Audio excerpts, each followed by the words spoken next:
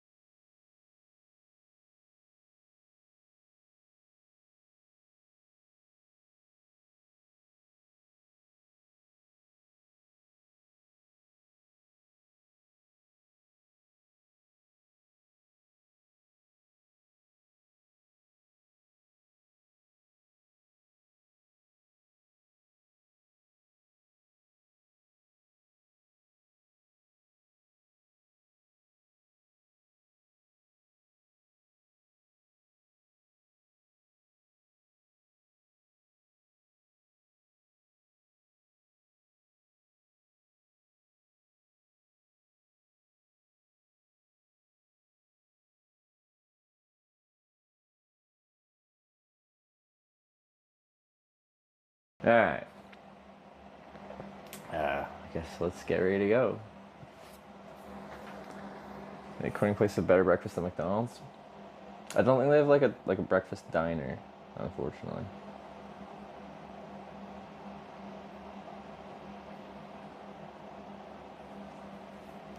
I got you, babe. Just bought tuition tickets. Do you have yours? Not yet, and I've heard they sold out Saturday. Although them selling out the busiest day is pretty common. I actually saw that before I started the stream, and then I went to do it, and then it needed to send me a text confirmation to verify, and I would have had to swap SIM cards, and I didn't feel like doing it at that point. But maybe over breakfast, I'll swap my SIM cards briefly and do that.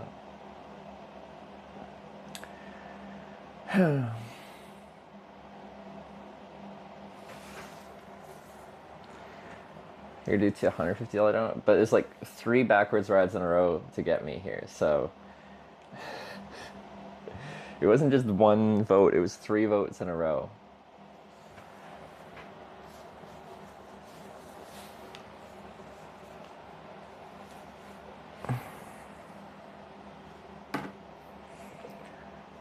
I got you, babe. Oh, that's too quiet. Onism just subscribed with Twitch Prime. Onism. Thank you for subscribing. Well, to Twitch Plays Hitchhikers. I appreciate it. This shirt is too big on me now. It's just very loose. Okay, boots on. Is this a VOD? No! Bruce I can't believe you've done this to me. Resubscribed for 4 months. Team #forward. I appreciate that. Who was that? Bruce print screen with 4 months. Team forwards.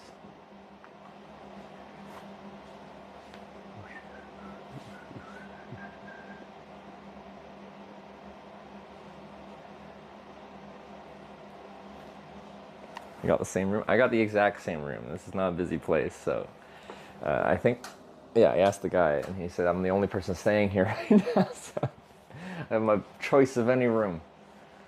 I went with this one, because it's funnier that way. Happen if you went backwards today also? Then I go backwards today also. That's Twitch Plays. I think there might be some, well, I can double check. At least yesterday when I was looking, the forecast for today showed potential thunderstorms. Yeah, in the early to mid-afternoon, you might get some thunderstorms.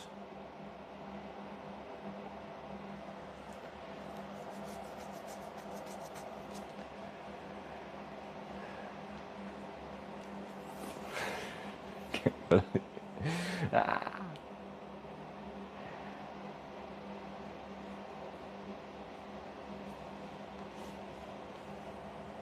Kind of dig they got the weather wrong. True. Same room with the tiger. There's our friendly neighborhood tiger. There's a tiger and a giraffe over there.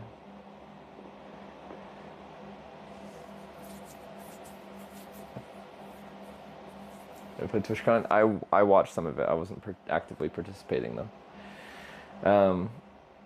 I don't think I joined a team though. I wasn't that into it. But that was like, when did people say that was? It was like 2014 or something? No, 2016 or something? When was it?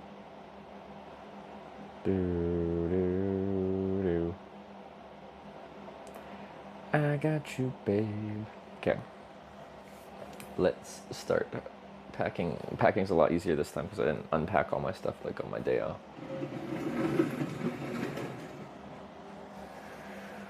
Is it music? Like a funky album on a day off? Sometimes. Sarah's more of like, she needs music playing in her life. I'm less that. And I don't mean that as a slight. I actually feel like happy when I'm listening to music, but I just like forget to turn music on a lot. Sarah doesn't though. She always has some kind of playlist going on. I guess we can do that.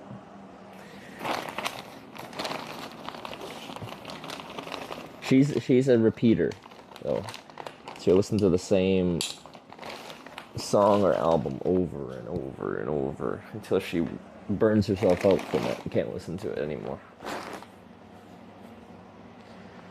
I got you to understand.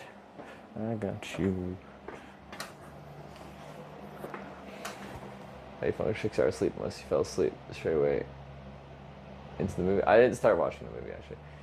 It wasn't on any streaming service, so I didn't feel like torrenting it or something like that. So,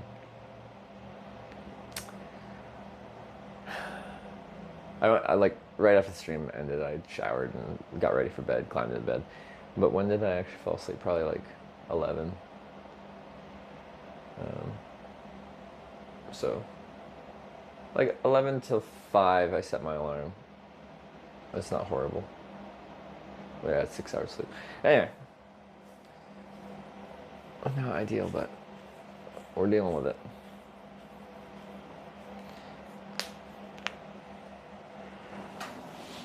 Okay, battery.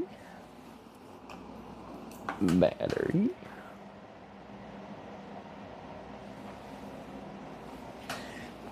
you set up the meme. I showered again this morning. If I take 2 showers, then I get a head-on showers and I can take a longer time between showers. Quick maths.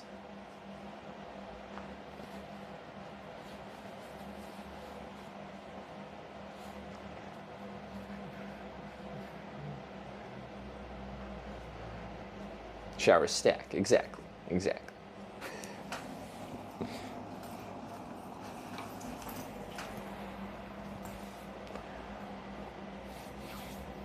I'll post a clip from YouTube of you. If you're posting a link in chat, you just need mod permission, which is fine.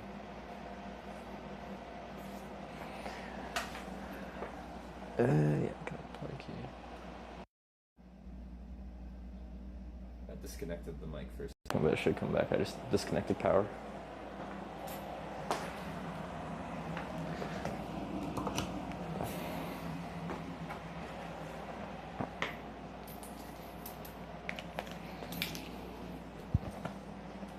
This is how I charge stuff.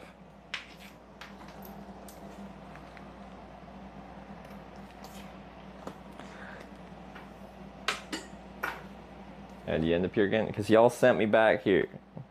I got a good ride out of town. And then you spent the rest of the day sending me back. 1 ride forward, 3 rides back. Equals the exact same place apparently.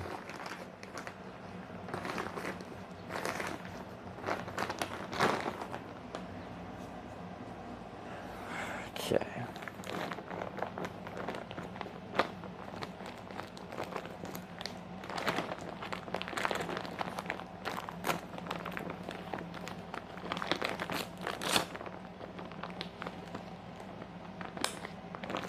And then, like, I took a day off in the motel, so I was like, I wanted to camp. But since we ended up in the exact same place, we decided to stay in the same motel, in the same motel room, because it would be funny. As I said yesterday, a surprising amount of my life choices are based upon whether I think it would be funny or not, and how funny I think it would be. This one was pretty funny to me. Am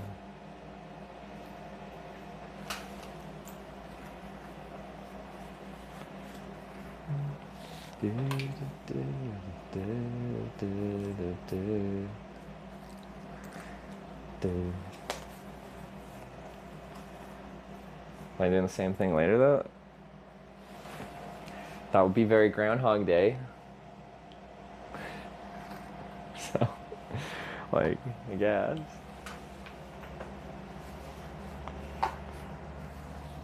Like, I'm committed to this Twitch Plays thing. So, like, if you guys make that happen, then you guys made that happen. Like, the hitchhiking has to work out as well. Like, I almost didn't make it back here last night because I almost ran out of daylight back in Poplar Bluff. So.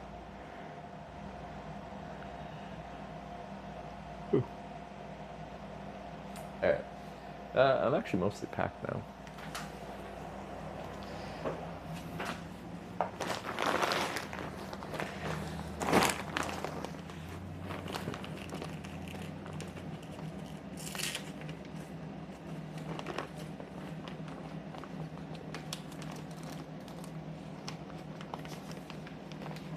It's a lot faster to pack if all you unpack is toiletries and a charging brick.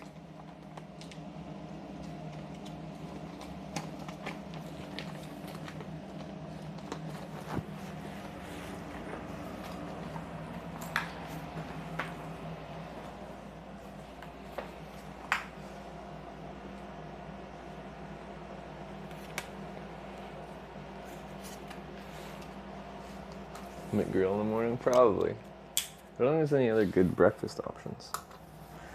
Put some stuff in the garbage now.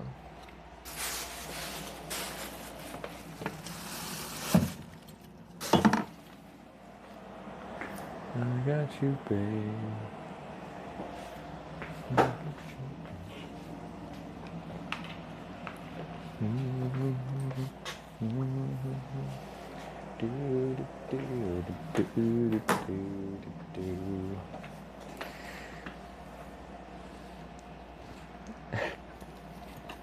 Yeah.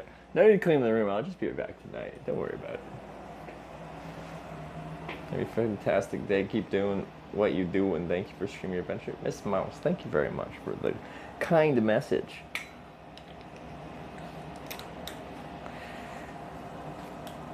Keep streaming out of Corning, Arkansas. It's a breakfast. Oh yeah, I should do the pizza. Because yesterday when I started, it was pizza. Yeah,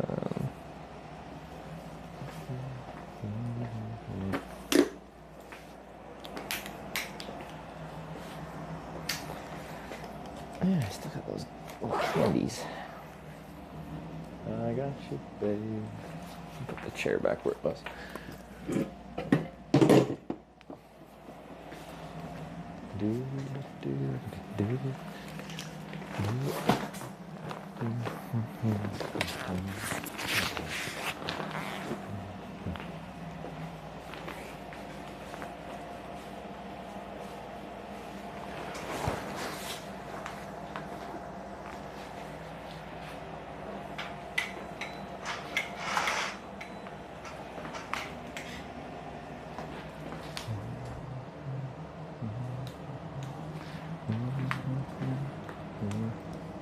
Awful decor.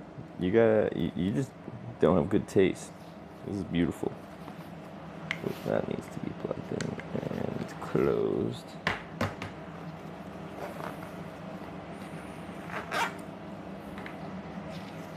This is the epitome of style.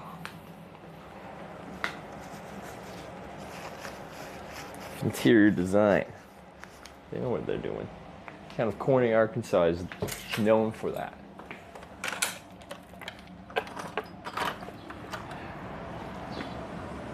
Wow, this looks familiar. Huh. Oh, I should turn this light off. I can find the switches there.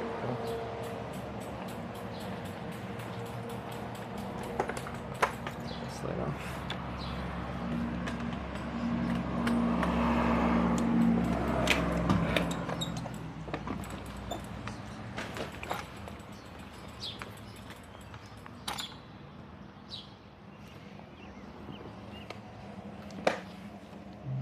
I'll turn the AC on.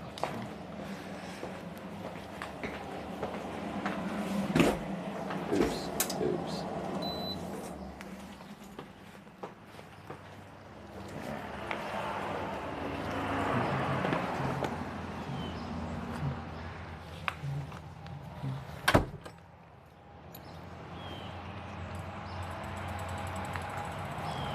Drop the key. Get some breakfast, some coffee. And try once again to get out of here. Hopefully for good. Key.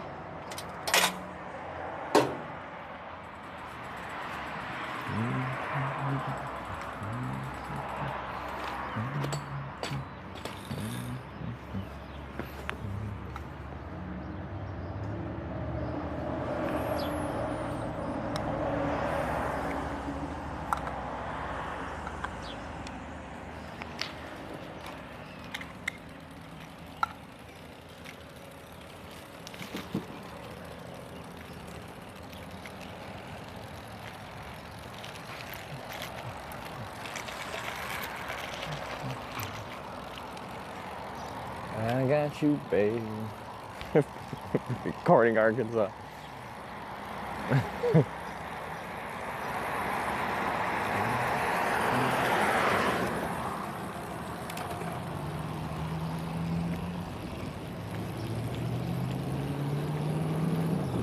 Do people say they have like 2 for $5 McGriddles? Like not through the app, just like as a deal?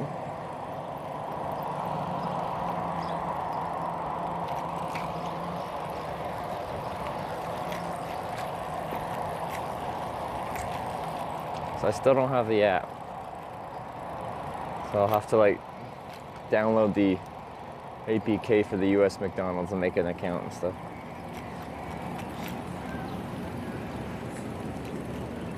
Sausage and egg McGriddles, huh?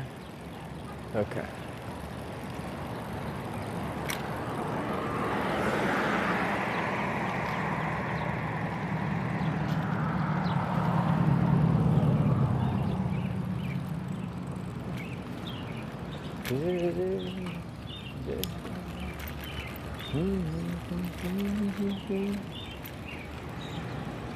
Into shopping cart mode we go.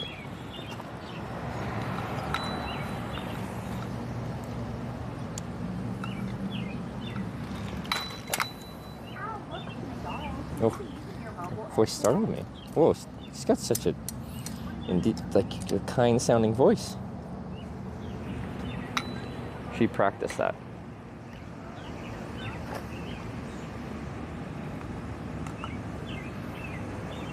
It's turning you into a shopping cart.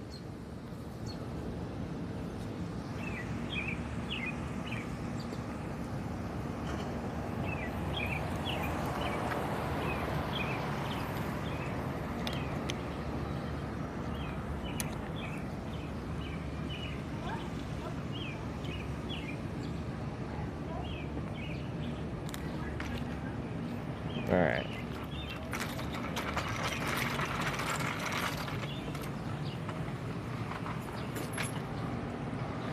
I got you.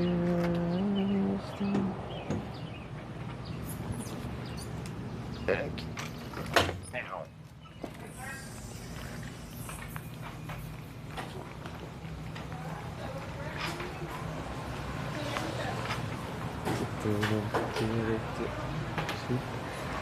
This guy was here yesterday and looked at me weird. He's gonna be confused. Albert?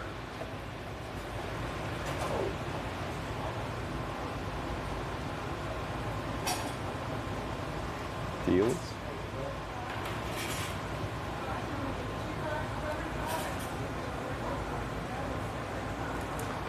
Where would I find the 2 for $5 one?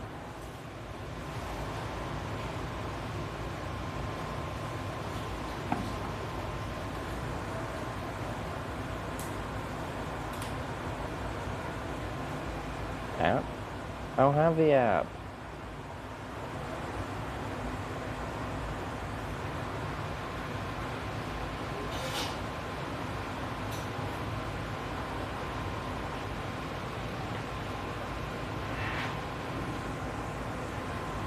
Use the app? I'm Canadian. I don't have the American app. I have the Canadian app.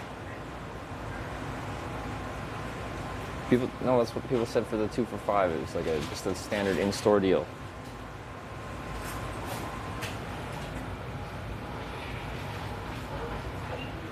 I don't want to pay $9 for a McGriddle breakfast combo. I'm 40% cheaper. I know, but it's annoying to.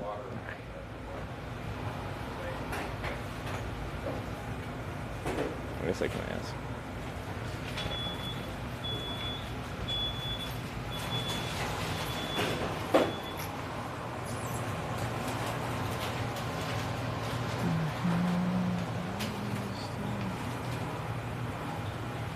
Hey. Do you happen to have like a 2 for $5 like breakfast sandwich deal thing? No. Okay. We got the buy one get one for $1. That's on the sausage griddle, the sausage biscuit, chicken griddle, and the chicken biscuit. Is it the sausage and egg or just the sausage McGriddle? Just sausage. Oh, okay. Sorry, what were the 3 things it was on? The sausage griddle, the sausage biscuit, the chicken griddle, and the chicken biscuit. Okay. The burritos are on it, and Okay. the hash browns are on it too. Okay. Can I mix and match that? Yeah. Could I get a sausage burrito and a sausage? Was it McGriddle? Yeah. Yeah, I'll get those two. All right. You want any 100 miles sauce for that burrito today? Mild. All right. And could I get a just a small coffee, 1 cream, 1 sugar? Yeah.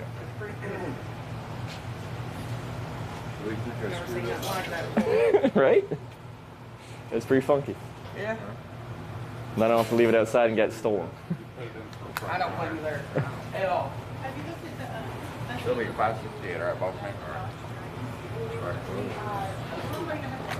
Oh, I've got it right here already for you. That's cool. I just wanted in the morning. Yeah. When you go to cash it out, it'll have like 3 different options. You've got to make sure it's together. It'll let you make you choose every single time you put an order out. All good? Yes, sir. All right, thank you.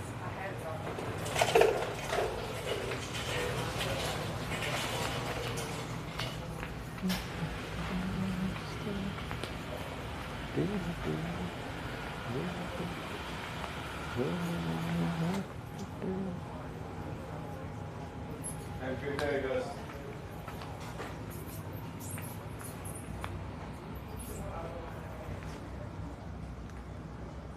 I had a chance to try the other motel. It's got even worse reviews, like quite a bit worse. Reading them was like, I was kind of happy in the place I was at, even though it showed evidence of a recent roast infestation.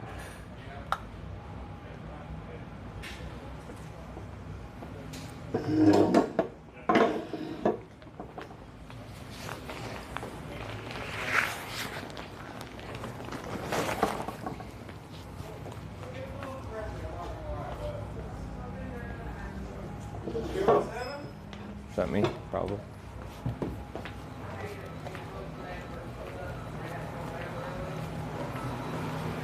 Thank you.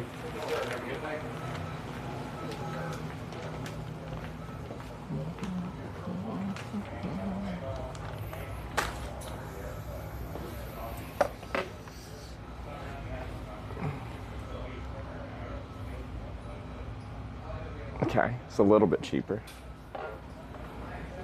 But I don't have egg in my sausage McGriddle.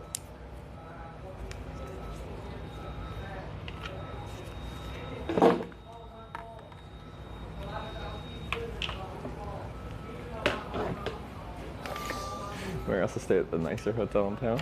Did he? Well, when I first got here, I stayed at that motel, so. They're so small.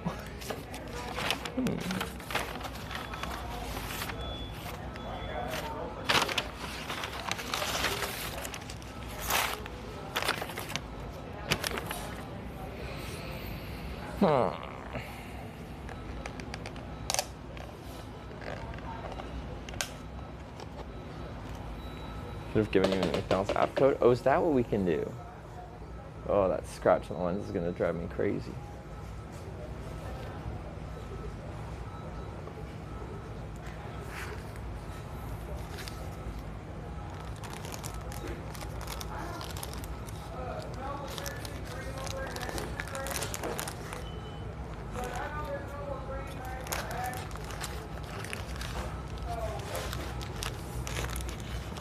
Yeah, I think they chose a larger bag than needed.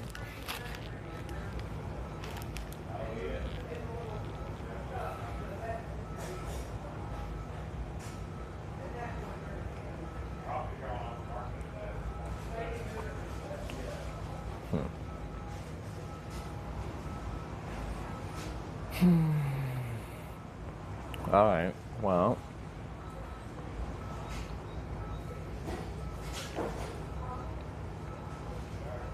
My bit rate dropped to 0. Did the stream cut out? How tall are you? 6'10", 208 pounds.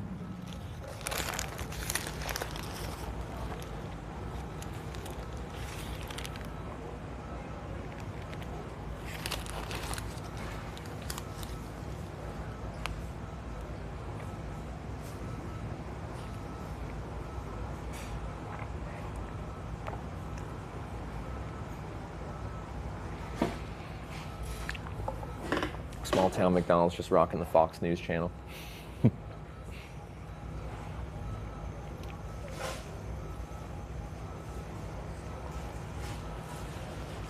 European McDonald's better? It's McDonald's.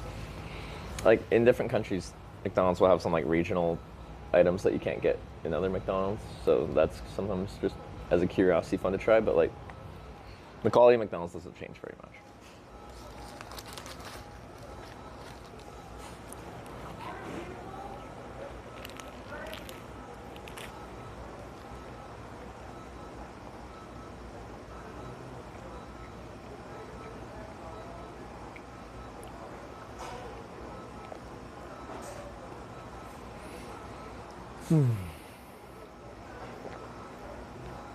I'm very curious how today plays out. We have to decide which direction to hitchhike too, so we'll do that in a bit.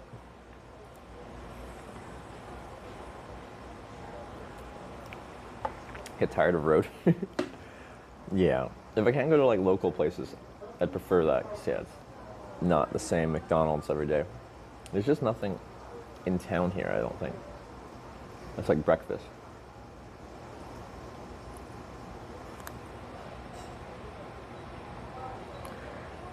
Probably changes from country to country. Some countries they use real cheese, for example. I haven't noticed a substantial difference in quality. But I've been to a lot of McDonald's in a lot of places. Albeit, I'm not like Kittius Fides just super subscribed with Twitch Prime. detail oriented when it comes to food. So, Kitties for days. Thanks for the sub. I guess I should plug this stuff in so we don't drain down the battery. What?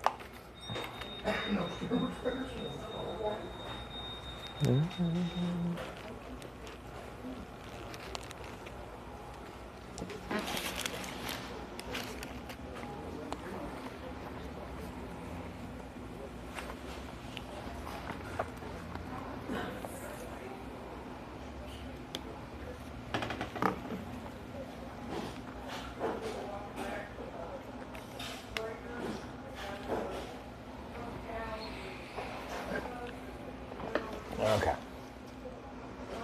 Hey, the sun's coming up now. Like, the sun had technically already rose by 6 a.m. I think, but it wasn't up over the... I couldn't see it yet.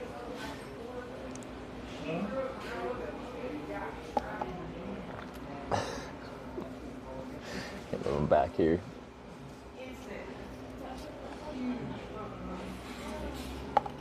Scoring up supply for city council. I'm putting in to repeal the Tri-County thing, whatever.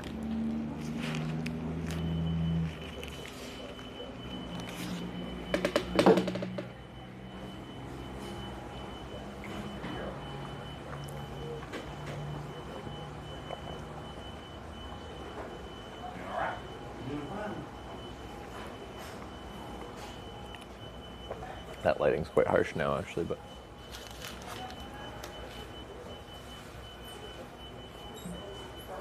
that's scratched though.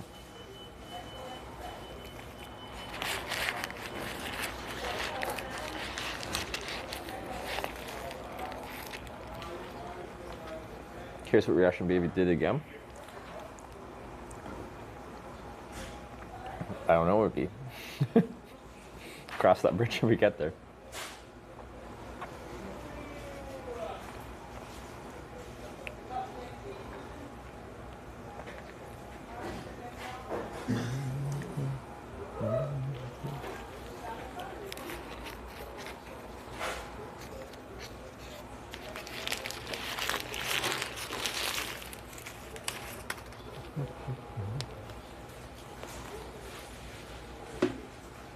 Twitch mobile app update.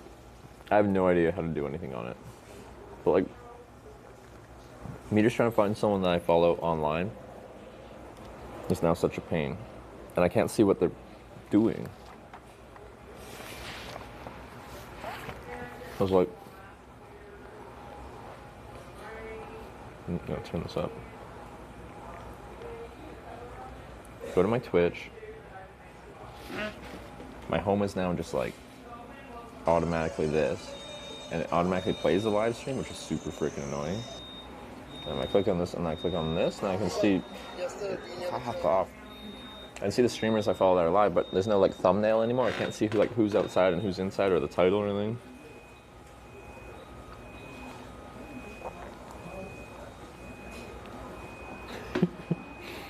It's horrible.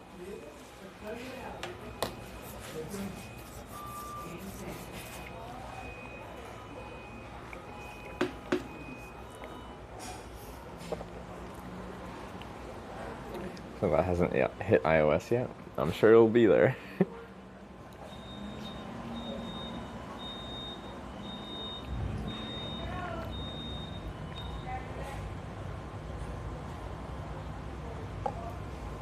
Like, I don't know if it's good for discoverability or something. There must be a reason they did it. They want it to look more like TikTok or whatever. But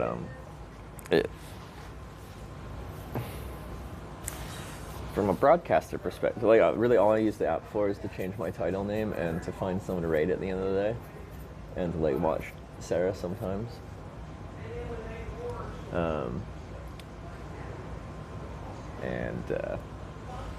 It's gotten much worse for that.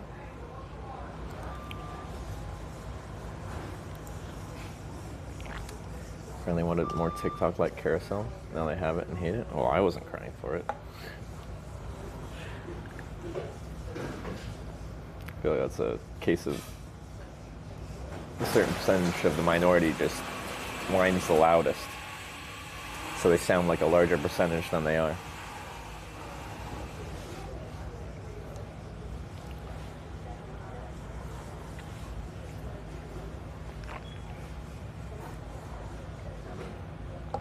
Remember that self-discoverability?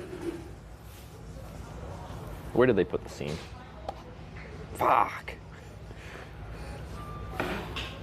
This is where I drink from. That's where they put the frickin' seam. Why would they do that? Like, they make a conscious decision to do that.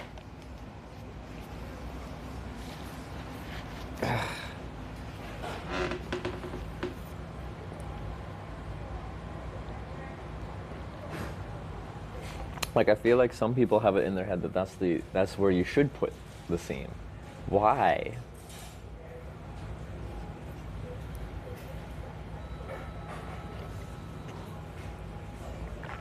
I don't get it. It's illogical.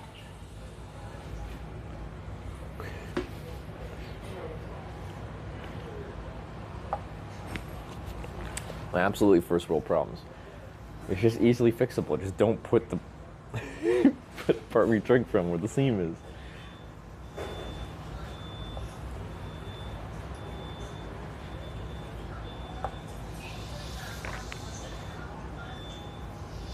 This is why you are single? You talked like a gay sometimes?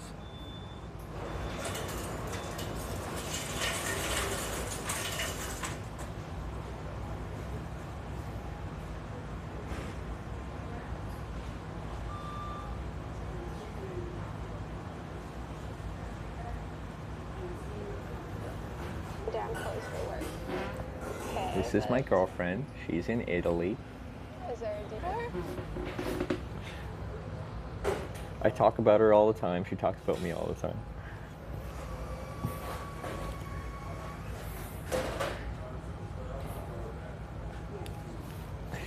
Yeah, sure.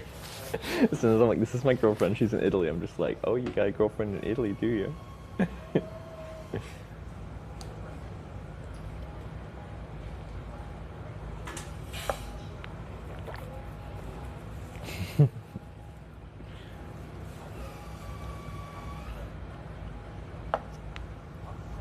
Yeah, very believable.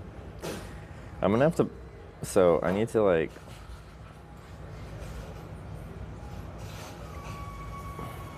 I need to buy a new lens because it's got a scratch in it because you guys fell on your face yesterday. From womanizer to single gay, quite a contrast. Yeah, yes, someone was lighting up Sarah's DMs calling me a womanizer because we have like viewers coming by and sometimes they're women, and like I'm, you know, I have friendly conversations with everyone I meet. So because I'm like kind to women who come by and say hi. I'm a womanizer. Like they hit up her DMs, being like,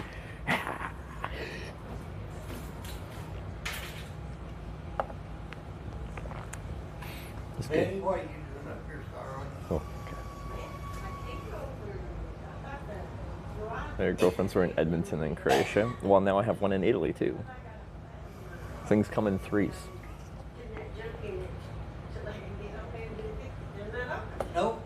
They don't open about like after Okay. Oh, I got my sausage McGriddle. No egg? It's weird.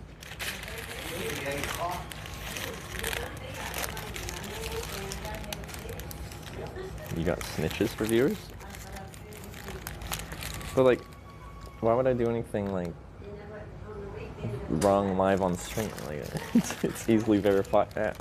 Anyway.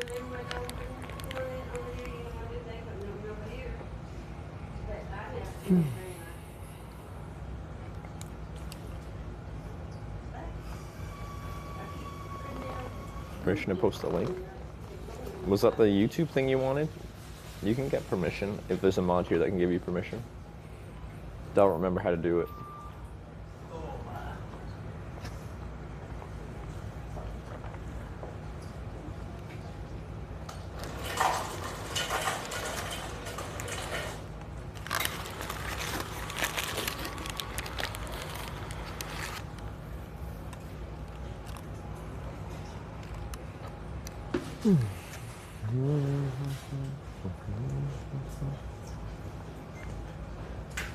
What were you posting, Tizzle?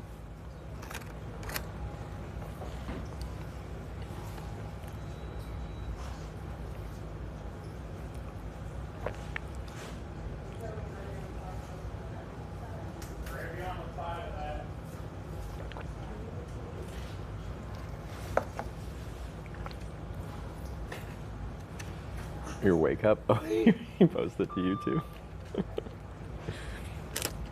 Did it work pretty well? There's no like 6 a.m. like, you know, analog alarm clock, but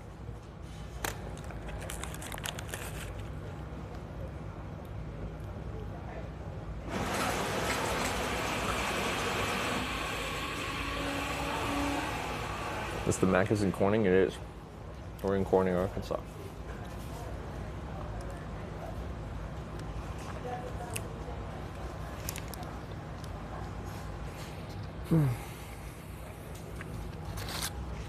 Okay, now I'm curious. Let me click on it.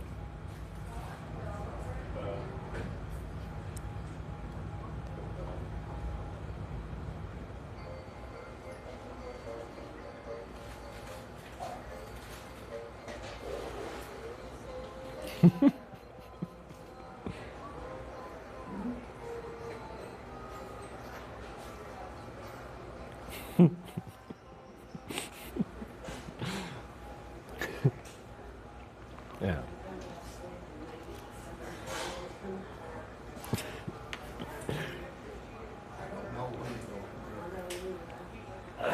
It's good. It's good.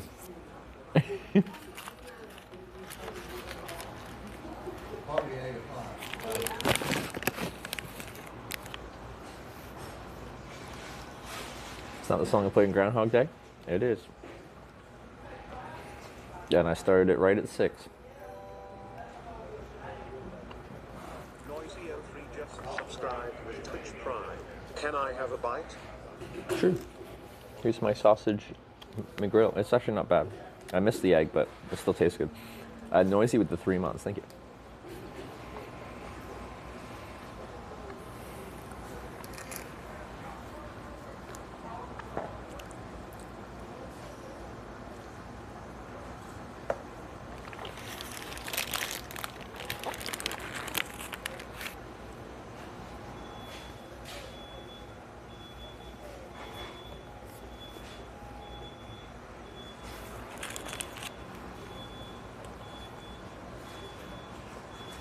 Groundhog Day, Swedish Child is Monday every day. I guess that makes sense because that title wouldn't translate well.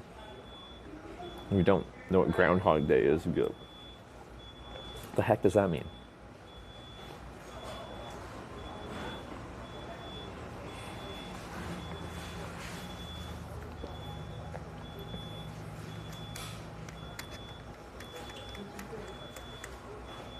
even keeps scaring my poor dog.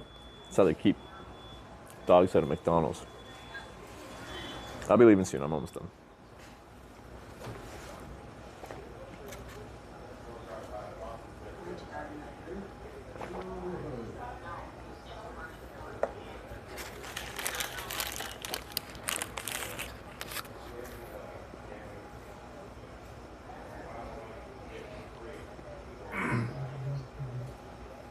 So exactly at 6? It was right at 6, yeah.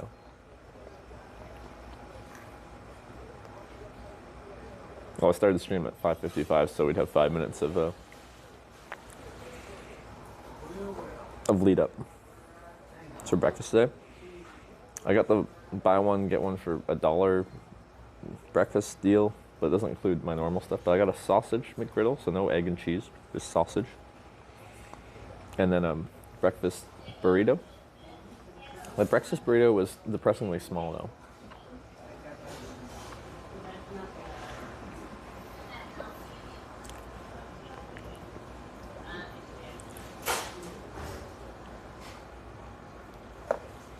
YouTube sleepy this morning. I think is he a little early in the morning? You know, like West Coast, like Pacific Standard Time people, it's 4:45. I feel like right now this stream is like a better for like the European audience. Actually, where you guys watching from right now? NA or EU? Or elsewhere? I could see it being more EU focused because it's just a little early. A lot of EU, that makes sense. That makes a lot of sense. Uganda, yeah, okay. No, lots of NA coming in now, okay. It's just a little early. NA at work, baby.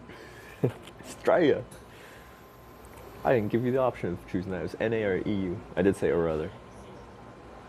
Caribbean, that's cool. Ohio. Cool. It's a good mix. But yeah. A good percentage EU right now compared to maybe usual.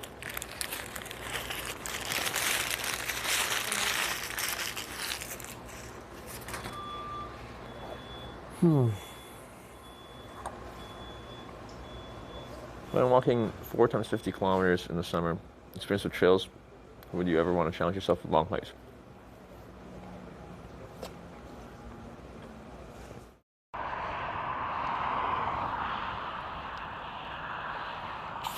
Oh no! I think it's gonna.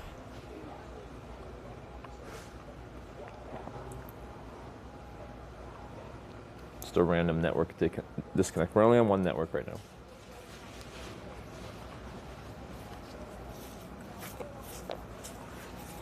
What's the 4x50?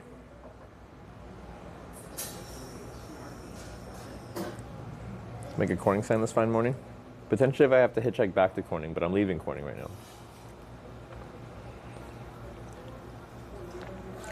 If someone has to hitchhike, what's your best advice? If they have to, if you have a choice, your location is important as far as the safety and viability of hitchhiking. Like no matter where you stand and how you do it, you'll get a ride eventually, but 4x50 in the Netherlands. But what does the 4x50 mean? Like, are you trying to do 50 kilometers a day for 4 days, or 4 separate hikes that are 50 kilometers and you're spreading them out like 2 or 3 days each? That's what I was curious about. If you do hitchhike, I think you should try to have a conversation with the person who eventually pulls over before you get in the car. There are bad people out there. It's a statistically small percent, but that doesn't mean they're not out there. And you can learn a lot about someone's personality and whether they're decent or not from just a couple sentences back and forth. 50 kilometers a day, 4 days in a row? That's what you want to do? That's a lot. I don't know any through hikers that do 50 kilometers a day. 30s? Sure. 50's a ton to walk. Like, that's a lot to walk. But I'm not an experienced hiker myself, so I can't like comment really more than that. I just know when I looked up stuff from people like through hiking the PCT, AT, like Pacific Crest Trail, Appalachian Trail. Unless someone's pushing for like a record, they don't do that kind of distance. Hitchy, why you so shy, bro?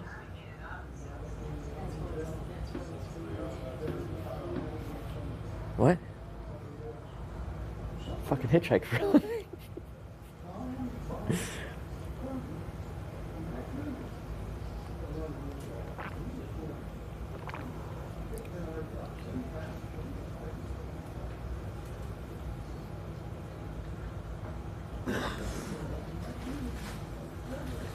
It's day-long walks. It's waking up, walking, taking an hour break, and walking more. Then you sleep. Is that like a thing that Dutch people do?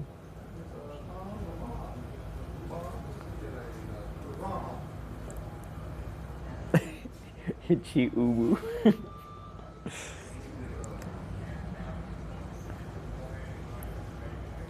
gonna turn a page for better today and support progress. Are you? Yeah, you've been like full team backwards lately. Voice change seems lower than last time I watched. When I'm outside and I'm projecting my voice, I think it's naturally a bit higher. When I'm just like inside talking on at a lower level, I think I naturally just kind of talk a bit lower.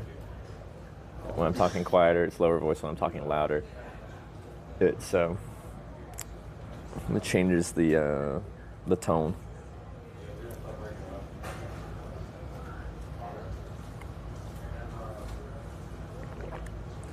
My time as Boy Scout, I did 50 kilometers per day, 3 days in a row. Quite exhausting. As a Boy Scout, like as a child? That sounds almost abusive. That's a lot of distance. Like a lot.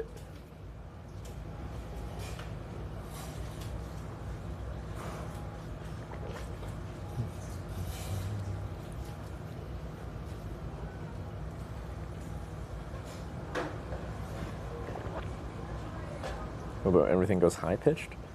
Like, all that is when we get like network disconnects. Like the audio falls behind the video, and then to pick the audio up rather than just like skipping forward, it like accelerates it. And when you accelerate audio, it makes it higher pitch. Like when you're fast forwarding and everything sounds like chipmunks, it's like that.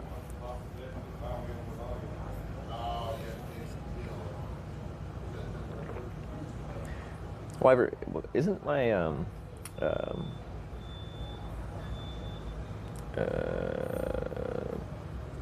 IRL toolkit, isn't it supposed to avoid that happening? I thought that was a feature of it, but it happens most times that we disconnect and come back.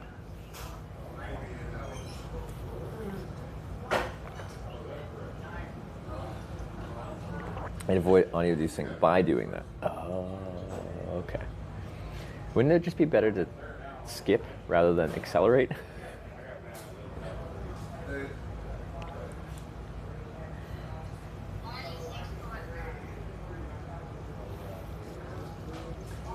Most expensive country for dating you've been to? Canada.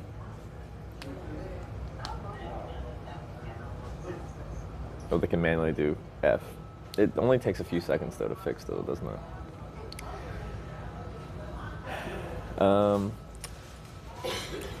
So like I have international data sims now, which roam quite well. They're not perfect. They don't work in some countries, ideally. There's some latency issues in some places. But like when I rode my bike across Canada, I was using a former version of these international sims. But anyway, when I got to Ottawa, Ontario, all those sims got canceled for everyone that used them for broadcasting, like worldwide. So now I didn't have any data, and I'm in Canada. And Canada, especially then, a little bit less. It's a little better now, but especially then it was bad in 2020. The only way I could get more than like 50 gigabytes of data, which I certainly needed, was essentially to pay per use data. So I got like a business data line with Bell, and I just had to pay $3 per gigabyte.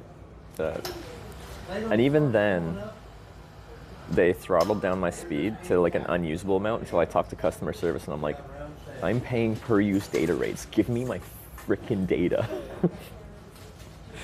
I am physically paying you more to use as much data as I can.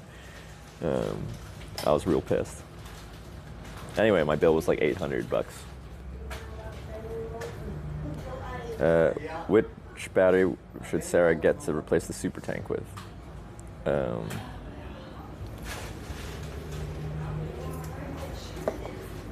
I don't know, I keep trying batteries and I still haven't found a battery that's like my favorite. I love having batteries that have, I'm testing out this one. It's actually quite cheap for having a display. Oh, this currently is only doing this, but when I plug this in, it tells me how many watts are going out or how many watts are going in. I really like having that feature because I can tell if things are working appropriately. But this was like cheap. It's an Inui, it's on sale for like in Canada, I think like $60 for a 100 watt hour battery capable of spitting out, I think 100 watts out, 60 watts input, which is decent specs for actual like power in and out. Anchor power banks are great.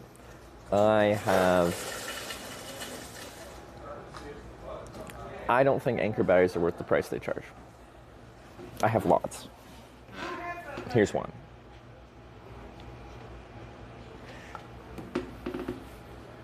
They have like compatibility issues with like their charging.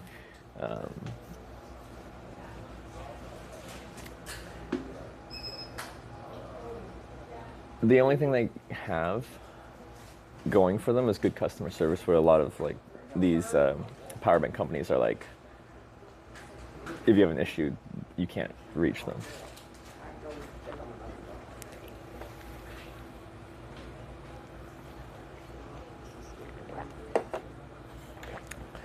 I don't think Anchor is worth the premium you pay. Like this battery retails for $250 Canadian. You can get it on sale. Like I think I got them for more like $180 or something like that. That's a lot of money. This was $60, and I think it's been more reliable.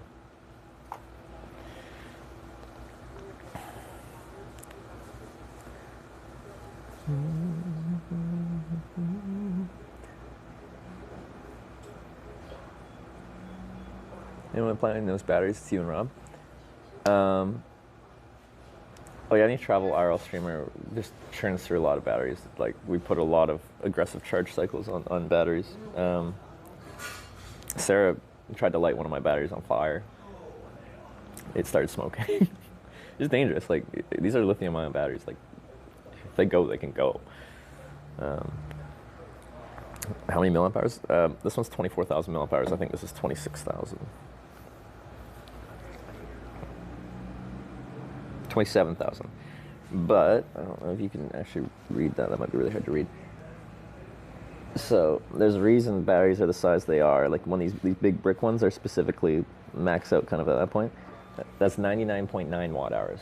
The FAA maximum battery size you can take on a plane, 100 watt hours.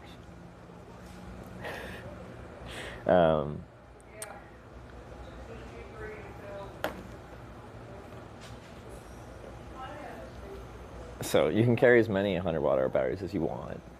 Mostly, like I've heard, like when Jay Streezy went to India and stuff like that, they were much more strict about that.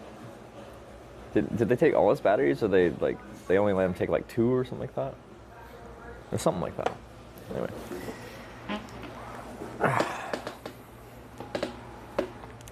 why not 100 on the dot? I think technically the rule is like 100 watt hours or less. But I think maybe just to 100% verify they're within the realm and there's no misconstruing what 100 watt hours or less means, because people be like, oh, it's 100 watt hours. That's like, it has to be under that. It's under that. Up early today, it was literally all for the meme. Yesterday was Groundhog Day. We started in the same place. I hitchhiked 4 rides and ended up in the same place, in the same motel, in the same room, in the same motel, in the same bed. And Groundhog Day, they start at 6 a.m. with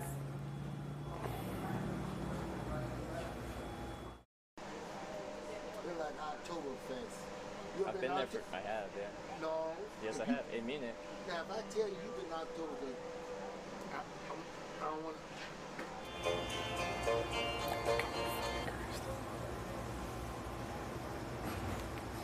Why is it doing that?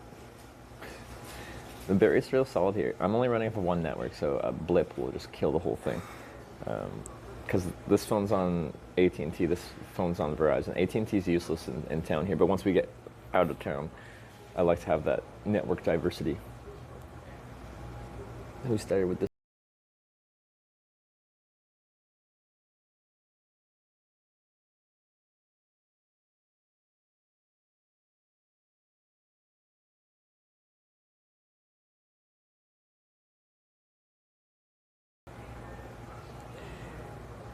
It was good. Let's see if I can find it.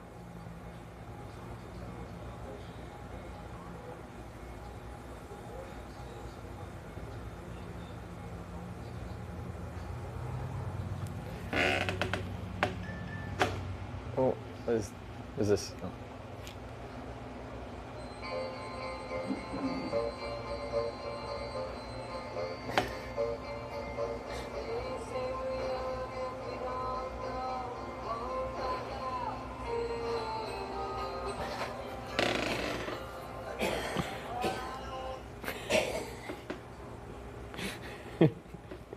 Tism upload on YouTube.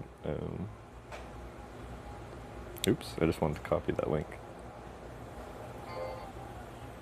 Share.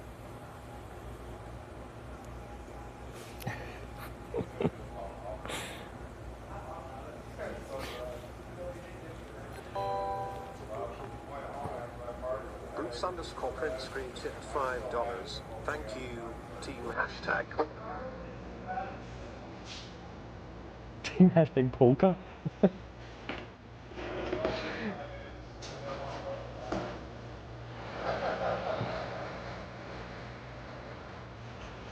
Was this on the movie too? This sounds familiar.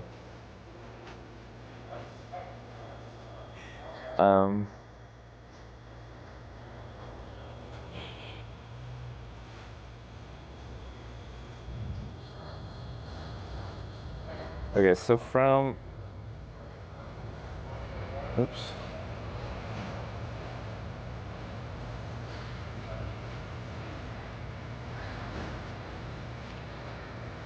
So from here, we'll have the same options as last time, north, east, and west. There's no south out of Corning because there's no road that goes south out of Corning.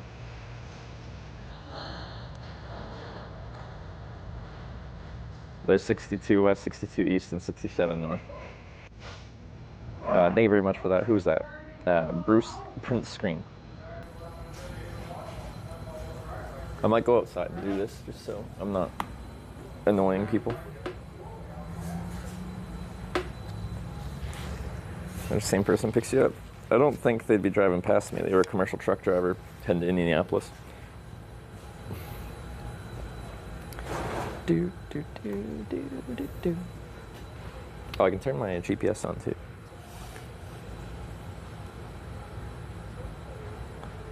I'm surprised no one's told me. There's people are on it. They're just like, turn the GPS on.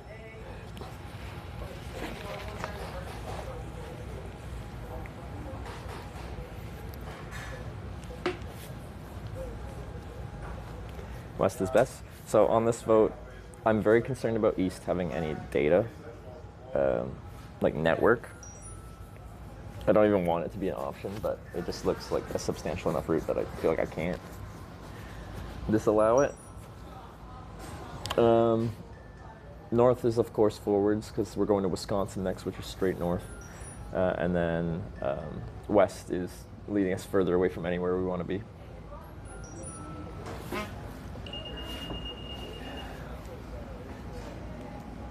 Had you on the map open since yesterday, you just started it and it started playing stream at full volume. Perfect. Quar underscore cheered 100 bits. Hashtag West. Did we start it? Too soon? Yeah, I don't think we started it yet. Decided to order one of those power banks, the Inui ones. Inu. Was there a good deal on it? Because yeah, I decided to try them because they were actually on sale. Like $60 CAD is like for a decent battery of 100 watt hours with decent specs. It's pretty cheap. Oh, I don't want that. Quar underscore cheered 100 bits. Hashtag North.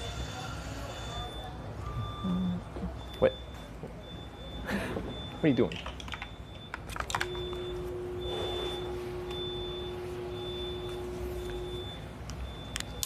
There's like little spots to eat in front of my, or not eat, to sit. Maybe I'll do it in front of my motel. Dude, do you have that beeping sound? Have you never been in a McDonald's?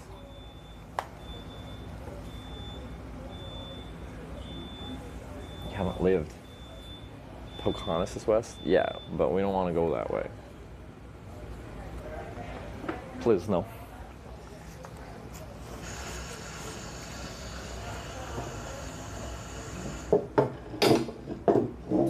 Cleaning? No, that's. I think it's the fryers, or like for the fries, or some kind of cooking timer where it's telling you it's done. Take it out.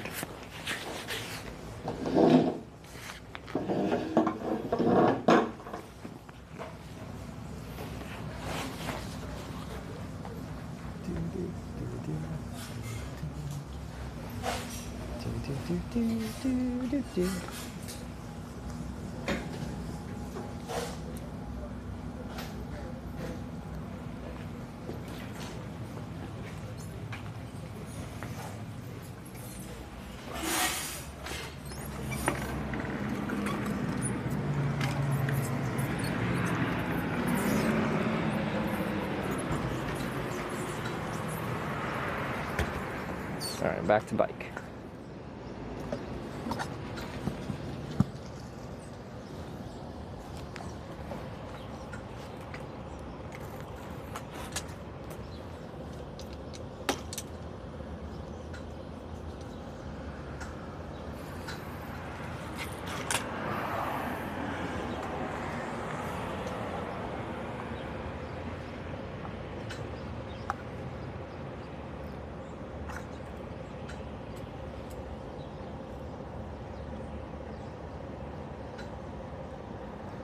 This is a bike from. I love this bike. I think it's wonderful. It's like the biggest upgrade I've made to my hitchhiking since I started hitchhiking 10 years ago. I don't have to walk everywhere. It's lovely. It's probably not completely straight, but okay. We're just gonna go back, find a place to sit. I think there was seating outside of my little motel room. Technically, I already dropped my key off, but I don't think anyone's gonna care about me going there.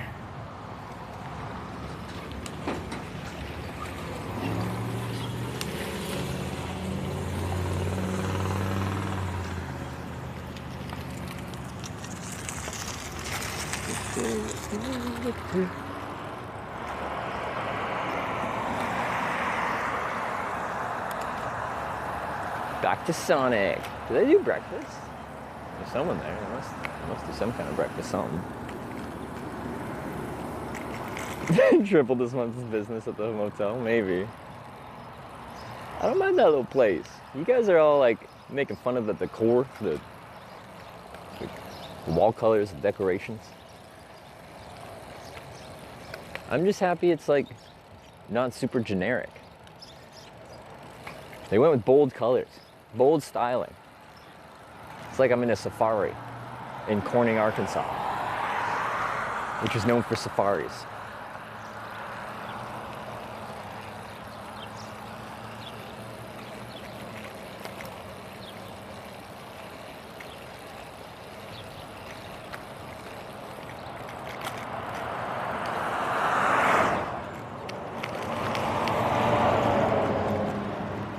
Ah, there we go. Little bench out front there, little ashtray. It is perfect. Got a little welcome sign with a duck. Nice little mallard. That's nice. Ah, it's perfect. Morning. I was just staying here last night. Uh-huh. Yeah. Oh, okay. Yeah. I'm just sitting here for a moment before I leave. Oh, okay. That's okay? Oh, yeah. Oh, yeah, okay. But I was going to say, I mean, if you need to stay another day, but I'm not going to have power today. That's what, yeah, I was told last night at 8 a.m. they're cutting off the power, right? Yeah. Yeah. Well, probably in another hour or so. Yeah. I'm not going to have power all day because I got some service need to be switched out. Oh, yeah. Oh, yeah. Yeah. All good. Well, I'm supposed to be leaving town, so if I'm still here tonight, then I've had an issue, so.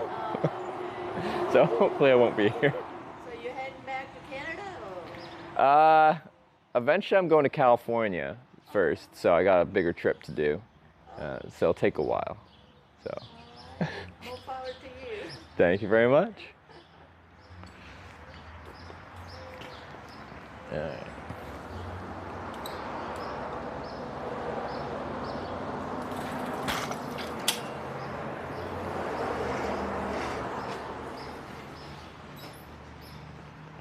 Reserve it again. No. More power to you.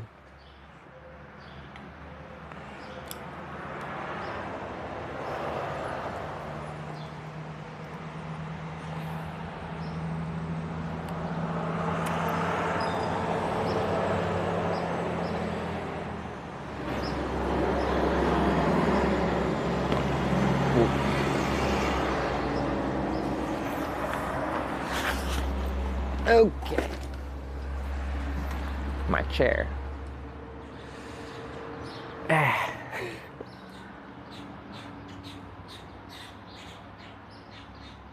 Make sure it's going to show. I'm tempted to take it all the way. Try to send me back from there. Don't. I mean, you can go inside if you need to. Oh, no, it's okay. I left my key already. I'm just sitting for a moment, taking a breather, and then heading out. If you need to, just let me know. Sounds good. Thank you. Okay, so we are ready to vote on which direction to go. Oh, the sun.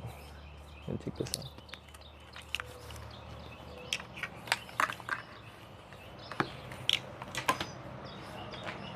Okay.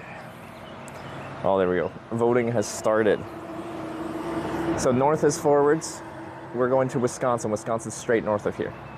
We want to go north. East, I think we'll just kill the stream, but I have to give it as an option. I'm quite concerned about that coming up, because even on the main road north, the network sucks. And west sends us backwards, like further away from anywhere we want to go. Hashtag West. That was Mod King Tim with the 100 West bits. Thank you for the 100 West.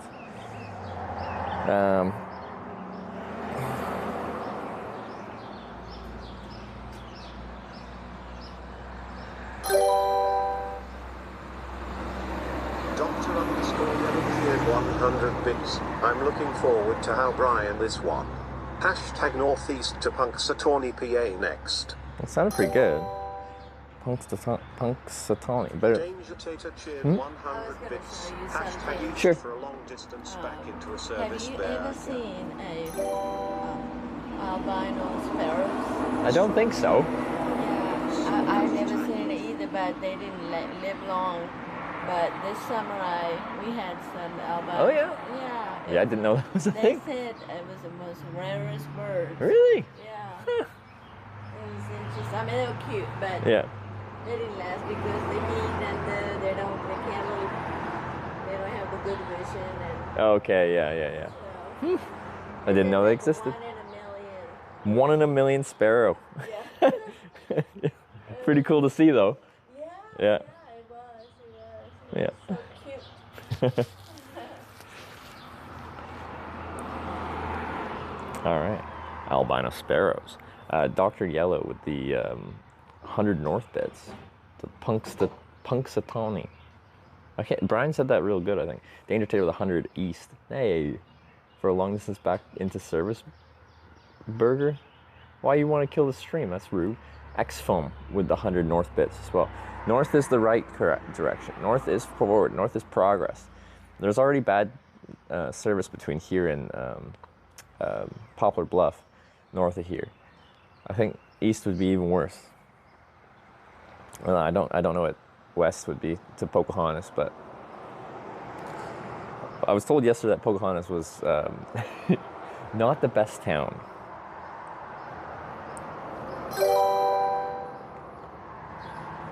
Shells Bells 218 cheered 100 bits. Hashtag North. Shells Bells with the 100 north bits. That's good. Very good.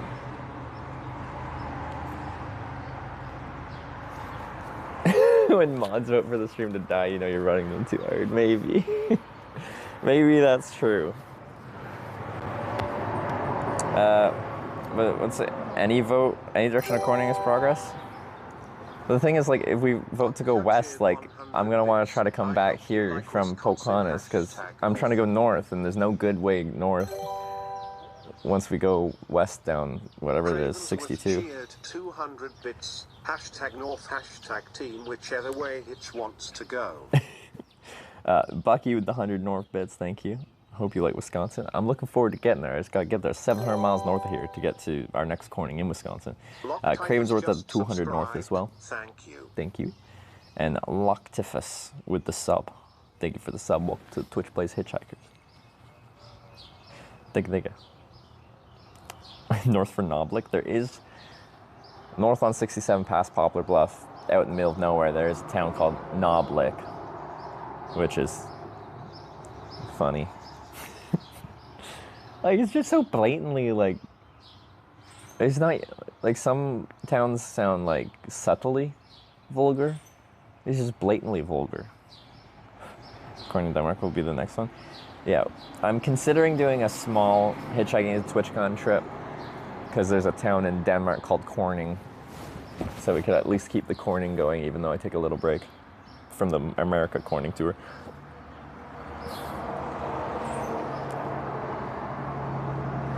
There's a Corning theme to this trip. Yeah, every town in America called Corning. Albeit the town called Corning in Denmark is with a K, but you know, that's just the Europeans being unique. All fancy like. We spell our Cornings with a K. Pinkies out. Yeah. Bart NDR cheered 100 bits. Hashtag North. We got Bar Loader with the 100 north bits. Thank you. Didn't know we had a Corning here. Oh yeah, we got lots of Europeans in this morning because it's early here, America. There's still lots of NA crowd, but like, you know, guys are up bright and early. Some of you are at work already, watching some silly man hitchhike around America, going to all the Cornings, having his Twitch chat direct him. In the Ozarks, knob typically refers to an isolated summit, and lick is a natural salt lick or salt spring.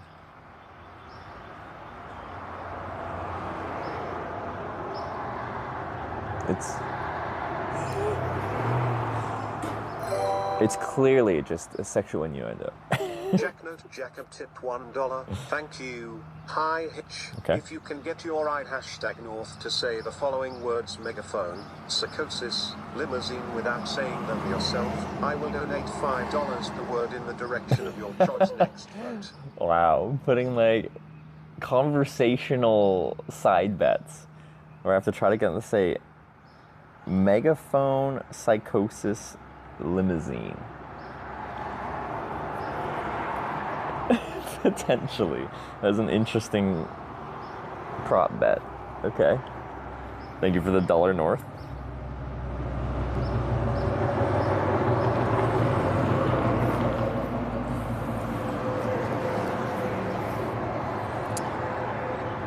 Okay.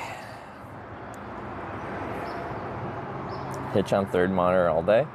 Which is why, so Jay Streezy made I think he has a couple alt accounts, but he made a new alt account called Third Monitor. I think it's a great, like, alt stream account name.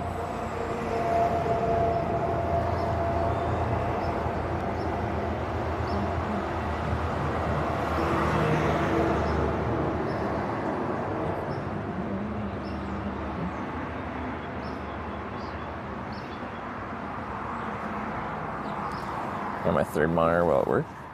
Yeah. But like, I think it's common for all, you know, most of the travel streams. It's just like they're quite long form content, and a lot of them, like, a lot of people will have them up in the background as they work and do other stuff, because generally you don't have to stare at me hitchhike while I'm waiting there for 3 hours for a ride, right? Like, you can be doing other stuff and working and stuff, and then when I get picked up, maybe people, like, it'll capture their attention again, and then they'll go back to what they were doing.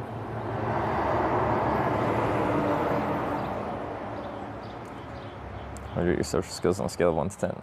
I feel like they vary greatly, and then it depends on the context and the situation and stuff like that. I think I've gotten fairly adept at, like, one-on-one conversations. I'm not going to say I'm, like, some kind of expert, but, you know, I've had a lot of practice.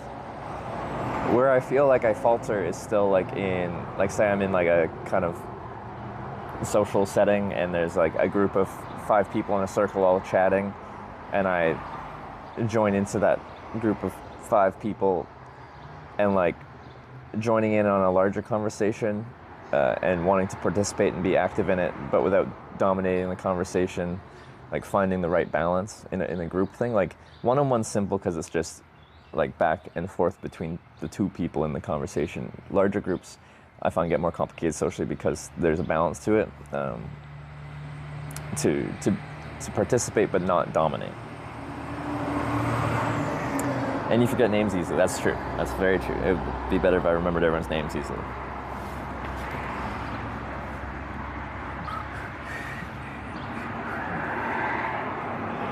I've had you on 2 TVs and a phone. Whew.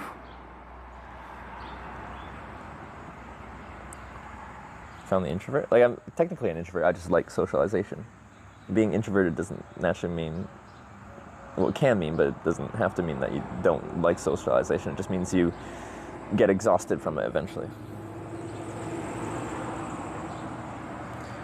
Saying you talk too much? No, I just, like, struggle to find that balance. So sometimes I'll be in, like, a group setting and I'll barely say anything, even though I feel like I might have something to say, because I don't want to interject.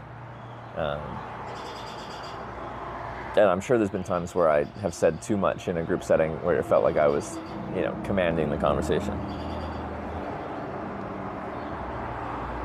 Just call everyone dude. Never have to remember names. That's true. Dude is, like, gender neutral.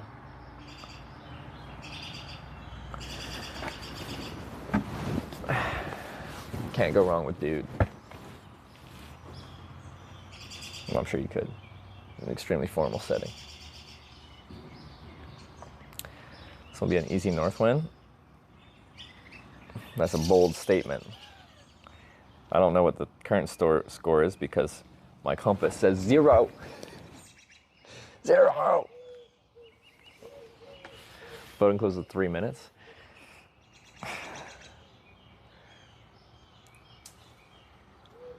The final minute is the spikesy moment.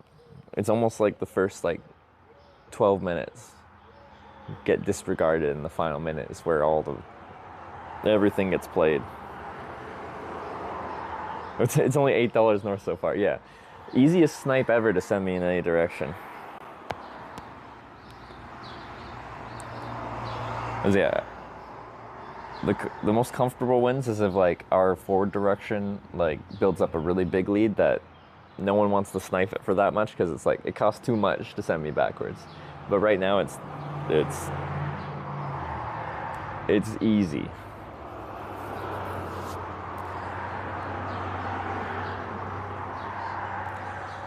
So I'm a little bit stressed. Oh, what is 5? Oh, it's. Am I turning a mic on? Oh, I just turned a mic on in my pocket. Can you hear the? Like, why is my pocket vibrating? All right, it's off now.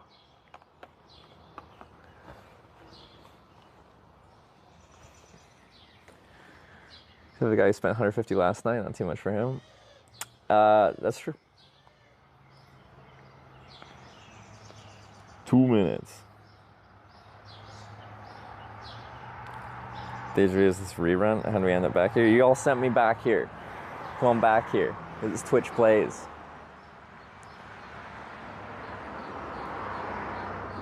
I want to go north. Please send me north. At least I feel like I'm kind of getting progress until you turn around and send me back. I don't even know. I guess I should probably just head north up 67 to get towards St. Louis.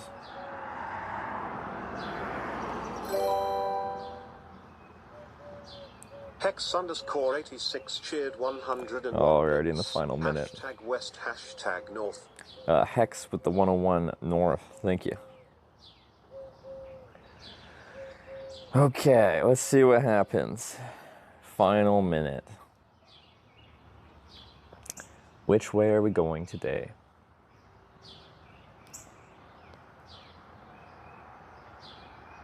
Oh, fuck me. No. KC_Smokey tipped $20. Thank you. Hashtag West variety is the spice of life. Wacko_night cheered 1,500 bits. Hashtag West let's go. 2 big West right at the end. That's gonna take it, isn't it?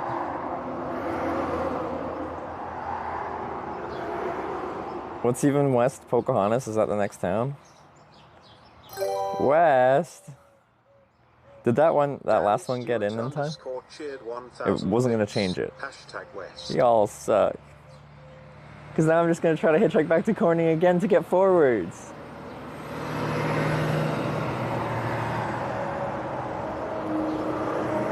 KC Smokey with the $20 west, Wacko Knight with the 1,500 bits west, and Danny Stewart with the 1,000 west. That's 4 in a row. That's 4 backwards in a row. So goes north in Pocahontas, but I probably won't have that as an option because the network is not good out here, even on main. Oh, 21. It's not even like this right now has like this kind of shield sign. It's a U.S. class highway, so it's going to be a bit on the bigger side.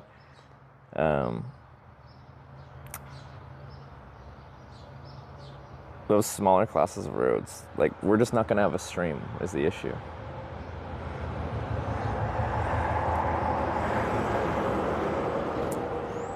If we get off these main classes of roads. We didn't come with this idea. Every time I'm like upset about it, people are just like, well, you signed up for this, Hitch. You should be happy to go backwards. I'm allowed to have emotion. I'm allowed to want to go forwards, and I'm allowed to be upset when I have to go backwards, but accepting of that. All right?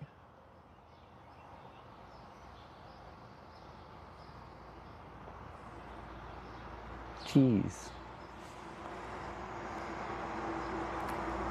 So there are lots of like very small towns between here and Pocahontas too. So I guess we'll just see what we end up with, but Pocahontas is the next major place.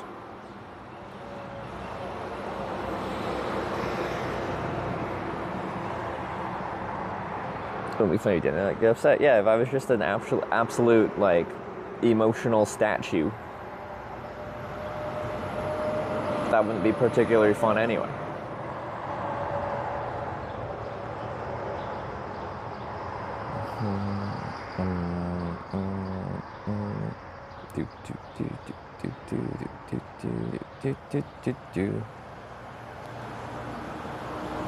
Okay, let me figure out where I'm going to hitchhike west out of Corning, Arkansas, the wrong direction, on 62 west. I'm sure there's probably a good spot.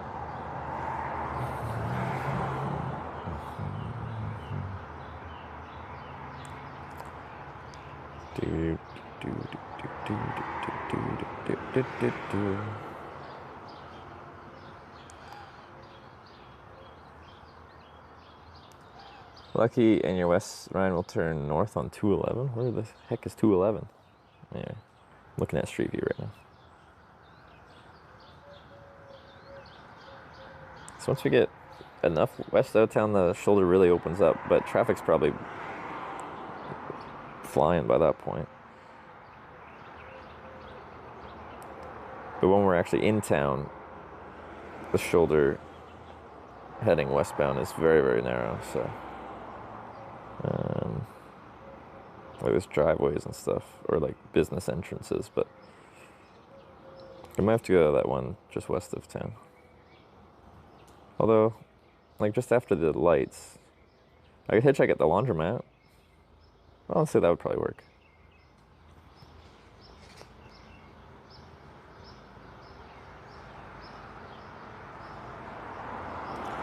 Get more rides on the weekend?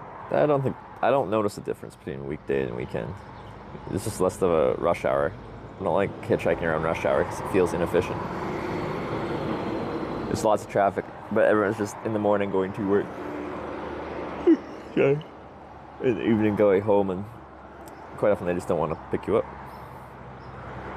Okay, backwards we go.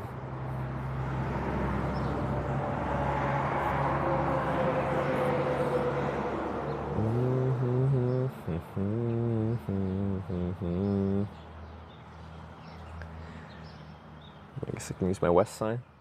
People might not associate with heading west, but anyway, I'm sure it's fine. How far is Pocahontas? It's kind of far, isn't it? 30-minute drive. It's pretty far. Doot doot doot doot doot doot doot. Really want to go to Poplar Bluff today? That's how we go north to Wisconsin, so yes. Alright.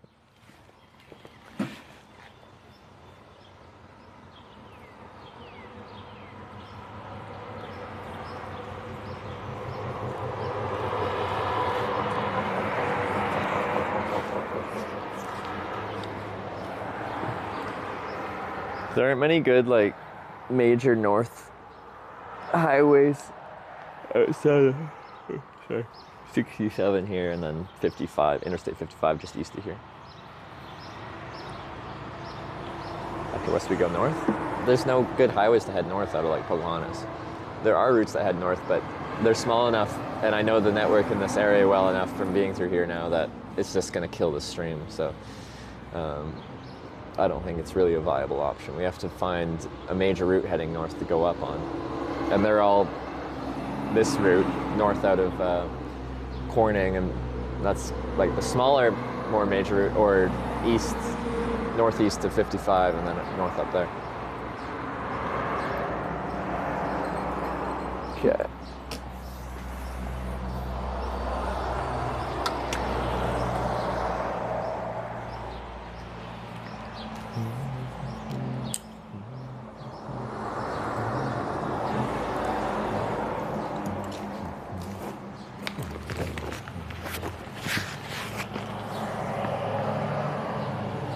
Chat's frozen, I think, unless everyone's just being quiet.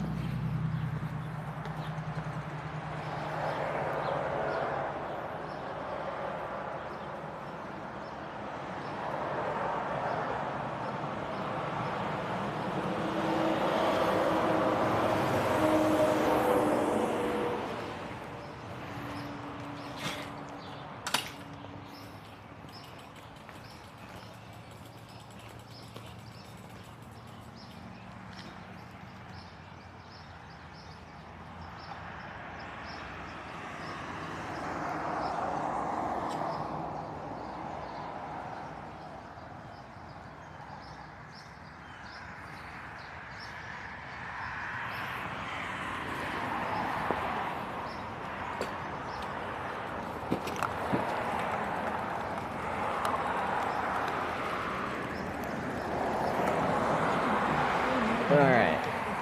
Going nowhere in the direction of Wisconsin for our next corning. Y'all suck.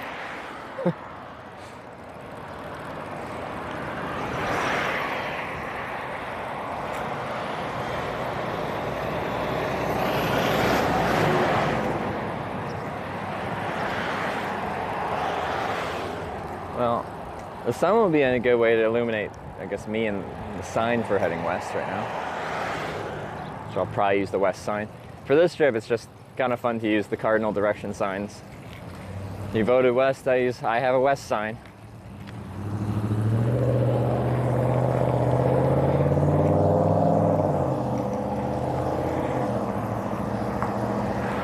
Wisconsin's about 3 hours from where I live. Hey.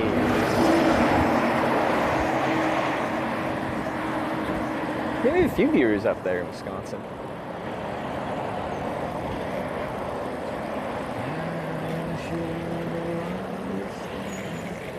I'm not sure.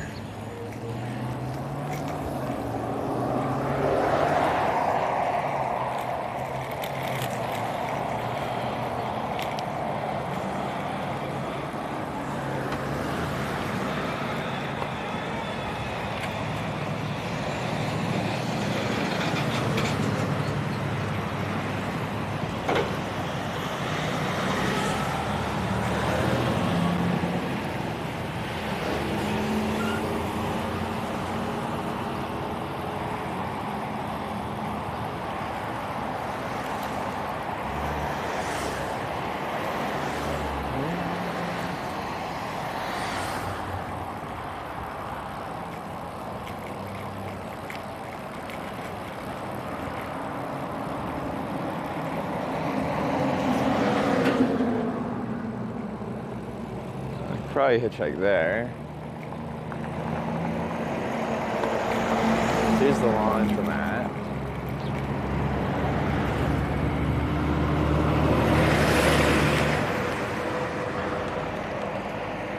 And the road gets really narrow for a while, and then it widens up past town. But then by that point, traffic will be picking up because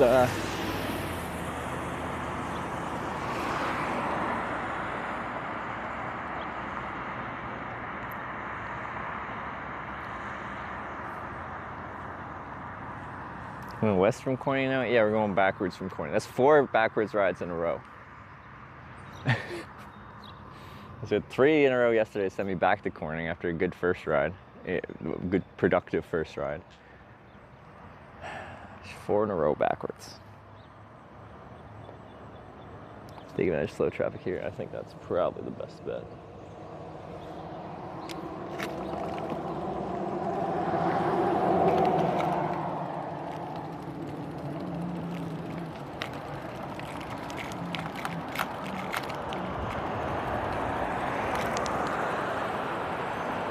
Stand in gravel here and people can pull in behind me.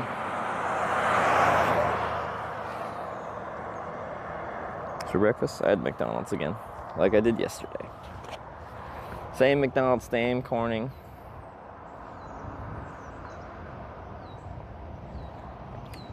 Okay.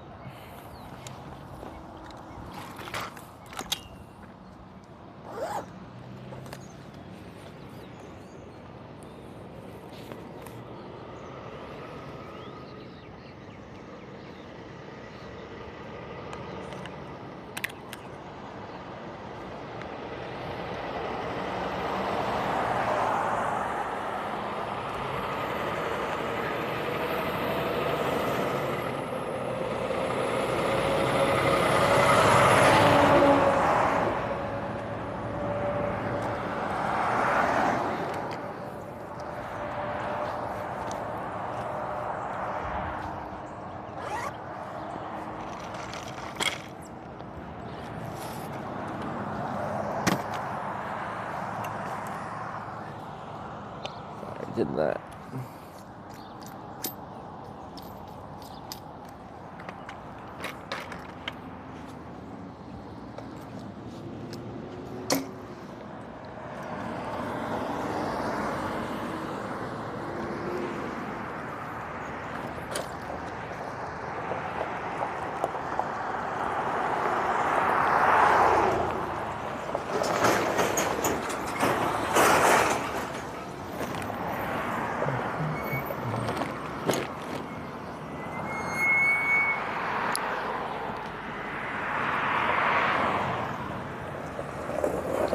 The sun in my eyes though, so I'll have to wear my sunglasses. on my optometrist's orders.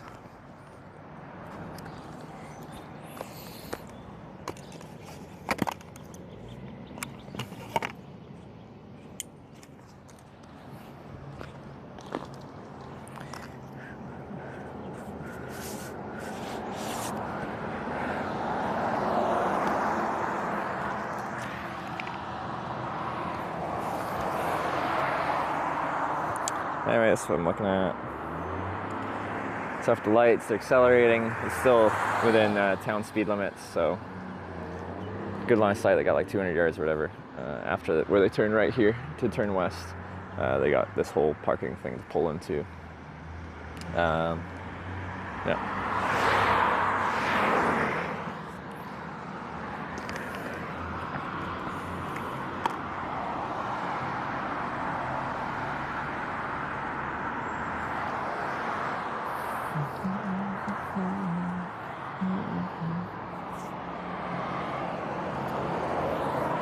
Get this phone out so I can read from back here.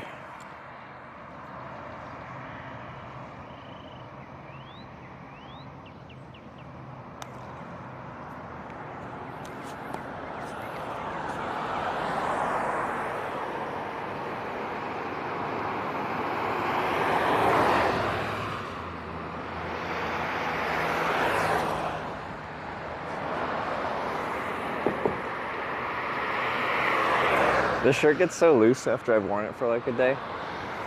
Like it's tightens up a bit in the wash, but it's just like way too loose for me. I like my blue shirt more.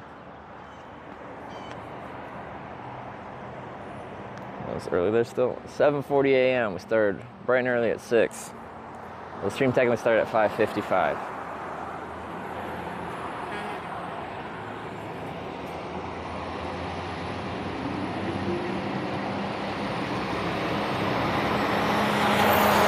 This stream is brought to you by Amazon Prime. Did you know you can link your Amazon Prime account to your Twitch account and get 1 free Prime sub a month? If you're watching right now and you're watching advertisements and you have an Amazon Prime account that you haven't already linked and have used on another broadcaster this month, you're watching ads for no reason.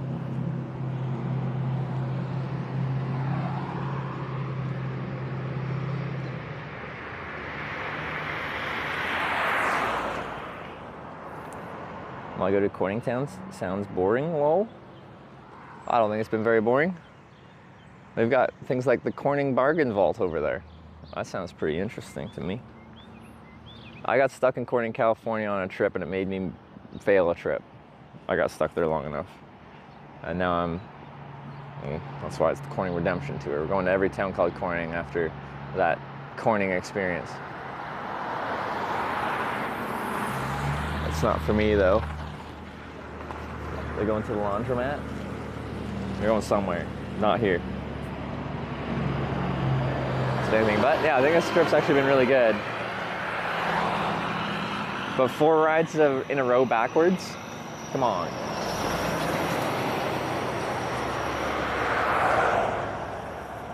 We were making good progress, so I guess people are like, you're being too successful in your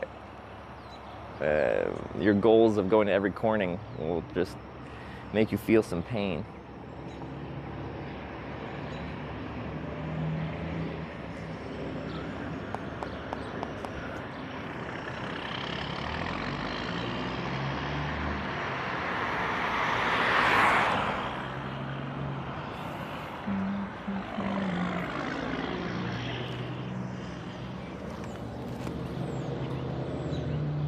As the trip's over sooner, we make good progress. I guess so. That's true too.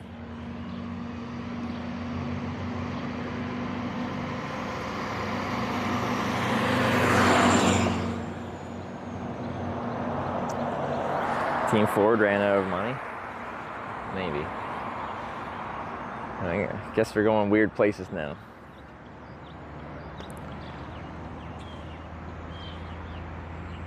But yeah, I feel like there needs to be like a limitation on, like not on going backwards, go back as far as you want, but on classes of roads that we can have as options. Like US roads fine, interstate's fine, But if we get into the smaller, like, small routes, it's just gonna kill the stream.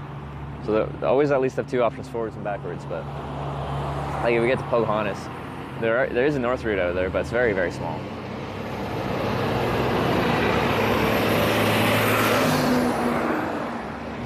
There's a lot of trucking on this route.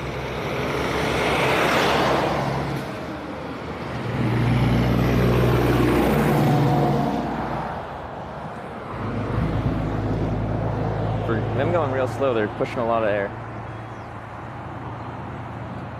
So no state highways or state secondary highways? What's the symbol for a state highway? Oh.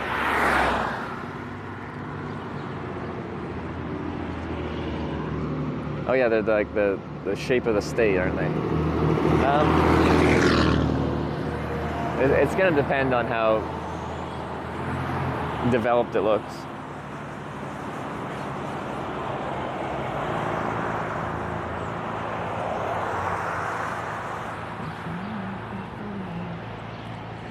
But I suppose if we ended up like going west quite a bit, we could just change our routing and go to like the chain of 3 Cornings in Corning, Iowa, Kansas, Missouri, and then go up to Minnesota, Wisconsin, or Wisconsin, Minnesota, whatever order logically happens.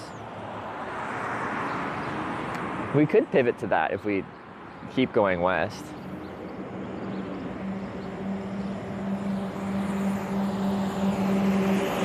Because the order doesn't matter so much. Like, I think there's a logical order to do it, but if it changes, then it changes.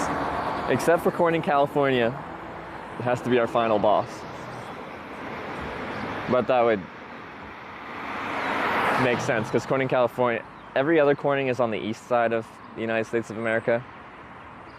And then there's only one on the west side, and that's California.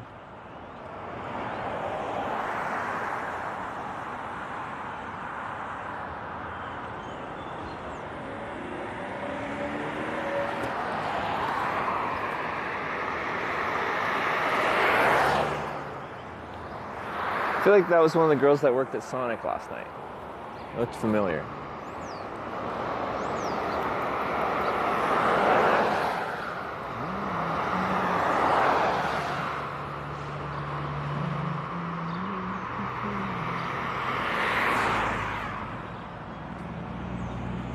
Maybe at Pocahontas or Success.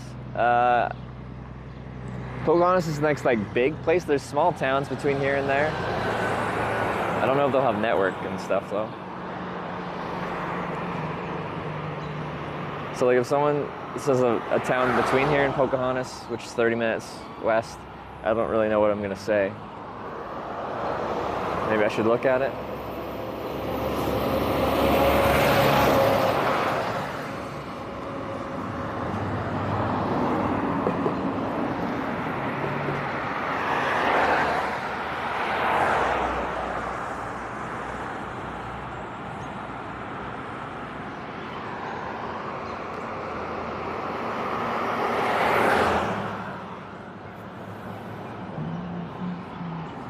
Let me look real quick. Maps. So there's Datto, which has a U.S. post office, but not much else. There's Reno, which has not much.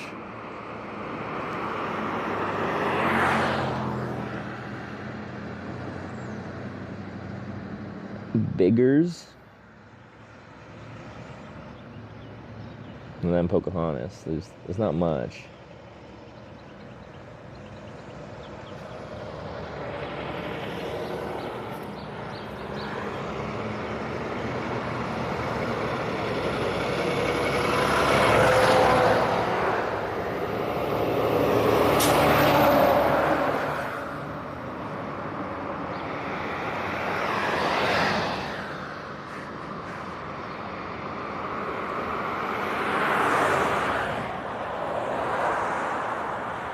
Hand wash shirt and pants to dry the wrinkle free. I didn't, as I finished late in my Groundhog Day motel last night, and I didn't want to. But I do hand wash sometimes. But how do I dry wrinkle free? I just hang it up. if I can. And if it has wrinkles, then I just wear it, and then from wearing it, the wrinkles just come out after enough time. But I don't think too much about it.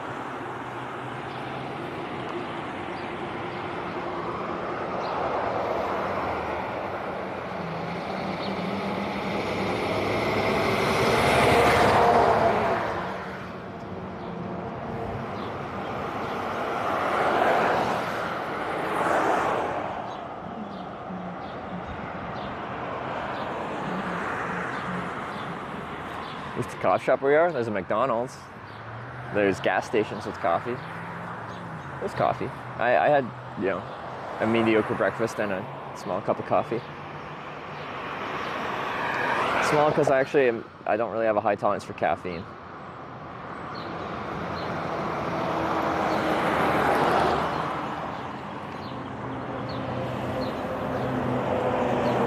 Did I McGriddle? I did. A sausage McGriddle, no egg, because I was doing like some breakfast deal, like buy one, get one for $1 thing. And it was only the sausage McGriddle, not the sausage, egg, and cheese McGriddle.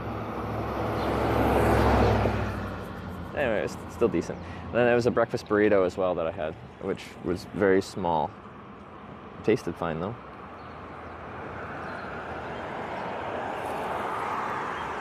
Margaret 62. Oh, I went to the coffee shop when I got here a few days ago. I got a nice coffee there.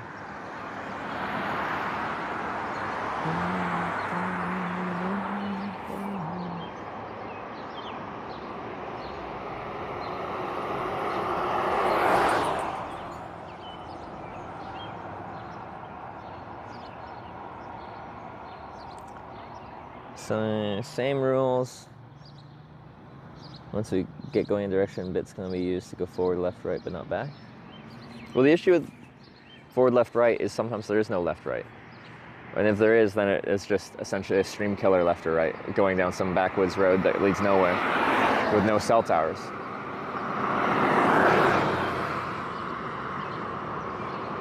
Guy was pointing like he's turning off here soon.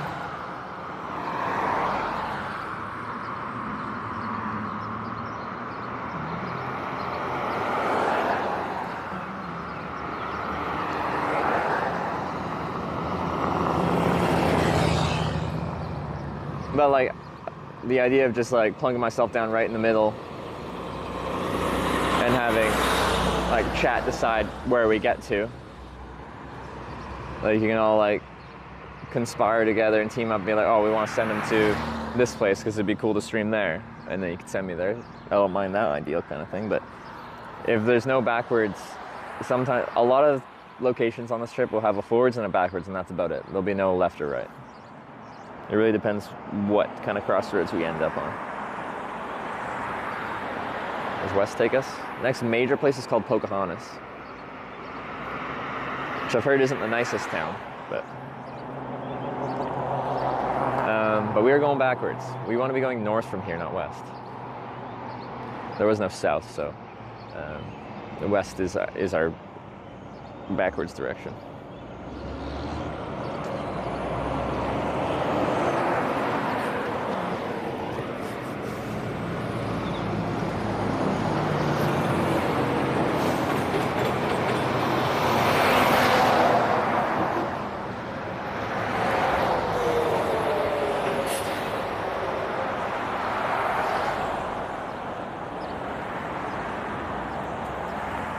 SU van to put your stuff in? No. I've put all my stuff in sedans, like basic cars in the trunk and stuff like that. This is America. We have big cars here.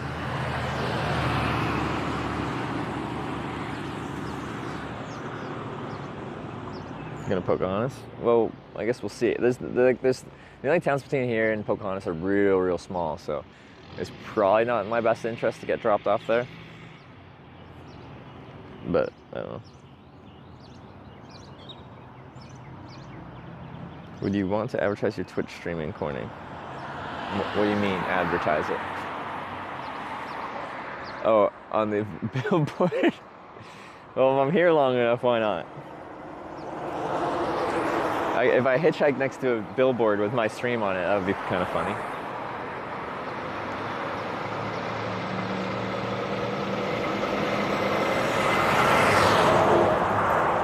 You know, someone pulls over and they're just like, they'd pull, which is actually fairly common. People like, you're not like some kind of serial killer or something. When they pull over before I get in, I'm like, what's a serial killer actually going to say to that? Anyway, if they say that, I can be like, look, my face is on that billboard. It's pretty official.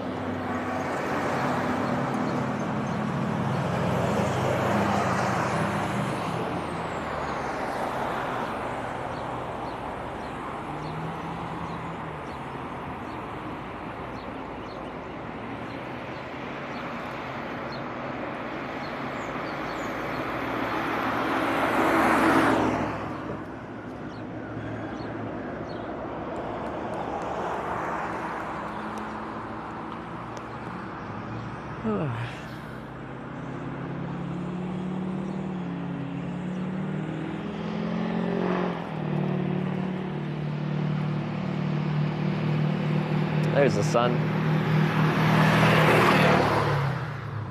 So today's calling for thunderstorms in the afternoon, so today might get a little bit questionable. It's another reason why I want to get taken from actual place of significance to place of significance. I got dropped off in a very small town and I can get caught out in a spot with nothing going on in thunderstorms and not really have anywhere to hunker down. Oh, I thought it sounded like they were slowing down. Ever feel unsafe? Some people just suck at driving. That's mostly it. Are you truly feeling right now? Fine. Do I want to be going backwards 4 times in a row? No.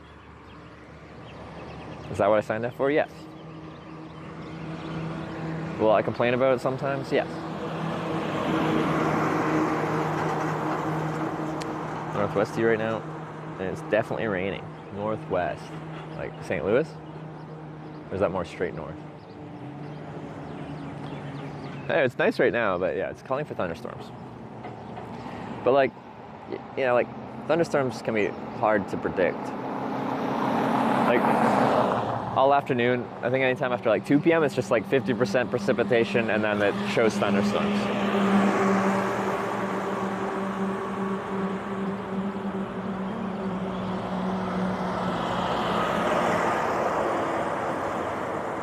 Bike tours have this journey this year. Like we've got a few prospective bike tours we're looking at. So I have my solar panel trailer in a garage in Tromsø, Norway, like in the Arctic Circle of Norway. So I could fly out there and rescue it and bring it on a trip. We're thinking south through Finland, ferry to Estonia, and then do like Latvia, Lithuania, Poland, down Eastern Europe kind of thing. A friendly double honk.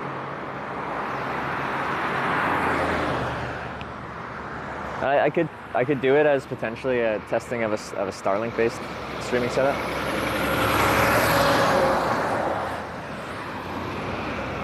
Even though network in Norway and like Finland is good, I want to do a bike trip across Australia with Starlink and running off solar for power. And we could do Europe as kind of a tester of a bike journey, see more. They're more natural, that's for sure. You meet less people. There's pros and cons to both. We did a poll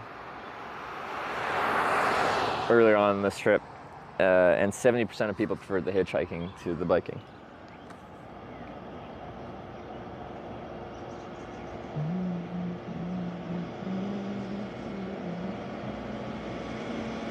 Where do you sleep? Are you camping? Generally, yes. But I took a day off because I was like, it's one of those stance tractors. It's like the guys with the lifted pickup trucks, but tractors.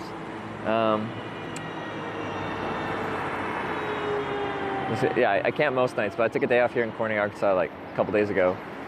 And then I hitchhiked out of here, and then you guys ended up sending me exactly back to Corning, Arkansas again. So we stayed in the same motel because it was like Groundhog Day. What is he hauling? It's a very tall trailer.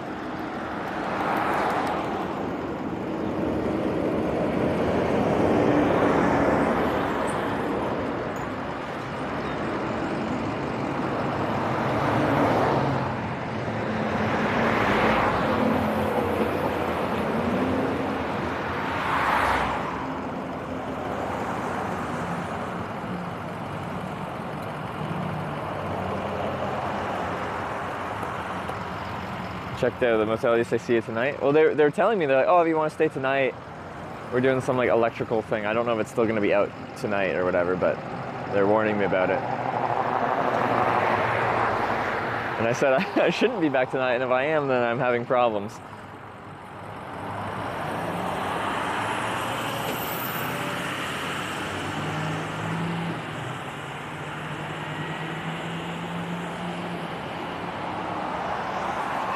I like the spot though. Traffic's on the slower side. Pretty consistent traffic though.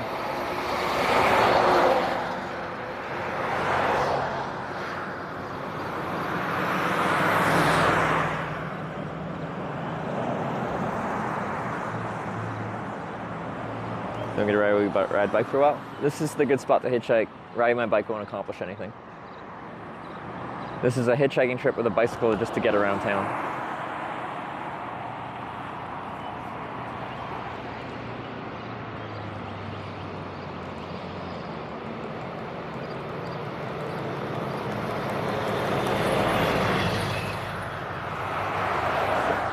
Not for me.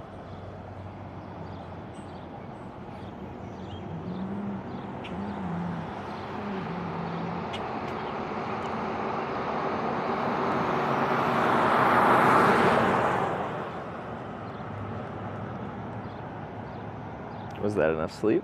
Like, ideally, no. But we'll be fine. Here are the police. Let's see if we have a conversation. It's actually Corning police. They got the bobcats on there and everything. The site is down? What site? Oh, the Billboard website. Well, that's not ideal. When people want to put a hitch billboard. What if we paid for billboards ahead of me in like the different Cornings? Do they have billboard spots? Destination of your trip, how many miles are missing until there? I don't know how long this will take, and I don't know how many miles it'll take, because every time I hitchhike, you guys decide which way to go. And as we've just learned, you guys can send me backwards continuously, because this is the 4th time in a row you're sending me backwards. Very sad. But we are going across America. Our first Corning town that we went to is in New York State, which is east, and our final one's in California, which is west. And it's a big country, so just if I went straight across, it'd be like 3,000 miles, but with all the detours to go to the other Corning towns, 9 of them, and you guys, you know, send me all over the place, it's gonna be a lot more than that and a lot more time. Corning, Kansas, North Kansas. Yeah, that one's on our list, I believe. So we'll be there eventually. Hopefully.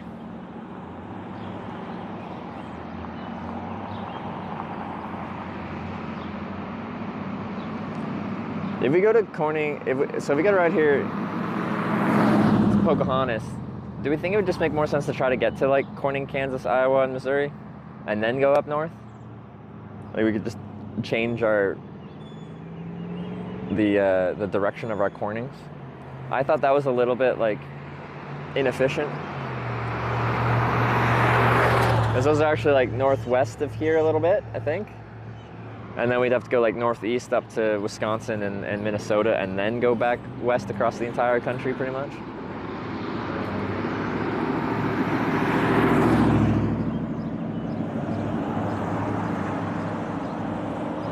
We're going west again? Yeah. Went backwards 3 rides in a row yesterday, and we're starting today with a backwards ride.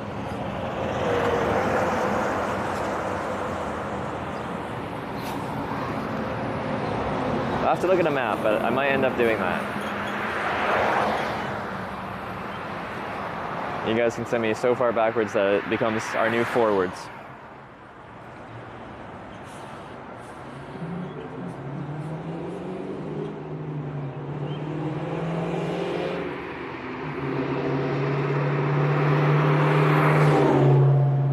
We would be didn't look at the class of highways to go to the Missouri, Kansas, Iowa Cornings, because they're like, there's a trio of them all in a small area.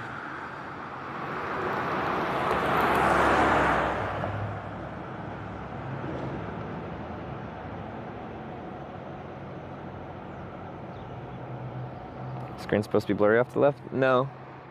The lens could be off center. Let me see if it's moved.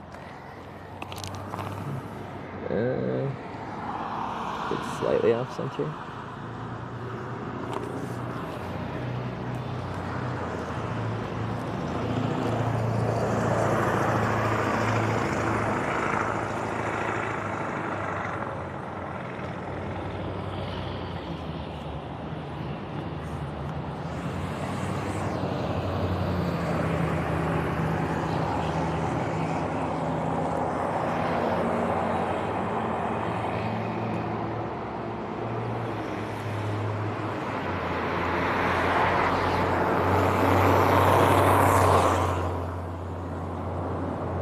Never thought you'd be in my state. Arkansas? I have a history with Arkansas. I got shot at in Arkansas.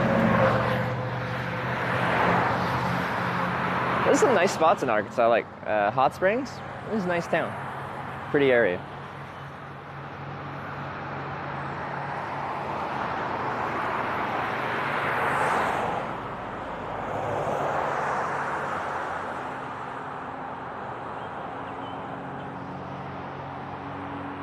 Ending Corning, Canada? No, Corning, California is our final boss.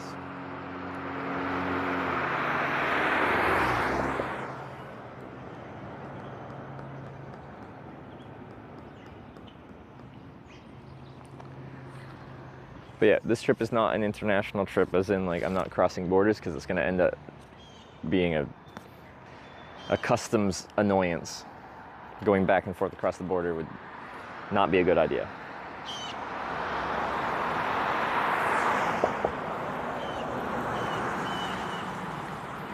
Because that customs questioning is going to be like, oh, like, when I come back to Canada, that's fine, but when you guys try to send me back to the United States, it's like, you just left the United States, why are you coming back? And we're like, well, my Twitch chat sent me back.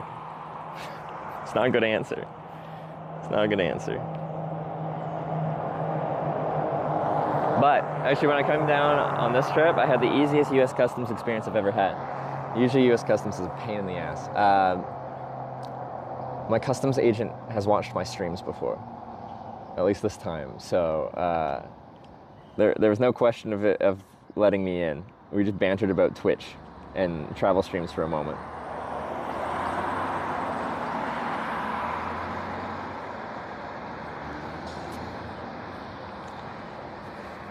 I thought that was quite funny.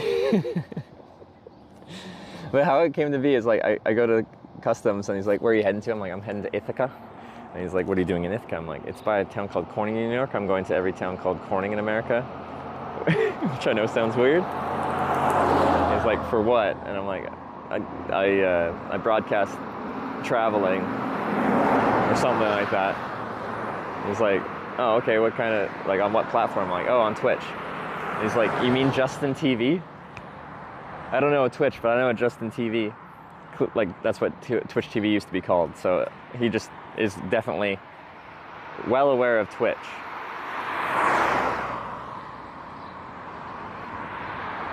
Anyway, apparently he knows Jake and Bake. Like, knows him quite well.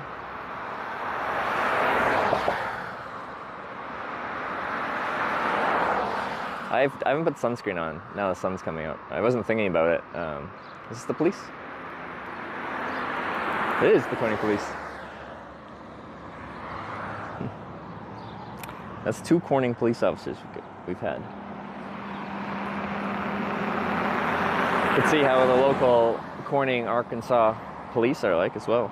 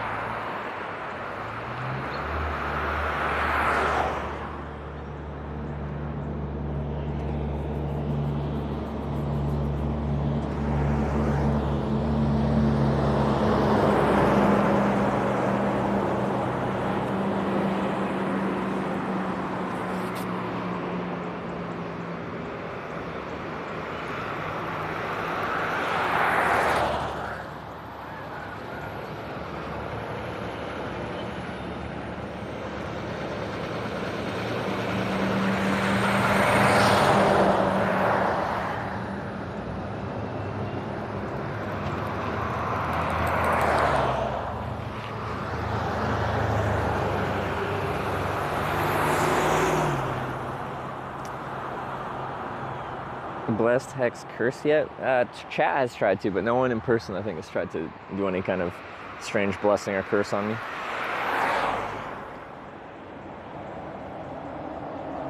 Be a long day. But we'll see. If thunderstorms roll in, then it might cut our hitchhiking a little bit short. But anyway, that's not supposed to be the afternoon, so it's good that we got an early start.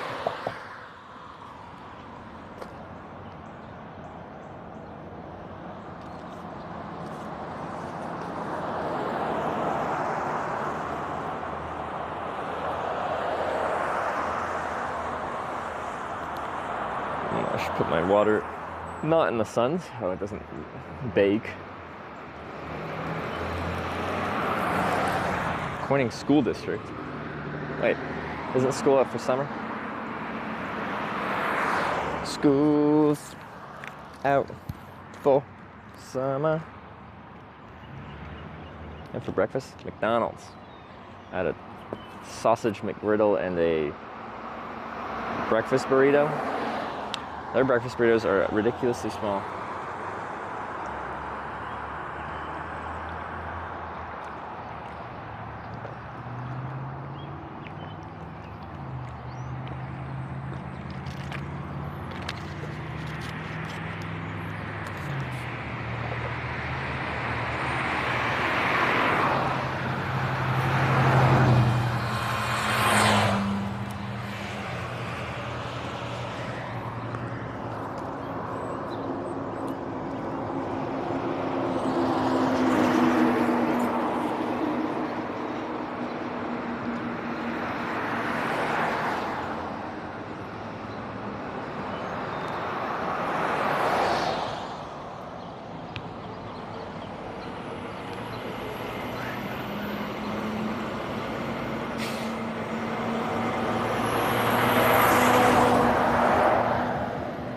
So it's the right direction, it's the wrong direction.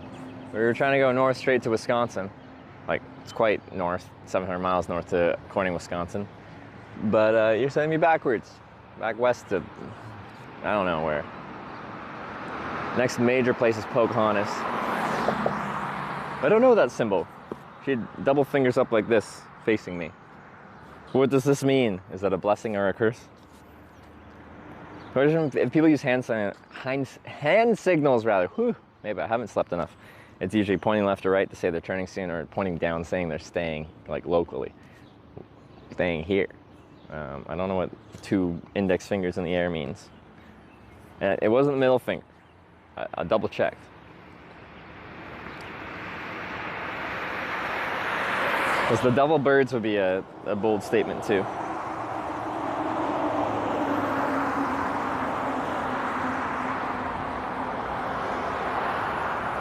Or maybe it was like it's a measurement thing, like people use 2 fingers. But now I'm trying to think how far apart her fingers were. Was it a big or a small distance?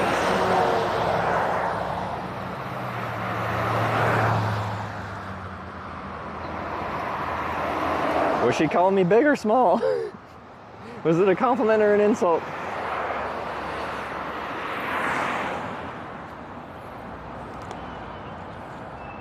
I think she's close to your destination. I've just never seen anyone do that. If they're not going far, it's point left, right, or down. I've seen people pinch, but never.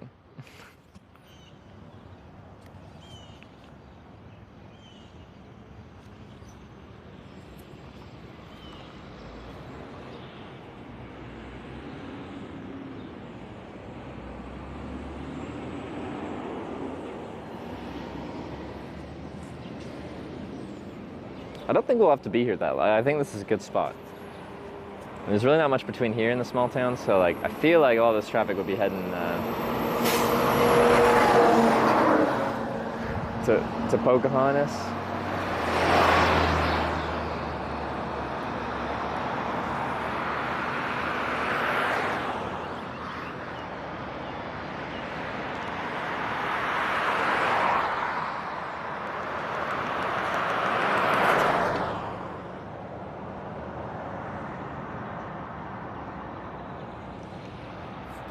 But yeah, especially today with thunderstorms incoming, I don't want to get dropped off in the middle of effing nowhere. So we want to go from place of significance to place of significance. I know what a place of significance means to different people can be wildly different.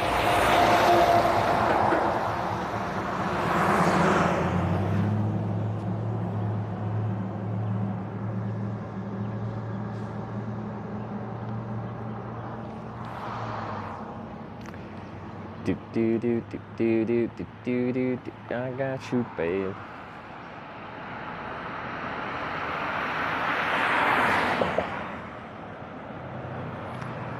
Is it Bethy Queen? Thanks for the raid, and everyone from the Hitch, and welcome to Corning, Arkansas, on our Corning Redemption Tour. We're going to every Corning in America. This is our third Corning. We've been trying to escape this Corning for a while, and you guys have sent me back. The heck.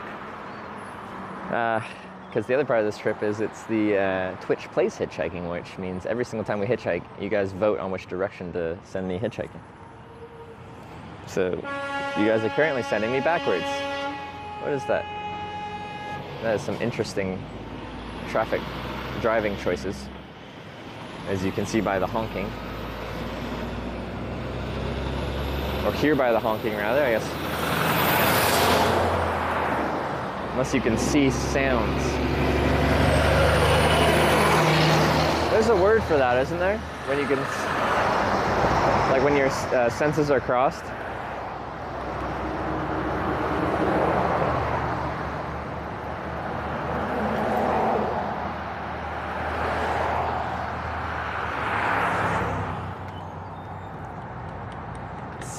Synthesia? No, I think I said that wrong. But yeah, that word. It's warming up. I should put sunscreen on here.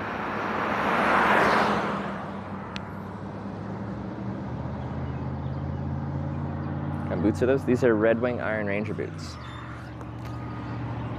I have them because they work well in the bush, and they've saved me from rolling my ankle quite a bit by just being like an actual boot with ankle support. So you step on like some ground that's like, you know, got tall grass, you can't really tell if there's a big like hole there. So I've definitely stepped in a divot and would have rolled my ankle if not for the boot. You still can roll your ankle if you misstep well enough, but it helps avoid it. But they also look decent in town. Most people that wear boots like this use them as like casual wear, fashion. But it really is just an old school style, full grain leather upper boot, so. Works in the bush, works in the city, works for me. Guy gave me a big thumbs up. Sometimes I don't know if thumbs up are sarcastic or supportive. Sarcastic in that like, they're just pretending I'm not hitchhiking and I'm just giving them a thumbs up and they're like, back at you, bud.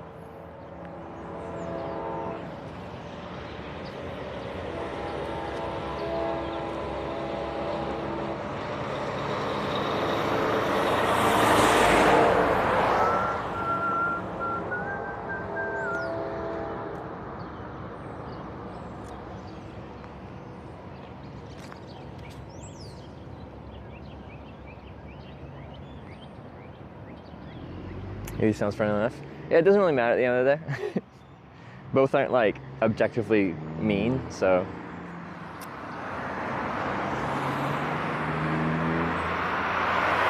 It's more a curiosity. As I'm hitchhiking, I'm trying to like, well, it's hard to make eye contact. We got sunglasses on, but my optometrist says I have UV damage on my eyes from staring at the sun from hitchhiking.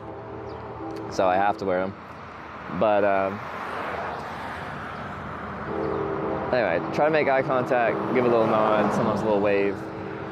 I try to just look like a cleanish, friendly guy that you wouldn't mind actually picking up in your car and having a conversation with.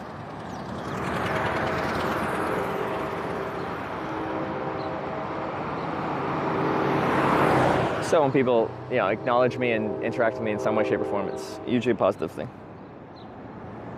Add arrow to your sign? What direction? That way?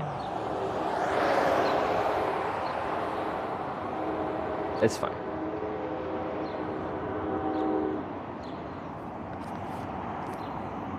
Do you have 20/20 vision? No, I have to wear contacts actually. I don't have the best eyes. Is it really backwards? Well, I'm trying to go north, and this goes south, or this goes west, southwest, eventually. Yes. It's the most backwards decision or direction we could have been sent. The only way this isn't backwards is if instead of switching and coming back here and trying to go north again, we just commit to going west, northwest, and go towards Corning like Iowa, Missouri, Kansas. And we just change the direction we're doing this Corning trip. Pocahontas got UV protection in them. Are they monthlies? For traveling, I need to use monthlies because otherwise it's a pain in the butt. When I met Sarah, she used contacts, and she had to use dailies because she had really sensitive eyes. And that was a big issue for traveling because, like, right now she's on a 4-month trip. These guys won't be able to pick up. That's 4 months. That's 30, 60, 90, 120 days that she needs contacts for, which is 2 contacts per day. That's 240 contact lenses, each in their own individual case. That's a lot of freaking contacts to bring. Going towards Pocahontas? Yeah. Stuck at Corning Oxa for the whole weekend. Well, I took a day off in Corning because I was like 9 days of straight streaming without a break, and I was tired and dirty. So I took a day off, and then yesterday we left. Got a good ride north out of town, and then y'all spent the entire day sending me back to Corning, and we ended up in the same place. In the same motel, in the same motel room. The only reason we went back to the motel, even though I was like ready to camp, was for the Groundhog Day effect of living the same day over and over.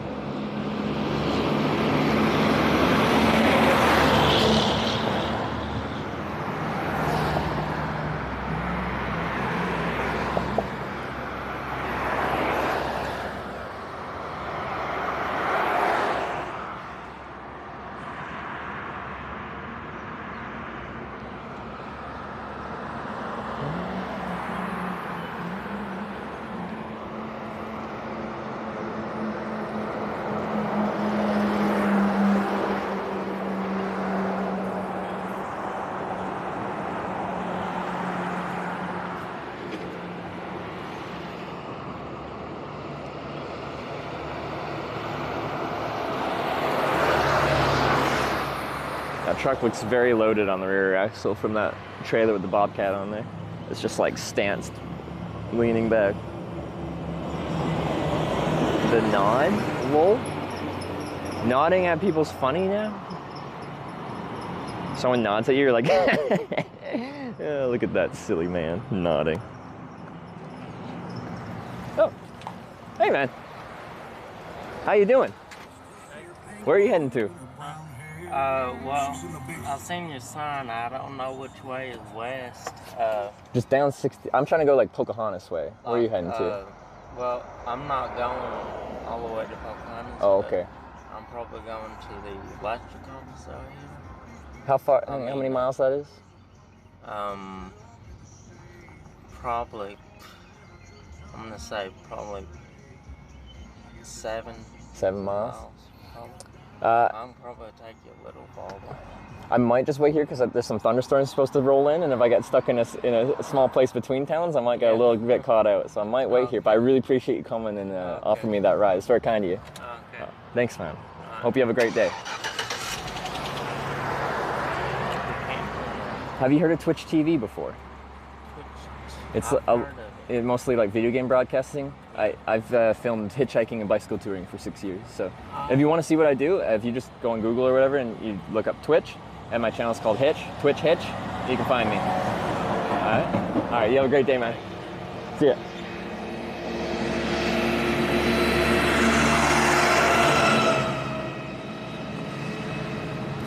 Nice guy.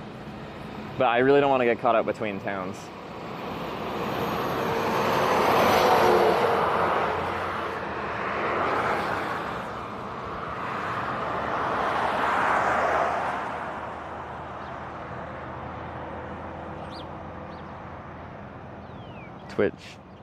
twitchhitch.com.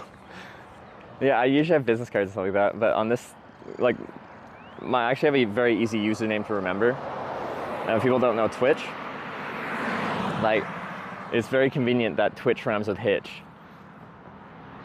Because you can just go to Google, go Twitch Hitch or Hitch Twitch, whatever order you want, it'll pop up.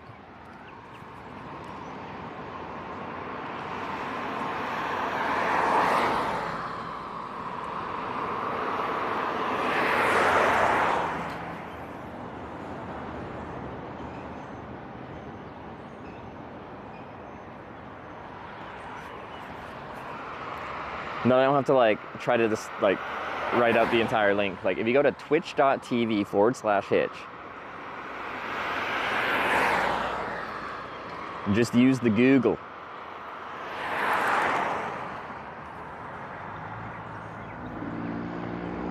% of people or less probably turn a ride down while he's probably thinking, no. When you're hitchhiking, you really want to go somewhere. Getting dropped off nowhere is not a good prospect.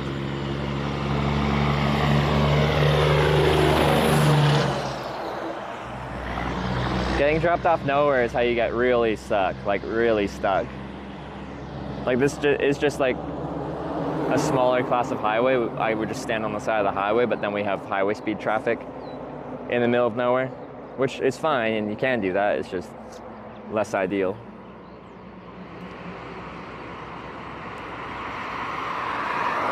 The goal is to go from a place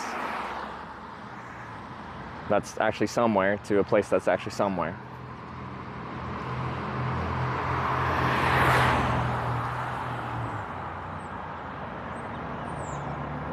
Come up when I Google Twitch plays hitchhiking. I suspect, because I don't think that it's been ever, that title's been used in anything else.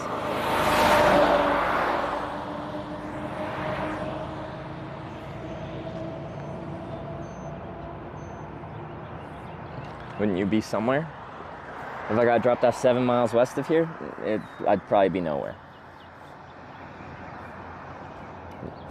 And when I say that, I mean it had like a place with services and like stuff. Being just in backwoods Arkansas doesn't count as somewhere.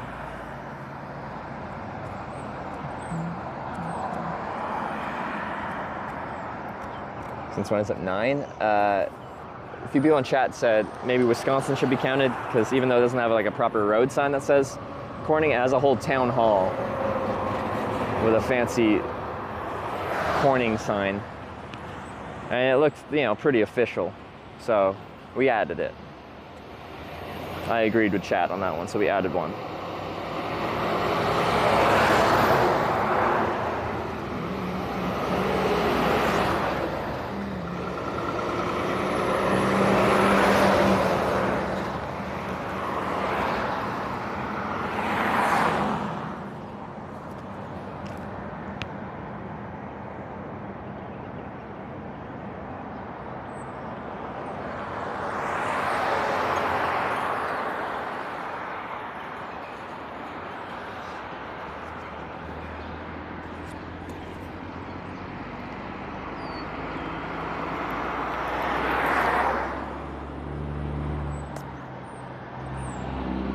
Trucks here? Yeah, it does seem to be a very popular trucking route. Is this a short cab? No, it's a full cab. Sorry, just if the trucks are just the half cab, like, I actually have no room to put my stuff in there. Which sounds counterintuitive. It's like a big commercial truck. They got lots of hauling space, but, they're not going to open their trailer for me. A lot of those trailers are like actually sealed. And if the seal's broken, then it's assumed that the load has been tampered with. Like it's a big deal.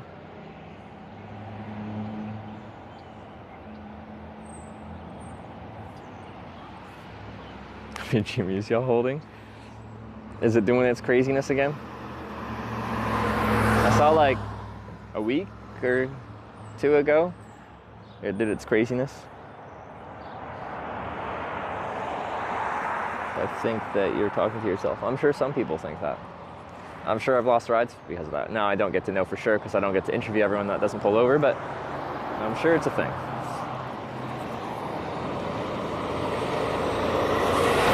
but if you watch enough, you'll probably see that at the critical point when someone's like closest to me, I often shut up. I stop speaking when they get close. That's why.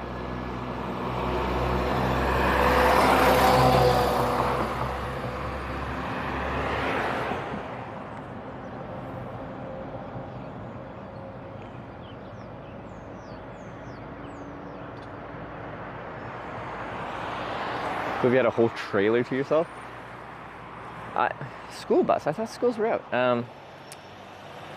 I've been picked up in like the bed of pickup trucks, and like as much as I like the social part of hitchhiking, if it's like real hot out and stuff like that, it's objectively not particularly safe, but it feels like quite refreshing. I did that on this like more rural highway in Arizona, and like it was just real nice vibes. I was going through like this very scenic like desert highway but with mountains on one side, and it was pretty cool. I liked it a lot.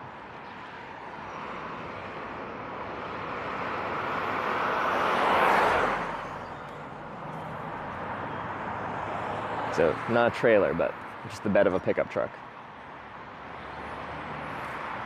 And then that depends state by state, and depends on class of road as well. Within certain states, whether you're allowed to ride in the bed of a pickup truck, because you know you're not in the cab of a vehicle and you don't have a seatbelt. So, if I were to guess, I feel like Arkansas wouldn't give a crap about that, just because it's Arkansas. But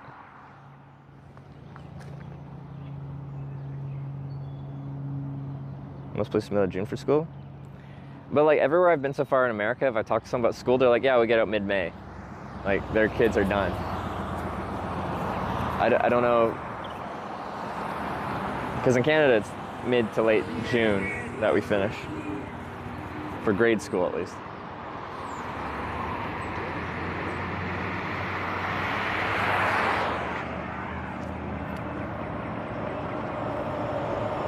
So what happened to the guy that stopped? He said he's going about 7 miles, and there isn't really much between here and Pocahontas. There's a couple really, really, really small towns, but I don't want to get caught out in the middle of nowhere. We have forecasted thunderstorms today. It's a short cab, so.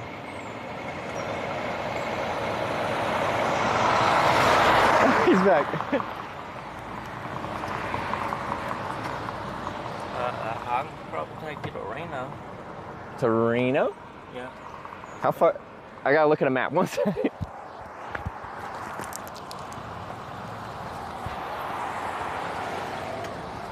I'm from Canada, I just don't know the area. It's probably about 15 miles from me. Are you from Canada? Yeah. Reno. Truck parking area. I'm just making sure there's like stuff there. Well, there's a town and store and houses and... A few things. Alright. It's probably about 10, 15 miles. 10, 15 miles, from okay. Pocahontas. I see it here. What do you think, guys? I mean, if not, I just thought I'd ask. No, it's really kind of you. Yeah, it's a really small town. I think I'm going to try to go straight there just because I'm concerned of getting caught in a thunderstorm in a small town. But thank you so much for coming back and offering. Again, very kind of you. Yeah. What's your name, by the way? Stephen Weaver. Steven? Yeah. Trevor. It's nice to meet you, man. All right, thank you again. I'm really concerned of getting caught out in the weather today. He came back for me.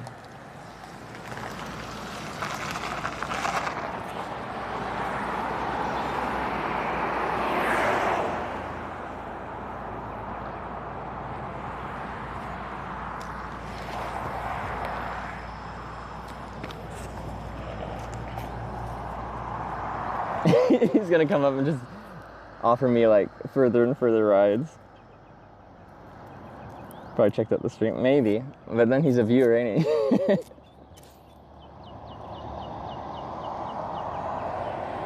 He's just being nice. Be nice.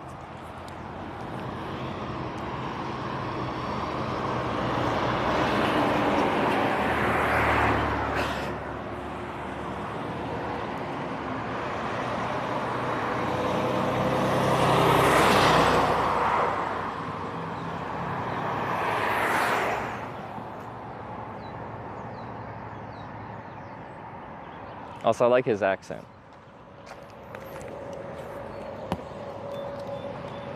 Oh. Let's get some water. Oh, never mind.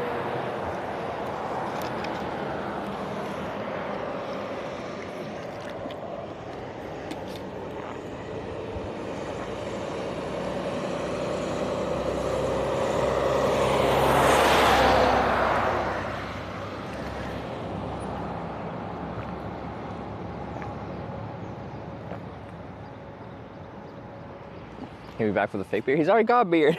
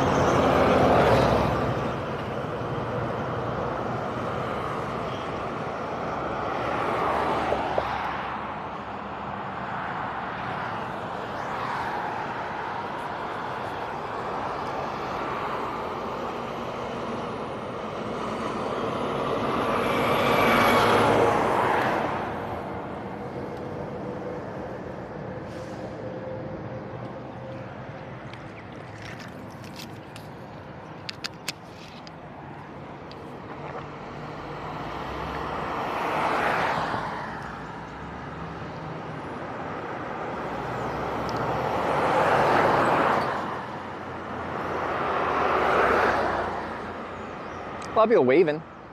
That's nice.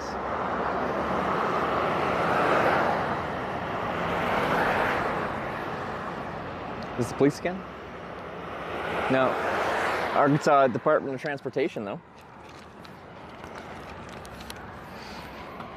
I am right by the laundromat, though, if I want to do laundry again. That's exciting.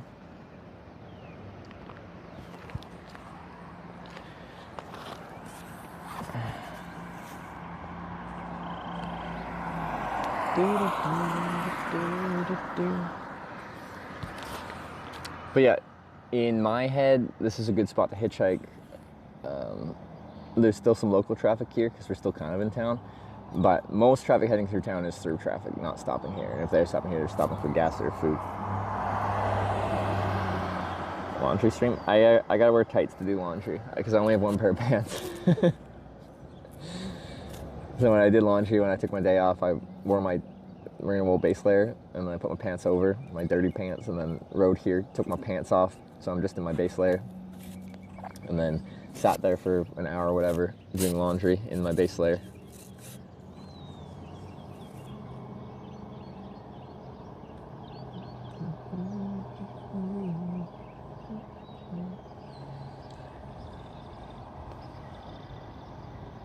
Drop the sign for now. I just think it's fun because you guys voted for West, so we are technically on 62, which is a westbound road. Yes, that guy said he doesn't know where West is, but it's fine. You voted West, I got the West sign out. We're going West because you told me.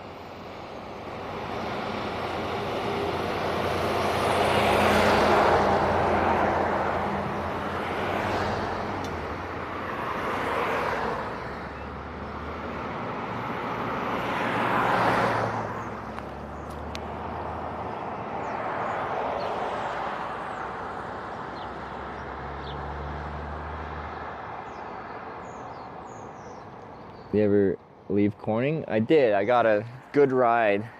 I don't know how many miles. To Sykeston, Missouri. Right? Is that Missouri? Right out of Corning yesterday from a commercial truck. So I could hitchhike up Interstate 55 north towards Wisconsin.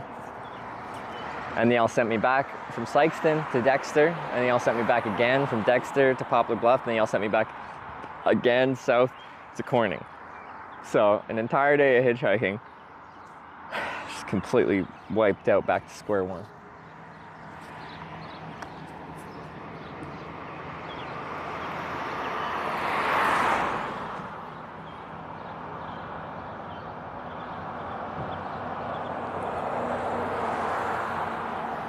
And then this morning he decided to send me back again to freaking Pocahontas. I've never been there because it's just the opposite direction of where I want to be going towards Wisconsin, because it goes west-southwest.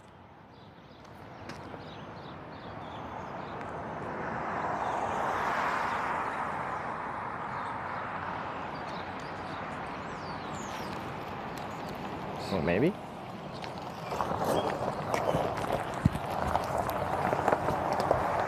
Hey, man. Ride? Yeah, where are you heading to? Pocahontas right now. You're heading to Pocahontas? Yeah, that would help me out a ton. Before I get in, I don't know if you see that camera on the ground there. I make a live video documentary about hitchhiking. I don't have to point it at you, but it's in my hand. Is that okay to have it in the car with you? Okay, as long as it's not on me. As long as it's not on you, right out the front window's fine? Yeah, that's fine. All right, cool. You want my stuff in the back seat or the trunk there? Either one, it doesn't matter. I got a bike, so I'll put it in the trunk. It's a little cleaner that way.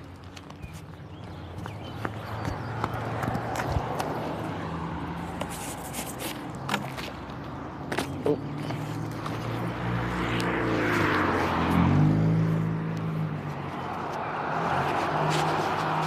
All right, don't forget the water. Ugh, get in there. Okay.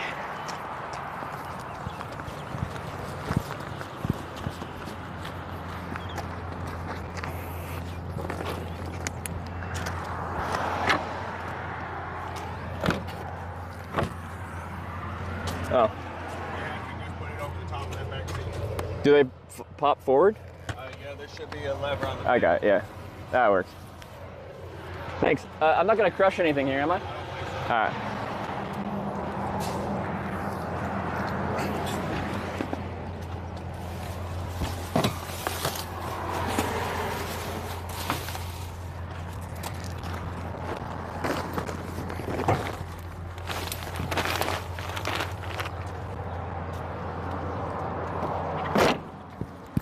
There.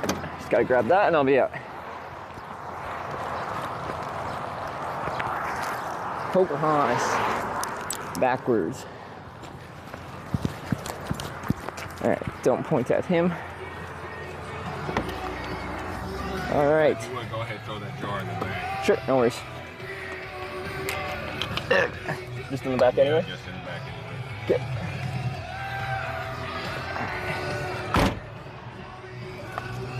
Alright. Well, thanks for grabbing me. Most people wouldn't pick up a hitchhiker, so it's very kind of you. I see a bunch of people walking. I used to. Oh, you did, yeah.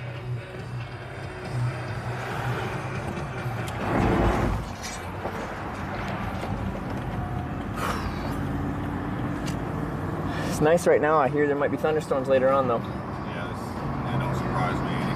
Yeah. Yeah. No, where I'm from the west coast of Canada. We don't really get much for thunderstorms. There's no tornado danger or anything like that, so it's all foreign to me. Something a little different for sure. Are you heading home right now, or what's? Yeah. I'm up morning thinking it was up here, but it ended up being in Pocahontas. Oh, okay.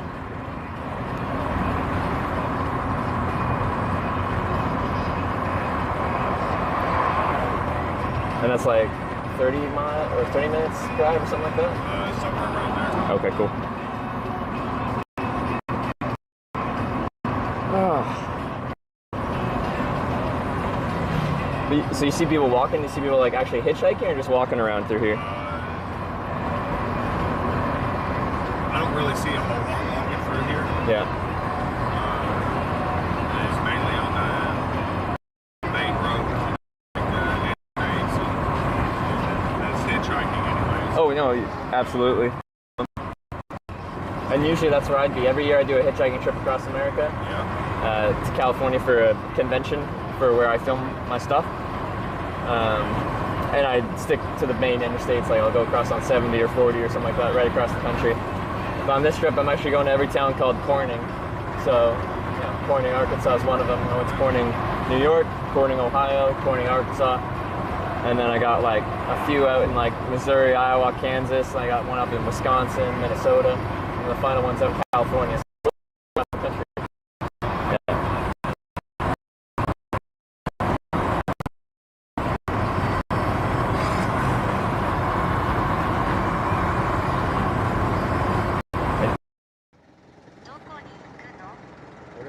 Yeah. Home.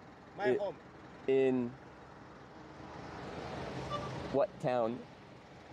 Okay, Are the cops in this area a little bit like dickish? Really depend on it. Is it? Okay, yeah. I got a medical card, but it's expired. They got you on that? Yeah. Wow. They told me I had 4 ounces. I bought a quarter, which is 7 grams. And I smoked 2 joints out of it. So you had 7 grams, but they said you had 4 ounces? And I also had less than a gram of wax. Yeah. And they said I had 4 ounces. Were they doing the thing where like it's in a glass jar and then they weigh it in the... They might have, no, where they got the 4 ounces, I'm pretty sure you pick up a wax container. Yeah. It's pretty heavy. Yeah. Everything I needed. So they weigh the entire container regardless of...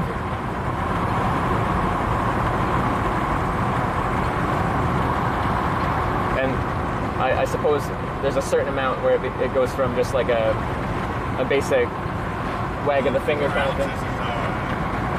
Even with the medical card, more than what I can legally carry. Oh. When's the crossover? Is it 4 ounces? Like, I believe so. Okay. Yeah. Because yeah, in Canada it's fully legalized tax. Like.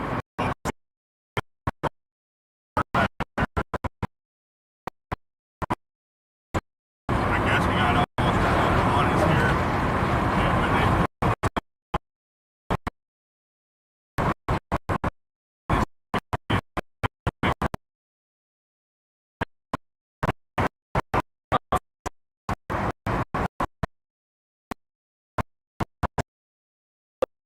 for like 7 years where there's just no one gives a shit about it. I mean, it's damn near legal down here, you know, so I mean, I don't see what the big deal is. It's not Yeah. like I got a fucking bag of crack or something. Exactly, yeah. I smoke weed so I don't fuck people up.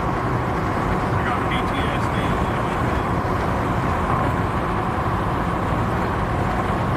I've been smoking since I was 13 years old. Yeah.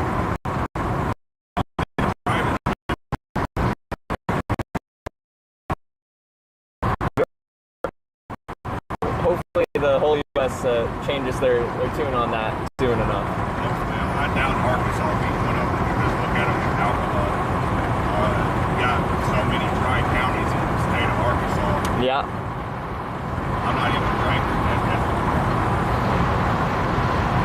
It's so strange to me too, the dry county thing, because like, again, not a thing in Canada, and the fact that just a random area would be like, nope, we're not having that here. And I talked to some locals there in Corning, because that's dry county. Yeah. And like they hate it because they were like business owners, and like it just drives business away from Corning and sends it to the next county. It does. So like they think it's dumb. Because yeah, I went to a barbecue restaurant and asked for a beer, and they're like, yeah, it's a dry county.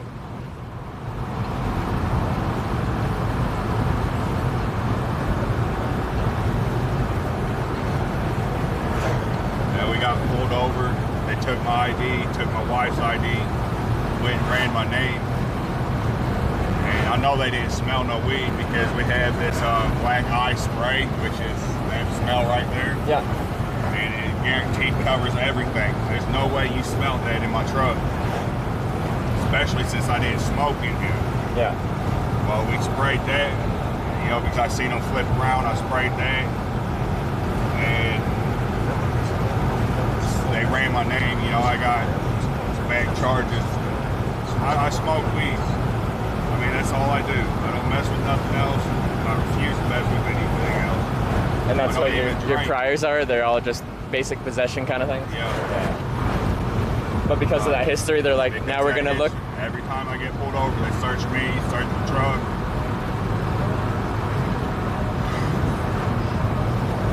You know, if I got a little bit of weed here, ain't no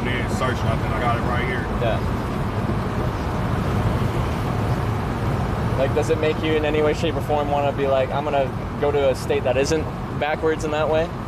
Or is this home? And I'm originally from Missouri. Yeah. Me and my wife's been down here for the last 5 years. This is home. There ain't no other place we're gonna go. Yeah.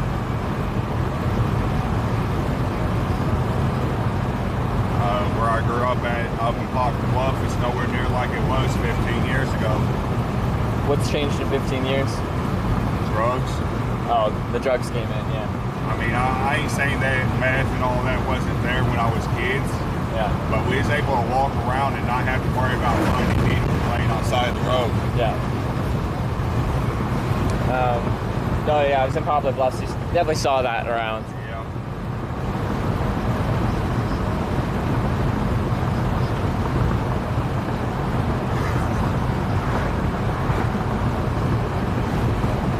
I mean, you're gonna have it in every state and anywhere you go, but I've heard Pocahontas ain't too good about it either. from what I hear, it's not the greatest either. Yeah. But I mean, you got more fucking dopeheads that's running around that's getting away with doing the shit, and you get more trouble for having a bag of weed than you do fucking controlled substance. Yeah.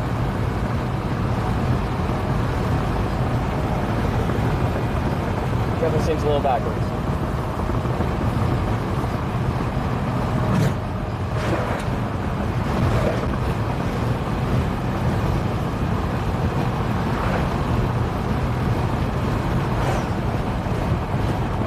Where you're heading in Pocahontas, is that right in the middle of town, or? It's right across from Walmart, Okay. Main Strip, so. That's probably a good area to be in, yeah.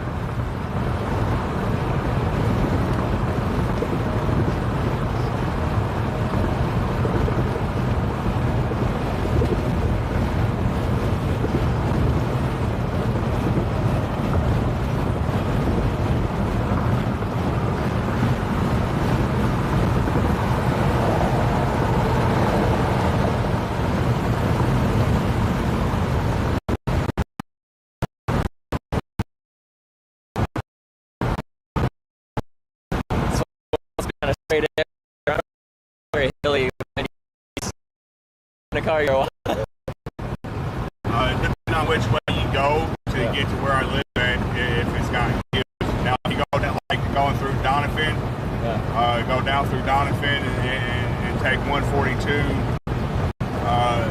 down through shit, that's like a roller coaster. yeah. But from Pocahontas, is it still 62 west? I believe so. Yeah. Okay.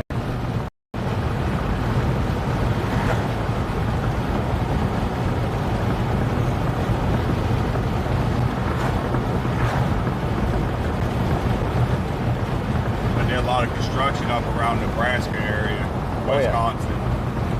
On like the U.S. highways or the interstates, or just in general? Not interstate. I built dry fertilizer facilities for co-ops. Yeah. It's where they store their fertilizer, you know, for farmers, you know, before they ship them out, however they get them, you know, diesel, plane, however they transport it to get to them, you know. Yeah.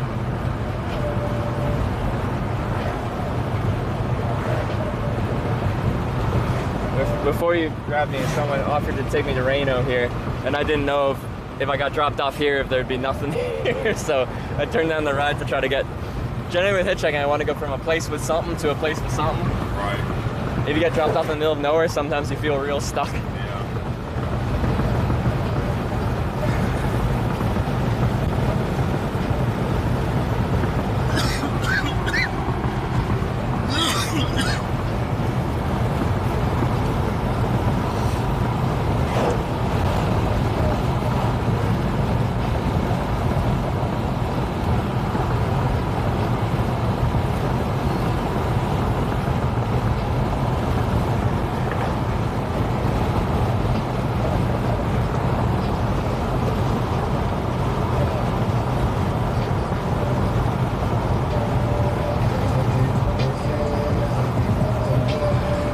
the tunes going.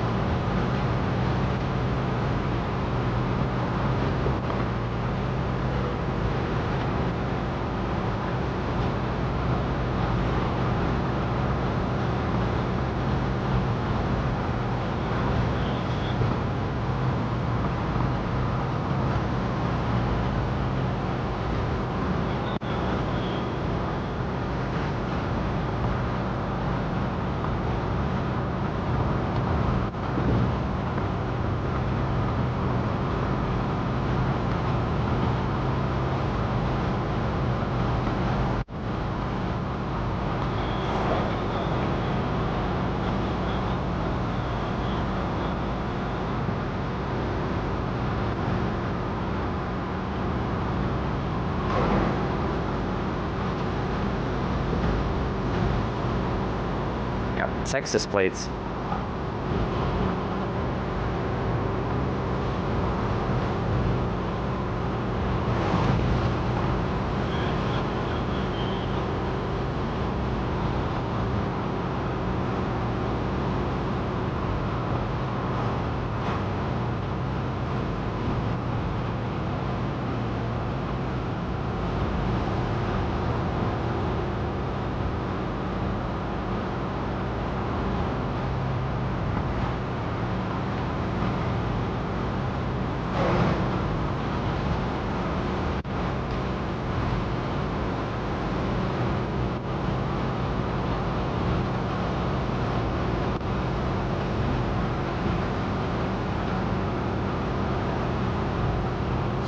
Traveling on the across the road. What do you do for a living? This is gonna sound real weird, man, but this is what I do for a living. Is it? For 6 years. So I filmed hitchhiking and bike touring in like 32 countries, I think now. Started in 2018. Before that, I just hitchhiked because I actually just liked it for 4 years before that. I started doing it as a method of... All about making money off hitchhiking then. So I don't know if you ever heard of Twitch TV. So it's broadcast on Twitch TV and like a YouTube channel. I'd make some ad revenue and stuff. I got a guy I play Xbox with that does a lot of live feeds on Twitch. You know a guy or you watch some? I know a guy. You know a guy? Okay. Wait, do you know his channel name? Not for Twitch, I don't. Okay. I know his Xbox handle. Okay. Because yeah, if you knew his Twitch name, it'd be funny. I could, at the end of my stream, I could, if he was live, I could send my viewers to him.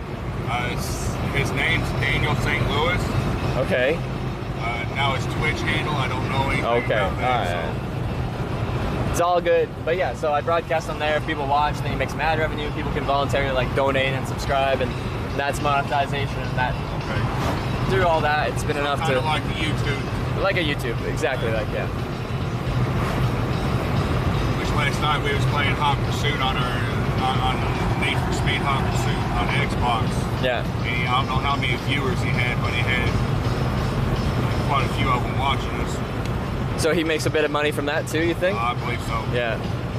Oh, it'd be cool, yeah. Would it be on your phone or anything, or no? No, I ain't got Twitch. Alright.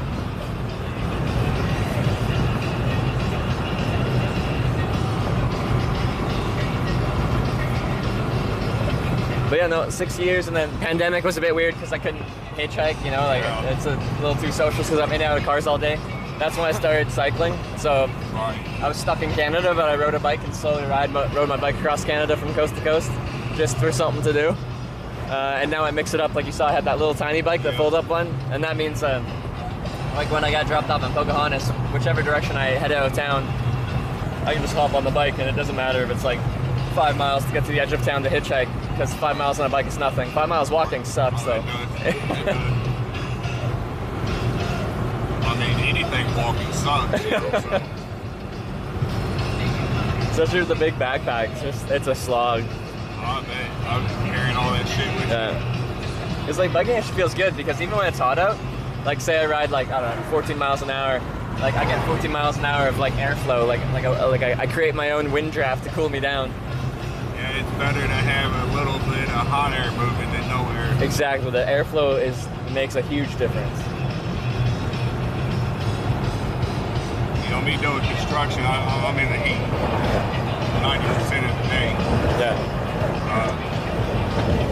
I only work 4 days a week, 10-hour shifts, but I rebuilt mobile homes from the frame up.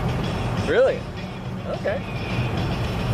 So they strip them down completely to the frame and then build them right back up? As long as our frame's not all twisted and fucked up, then we reuse them. And is it like private people that come to get their mobile home rebuilt, or is it like they sell it, your company buys them and then they... Well, see, we work for a trailer park. Yeah. We go through and remodel all the trailers.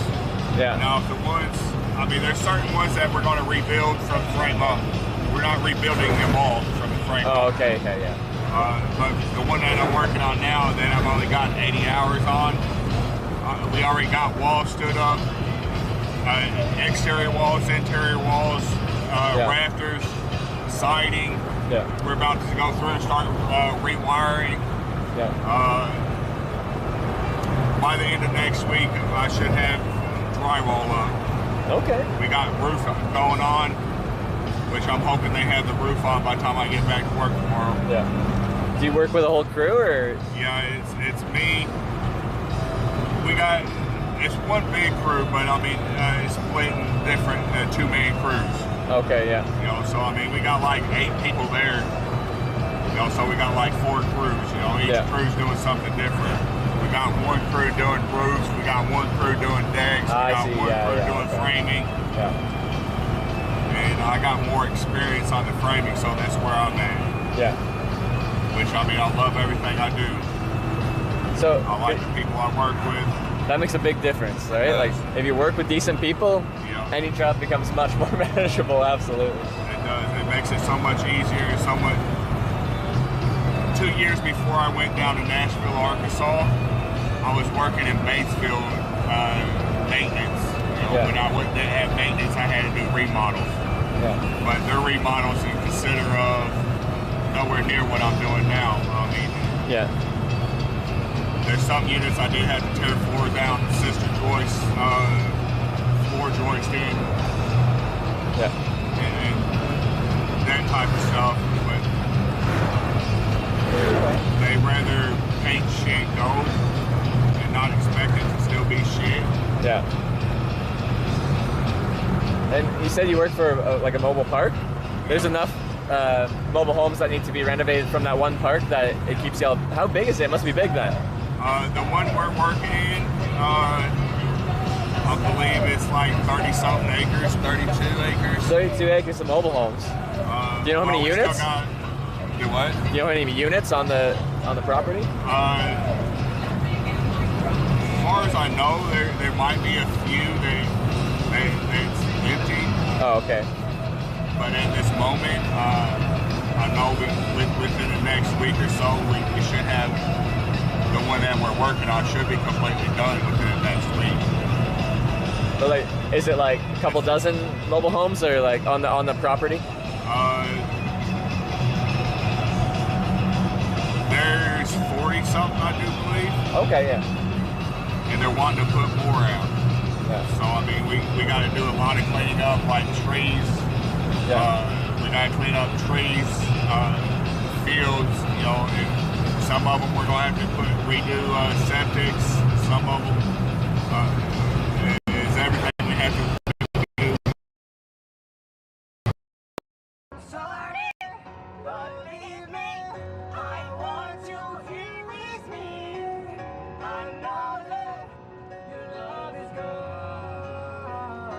guy I work for is a subcontractor for the park. Yeah. I met him 2 years ago in Batesville, doing the same thing I'm doing now, only now we're actually making it into a better place and not just trying to paint shit gold. Yeah, no. Like you said, if it needs it, you're stripping it right down to the frame and rebuilding it, so.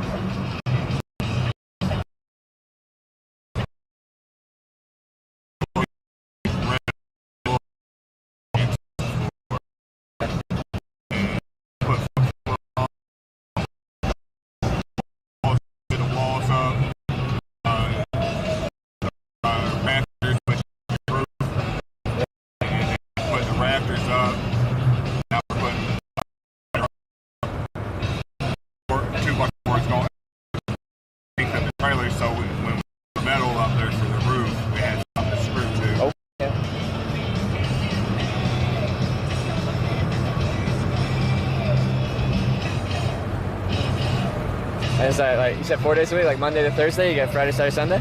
I normally have Monday, Tuesday, Wednesday, and Thursday. Leave Nashville Thursday evening after I get off work. Have Friday, Saturday, and Sunday off. Okay. And then I get up early Tuesday, like 2 o'clock Tuesday morning. Yeah. And leave out by 3 so I can be at work by 7 and still get my 10 hours. Okay, yeah.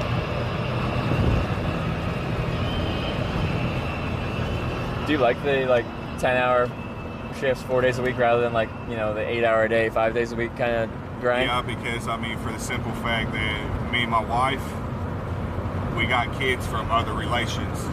Yeah. And she don't get hers as much as I get mine, but I get while mine's in school during the school year, I get them 8 days a month. Yeah. So I mean, me being home Friday, not have to worry about coming in late Friday evening. That's true, yeah. We have to drive to Papa Bluff to pick up kids. That's 2.5 hours from my house. Yep. So I mean, Saturday's the only full day that I get with them without having to, get up and travel to pick them up Friday evening. We pick them up, and then Saturday or Sunday evening we drop them off. Yeah. So Saturday's the only full day that we get. So me being off Friday, I could be up there by the time they get out of school and spend a few more hours through the weekend with them and having to drive and be there, them waiting on me to get there. I'd rather me waiting on them that way. So all I got to do is pick them up and head back. Yeah. No, it's a good gig. It works good. It sounds like it works good. I just started my job. This is my second week back on. This will be my third week on the job. Back working for the guy. Yeah.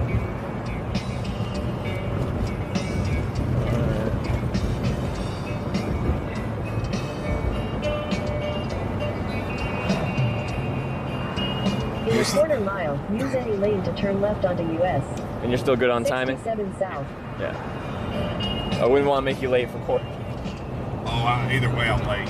Oh, okay. That's why I got this number At the here. light, use any Oh, lane okay, to alright. turn left onto US 67 south. He told me my court starts at 9, but not to rush. I'll be fine. Oh, okay. Alright, okay. Not to speed, not rush. Because if you want to drop me off there rather than detouring anywhere, you can just drop me off there and then you don't, yeah. Continue on US 67 south for 3/4 of a mile.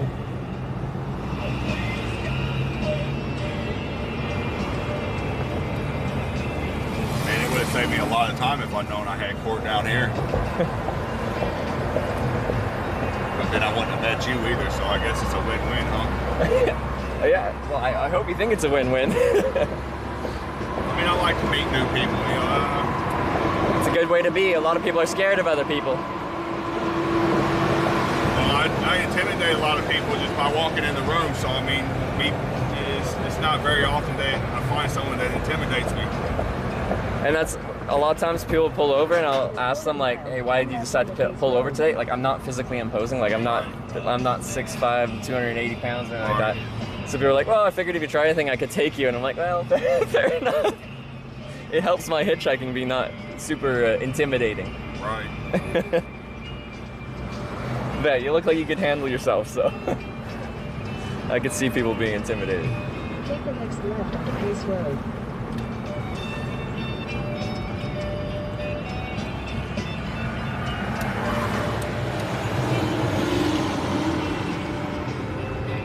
Continue on Pace Road for 3/4 of a mile.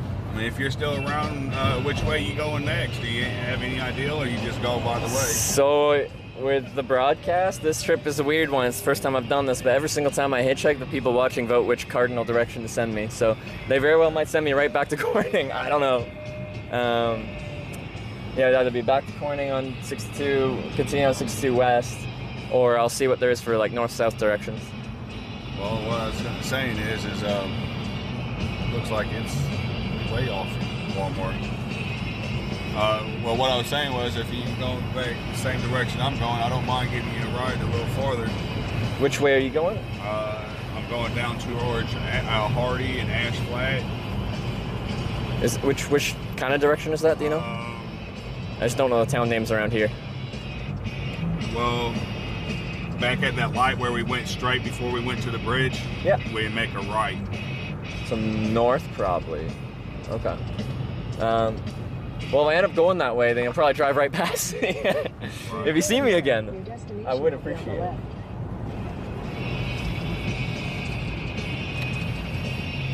Oh, that's not it.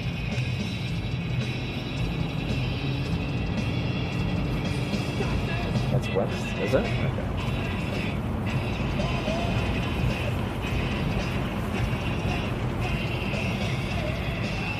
Your destination is on the left.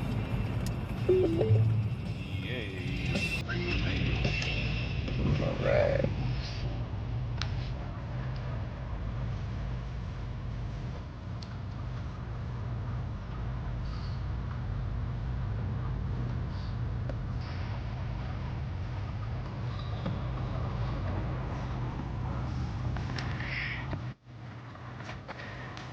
Alright, man, I really appreciate the ride, and you never know, I might see you later. Alright, be careful. Try to stay hydrated. I will do my best. I got my water bottle right here ready to go. That's what's up, my guy. Alright, I'll grab my stuff and be out of here. And good luck. Thank you. I thought I already had it on my face, but hopefully that was fine.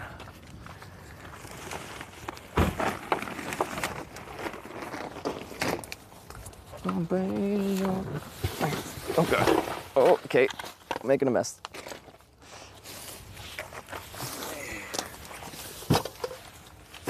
It's okay like this? Yeah. All right. Fine. All right. All right. Thanks again, man. No problem. Be easy. Nice to meet you.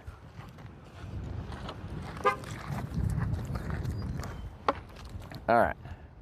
We are in Pocahontas at the law enforcement agency. No, no, no, no. Are we Orban? Okay, let me squat down for a second and have a drink of water.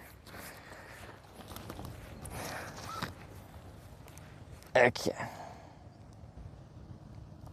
Maps.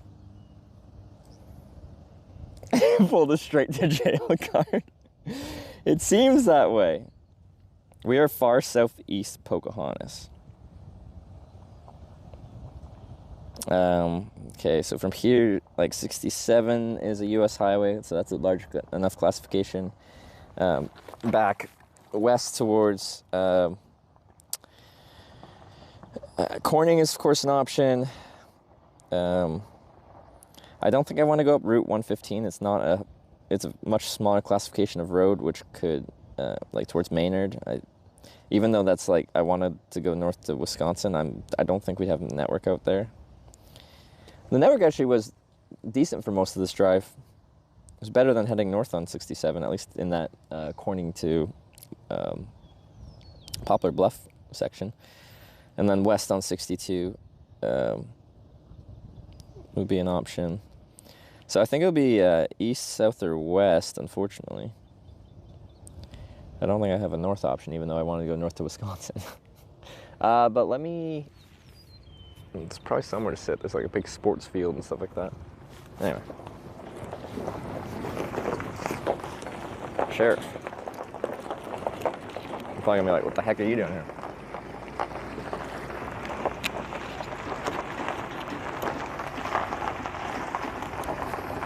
How y'all doing?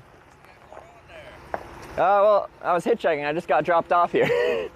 Yeah, so I'm just gonna, get to the edge of town and head on. But yeah, just from Canada on a bigger trip across the country. Oh, okay. Somehow ended up in Pocahontas. Do you see many hitchhikers through these parts? Yeah, a little bit. A little bit here and there? Yeah. All right, cool. I didn't know what that was. Oh, that's a little bike. So to get around town, I can ride that little bike, and then it folds up small. So, if, in America, you got big cars, so yeah. It fits in anyone's vehicle. So it's pretty funky. I like it a lot. All right, well, y'all have a great day. See ya. All right. Police seem nice around here. Randolph County Sheriff.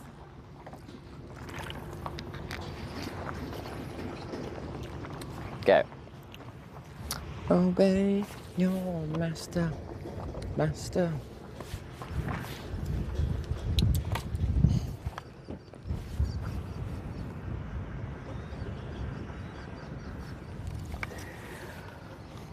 Well, Metallica.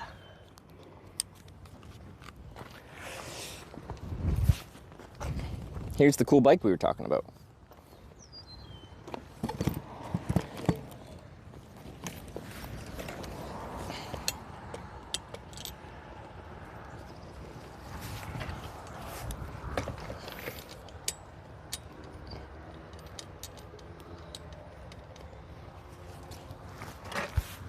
Now it's a bike.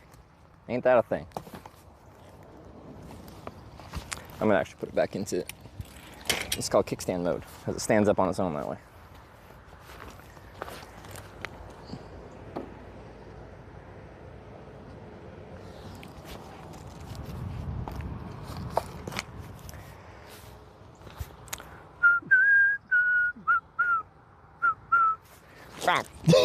I said it stands up.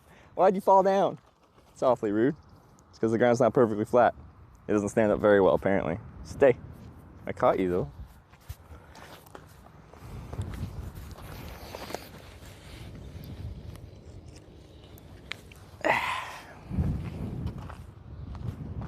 So I'm gonna vote for donuts. Is there a good donut shop in town? So we're gonna do the vote for which direction we can, we'll hitchhike here in a second. Just let me get away from the courthouse. I'm gonna keep having police officers talking to me, which generally I consider myself decent at talking to the police, but still. Well, I'm just.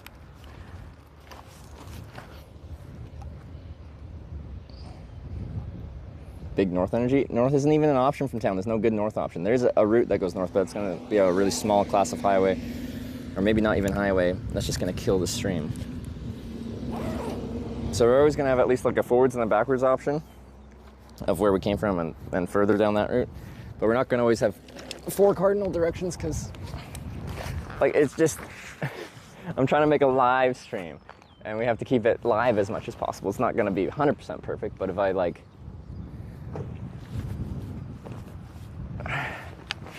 we have options to go to the middle of freaking nowhere on some tiny, tiny road, we're gonna have a lot of issues. Oh, is there an Eagles here? We can go to Eagles. It's a little early for that though. Anyway, I might go to the sports field here and do it.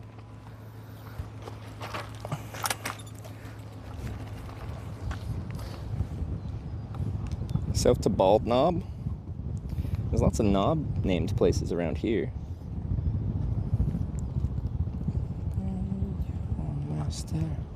Master. Ideal direction to head from here? I don't even freaking know anymore. I gotta look at a map a little bit more before we start it to even decide which way I want to go. So I want to go north out of Corning, up 67 or up 67, and then over to Interstate 55 north to get to Wisconsin, which is what the next corner we're trying to get to. But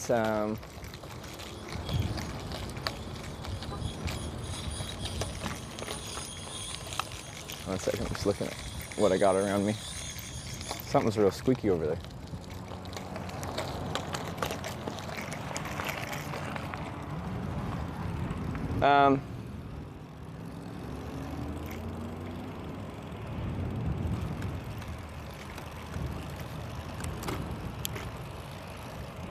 One sec. My brain's skipping a few beats, so I'm figuring out where I'm going.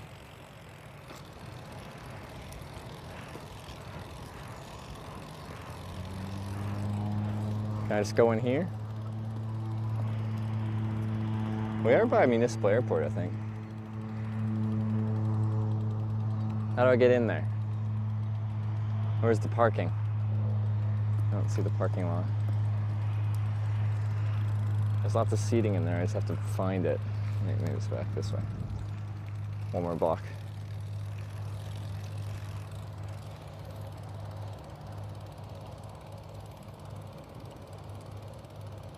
Vote up? The vote shouldn't be up yet. I haven't even decided which way I want to go. The thing is, since I've been sent west, like I could, I technically could start heading towards, like, there's a Corning in Missouri, Iowa, Kansas, right in a line there. I could try to go that way instead.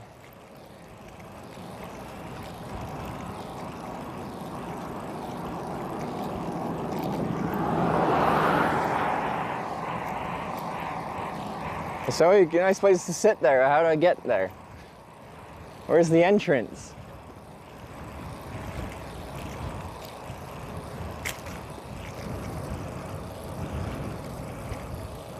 Fulfilled your West obligation already? Well, yeah, I know. So we're gonna do another vote, but I don't like. Are we far enough west where it makes more sense that I just go northwest towards Missouri, Iowa, Kansas, Cornings? Or should I still try to go back to Corning? Hold up. Is that a coin? It was an actual silver one. Looked pretty big. Oh, there's a car coming.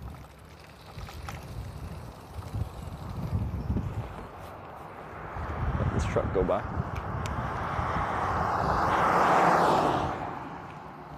I don't know. That's just... I don't even know.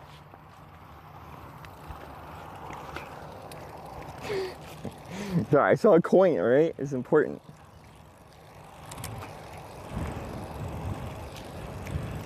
Oh, a church. This would be a good camping church if I got caught in Pocahontas. So far, this part of Pocahontas looks nice. Like rural, but nice. I could definitely camp back there. No issues with that. How do I get to these sports fields so I can sit in one of these benches?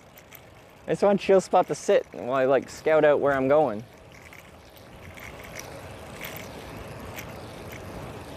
What the heck?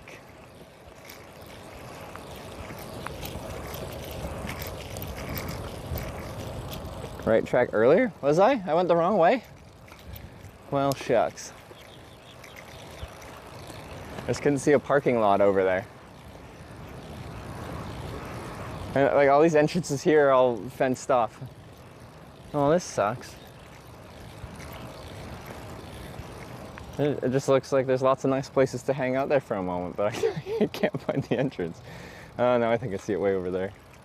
I don't know if I can even get there from here though. Oh.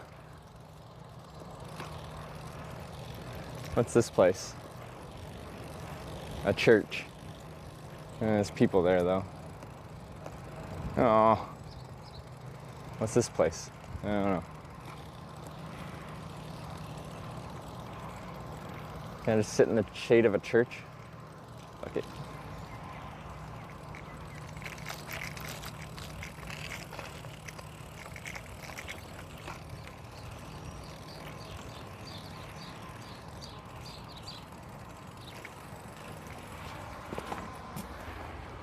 It's churching time. Unless there's a bunch of ants here. Seems to be minimal ant activity. Premium. All right.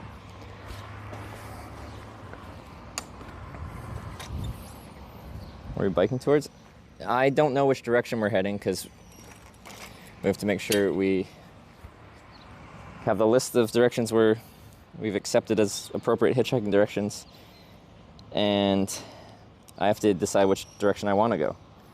Because in theory, I just want to go back the way we came because I'm trying to go north up 67, and in order to do that, I got to go back on 62 east to Corning, back to frickin' Corning, and then north from there. But I don't know. So, and we'll use the tripod, I guess.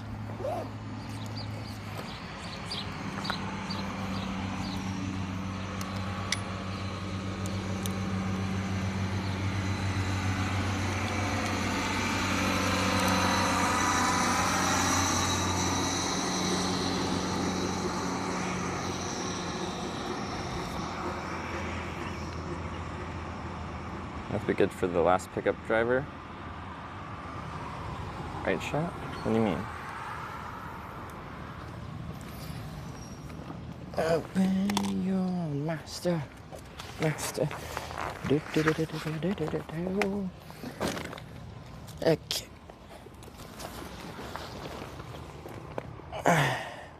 What do you have on your consciousness? What does that mean?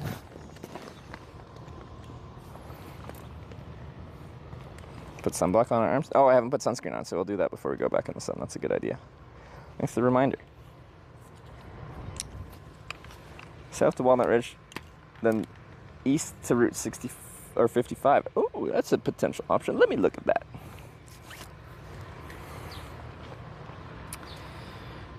Okay. Pocahontas. Whoa. Okay, Walnut Ridge. Wait. Is that close to 55? Where's 55?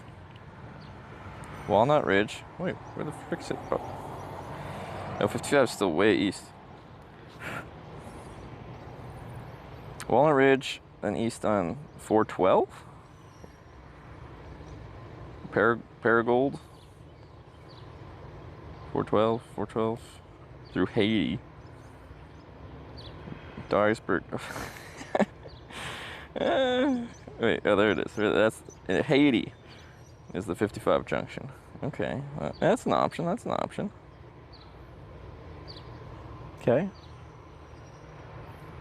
I don't even. Okay, where are the? Because there's like Corning, Missouri, and stuff like that. We're just south of Missouri. Okay, Corning. Sorry, I'm just figuring out where I am, where we're going. I'm just like, maybe it would make more sense to go to Corning. The trio of Cornings in Missouri, Kansas, Iowa. They're all like right next to each other. Oh, not Corning, Arkansas. Corning, Missouri. I think it's like right in the northern kind of tip. There's not much there, but yeah, it's right in the northern tip. Northwest of Kansas City. Very small town. Okay, which is there. I feel like if we go any further west, I'll just be like, guess we'll go out that way. This is Corning, Missouri. Then before we hitch to the northern states, much cooler for standing outside waiting for rides. I have to go to those eventually. Wouldn't it make sense to actually do the hotter states while it's like still spring technically? Rather than like after I come back from my TwitchCon break, like mid to late July. Sorry, I just want to pull up. I have my original map of the logical routing.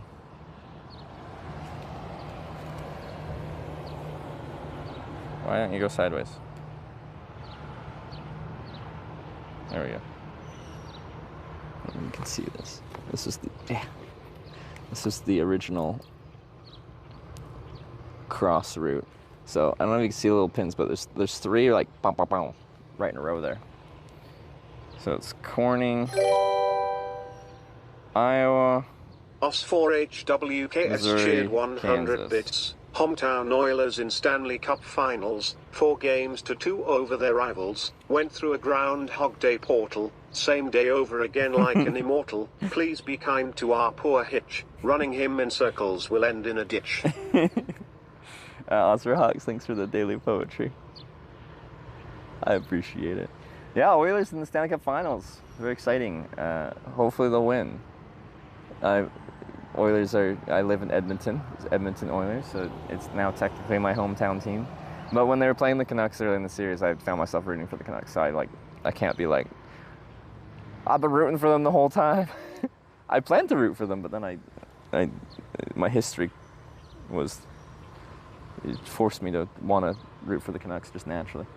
But yeah, Canadian team has not won the Stanley Cup since '93, I think. So that's, over 30 years.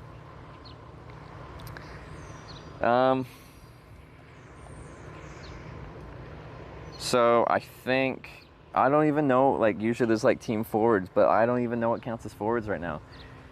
So North isn't an option from here because the North Road is very small and we're just not going to have any network, so we're not having that as an option, but we have East, South, and West. East takes us back to Corning, which is a little funny because we're back in Corning, and then from there I'd want to go north towards Wisconsin. If we go south from here, then I'll probably do what people were saying, or at least someone was saying, trying to get east to 55, so I'm going north to Wisconsin. If we go west... shared 100 bits. Trevor, you have not idea how much I love to watch your stream. You are amazing person, and would just thank you for the amazing funny this trip. The new concept comp and the new bike you got. What an amazing combination, and you are really kind to but cheers. Faster. What a kind message. Our big thing, the compass, has a dirty word in there. Brian doesn't want to say that word. Thank you very much for the 100 bits and the kind message. I appreciate it. I'm mid-logistical thought here as well. Comp. My idea for the comp. Maybe we can whitelist the word. If a word has ASS in it, maybe there's a way to whitelist that. Because there's a lot of words with ASS in it. Does Corning, Missouri count? There's nothing. There's a couple houses. The standard I set for a Corning to be a Corning or not is if it has a sign that says Corning. Mitch, you are just okay. Thank you. I will take okay.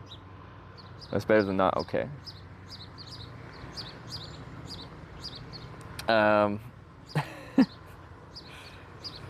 Okay. So west out of town, where does the 62 West goes? Where the heck? 62 West just kind of ends in Imboden, it seems. Then we'd go 412 West? Just to Mountain Home? Oh god, that doesn't sound good. Mountain Home, that sounds like it's going to have bad network because it's a mountain.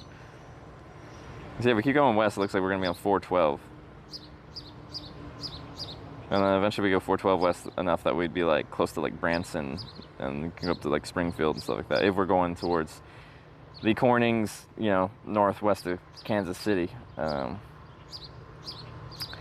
East, yeah, would take us back to Corning, and then we'd continue on our Wisconsin route. And south, then I'd probably go south and then try to go east to 55 and then straight up 55 from a different starting point. I have no idea what I even want anymore. Weather coming in from west around noon. Yeah, I did see that on the forecast. So today might be cut short, or might be dancing around thunderstorms a little bit. So to me, it's going to be quite important that I get dropped off in a place that actually has stuff. So if I get really weathered out, then I can just, hunker down and wait it out. Pull it? That's what the compass is. You guys vote. Why are you planning? You're going back to Corning, bro. I might. It very well might happen. So yeah, we can start the vote, but I don't even know which direction I want to go. Usually there's a clear forward and clear backwards, but we're Because of y'all degeneracy, you're just sending me in directions where I don't even know what the right direction is anymore. Does it make sense to try to go back to Corning so we can head north towards Wisconsin? Maybe. Should we just continue heading west to get to like northwest Kansas City to go to the trio of Cornings out that way? And then if you head me south, like it gives me a more straight shot route to get onto Interstate 55, and then I can head north from there to Wisconsin. I've confused them? Yeah, I don't even know anymore. So we can start it, but usually I'm like, team this, like a specific direction. I want you to go that way. I don't even know which way to for you to send me. Hoover cheered 100 Send me wherever you want. Hashtag I'm at your mercy. West. Is that Life the right phrase? is peaceful there. Are we live? Alright, we got Poober with the 100 West. Core_ cheered 100 bits. Hashtag North. FC War with the 100 North bits. Thank you. I think West on 62 to 412 will have the worst internet though, of the directions we could choose. Although back to Corning also isn't ideal. Fan tipped $4.20. Thank you. Hashtag West to Branson.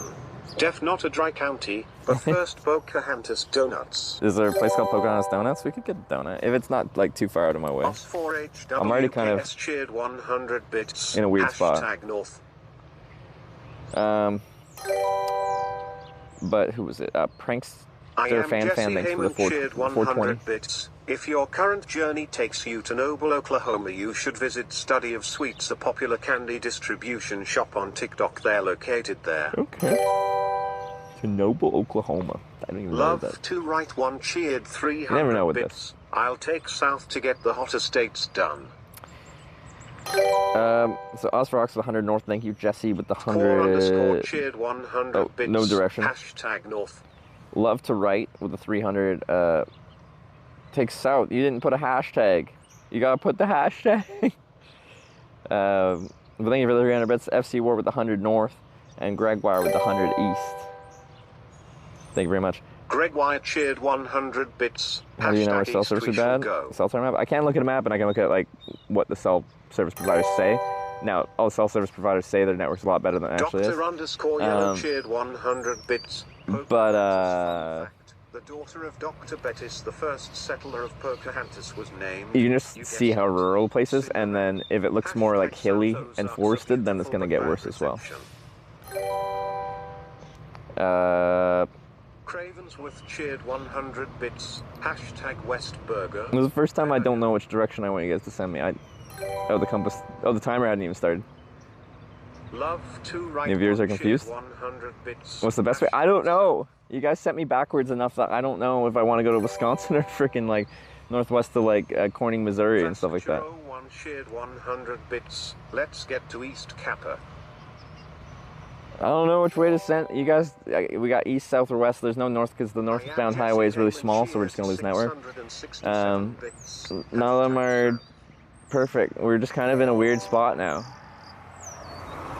North isn't on the compass. That's by design. There's no north route that wouldn't kill the stream.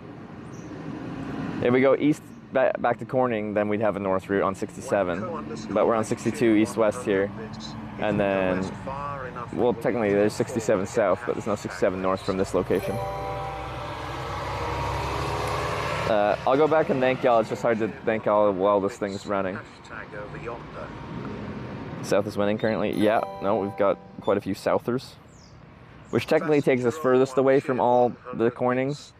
But if we go south, it does give us a more clear shot to head east towards Interstate 55, running north-south to go towards Wisconsin. So even though it's the opposite direction of all the Cornings, like it gets us potentially onto a route that would be good. Gregoire cheered 133 bits. Hashtag East. West of Highland would add US 63 as the north option. Not sure how signal coverage is there. West of Highland. How far is Highland? I'd have to look at it again. Back to Corning, Groundhog Day. I swear if I end up in Corning again at the end of the day, I'm gonna be... I don't know. If you do it, you do it. I almost feel committed to going to that same freaking motel, to that same room every day if we keep going back there, because we're just going to roll with that Groundhog Day theme. core_cheered 100 bits. Hashtag Edmonton. Hashtag Edmonton. Go Oilers. Is there a Corning map command? I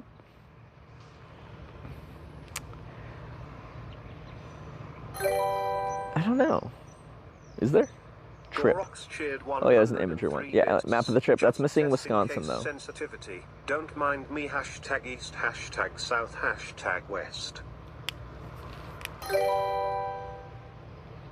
Because yeah, now we're trying to. Jesse Heyman cheered 100 bits. I have an audition I didn't sleep very today much for last night. Barefoot Wines where they want to see my best shimmy shake dance and promote hashtag laziest summer ever. Nice. Barefoot wine. Cool. What was I gonna say? Yeah, now we're trying to like technically go through St. Louis, Missouri. I head north from there on 55. But we're struggling to, you know, have you guys send me that way. Hannibal updated the map. Oh, he did. Okay. Thank you. Hysterical Vlogs cheered 200 bits. Hashtag south. Let's go south until we hit the South The Pole. South Pole. The South Pole. Alright. I think Motel there's a Groundhog Day voter, maybe.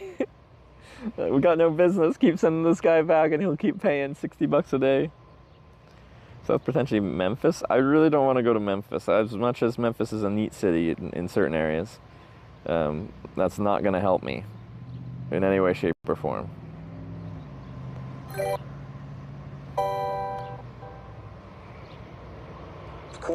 core_cheered 100 bits. Hashtag approximately south to southwest.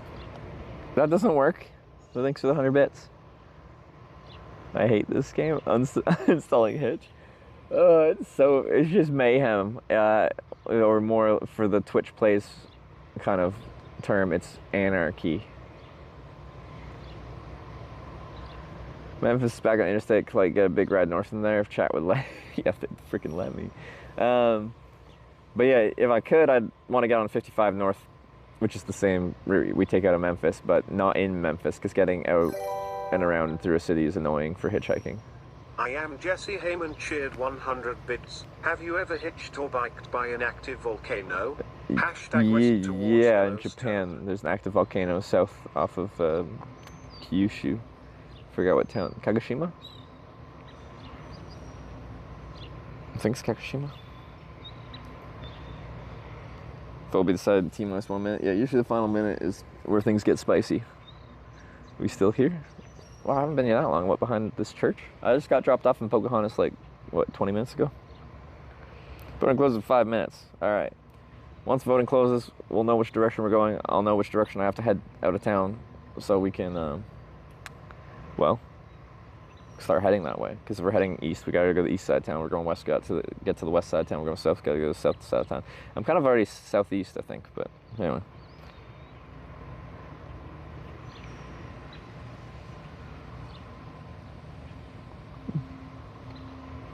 Here, West Memphis, compared to East St. Louis. Yeah, West Memphis, across the bridge there, is not known to be the best place. In the trucking industry, there's some truck stops there, but a lot of companies have those truck stops. There's no go zones, like you're not allowed to stop there because they're concerned about the liability, because there's lots of thefts and crime in those particular truck stops. I have hitchhiked from an on-ramp from West Memphis, though, so heading west.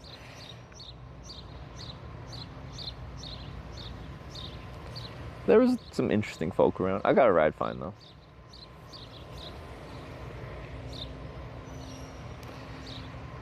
West around the Ozarks. Sounds bad for network, but, you know, west is an option here. We have all the compass retired at $30. We'd have to figure out something. I don't know. There's no... We haven't had a tie yet, and we haven't actually decided what a tiebreaker would entail. So I'd probably have you guys, like, just vote, like, all viewers, not, like, the compass vote, but, like, just a standard mod vote. We come up with a few ideas, and you guys would vote on which one's the most fair, or the one you just want the most. Came for Ozarks, bad for network, yeah.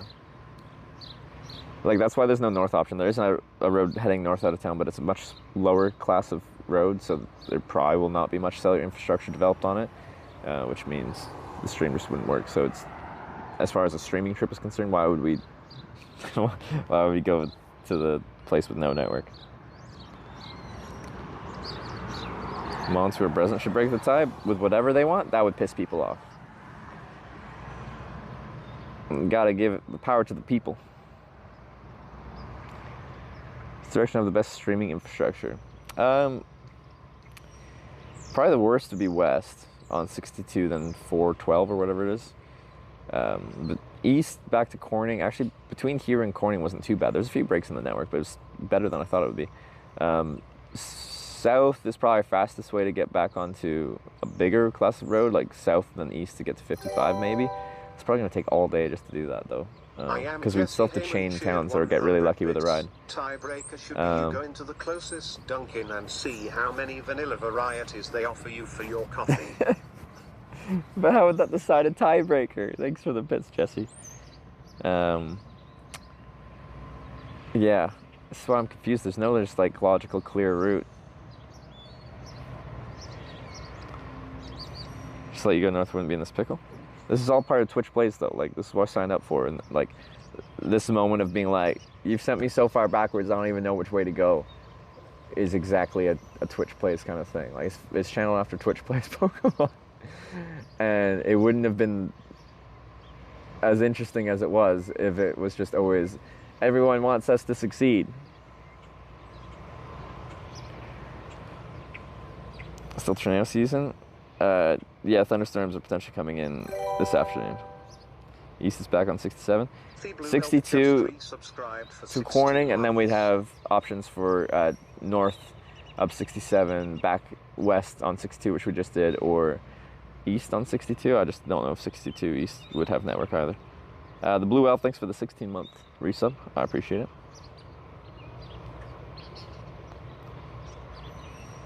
In north and you had to recross Canada, would you? I have some pretty simple rules, and crossing international borders through the voting is one of the rules that are not allowed. I'm not crossing borders. Phoenician 66 cheered 6,000 bits. Hashtag East. You might be going back to Corning.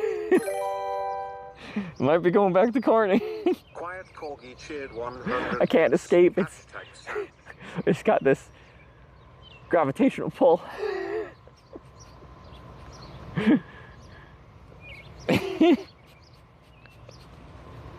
Phoenician, thank you very much for the 6,000 bits to send us back the way we came. The way voting is closed. Oh no. It's a fine direction. It gets me back to where we started today, so we can hopefully head north to Wisconsin. And Phoenician's always voting for Team Progress, so like technically it probably is the logical direction to go. It's just like this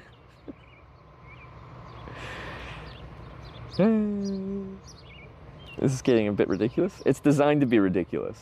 If it wasn't ridiculous, well, it wouldn't be Twitch Plays. All right, I just came in from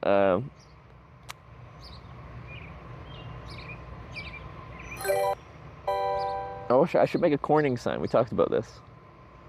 Storm Bear 7 cheered 100 bits. So what you're saying is if we push you south hard enough, we could get you to South Texas for the Starship launch. When's the next launch? I'd like to see that at some point, but not on this trip. I could go past Corning now. Yeah, no, absolutely. Like if I get a ride and they're like, oh, I'm going up 62, 67, north up 67 all the way to St. Louis, like I could take that. As long as I hitchhike east out of the town, I can go wherever from there. It's just highly likely, like, you know, they're going 62 to Corning, they might be staying on 62, which I could actually continue on if I wanted to go that way. Anyway, it's just likely I'll get a ride to Corning. I gotta thank some people though. I didn't thank people through most of the voting, just so I wasn't talking over everything. I think I got as far as FC War. Oh no, maybe not.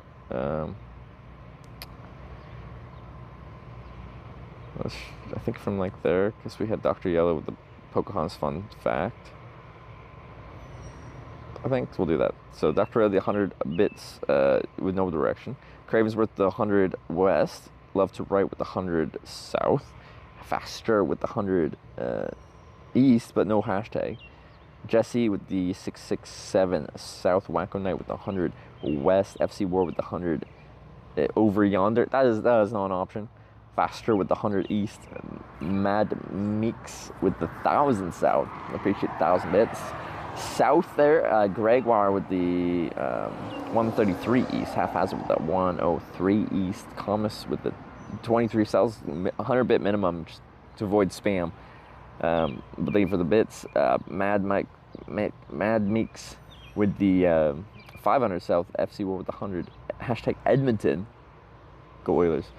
Galrox with the 103 east southwest. I don't know which one went with there, but Jesse with the audition bits. Thank you for the 100 bits. Hysterical vlogs with the 200 south. FC War with the 100 approximately. That's not an option. The blue elf. Oh, I got that with the 16 months. Quiet Corgi with the 100 south bits. Storm Bear with the 100. Oh, this is after it. Okay. And then again, Phoenician with the 6,000 bits for back to Corning direction. I appreciate it. Sorry, I just wanted to thank everyone. It's important to me. Okay. I did just come in from this direction, so I should have noticed a place to hitchhike, but I don't remember what looked like a good spot to hitchhike. Potentially this Senor Jose Grill. Maybe. There's a good shoulder that way. That looks good. But that's a little bit east of town. It'd be quite a bit of a ride. I think before that, we kind of lose the shoulder. No, it's big up. Well, 62.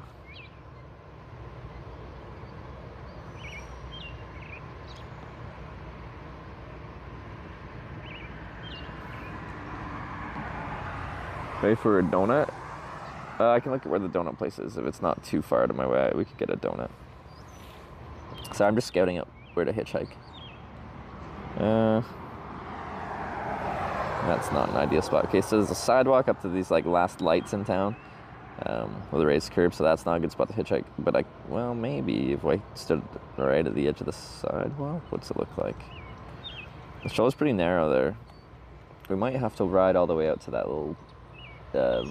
it's a closed down gas station just east of town. And then there's a Senor Jose Grill, which... Is it still open? Opens at 11. So if I want to get lunch, or if I'm hitchhiking there and the weather comes in, I can go get lunch at that point. It's a good spot to hitchhike though. Like, good shoulder. Traffic might have picked up a little bit by that point. Yeah, at speed that is, but how far is that? Directions. 21-minute ride, 3.6 miles. Okay. So that takes me along back the way I came, plus the Randolph County Sheriff's Office, through this industrial area, and then we do get to a business complex. Where are the donuts?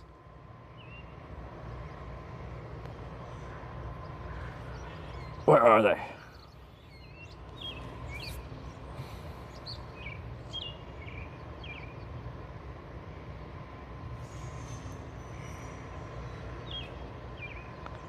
What's it called? Pocahontas Donuts?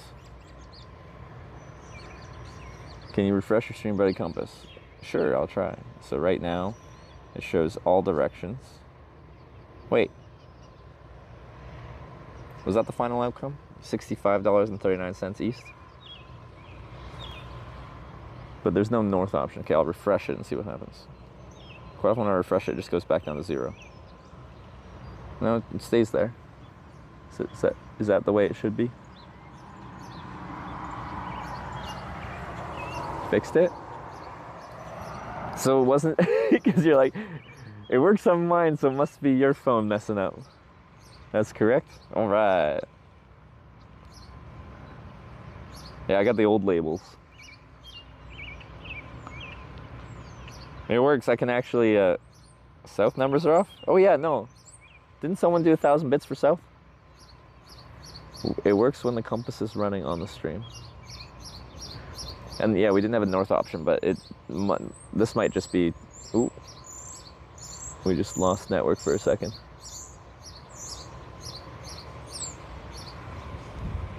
South shows 26.67. Wait, so it's not working? South is only showing 8 something. Oh, we can see that, yeah.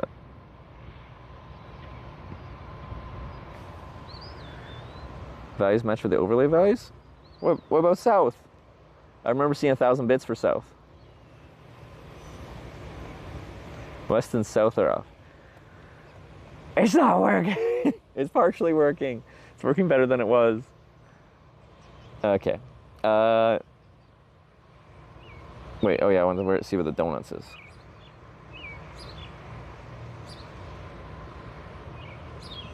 Pocahontas.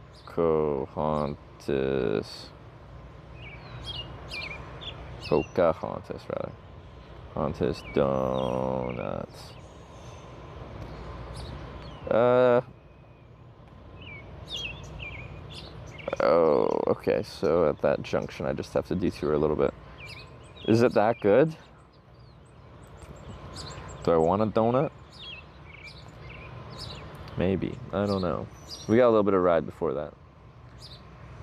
Hashtag East correct the restaurant. Well, Sag.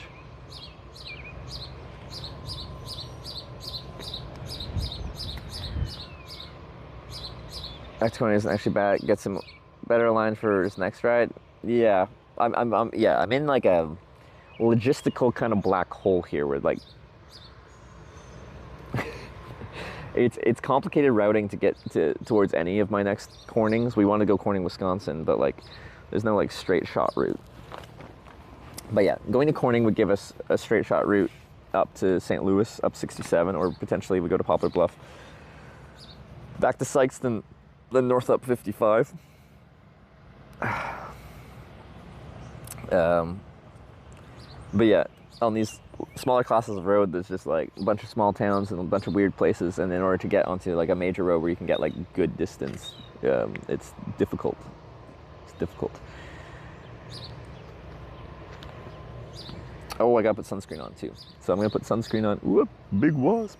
Sunscreen on, we'll start riding out that way. If I want to detour for donuts, I might, or I might not, I'm not sure. Yeah, hair's a little crazy. I feel like I need a haircut.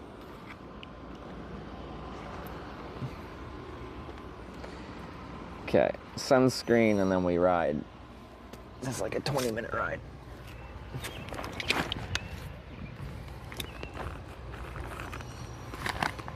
You cyclists get a haircut. I've been growing out because Sarah likes long hair, and I'm like, you know, might as well look good for your girlfriend. But it's kind of annoying when I'm hitchhiking because it's harder for me to look like clean and presentable. Even if I'm unshowered, if my hair is like shorter, or like the long might be, top might be long, but I like have the sides really short, you just look tidier.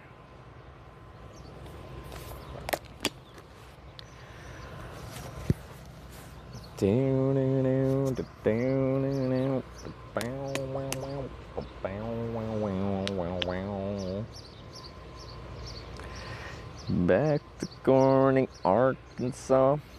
It's our third time arriving. Wait, yeah, 1, 2, 3. Yeah, third time there. Can we make it a fourth night? No.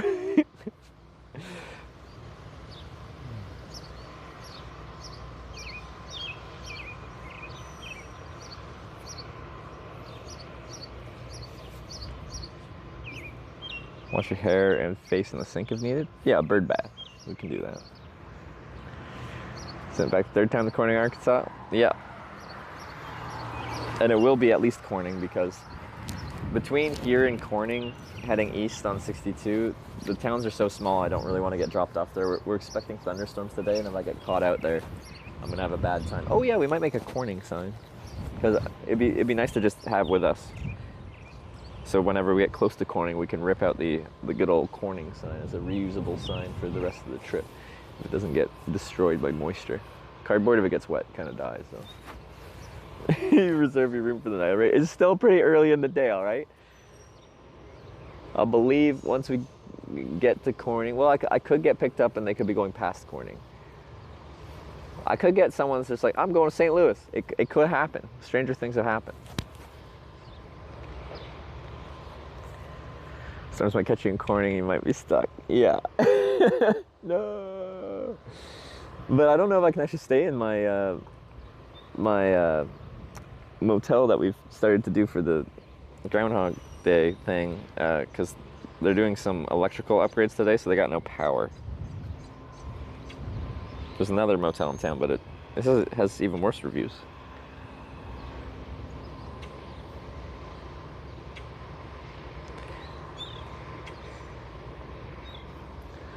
Okay.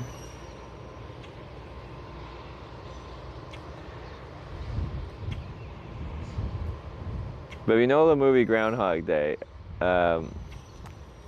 if you go to the start of the stream, we had a nice themed start of the day. Because I left Corning yesterday, got a good ride north to Sykeston, southeast I guess, or sorry, good ride northeast to Sykeston, and then you spent the rest of the day sending me backwards, 3 rides all the way back to Corning. So. Wait, do I still have that saved in my chat? I can link it. Yeah,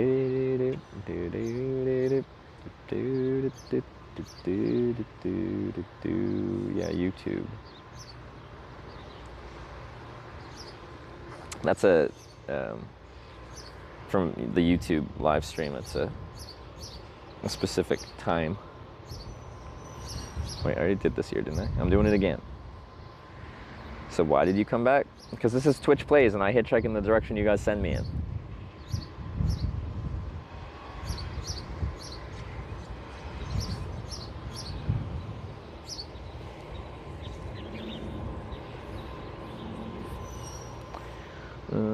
Yeah. That was the warm beer. Lovely. I bought a, don't know, so Corning is in a dry county, so they are not allowed any alcohol sales in any way, shape, or form. So I bought a beer in Poplar Bluff, where you can buy beer, and then brought it with me.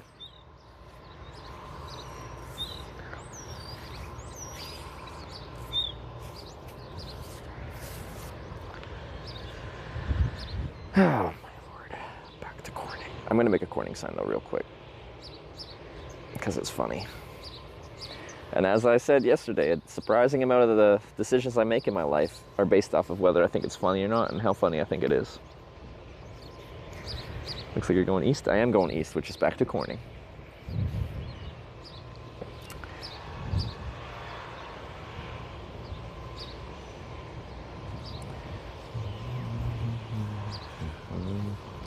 Corning McDonald's this much as usual. No, I got something different. I need to get the frickin' app. I tried to, they have like a buy one, get one for $1 thing with a few of the breakfast items, but they weren't the best breakfast items, so anyway. Does that bracelet have meaning? Oh my god, I gotta tell Sarah. She gave me a bracelet with an S on there. It was from Sarah, the black one. I don't know if you, the small black one. You designed to tie it on and then and make a wish, and then when it breaks off, your wish is supposed to come true. But it broke off, I think, today. So I don't have my Sarah bracelet. I'm gonna request another one. So it's all part of the process. It's supposed to break at some point. But this bracelet does have meaning.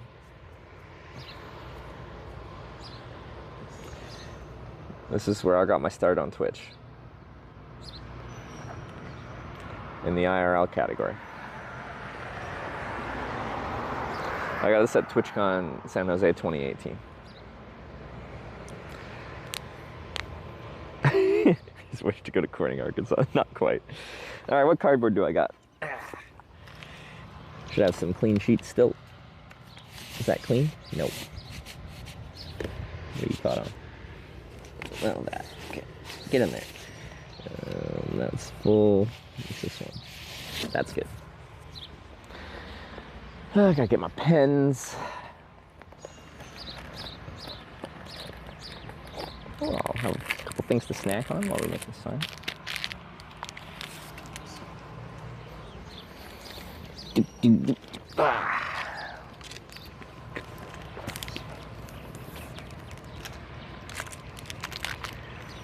Ever get to St. Louis, I can offer you some more cardboard too. Nice, premium.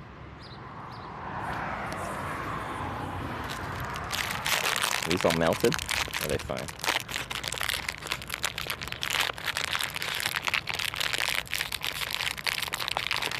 Is this the way we just came from? Yes. It is.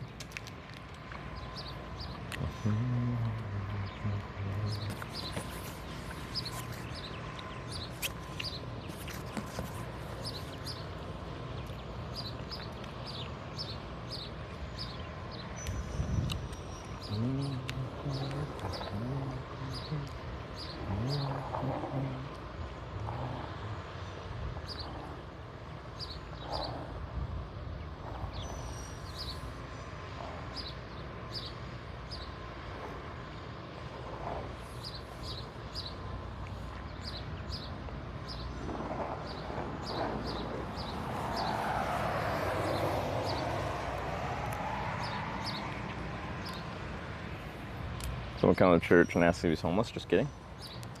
It's happened before. I look pretty homeless when I'm like sitting on the ground doing stuff like this. Breaking out the Magnum Sharpie. The big boy.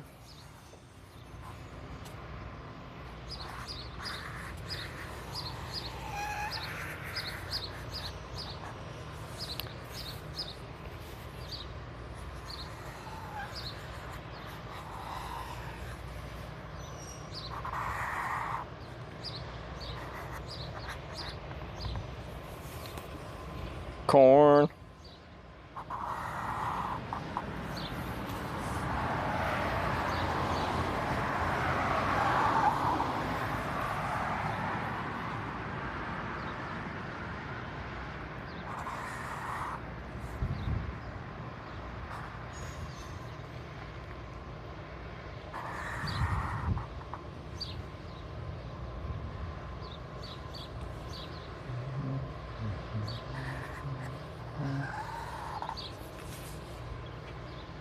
Do do do do do do do do do.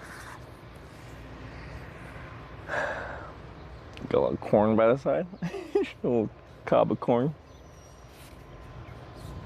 All right, now we just gotta make it thicker.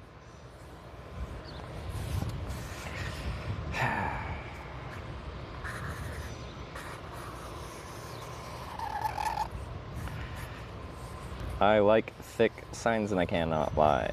You rather brothers can't deny.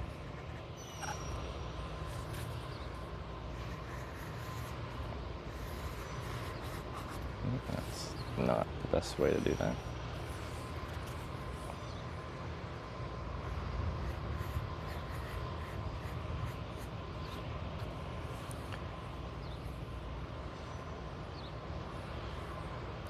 Do do do do do do do do do do do do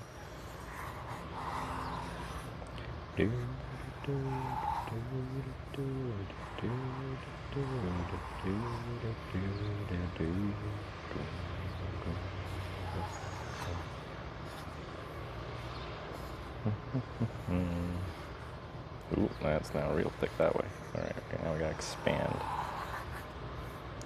Thick O.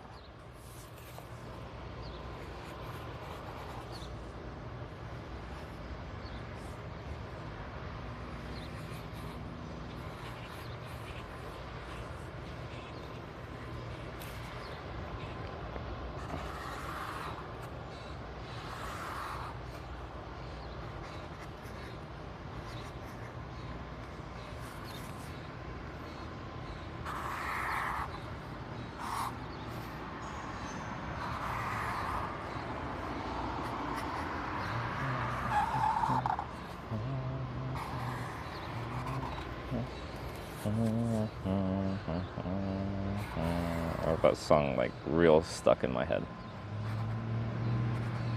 Ooh, that's a weird dot. Oh well, I'll clean it up a bit.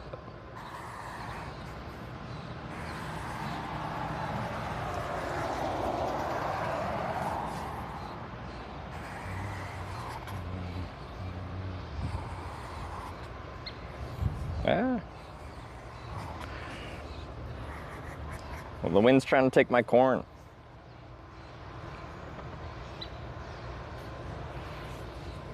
Not the corn.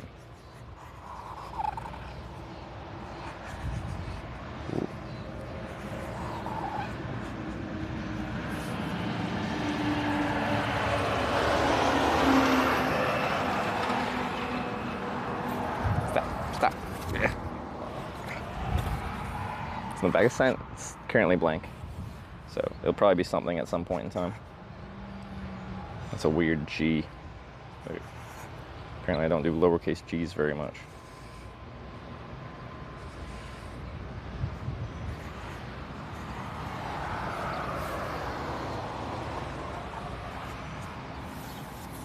Oh well, I get the point. I just clean up this finer pen and then we're good to go.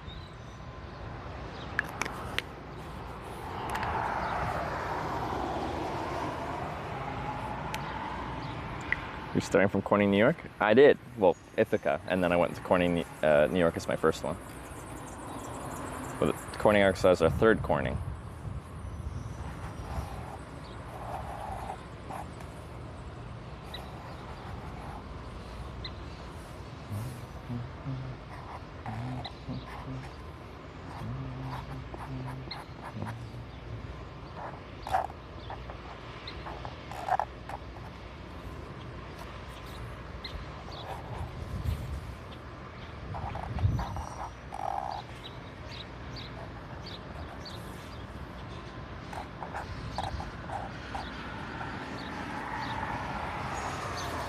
Corn.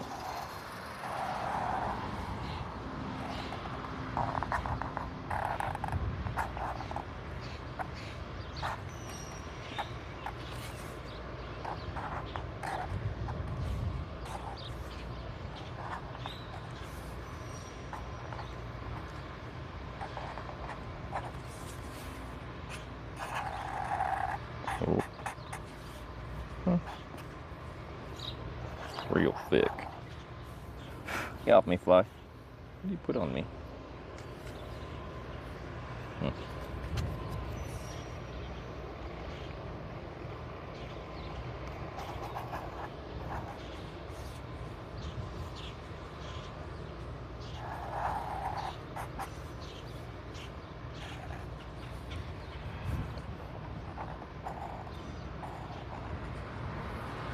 There. Corny.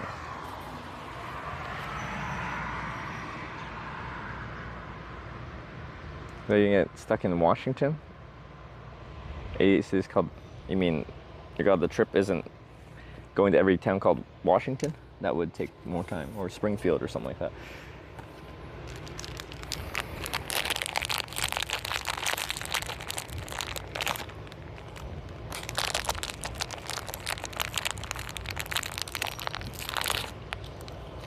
Alright, I gotta go pretty soon here because we're gonna run out of good weather. There's projected thunderstorms coming in.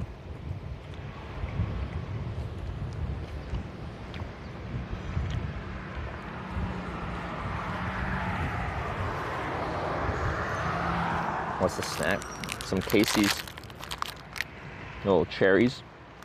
I like these.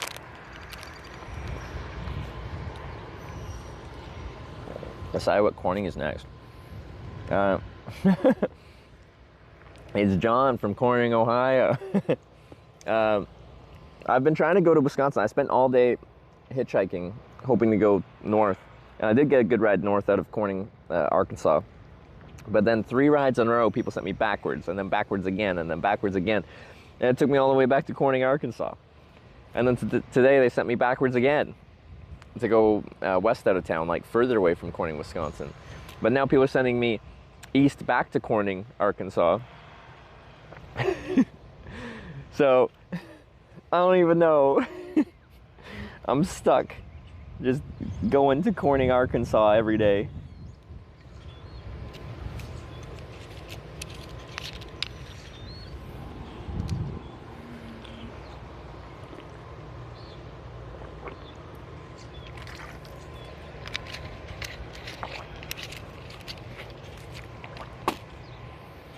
The heck? I gotta go here soon. We're expecting thunderstorms, so I want to try and get out of town.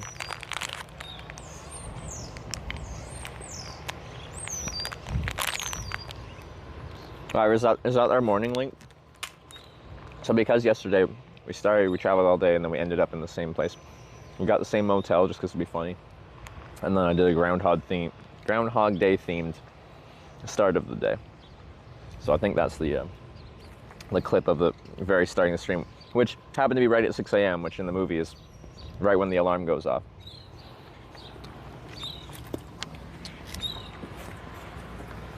Corny.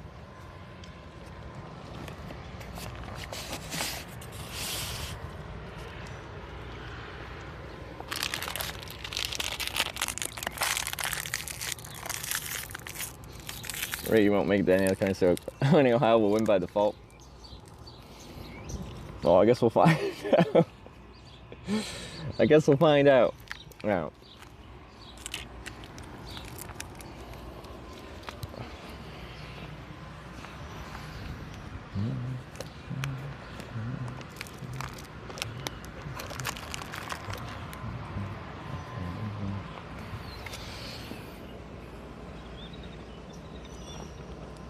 Everyone vote all right? Yeah, we just did our second vote of the day. This morning vote was to send me backwards further away from Wisconsin. Corning, Wisconsin, which is where we're trying to go to next. And then when we got a ride here, now they're trying to send me back to Corning, Arkansas. So back and forth and back and forth. Which is, you know, Corning would be a great place safety-wise. Don't go south, though. Okay. Is it looking like a pretty juicy storm? I don't know if anyone's described the storm as juicy before, but I just did.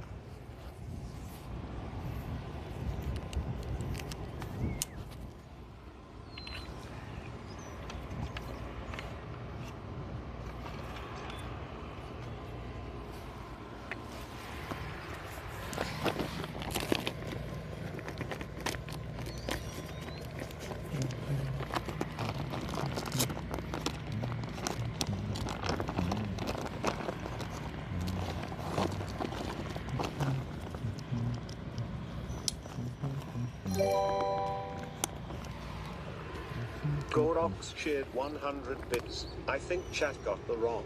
The goal is to go to 9 Cornings one time, not 1 Corning 9 times.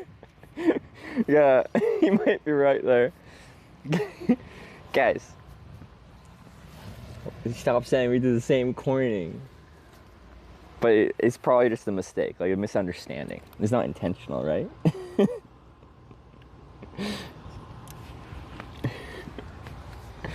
Just a misunderstanding.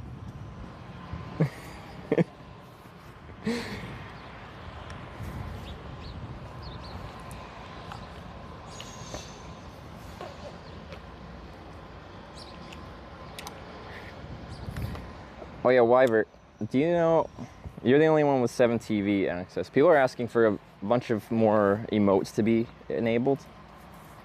Do you know? The sitch on the 7 TV thing.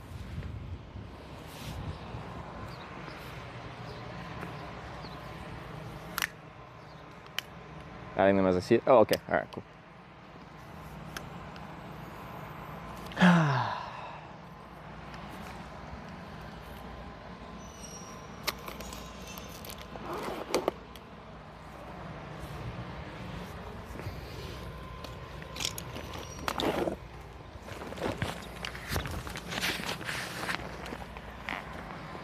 Oh. Just weird. Been arrested while you hitchhike? No. I've been threatened to be once by a Massachusetts state trooper because they don't know the law about hitchhiking. But I do it enough. I know the laws about hitchhiking. There's a story there I can tell if we want, but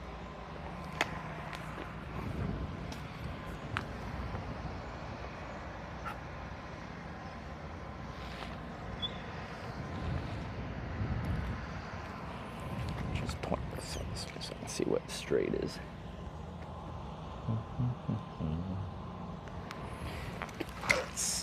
Get this into bike mode.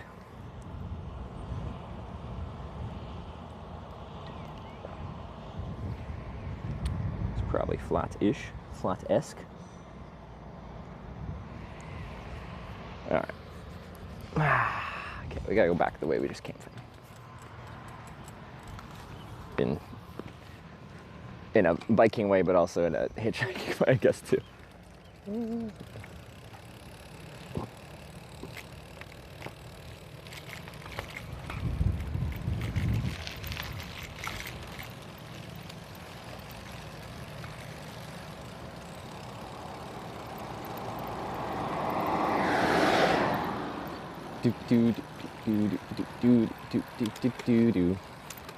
Anyway, Mass State Trooper, I was hitchhiking on State Highway, I think. Anyway, it was a nice service station on the side of the State Highway in the direction I was trying to go towards Boston. Like a service station servicing only traffic going in the direction I wanted to go, which is good. And it's like a spot with like fast food and bathrooms, so you're allowed to be a pedestrian and all that. So I was hitchhiking there. And a state trooper pulled out the, oh, it's illegal to hitchhike in the state of Massachusetts card, and then I pulled out the, no, it's not, you can look it up if you want, here's here's what to look up to find that it is legal. And he came back and he's like, okay, it's not illegal to hitchhike in the state of Massachusetts, but you can't do it here. And I'm like, okay, well, where can I do it? He's like, I can take you to the next exit and you can hitchhike there. And I'm like, okay. So he drove me there. And I hitchhiked there an hour and a half, didn't have any luck there. And then he came back and he's like, you can't hitchhike here. And I'm like, well, you specifically took me here saying I could hitchhike here. And he's like, essentially after a bit of back and forth, he's like, if you have a problem with that, I can arrest you if you'd like. And I'm like, at that point, like, yeah, I don't feel like being arrested. So anyway, he like escorted me across the street and stuff like that. That's a very short form version of that.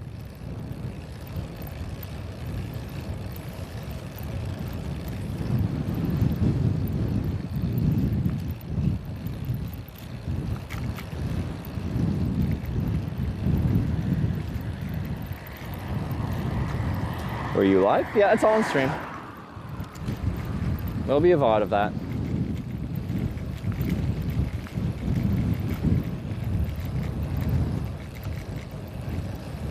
Have that on YouTube? Probably not YouTube. That would be exclamation point collections, I think. It would be on the original Hitchhiking America trip from 2018.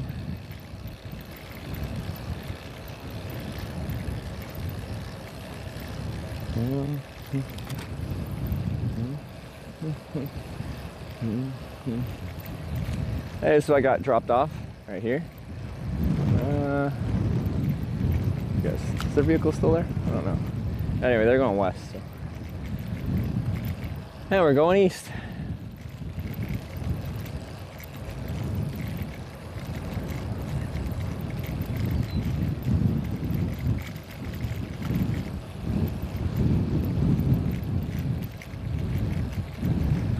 Right outside this place is a sign for RRR bail bonds. Right on.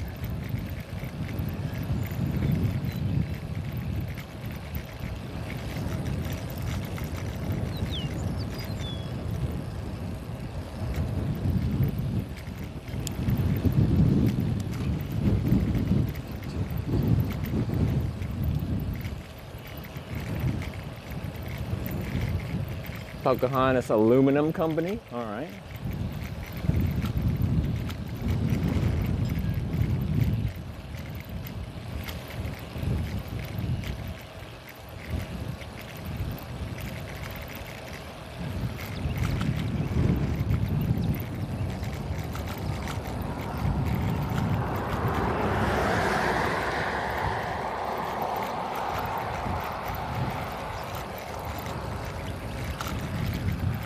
So a little bit of a ride. Just had like 20 minutes to get to our eastbound hitchhiking spot. As much as I'd like a donut, we have some bad weather coming in, so I'm probably gonna try and get my hitchhiking in while I'm not currently in a thunderstorm.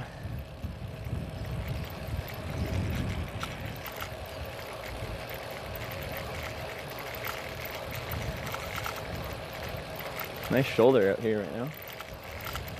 Just the further I go to the right, the more debris is. That's why I'm kind of hanging out a little bit to the left here.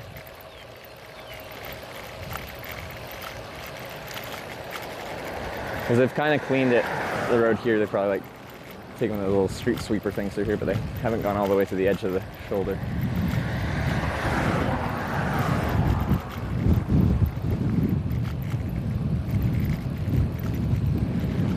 Very beautifully green. Everywhere we've been so far.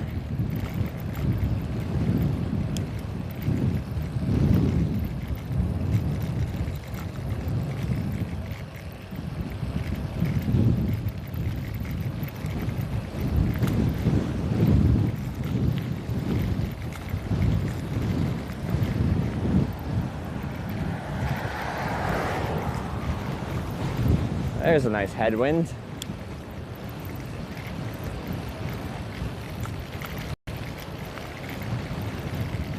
At least it feels refreshingly cool. We are going around a municipal airport, which like, sometimes we hitchhike out of those. I haven't seen any flight operations out of here, and there is thunderstorms coming, so there might not be much coming up either. Just subscribed with Twitch Prime. Who was the name?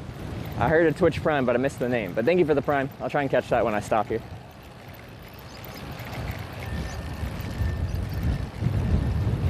Should have voted up. We have no one's flying right now. Like, a vote for up would feel weird because it's like, do we just wait until I find a ride up anywhere? But that could take like days. Or if it just is non-viable, do we like, how do we come back from that if we can't make it work? What town are we actually in? Pocahontas.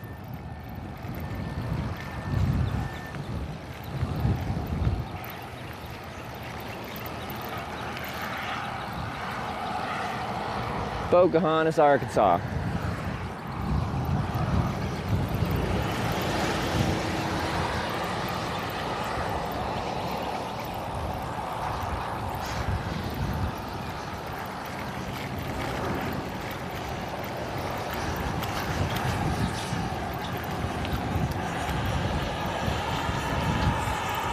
Okay, do I turn right here? I gotta check.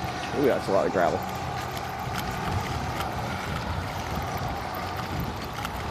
Just pull over here a sec.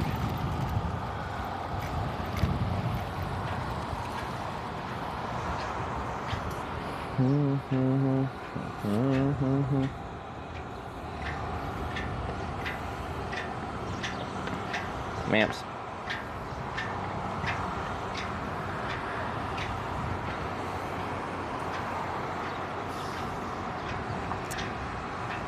Yeah, so yeah, right.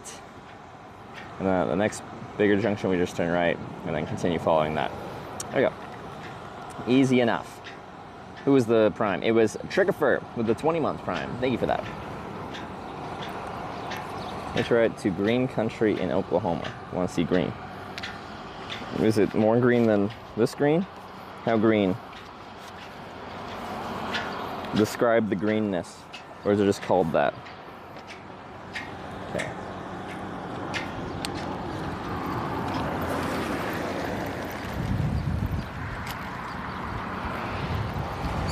Ooh, it's a Strode. Exciting.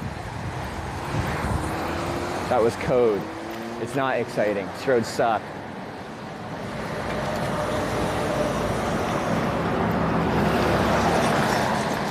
At least this right lane is actually like quite wide. There could actually be a shoulder here. It's wide enough to have one. They just don't have it painted.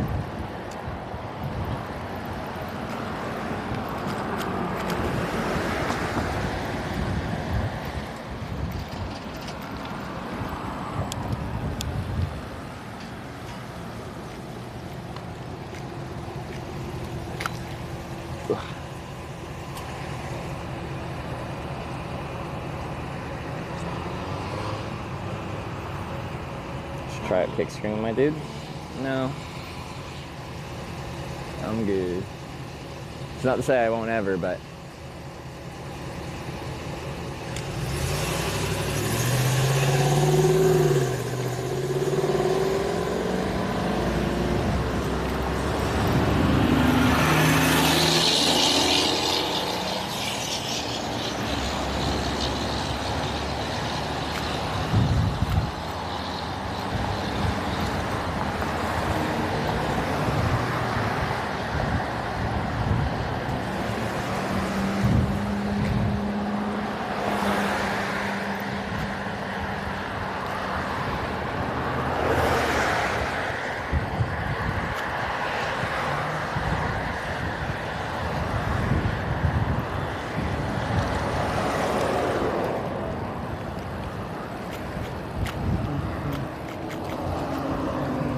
Oh, fuck. Of course, they squeeze you on these bridges. They always do.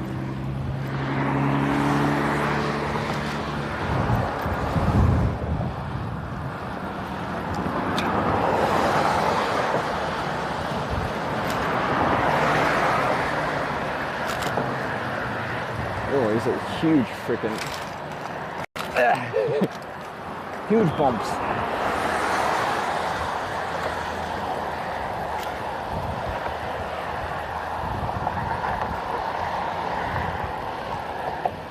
And it's not really like transition up to the sidewalk, so I guess we're just continue on cruising. It's just faster this way. Our next junction is coming up here soon.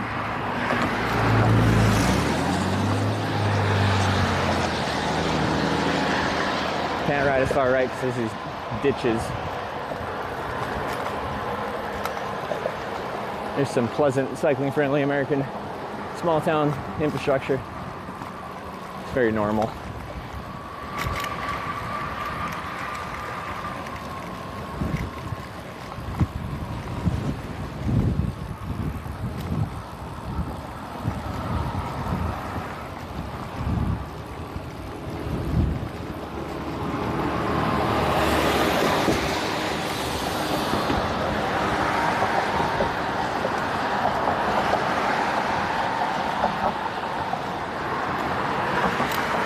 So, at this intersection, we turn right. I guess kind of stay straight, but the whole road turns right.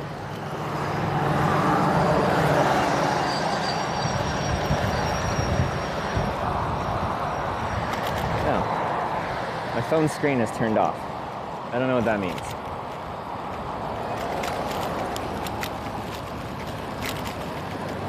One sec.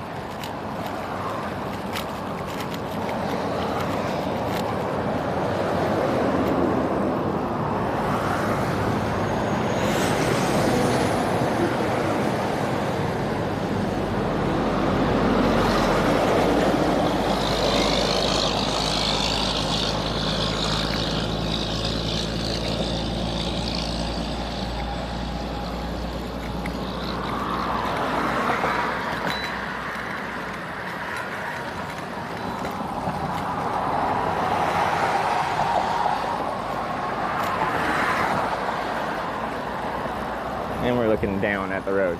It's a nice view. One sec, let me stop somewhere safe.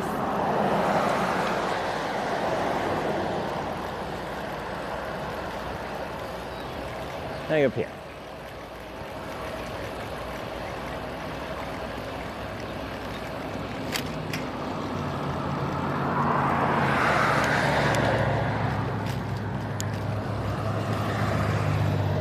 Ooh, it's humid out.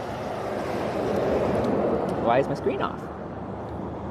I think you just push the button accidentally.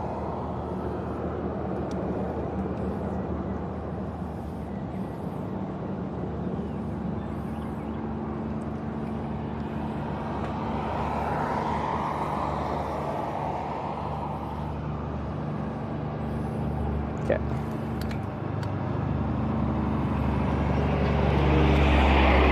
Need to add a little pressure to my rear tire. It's just slowly lost a bit of pressure. It's not a puncture, it's just on the lower side.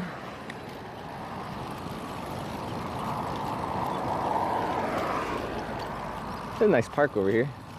Nice gazebo.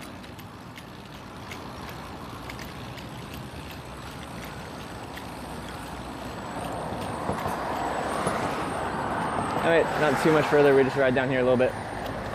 There's a closed down gas station and a Mexican restaurant just down the road a bit, which looks good for hitchhiking on, so that's where we're going.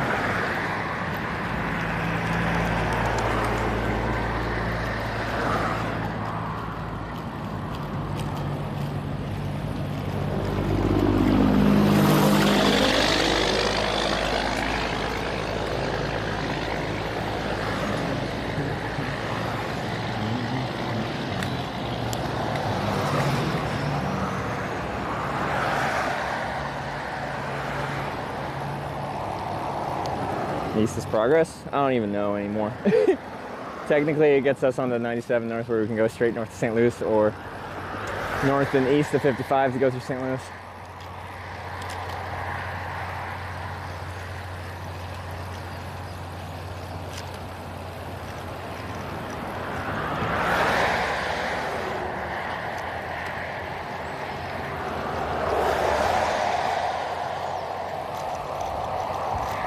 Oh, we've been there? Yeah, it'll be our third time there. Someone lost their boot.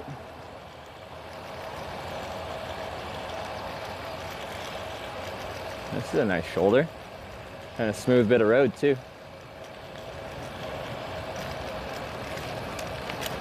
I approve. I could technically hitchhike here too.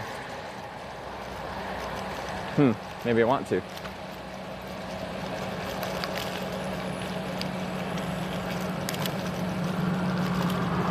Do I want to? They can pull over to the shoulder, which is quite wide, or they can pull into that hardware store.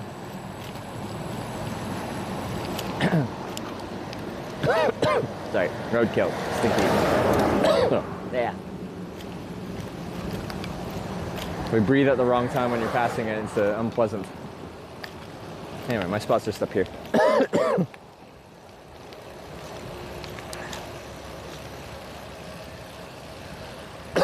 Yeah.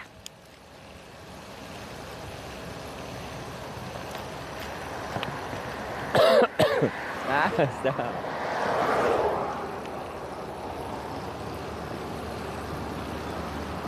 I need a drink.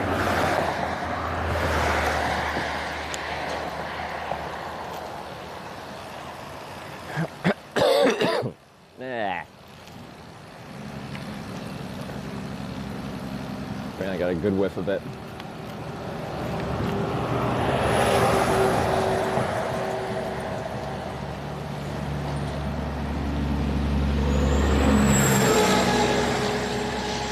So it's just up here,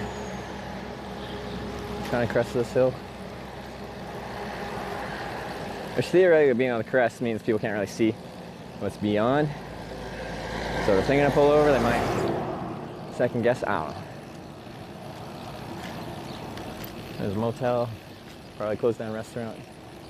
Ugh.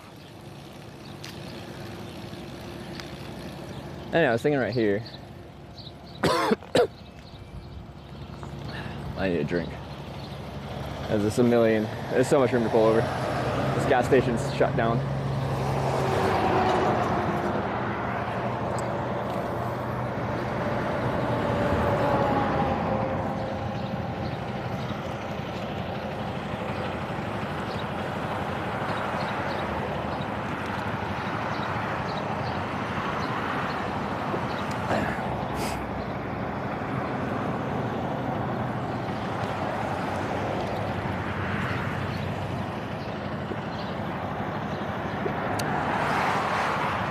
Anyway, line of sight's really good, and the shoulder's really good, so yeah, we can just go here.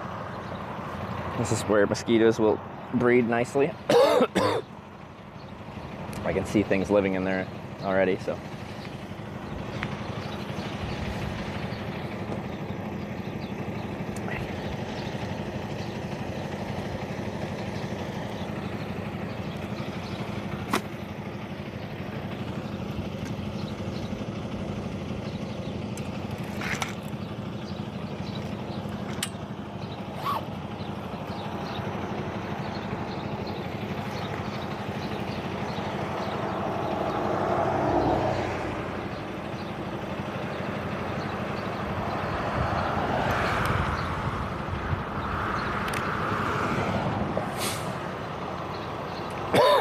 Oh. Ever since I went past that stinky roadkill, I've just had this tickle in the back of my throat that I can't get out. Can't get rid of. Nah. I'm gonna drink some more and maybe eat something to just clear my throat.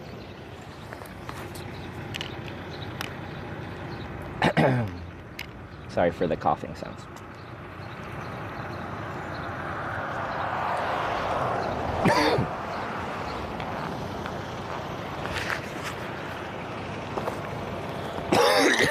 Yeah, it's horrible. I might have also like inhaled a fly or something like that. It feels more like that kind of feeling.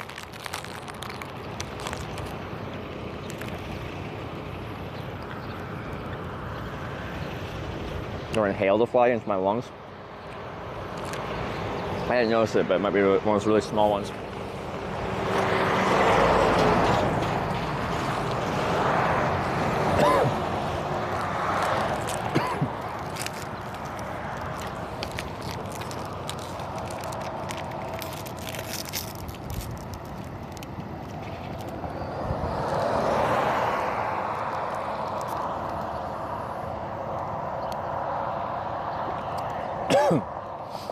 Sorry.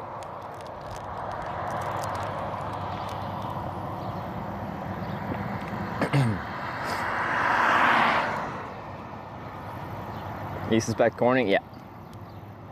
You okay? You don't feel sick? Well, no, it's just like as I passed that roadkill, I thought it was just the smell. My body's just like, you know, the smell of death, right? It's just unpleasant.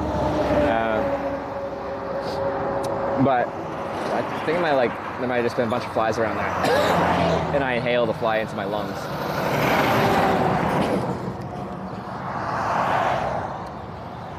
Because I just have this tickle I can't get rid of in the back of my throat, which has happened when I've inhaled a fly before, especially while cycling.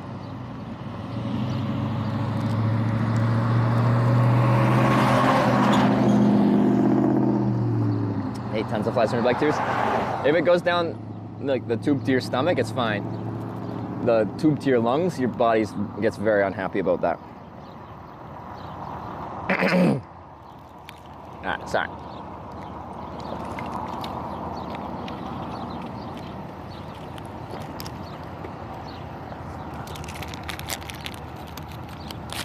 Cough it out. Well, yeah, it's the body's natural response here.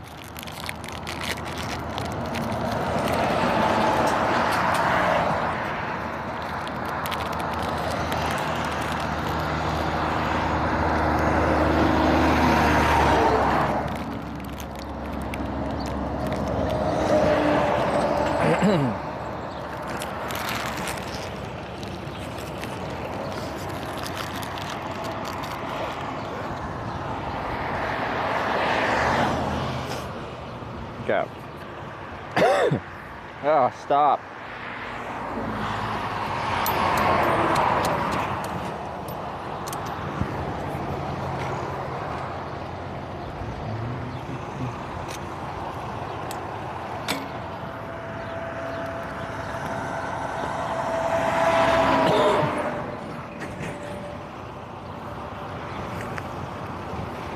I'm just gonna turn this off for a second and give myself a good cough.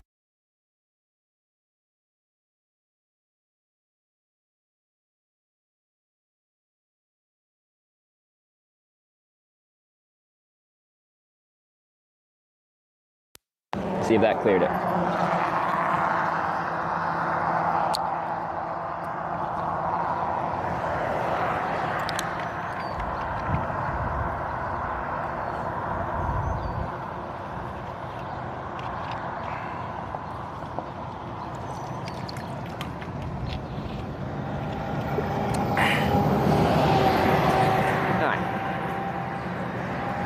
Hopefully we're better. Drink more water. The thing is, if it's in your lungs, it's more you need to cough it out rather than drinking, because water goes into your stomach, different tubes and all.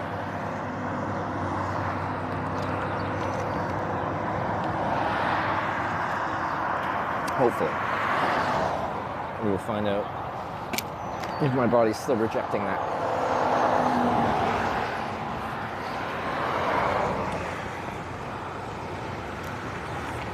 But we've made a relevant sign for this hitchhiking spot. So that's fun. Actually, in theory, we should be able to bring this sign with us the entirety of this trip. Corn-ing.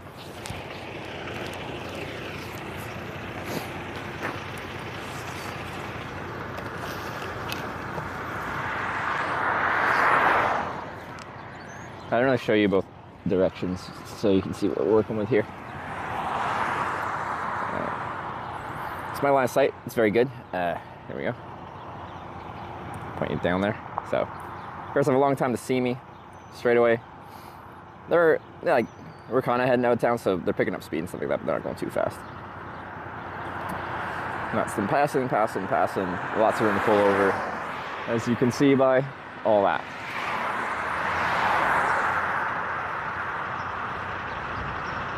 So, I think it's a good spot, good line of sight, good shoulder. Traffic is not super fast, but I wouldn't call it slow, so that's the one small downside here is traffic on the slightly speedier side, but nothing insane. It's not full highway speed like we were yesterday. 100 bits.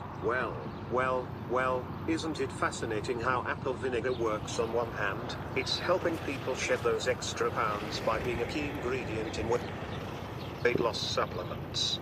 It's like the personal trainer in a bottle, shouting drop and give me 20 to those stubborn fat cells. Yeah. And on the other hand, it's the ultimate secret agent in the war against fruit flies, luring them into traps with its irresistible scent, like a siren calling sailors to their doom. Thank you. I'm gonna mute this for a second because now I'm like all congested.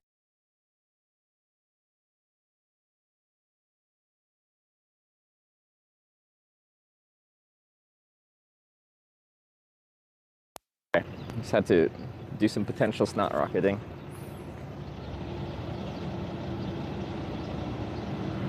Apple cider vinegar. I usually have some apple cider vinegar at home. What do I use it for? I don't know. Stuff. Corn-ing.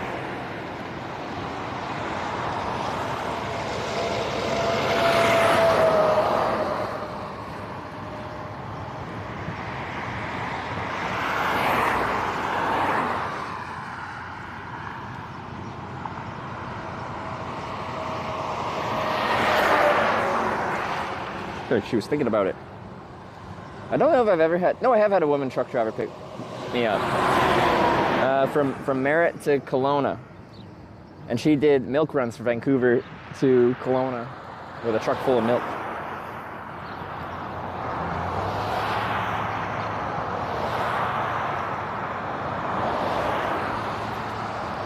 With a nice line of sight when there's a gap in traffic, it's easy for me to come down here and we can just like, I can read chat off here, we can banter.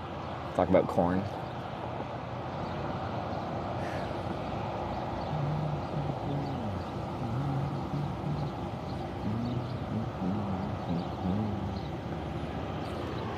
And the circles once again? Well, more like back and forth, but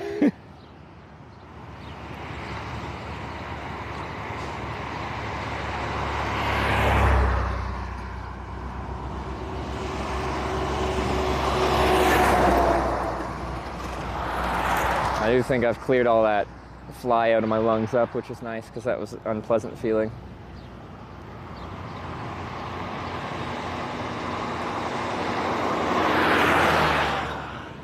Your body is a little bit of a freak out, and like you can feel like yourself wanting to like throw up and stuff like that, but that wouldn't really help if it's in your lungs. Your body's just like, there's something very wrong, I need to get everything out of me.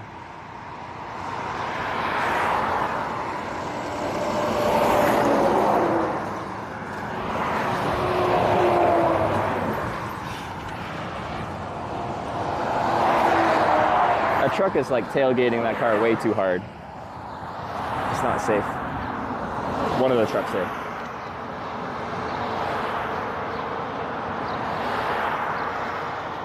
Lunch at a barbecue spot in Corning. It's only open Thursday, Friday, Saturday. It is currently Monday today. They're closed. There's another barbecue food truck. I don't know what that one's opening. The opening hours are like though. Most drivers acknowledge you. I wouldn't say most, but a good percentage do. And it feels like in certain areas a lot more do than in others. Like if I'm in like a city with tons of traffic, then less people acknowledge my existence. The smaller places, less people around, a higher percentage of people that drive past will acknowledge you in some way, shape, or form.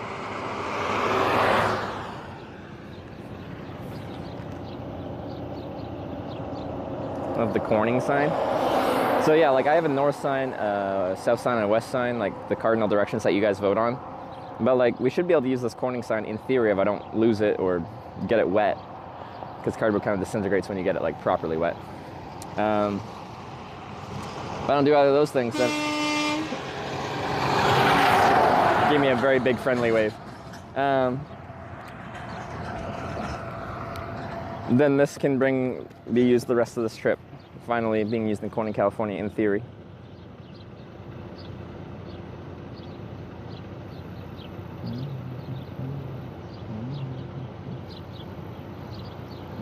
Getting the yes for Corning, California? No, because Corning, California is our final boss. We don't want to go to Corning, California until... what are you doing? Until we go to the other 8 Cornings. Don't stop there, you're going to ruin my spot. Or are you just letting cars by? You might be.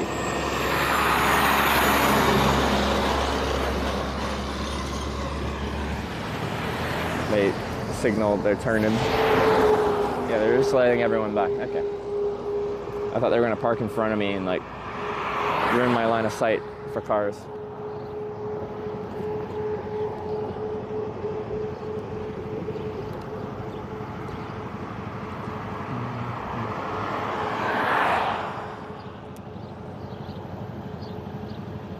A big truck route? Yeah, lots of trucks.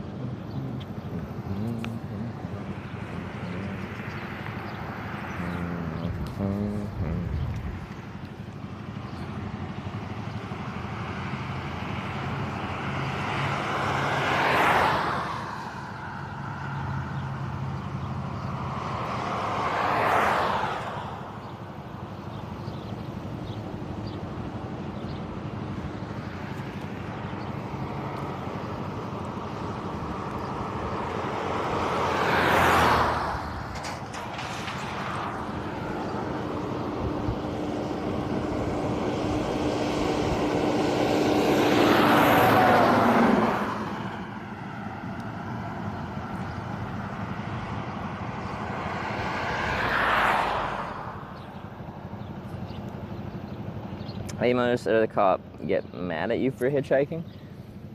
Mad? I wouldn't say. I did have it when I was hitchhiking in Luxembourg. This is before it became, I think all public transportation is free now, but when I was there in early 2019, it wasn't there yet, I think. But I was hitchhiking towards like the main kind of city in Luxembourg, very, very small country if you don't know it. And I think it was 5 people stop. Not to pick me up, but to be like, did you know you can take the bus? And I'm like, yes, I am aware that I can take the bus, but I'm doing a thing with the hitchhiking. And they're like, oh, okay, well, good luck. I've never had it anywhere else. And it happened like 4 or 5 times from one hitchhiking spot.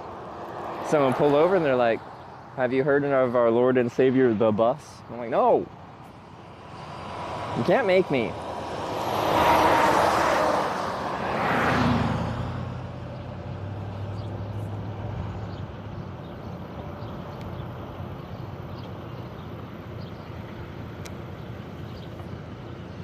I see to pay for the trip. If someone pulls over and they ask for money, then it's like not in the kind of spirit of hitchhiking. Like, I know I'm just asking for something free, but the mentality is you're already going that way anyway.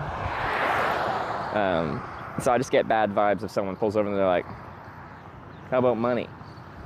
But I have given people money, but usually it's because I feel like they need it more than I do. Shared 100 bits. Torbo, do you have Samsung Galaxy Ultra S24 Plus or Samsung Galaxy Ultra S23 Plus? Is it good phone? One sec. I'll double check your question and make sure I answer it correctly. So the phone I'm reading off of here is an S22 Ultra, and the phone we're broadcasting from is an S24 Ultra. Are they good phones? Yeah, I think the cameras are excellent. There's issues. We have issues with overheating. But I use them in very specific ways that most people don't. So my overheating issues you probably won't experience because you're not like outside in the sun using the screen on full brightness, using the camera and the cellular and the Wi-Fi all bonding and broadcasting signal at the same time. So it's just using a lot of resources. So we have issues with heat. I had an S23 Ultra and I had issues with it, but I think I just had like a dud. Something was wrong with that like the cellular on that. Like even when I was just at home and I tried to make a phone call, my phone calls would always be breaking up in like places where I know the network's just fine. There's something wrong with that phone. Anyway, I traded it in for an S24 Ultra.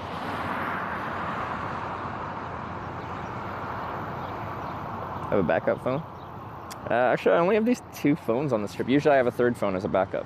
Why didn't I bring a 3rd phone? I almost always do. No, it's a short cab. These trucks don't really fit me in my gear right now. Nor are they most likely allowed to, but this truck as well. So there's a truck behind it. That kind of truck. It's rare I'd get picked up by the short cab commercial trucks anyway. They're usually like hauling like regional, local stuff. And beyond them not being allowed to, most likely. These are just not going very far. 10 to 15 hitchhikers yesterday? Just one I would have stopped? Maybe in Ontario. Or farms there. Oh, really? 10 to 15? What do you mean? If there's one you would have stopped? Like it was a group of 10 to 15? That would be a sight to see.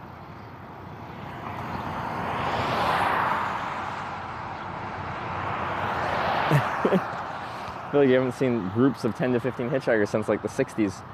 I was told about like in popular hitchhiking hotspots, like, well, they'd kind of spread out. Like you'd have a group of hitchhikers, then like 10, 20 meters, then a group of hitchhikers, then 10, 20 meters, then a group of hitchhikers, and you'd line up in order of, you know, people that arrived later would show up further down the road. The issue is there, then people that pulled over would pick the demographic that they're most comfortable with. And quite often that would be women. So like, say you're a guy and you got there first by like groups of women or like guys and girls, like anything with women involved, start hitchhiking past you, and then they'll start after you, then people pull over for that person, and you'll still be there, and then other people show up, and then they'll get picked up before you, and you're just sitting there, everyone rejecting you and picking up other people.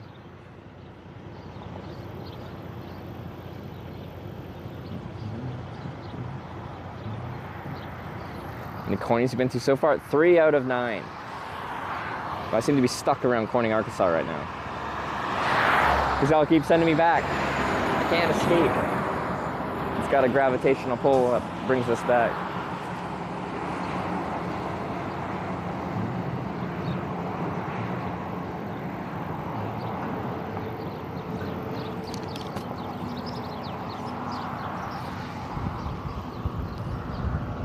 It's quite hot. When there's a nice breeze, it feels refreshing though. But yeah, the clouds are getting like bigger.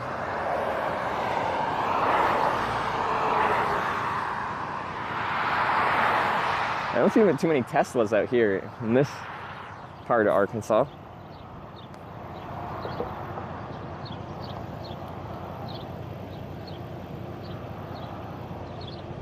It's gonna turn to Groundhog Day.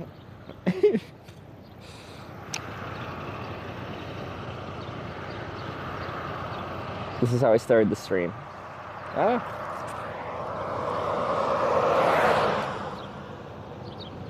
Have you seen the movie?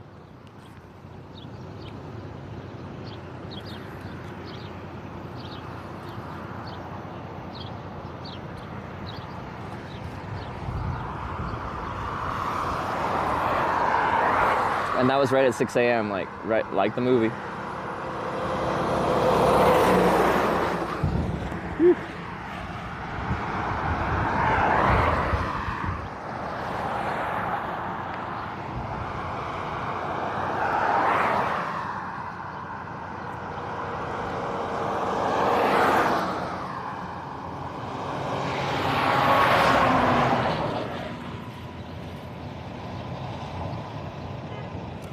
Oh, Okay.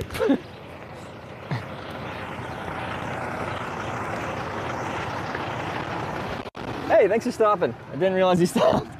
You're heading to Corning? Reno. 13 miles from Corning. Just because there's a thunderstorm rolling in, I'm trying to get a ride straight shot to Corning, actually. So I might just wait here for the straight shot. Otherwise, I really appreciate you pulling over. It's really kind of you. All right, sounds good. Is it? Okay. Have a great day. That's not true. I already told the police that I'm hitchhiking, and they're like, oh, okay. Yeah, we see them sometimes. Between here and Corning is like nothing.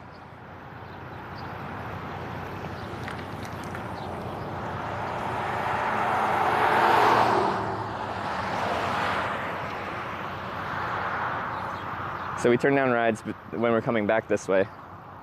I turned down some rides to like small towns between Corning and Pocahontas here.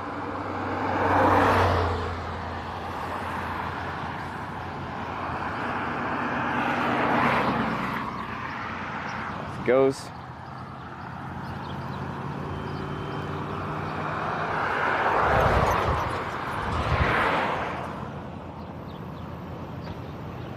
He said, don't let the cops catch you. A lot of people think hitchhiking is illegal, where like it's illegal in very certain places and very specific circumstances, but generally you can do it wherever, just not on a roadway. And it's about halfway. I just really don't want to get caught in one of those really small towns, and if like the storms come in, and I don't know if we've got like a good amount of time or not, but I can get caught in those towns, and then if I'm caught in those tiny little towns in a thunderstorm, then we're gonna feel real stuck.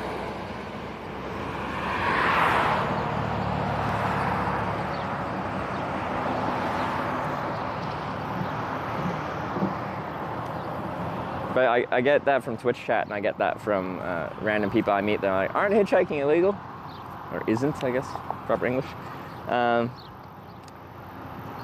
Arkansas is making me speak English worse.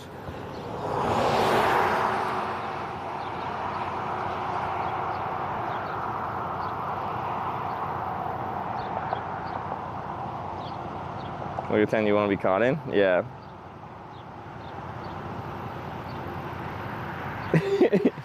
Worser, yeah, that's a better word to use.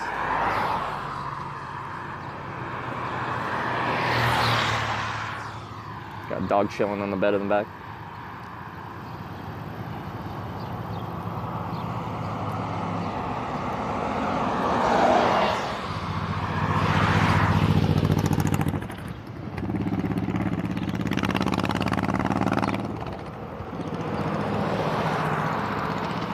Legal is hitchhiking not?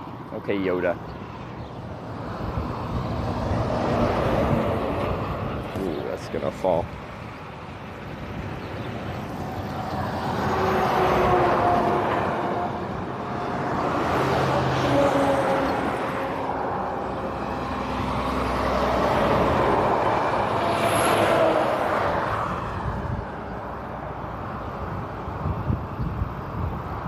So yeah, Corning's like, I think just shy of 30 miles up this way.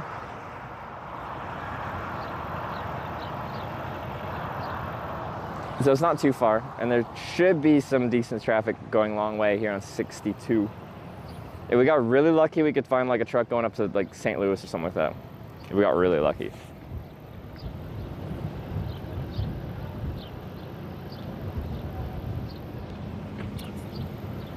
Commercial vehicles in the area must recognize you. But if they, if they're running the same route up and down this corridor, then they might.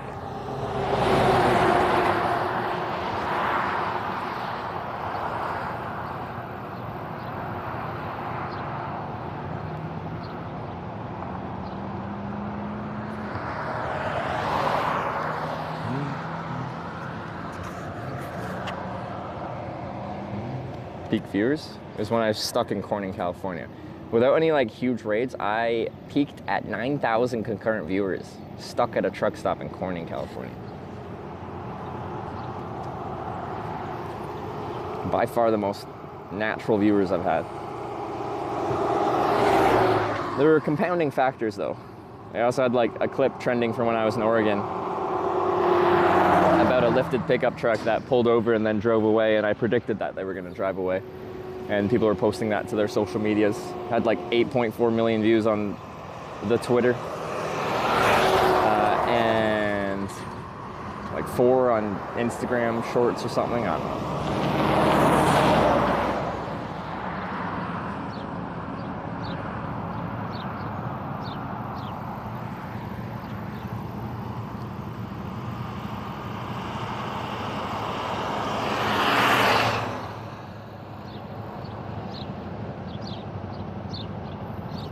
That's how I found you, was it? Yeah, it brought in a lot of viewers, and then it just happened like when a lot of people were when that was trending, I ended up being stuck in Corning, California, with a very strict deadline to get to Los Angeles for the Streamer Awards.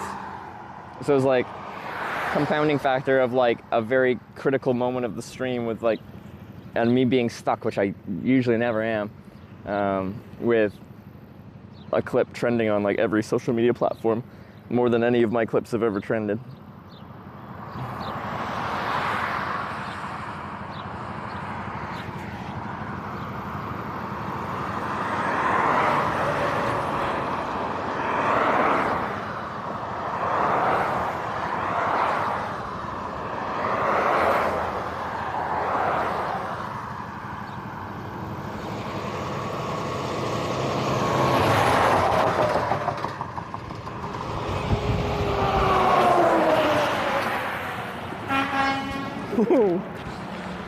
I gotta go make sure he's fine with this. All right. Please be going to like St. Louis.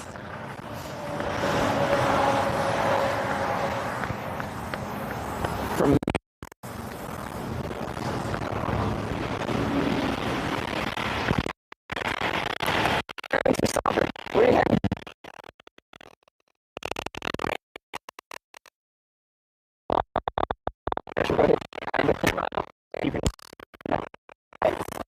stuff, it'll just take a minute.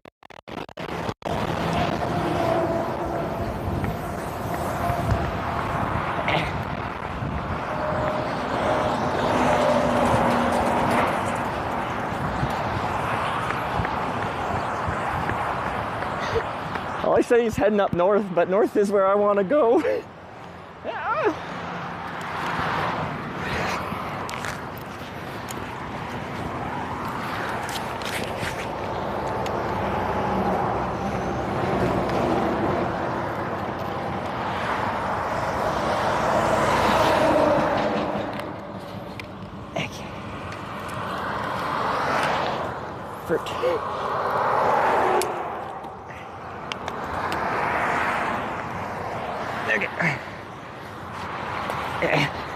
Hobble, hobble, hobble, hobble, hobble, hobble.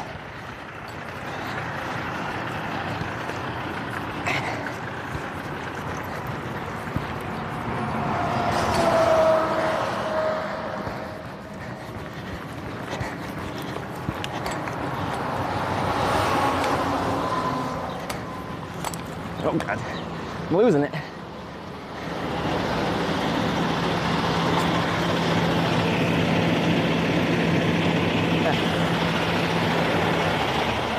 All right. I know, it's quite a climb.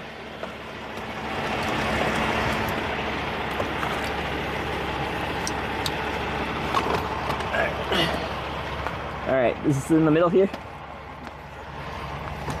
All right. I'm not gonna crush anything here? No. All right. Oops, got a key here. There we go. It's okay. And this, I really appreciate you stopping. It's kind of you. How far north are you heading? I'm going into Indianapolis. Indianapolis, all right.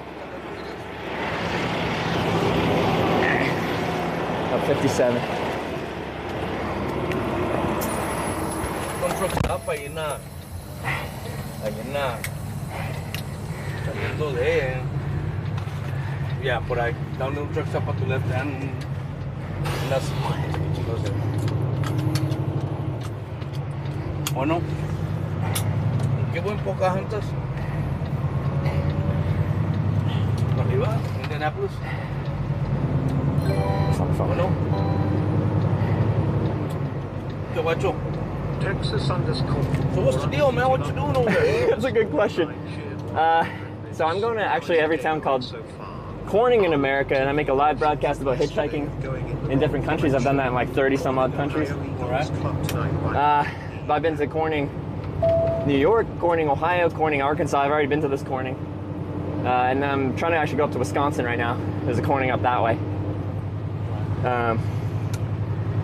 But yeah, and then Corning, Minnesota after that, all the way to Corning, California, out on I-5. Do you sell that video? Have you heard of Twitch TV before? No. So it's like YouTube's where you make like ad revenue and stuff like that. So it's not sold per se, it's just if people watch then. If you need it lower, you can... Oh, we got seats on air. I've been picked up by a few trucks. It's always a comfortable ride as long as the air seats are working. You need some more AC, you gotta open one of those vents. All right. I got them closed. Got them closed? I'll take it. This one works. This one works? All right, thank you. Because yeah, as I'm Canadian, I like the cold. That was one of the main reasons I got into truck driving 20-some years ago. What was? I love the cold weather. Oh yeah? And I'm from South Texas. That's not a good place to be for cold weather. As a matter of fact, yesterday was about 112. In South Texas? Oh fuck. Edinburgh, Texas. That's way too much for me. 112 degrees. That's way too much for me. Yes, sir. Is that where you're based out of still? I'm out of McAllen. Okay. I live in Edinburgh. Is that all Texas? Sorry, my geography is limited on U.S. South Texas. South Texas, yeah. It's about, what, maybe 10, 15 miles away. Okay. Edinburgh and McAllen. Yeah. Are you an owner-operator or you drive for a company? I'm an owner-operator. Oh, okay, perfect. Because I don't get too many trucks pulling over because they drive for a company and...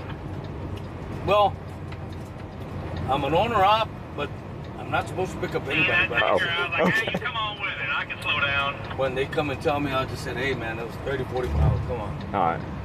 So you usually do pick people up if you... I usually don't. Oh, what made you decide to today?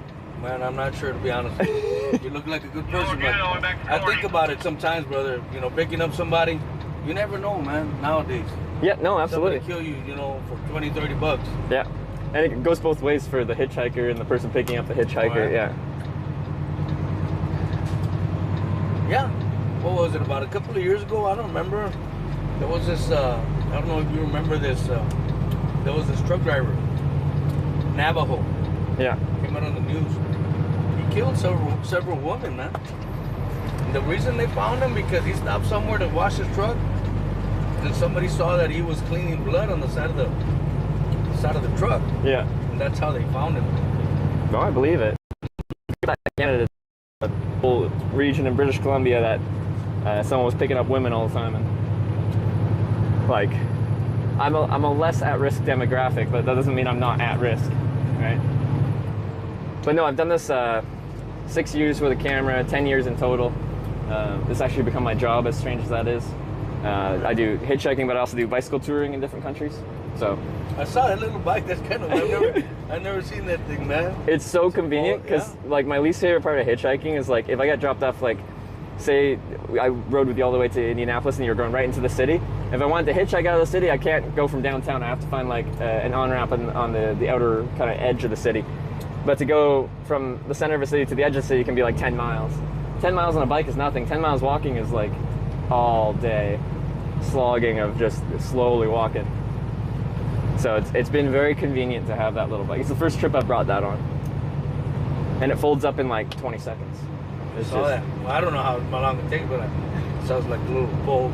Yeah, no, and then like it's got a mode where like I essentially just pull the handlebar out and then I push it along like a shopping cart so I can bring it into stores and go shopping and stuff like that. So you don't have to leave it out on the street and worry about getting stolen. Somebody take it. Yeah. Oh. Alright, I feel like I need to work on my cardio. I ran back and forth 2 times and I'm like out of breath. You're telling me, man, shit. I wouldn't be able to do that. That's why when I get home, I always try to make it a point. My grandfather always told me this saying in Spanish. It basically says, oh, well, they have it in English. A body in motion stays in motion. Yeah, no, yeah, we got that. So no, absolutely. Like once you stop, it's hard to start again. Yes, sir. But like it hasn't been that like my last trip was a bicycle tour in Korea, so I'm like I should be in decent shape, but why was I so out of breath just getting in the truck? It's a lot of weight. It is a lot of weight.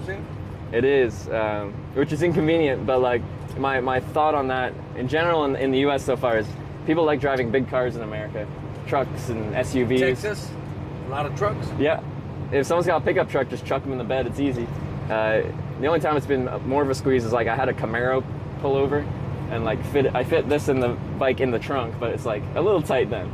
Let me ask you a question. Sure. So you're always looking for truck drivers, or sometimes you get on with one of these guys? It's mostly not truck drivers because they drive for a company and they got rules and they will not, they don't want to break those rules, which I respect. So, like every year I actually do a trip across America to a convention, usually in California from Eastern Canada. I know you like Newfoundland on the far East Coast, and I'll hitchhike to California.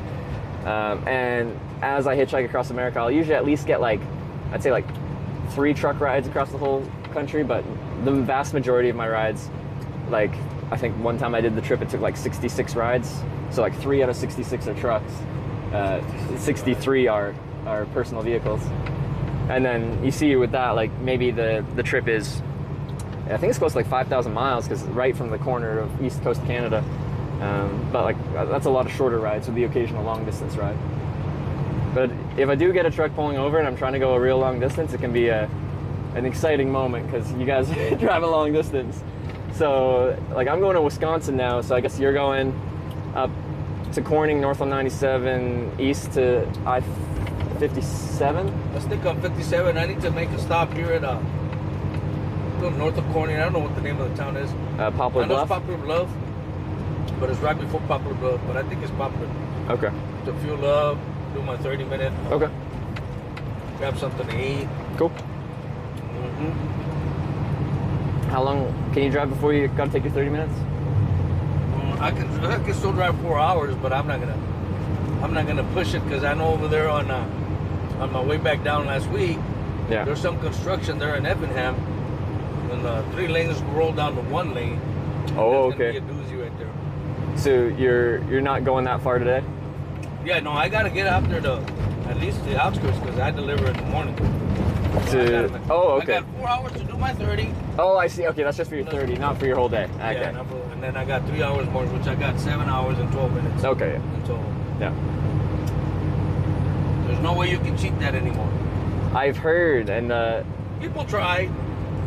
Well, but it makes no sense, to be honest with you. By the way, what's your name, brother? Yeah, good point. We haven't exchanged names. Trevor. Albert, nice to meet you. Nice to meet you, Albert. I don't mess with that computer anymore for the simple fact of the matter. In the beginning, I'm not gonna lie. Yes, I did many times. You try to beat it, beat the system.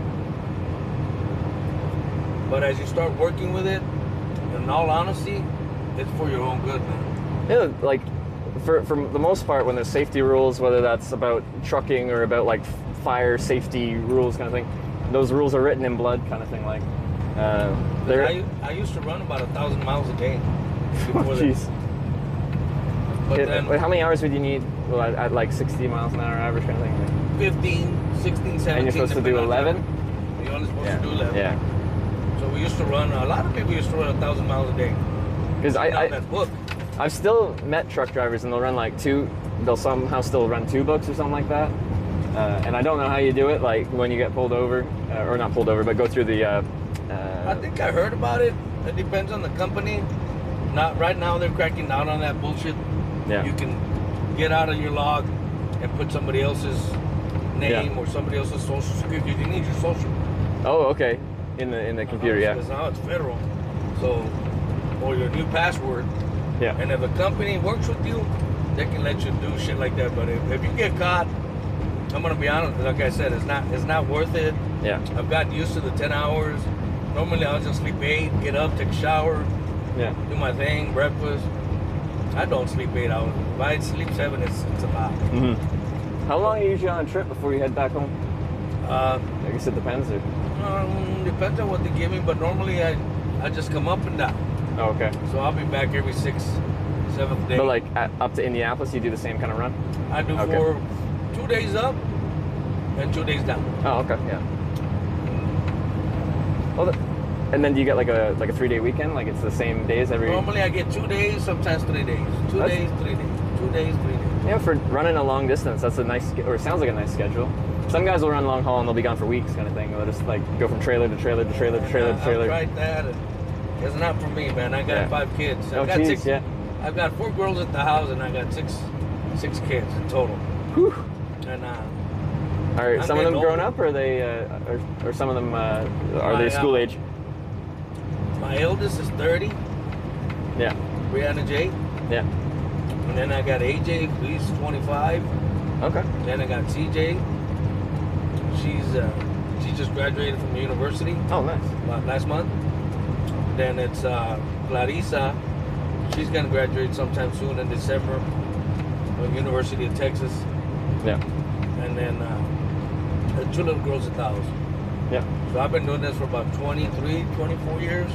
The driving? Mm-hmm. And back then you said you did some long haul, like the longer trips? Yeah. I used to go Connecticut, New York City. Yeah. One of my favorites was up there by where you live. What's this place? In Canada or by the border? No, by the border.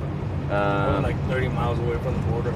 In New York State or? No, in New Hampshire. Oh, New Hampshire, okay. New Hampshire, I've done close Maine. to Quebec then, probably. Mm-hmm. Yeah. I used to love it. But one thing that I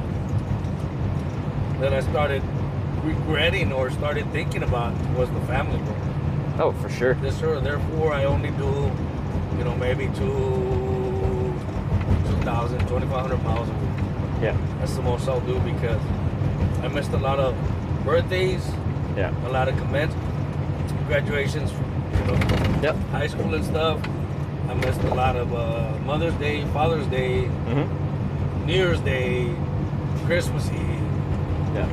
It's all a sacrifice, man. I'm pretty sure everybody that's out here working on these big rigs, it's got to be a sacrifice. Yeah. From what I've seen, the gentlemen that work, that do what you're saying, from trailer to trailer. Yeah. Most of them are divorced or they don't have family. Or they don't care. Some of them don't even have a home. They just live on the road. They live in the truck, right? Like they live a solitary lifestyle. I cannot do that. Yeah. No, it's interesting because I'll get picked up by trucks semi-frequently, and a lot of people have a very different story. Like they're doing the same kind of job, but do it in a different way with a very different reason and a different story to it. So I always find getting picked up by truck drivers interesting because they got many stories to tell. Most of them living life on the road. But yeah, like being 4 days out and then like 2-3 days off. That sounds like a nice way to live. I didn't do that all the time. I used to do like a day and a half at the house. Yeah. Come back out here and do 4,000 miles. Yeah. Somewhere down the road, I realized that I'm getting older. The family's getting older. My wife's getting older. Mm-hmm. And I said, you know what? I wasted all this time. I made good, decent money. I'm not gonna tell you. I didn't get rich. Yeah. But we got stuff. Your home, your cars. Yeah. That's not what it's all. Lately, I think about. That's not what it's all about. Like just recently, one of my girls graduated from the university. Mm-hmm. Back in the day, I wouldn't think about it. If I had a chance, I'd go. If I didn't have a chance, so I stayed the whole week. I got home on a Monday or Tuesday, and I knew I had the commencements on Saturday. So I told the company, I'm not. Why? What's going on? Hey, one of my girls is graduating. Oh, okay. Since I'm an owner, they don't make a big deal out of it. But if you're a company driver, they will take the truck away. Most of the companies, they'll only give you 3 days tops. Yeah. And then they'll regardless put a driver, of reason, yeah. They'll put a driver in the truck.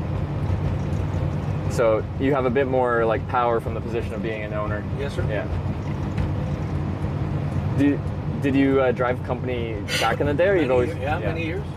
And then, what do you think of the lifestyle difference between being an owner and being a company driver? Well, it's totally different.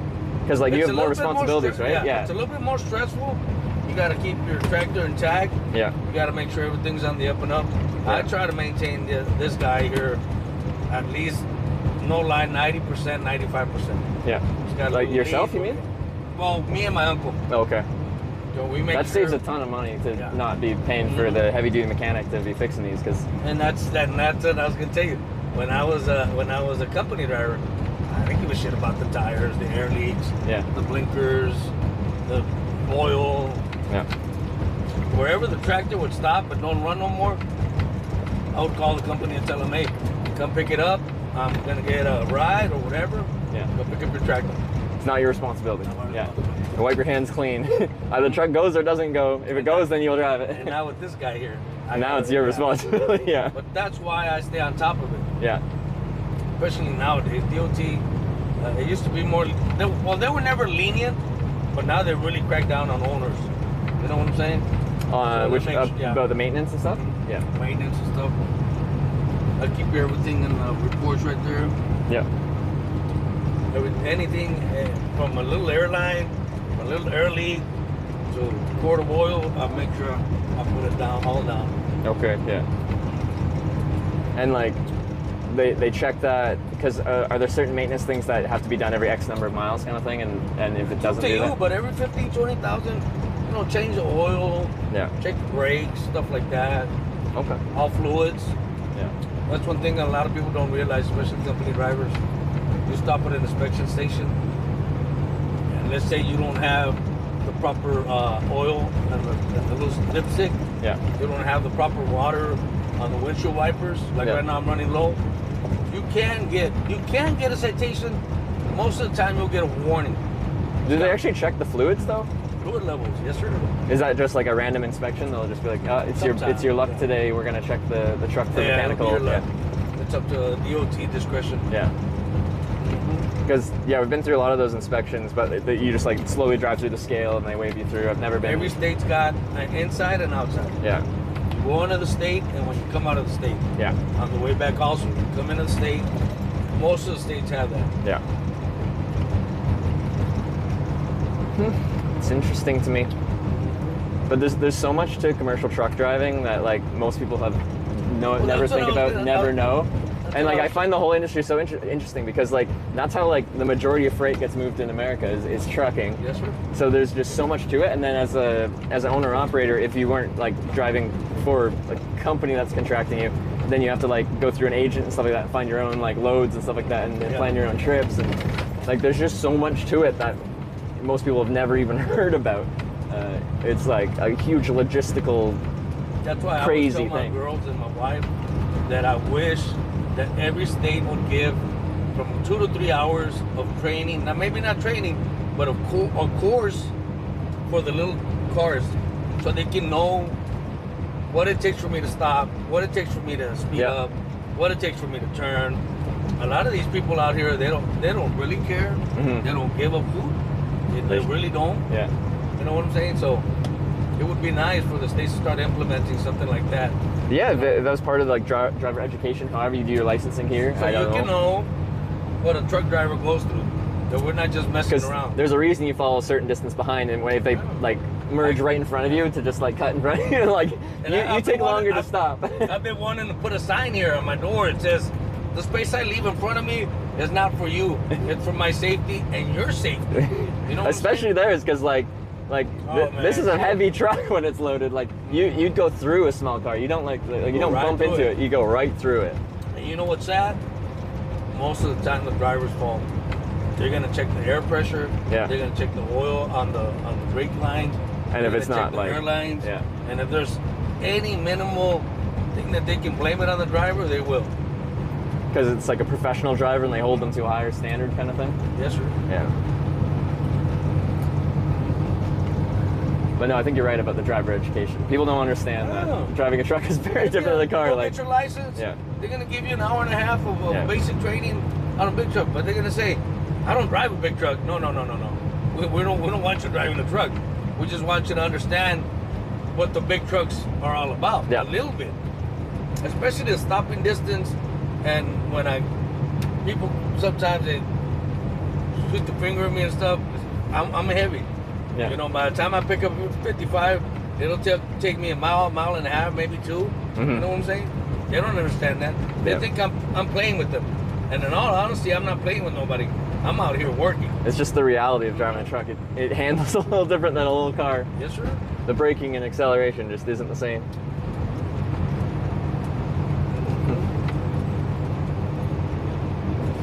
But driving the fast speed of a truck, I've seen the road rage as well. It's just like, but I've also had the truck driver road rage a little bit at the cars as well, and just like lay into the horn and just hold it because you got a much more of a horn than a car does. So I got that camera there. Oh, you got a dash cam? Yeah. For liability? I've seen people go from that third lane to this lane and exit. Yeah. They're very close. Ladies, young men, really they don't know what they're doing. Yeah. If I don't slow down just a little bit, I've seen people who just barely make the tractor. Yeah. Last week I seen a lady, we're coming up to construction, and it's all stopped, and I put my hazards on. Let them know that, hey, slow down, everybody slow down. Yeah. I'm slowing down for a reason. Here comes this lady on the left-hand lane. It's already closed. She just barely missed the wall, man. And she wanted to be telling me, because I didn't let her in. Yeah. It's a bit crazy. I will see some truck drivers that, like, actually when I was waiting there was like a line of trucks and cars, and everyone was upset because the truck in front was going slow.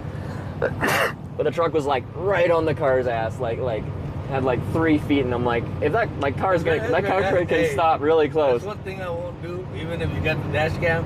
I don't know how that works. I imagine it's from state to state, but you're tailgating. That's against the law. It is, yeah.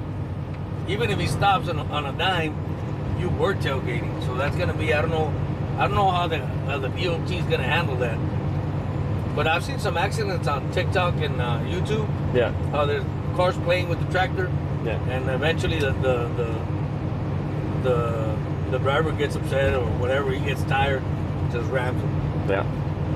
Because usually, if a car gets rear-ended, they blame the car behind because they weren't following far enough behind. At least in Canada, I don't know if it's the same here. It used to be only some states. The state of Texas was one of them, but I believe everybody has implemented that. Yeah. If you hit somebody from behind, probably about, I don't know the numbers, but I'm guessing 95% of the time, it's going to be the driver in the back home. And then that can be situations where you run into people like trying to do an insurance scam on you. Like they'll like cut you off and immediately slam on the brakes. So you weren't tailgating them. That's what the dash cam's for, exactly. So for your own liability. Right there, that scenario you said, the guy's tailgating. Yeah. If the car does make a complete stop, I'm pretty sure it's going to be the big truck's fault. Oh no, for sure. They are tailgating. So like, and it should be their fault because you shouldn't be following like voluntarily, unless someone like cuts you off and you are just stuck in that position until you slow down and can give the space. But yeah. Oh yeah. The intricacies of driving. And I'm usually a passenger. I don't get to drive very much. I do have my own car by Canada, but I'm usually in the passenger seat. But I see a lot of craziness. Because I've been picked up over 2,000 times hitchhiking, so I spend a lot of time in the passenger seat with a lot of different drivers with a lot of different capabilities of driving. Do you get sponsors? So this is broadcast on Twitch and like YouTube. Like I'll make some ad revenue if people watch, and then there's other monetization through this platform, including sponsors. Like you do pretty good. Yeah, it's been my job for 6 years. Sometimes it's quite lucrative, and other times you're just kind of breaking even.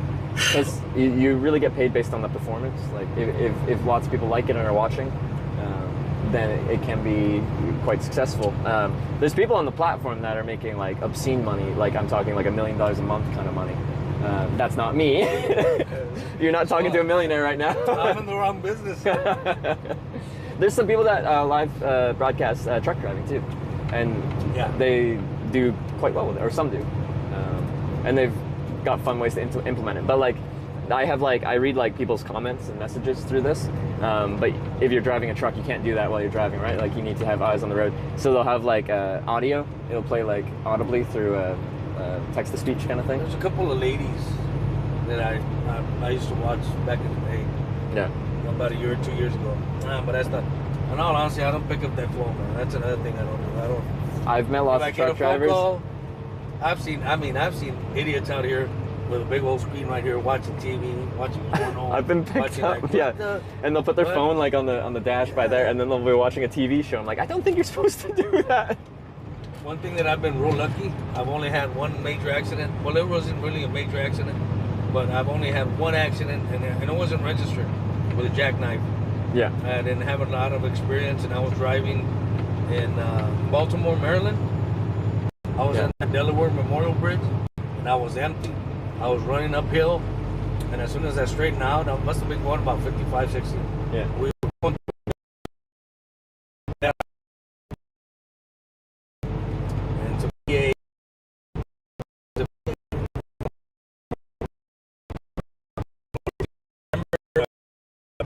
just sirens on and telling me to pull it on over. Yeah. And I said, hey, what's 10, 15 more miles, to the truck stop?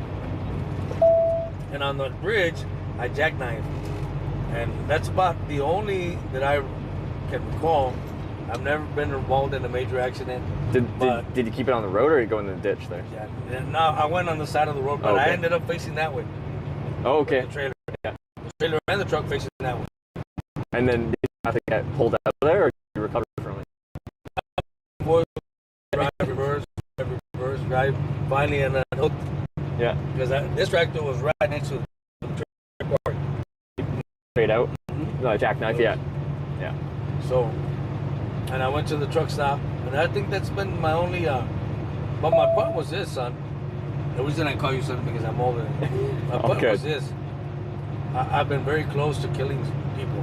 One time I was coming out of Fort Myers, Florida, and I don't know, I'll be honest with you, I think I was paying attention to the phone or text. I don't know what I was doing. Yeah. By the time I looked up, it had only been a couple of seconds. By the time I looked up, everything was stopped. There was 3 lanes on 95, and everything was stopped. Yeah. I just remember slamming on the brakes, and I must have gotten about maybe 4 or 5 cars in a tractor, I don't know, on the shoulder, and ended up with.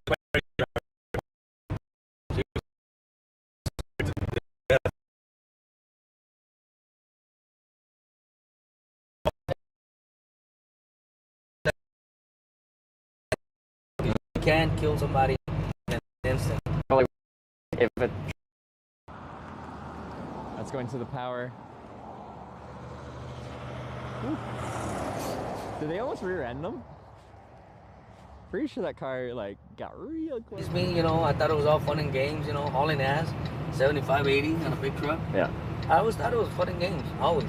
Yeah. Till that one time. Never again did I pick up that phone. Yes, I'll answer phone calls. That's what you have there for. Yeah, you got the hands-free, yeah. But I will not do TikTok. I will not. And I got friends of mine. We're driving and they'll be sending. I'm surprised that they'll be sending videos. When I stop and think about, they're driving as well as I'm driving, and they're sending me a video. I think that's very, I don't know, very, very not disrespectful, very non-professional. Yeah, unprofessional and like we said, there's a liability driving, and if you make a mistake, you can kill someone, right? In an instant. So I almost think that what you said initially, disrespectful, is because you're not respecting someone else's life in that case. Life. Yes, sir. Turn left on South Missouri Avenue.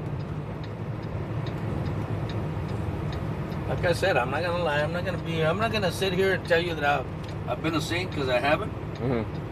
But I've seen some shit, man. I've seen some shit over the road. 22, 23 years already on the road.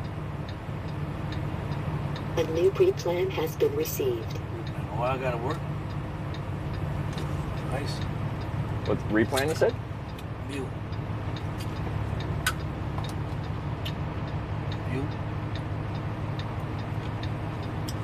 I guess I gotta be stopped. Okay. Indianapolis. So that one for tomorrow. 6-4. What's today? 6-4. Perfect. Already got a load. Coming back from Indianapolis? Yes, sir. Oh, nice. I didn't know you were waiting on one. A new trip plan has been received. You have 3 hours and 51 minutes of remaining drive time.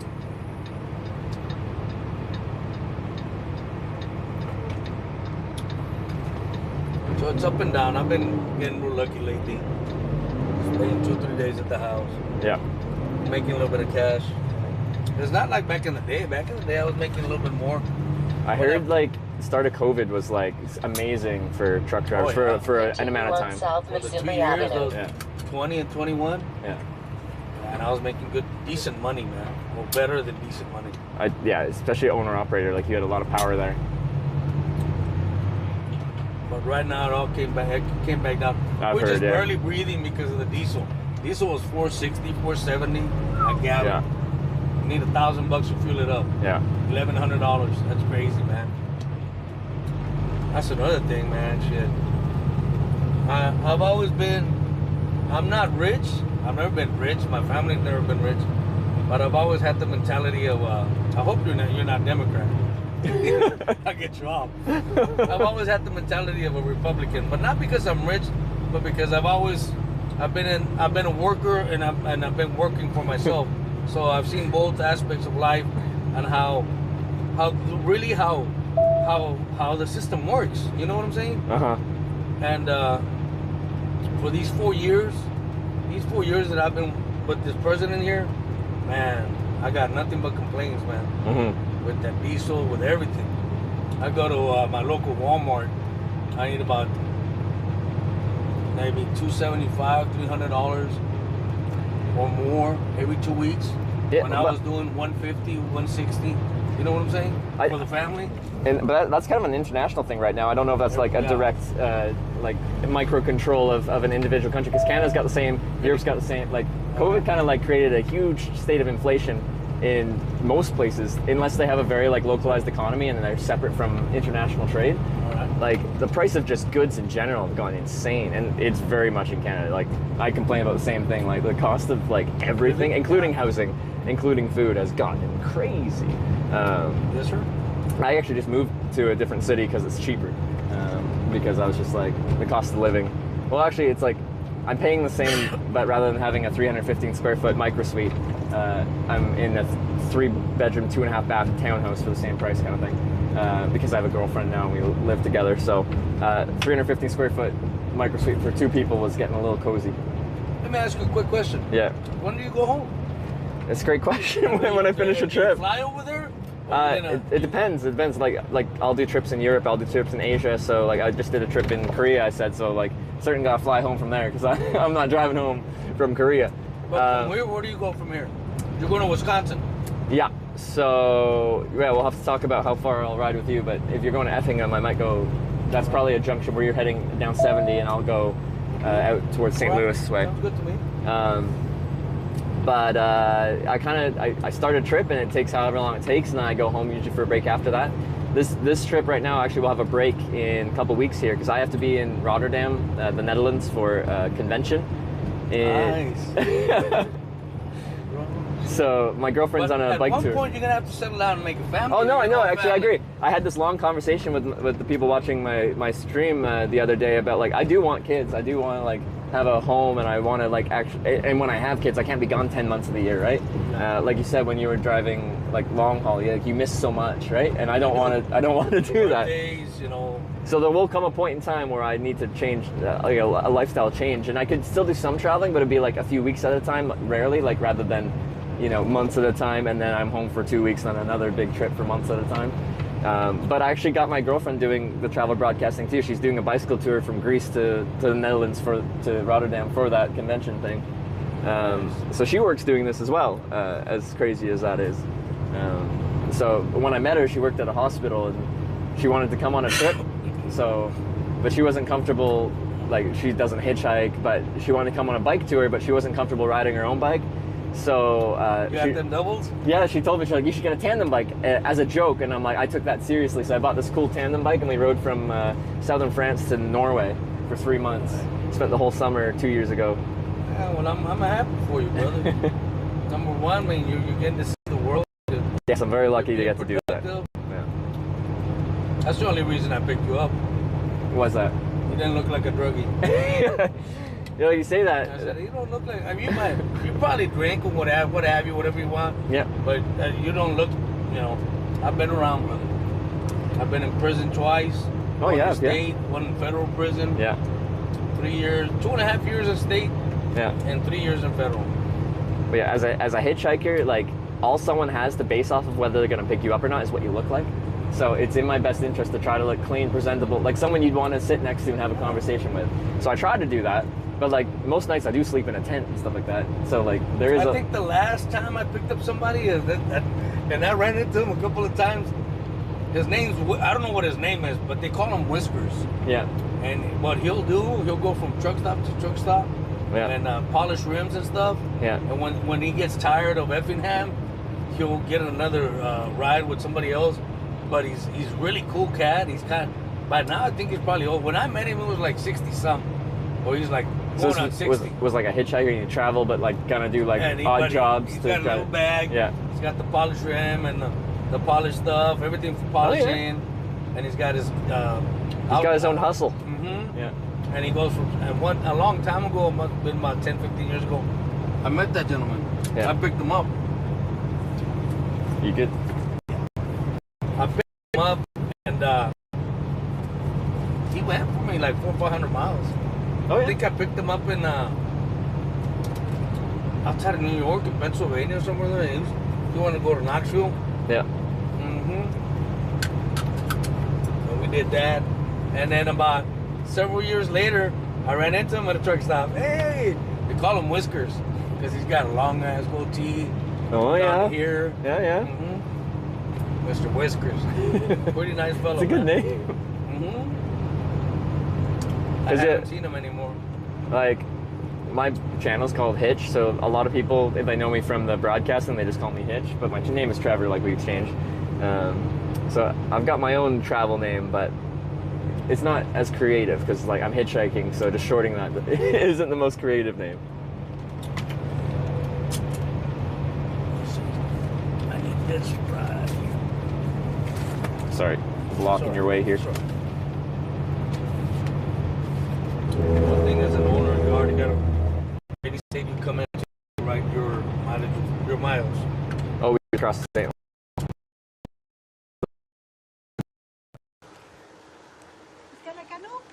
Ah, je ne parle pas français. Désolé. Come with me? I guess. Yeah. Oh, there we go. Yeah, okay, Missouri. Yeah, okay. In Illinois, and then Indiana. And that's one of the things they'll check if they want to. That's for the fuel taxes. Oh, you pay okay, fuel taxes at the end of the year for every state. Yeah. And you must have your mileage report. Yeah. You turn this into your. I'll turn this into my account. 19 shit. All right, I missed it. I'm not gonna make a complete stop. All right. As an owner, that's what you're always looking for. That was the spot you want to stop at there? On the phone here. I don't know. I'm not supposed to be on the phone. But see that right there? That app will tell you what gas is in different places. Yeah. Oh, okay, yeah. It'll give you all the truck stops. Yeah. And Walmarts. And you'll be looking for that cheap fuel. Is as a company driver, I'm pretty sure they don't give a shit. But as an owner, you got to pay attention to that. So, which states are the best and worst for that? Like, well, you do the same run, so you kind of know it in this corridor, I guess. This will be my last fuel stop, and then I got to make it all the way back to Texas. I try to make it back to Texas. Yeah, okay. Texas is 299, maybe 309. It was 319 right here. I should have filled up there. Yeah. But the reason I recap or I refuel is to make it all.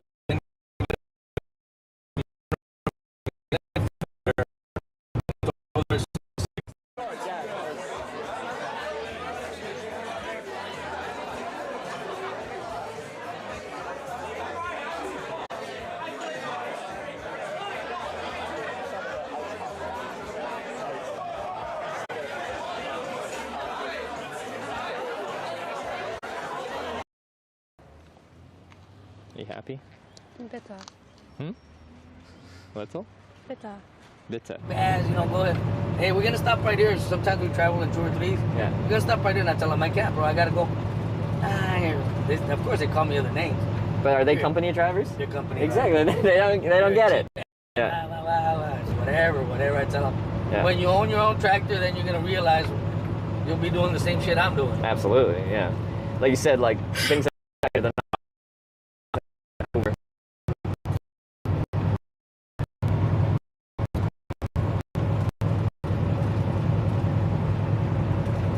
Kind of cool. Like I really like flying. Like I was gonna get my pilot's license actually, but here there's so much crop dust that's just zipping around, spraying the fields right now.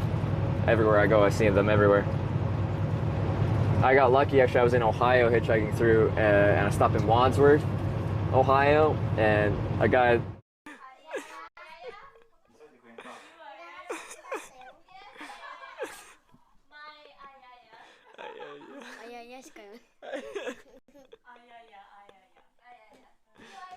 Training, and in the morning when I go, or his roommate, I'm gonna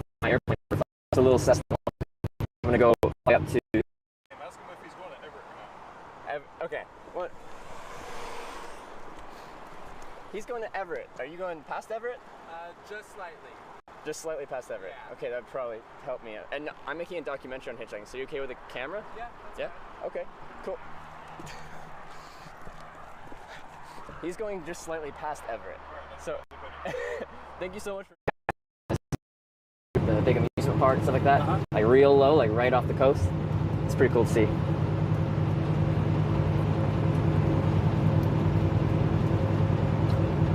Have you gone on many vacations in your time? Yes, I have. I've been blessed. Cancun, Mexico. Yeah. All over Mexico when I was a young man with my parents. Now that I'm getting older, when I got my own family, we've done California. Yeah. A lot of California because we got an aunt over there. But that makes sense. Yeah. When the kids were small, like I said, we used to go up there to Maine, take a week off. So New Hampshire was a place I used to go to a lot because I used to unload in New York City. And oh, you went to New York City. I heard a lot of truck drivers hate New York City. No. Well, back in the day too. Yeah. You know, you can be in New York City for about 2-3 miles and be there about 2-3 hours. You know that? Yeah. I've heard this. this. Like gridlock. Yeah. I don't know, for whatever reason, I don't understand. And now they're saying it's getting worse. I've been watching videos. Yeah. How the little cars, they don't really give a shit about a big truck. You can be in line, they'll come and get in front of you. And of course, you know, one of the things that I also got to take into consideration, I don't want to hit no car, have an officer come over and be there for 2-3 hours, and at the end of the day, I was just recently involved in a minor accident. Yeah. On that step, the lady was so peculiar. She saw the end of the line. I had already seen her. I slowed down, and then all of a sudden she decides to come back in. She had already stopped, but I didn't see her. By the time I didn't pay attention, she comes and hits my tractor. Yeah. Well, her insurance claims that since there was no, I didn't have the camera at the time. Yeah. Anyways, it was on the side, so the camera wasn't gonna pick it up. Her insurance claimed that it was both of our faults, and it was like a 50-50 accident. Yeah. Which I clearly stated to them. She had just gotten out of the doctor's office. Long story short, the way I looked at it, the lady wasn't in her right senses. She had just gotten out of a doctor's office for a toothache or something. I don't remember. So she was on something. Yeah. She was an older lady. She even told me herself that she didn't feel good, that she felt queasy. Yeah. And my daughters told me, Dad, anytime you have an accident, always get down with your phone and record. It's not against the law. Yeah. Because that would have been great for your case, right? Like, yeah. Well, little do you know this. I said, well, like I told him, I only want you to fix I don't want no money. Just fix my tractor, man. I just want it the way it was. At the end of everything, about a month and a half later, sent me a statement saying that they weren't going to pay anything. Really? Because she wasn't at fault, and it didn't look like to them like I was at fault, so... Oh, they did the split? Like, it's everyone's fault? It had to be like... But it did. There was a certain 59% yeah. for them to realize that it was their fault, something like that. Yeah. So... Because, I think they default to that unless there's, like, clear evidence that one person was more at fault, but then that's where the, like the dash cam and stuff, but that still wouldn't have showed that, right? Or what are they looking for? Somebody that saw what he... Eyewitness. An eyewitness. Yeah. We didn't stop nobody. Yeah, yeah. Even she told me, she got off the car, and she was like wobbly. She said, I'm so sorry. I just got out of the dentist or the doctor's visit, something like that. That would have been like, yeah. And she said, and I went ahead and I said, go ahead and sit down, don't worry about it. Yeah. She also told me, can you move my car out of the lane? I moved her car. I mean, I was really polite with her. I see she was a little older than me. I didn't, and she told me plain and simple that she wasn't feeling well. But, and she's probably nice. It just comes down when it comes down to it's like if it's money out of her pocket and then it's going through insurance, the insurance is going to try and reduce their liability, their costs. So it's now out of her hands because the insurance is taken over. Yes. Yeah. She clearly told me, don't worry about it. My insurance is going to take care of you. I do apologize for any inconvenience. Yada yada yada. Yeah. So I thought, hey, I'm good. I just want my step side. But no. I'm good. No, I wasn't good. So it was just cosmetic step damage? Yeah. It ain't no biggie, but yeah. I'm trying to take care of my tractor, man. Yeah. I've got 7 years in September or August? September 25th, I'll have 7 years with the tractor. This one? Mm-hmm. How many miles you put on 7 years? I got it 580. and it's at 1,422,000. So It's getting up there. I need about 150,000 miles for driving my tractor for Yeah. 1 million miles. Is that on the same engine? No, I rebuilt the engine about 2 years after I purchased it. Because what do they usually get out of them? They can run about 1.5 million. Yeah. Depends on how you treat it. See Yeah, how yeah. I treat it real nice? Yeah. I don't be... Yeah, you're not cranking I on don't it. be Yeah. downshifting. Yeah. I don't know. No. Because it's mine. If it wouldn't have been mine, trust me, I'd be hauling that. I believe I'd be hauling that. Exactly. Everyone's just like, you shouldn't buy like a formal rental car because, like, when it's a rental car, it's not your car. You don't care about the mechanical. Like you'll gun it. Like you'll you'll treat it like a rental. Absolutely. Do you mind if I ask? Like, you said you went to prison a couple times. Is it something you're willing to talk about? Like, what happened? What you did? Why you? When I was a ended up young there? man, I was hustling. Yeah. I used to run weed in a personal car. Yeah. It was my sister's car or whoever car would lend me. I would go into Mexico and bring me a couple of pounds. Yeah. I used to run them into Houston. Then Yeah. I got caught. Then I got probation. Then I got caught the second time. I got probation on top of probation.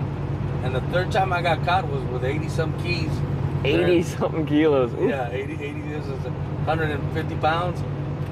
They're at the International Bridge there in Hidalgo. Yeah. And when I went to court on that particular case, the first thing the lady told me was, or the judge, see, you're on probation, and you're also on probation, on top of probation. You got a Hidalgo probation, you got a Essex County probation. Yeah. So the only thing I can suggest to you is you can start thinking of how many years I'm going to give you. You're certainly not going to get probation in my court. Yeah. That's when she sentenced me to 6 years state prison. And 6 years? Yeah, but in state is 3 for 1. So I did about 2 years and a couple of months. 3 for 1? Yeah. So you usually do a third of your... On state. Okay. I didn't know that. So I came out in about 2 years, 2 months, 2 years, 3 months. Good Yeah. behavior and everything. Came out on parole, probation. Yeah. For the next 3 or 4 years.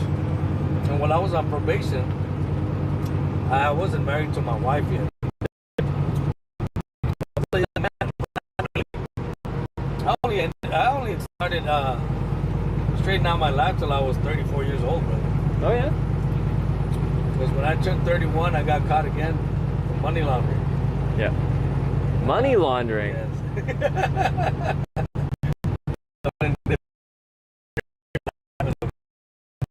So, like the weed?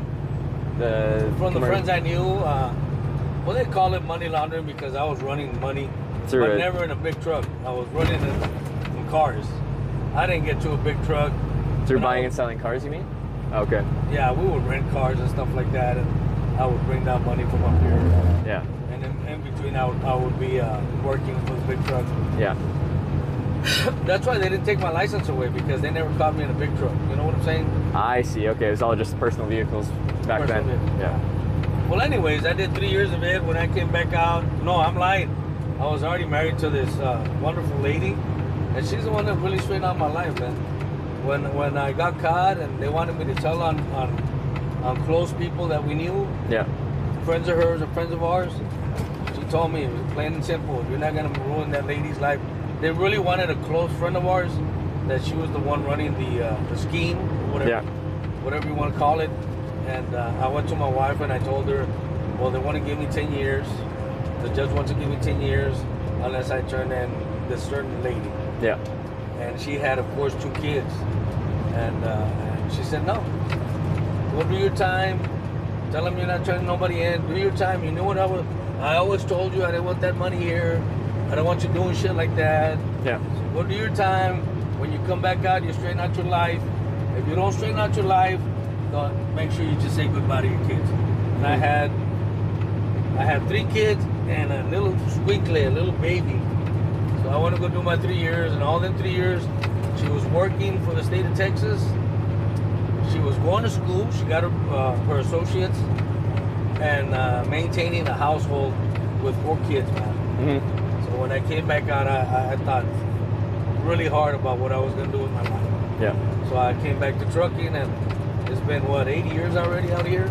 Oh yeah. And I drink, I smoke, but I stay for the main reason. I stay out of trouble, bro. Yeah. For whatever reason, friends, I can't do it myself.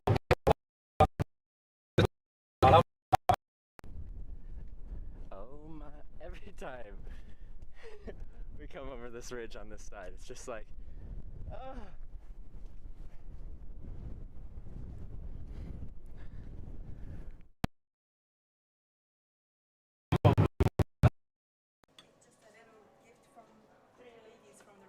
Oh. Happy birthday. Oh, thank you so much. Yeah. Gorgeous breakfast, yeah? Yeah. Yeah, this is just a little card. Hey, thank you so much. Yeah. And then we find one booklet. And they told me, you know, one of your main problems that you've always had, son, is you've always been real selfish. Yeah. You've never thought about nobody else, and you got to start thinking about your kids now and your wife. And I went and did 3 years, and she would go and see me like once or twice a year. I would clean rooms in there, man, because I couldn't call home and ask her for money. Yeah. So I would clean rooms. That's what I would do. Do you think if you never had your wife and kids, you would have kept the same lifestyle up? Probably. Yeah. I would be in prison right now, or yeah. I am a recovering drug addict. Yeah. So one of the main things, well, it's no excuse, but one of the main things I was doing, what I was doing for, was for the drug. Yeah. Oh, like doing that type of work because you earn enough money to keep the Yes. The lifestyle, the drugs, stuff like that. Yeah. Once I realized and I stopped abusing stuff like that, I stopped. Now I come home with my wife. I got 2 elder kids. They come over and they, like this weekend, last Memorial Day on Sunday when I got home, go buy an 18-pack, buy some meat, you know, have a real nice family time, and at the same time drink a couple of beers. You know what I'm saying? And I think that's like a healthy way to go about it. Like I have a strict rule. Like I never drink alone. Like, yeah. I only drink as like it's with a group setting and it's a social kind of thing. Yes. And I'm not a huge partier, so it's just like it's for a special occasion or like there's just a reason for it. Now when I'm traveling, I might have a beer with dinner, but like it's a beer because you know I just like having a drink. But yeah. So I had a couple of run-ins with a couple of good friends of mine. They would call and tell me on the phone. That's the first thing I told everybody when I came out. And I told her, "You're gonna call for business, forget my number, man. Disregard my number. That's not me anymore." Yeah. You know, you can just imagine what they would call me, and I would tell them, "No, I don't want to. Yeah. I'm not gonna run. I'm not gonna do anything for you. Do it yourself. Whatever." So I lost a lot of friends who were really on the cool. They weren't my friends. They were just business partners. You know what I'm saying? Yeah, they're gonna call you coward because you don't want to continue that lifestyle, which has ended you up in prison multiple times. Like, is that really? On that last time, one of my dear friends was the one that turned me in, and then in turn they wanted me to tell on his wife. Yeah. But she knew what was going on, but you know it was a pretty shitty. It was a pretty shitty case, like for me, because I was there. You go. I don't know how much it is, but I think this is a store. I'm hoping it's $3.19. If not, we're shit out of luck. Is it this one? Yeah, it's this one. Because it'll only get more expensive from here? Yes. Yeah. $3.89, is that correct? Take the ramp ahead. If it's $3.89, I'm not going to feel up with it. Well, no, that's, yeah. Because it was $3.19 back there? Yeah. $3.39. $3.39 I'll have to take. That was my fault. Any from here, I don't think I can find anything at $3.39, so I might as well fill it up here. All right. What else is there? We'll fill it up.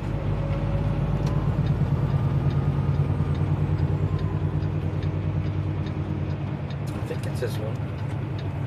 This one. Oop, red light.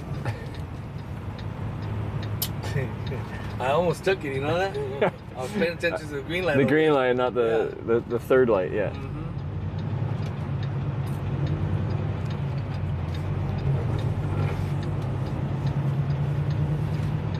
So Trevor, I'm gonna use the restroom, fuel up, Yep. Grab something to eat. Yep.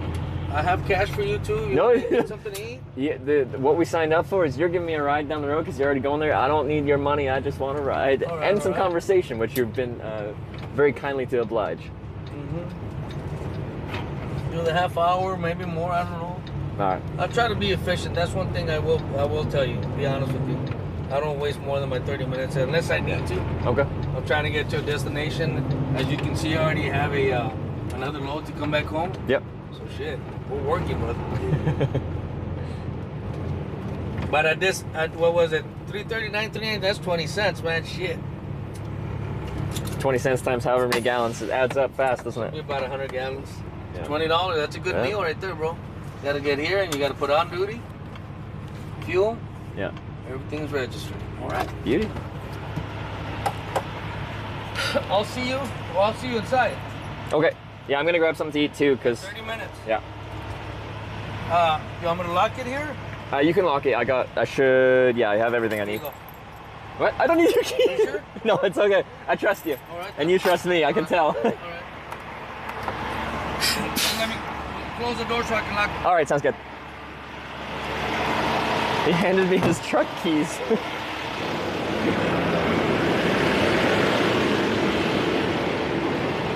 reason I do that because of your equipment. What's that? I do that because of your equipment. I would hate somebody to take your equipment. Oh yeah, no, I assume when you leave you lock it, right? Huh? When you leave you always lock it, right? Not all the time. Not all the time? Or right now? You know, usually I have a policy about leaving stuff in the vehicle, but I figure here it should be fine. Well, I guess you never know. Places I will lock it. There's other Yeah. places I won't. I didn't see the pump number. Shit.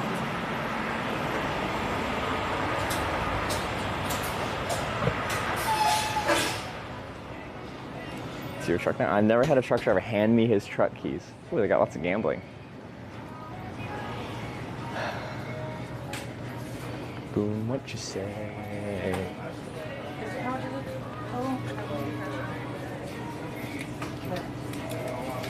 I like this guy a lot, though. He's very interesting. Sorry. Interesting crowd in here. I don't know. Ooh, what's this? I'm gonna offer to buy him his lunch. He already tried to say he'd give me money for food, but.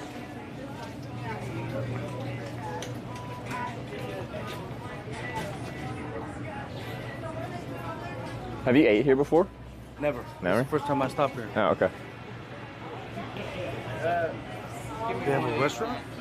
I think it's like a fast food kind of you order at on the other side around there. Okay. But you're doing the fuel stop, right? Yeah. All right. I'm gonna look.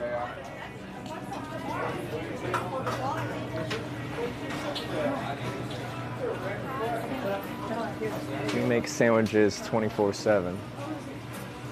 Whole chickens, slab of baby back ribs, gator plate, fish plate, frog leg plate.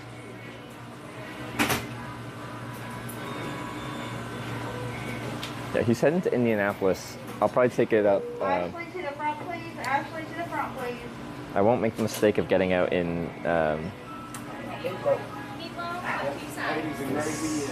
Sykeston. I'm going to take it to Effingham. I just had frog legs a few days ago, actually, in Sykeston.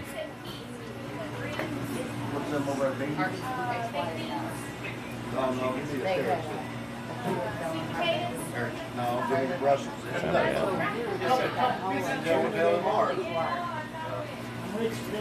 I can tell. Yeah, you did that too. You seen it, didn't you? She got a map after she did it. I know. You have a drink? Yeah, I want to offer him his meal. Okay. Hi. I like chicken and dumplings. Yes, ma'am. Do you want to do a dinner? Yeah. Okay, 2 sides. Mashed potatoes and gravy and Yes, sir. and What's the most popular kind of meal here? I've never eaten here. I don't know what to order. Well, mostly you got everything that everyone loves. I mean, they love everything that we have up here and everything else like that. Okay, thank you. Yeah. I mean, we have, meatloaf famous and everything else. You got our chicken and dumplings. You got our chicken pot pies. You Are have you live streaming? I am live streaming, just myself. Where are you live streaming to? Twitch. Do you know Twitch? The channel's called Hitch. Yeah. Okay, maybe the chicken and dumplings? Yep. Yeah. You want that? You want a large bowl or you want a small bowl? Small's fine. Small? Yeah. Meatloaf.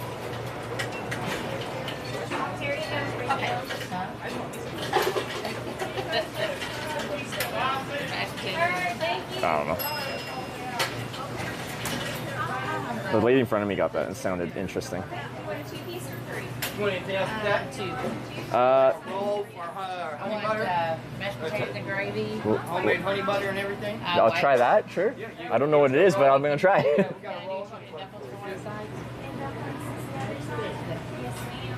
What's a honey butter? I don't know. What? I don't know what honey butter is. It's good. Oh, well, It's good. It sounds good. Yeah. We'll take it up front for you, All right. sir. Thank you very much. Thank you. Is his name mine? And then let me get, can I get a barbecue and a sweet salad? I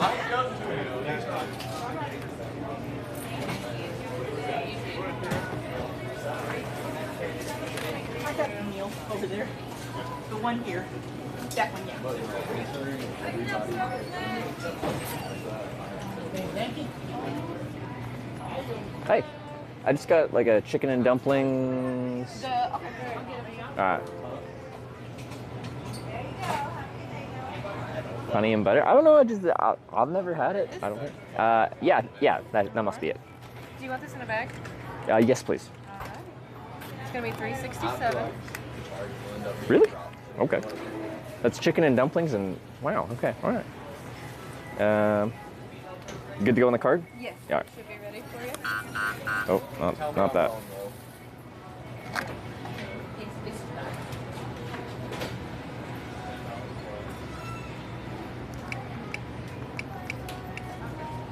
Can't even get like a McDonald's breakfast sandwich for that anymore. And it's good. Thank you. You need this? Sure, why not? Thank you very much. Have a good day. You too. Thank you. The heck? What did I get? I guess it's not very big. I didn't realize what I was getting was like it looked kind of soupy. I need the cutlery. Cutlery's... Right over here on the other side of this hot box. Right here. Thank you.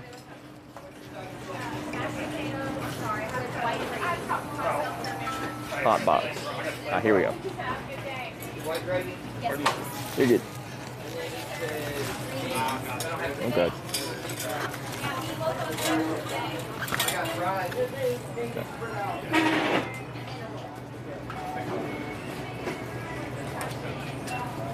Always rooting for the anti-hero.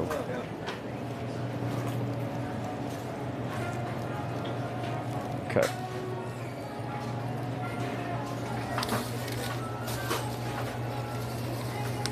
I might have not gotten enough food. I thought it was like proper like chicken and then separate dumplings, but I think it's like a soupy thing. Anyway. You just make me hitch sick. Sorry, just there's a lot of people in here and I don't want to upset the local crew by pointing a camera at them. Albert just drove off. Yeah, I'm looking for him because I'd want to offer to buy his whatever he gets. What is this?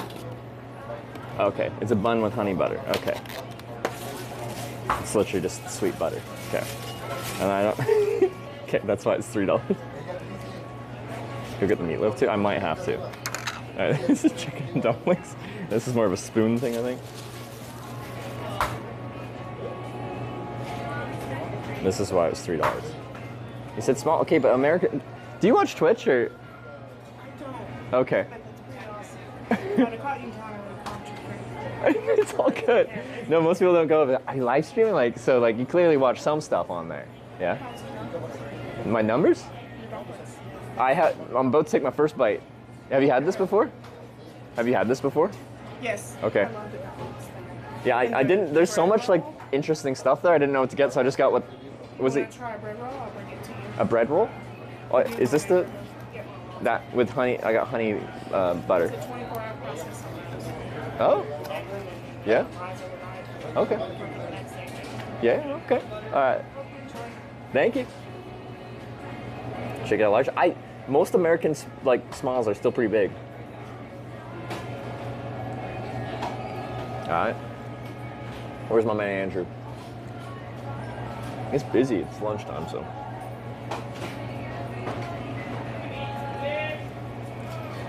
Really good.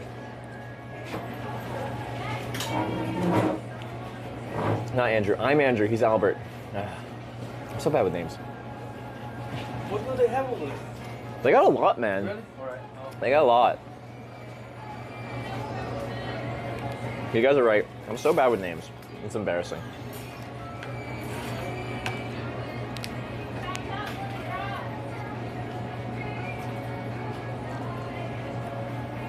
What is that?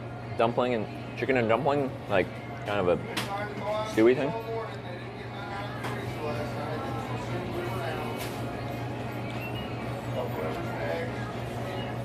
I need a drink. What do I want to drink? Sweet tea? You're not Andrew, you're baby boy Jody. So that was referencing a movie? I really did not understand the baby boy Jody thing. In general, his name was Oscar, right? Dude was drunk, not driving.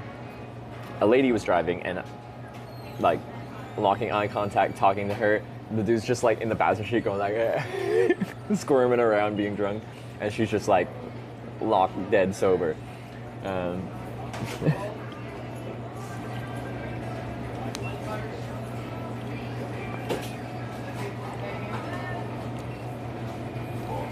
he didn't have any wrinkles, I lost it. And he said he had wrinkles elsewhere. He was a character. I was close to turning down that ride. Because the person talking to me mostly was Oscar in the passenger seat. And if the passenger's drunk, there's a good chance the driver's drunk. But upon conversing, and I'm trying to talk to the driver directly, and Oscar's like trying to command the conversation. I'm like, where are you going? Just like, give me a little bit. And when she actually looked at me, like you can tell, like when someone's locked dead sober, you can tell compared to being drunk, especially Oscar level drunk. You don't like it? Why?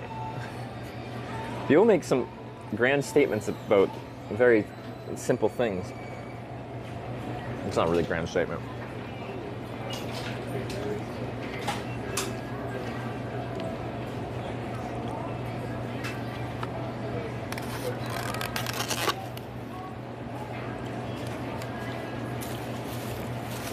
This is fork. I want to try this roll with this honey butter. I suppose break it in half? Oh, that's interesting. Oh, it's so soft. Lovely. It'll actually spread. Honey butter. I didn't get a knife, so I'm using a fork.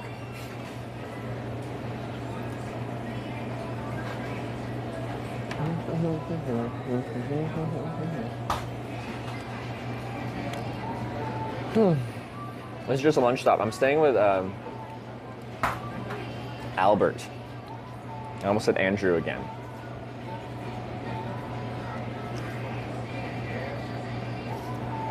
He's got to take 30 minutes. It's required of his break.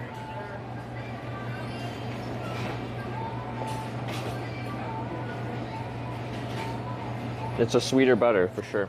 It's nice. It's good. I like it. We just don't have that in Canada. I felt like I was like a child in line. I'm just like, I don't know what to get. There's lots of stuff. What should I get? And they're like, everything's good. And I'm like, yeah, it doesn't help me. And they're like, you want anything else? Like honey butter? And I'm like, that sounds kind of fun. Sure, like, let's do the honey butter.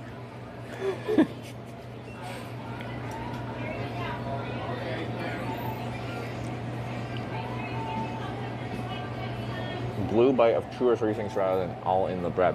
This mixed with this, we can do that.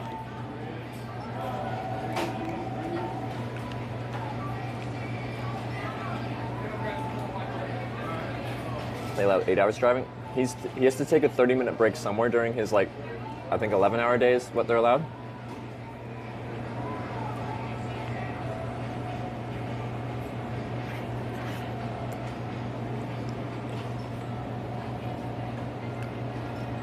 Yeah, honey butter.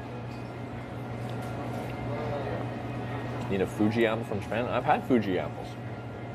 I don't think I'm gonna find one at this truck stop in Poplar Bluff. Where am I? Missouri?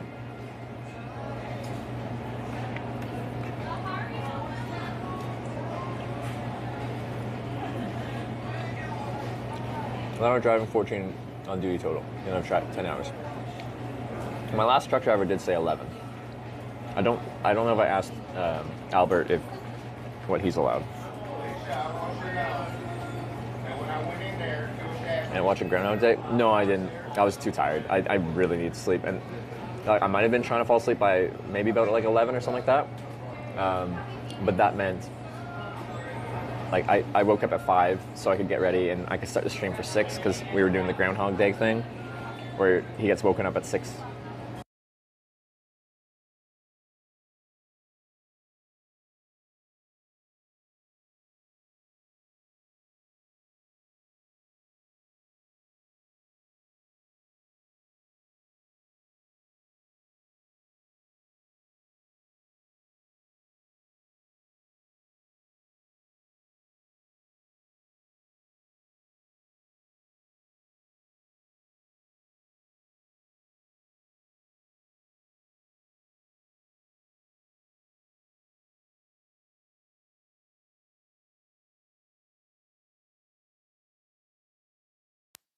It's really good. I'm surprised. I talked to a few people and they said the stuff here is like quite good. So Really? it comes pretty highly recommended. It is really good. If the gas is cheaper, you might end up stopping here more often for the food. Every trip is different. Every trip. It might be the same trip every week, but every stop is different. And you choose that, or just like based on fuel prices and like how you're feeling? Yeah. Yeah. Mainly the fuel prices. Yeah. Well, he said you wanted to stop at that other place, but this just happened to be the next place we could stop at. Did that other place have food? Like much food, or is it pretty bare bones? They got a restaurant. They do, okay.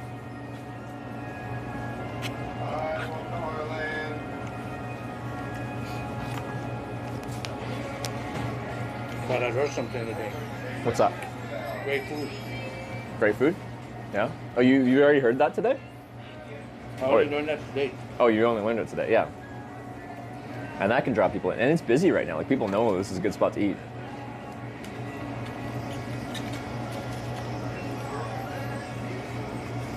I'm surprised they don't have the fuel at $3.19. They usually do. Whatever they have over there, they have it here. So it was 20 cents extra here? Yeah, that's up.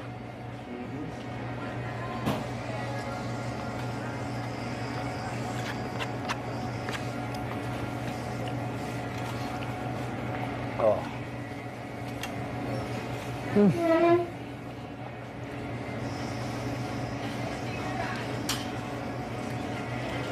So the truck already fueled up and you moved it to parking? Or no, it's still at the, yeah. It's common courtesy to be polite to move it out of Yeah. the next car. Especially if it's busy, guys.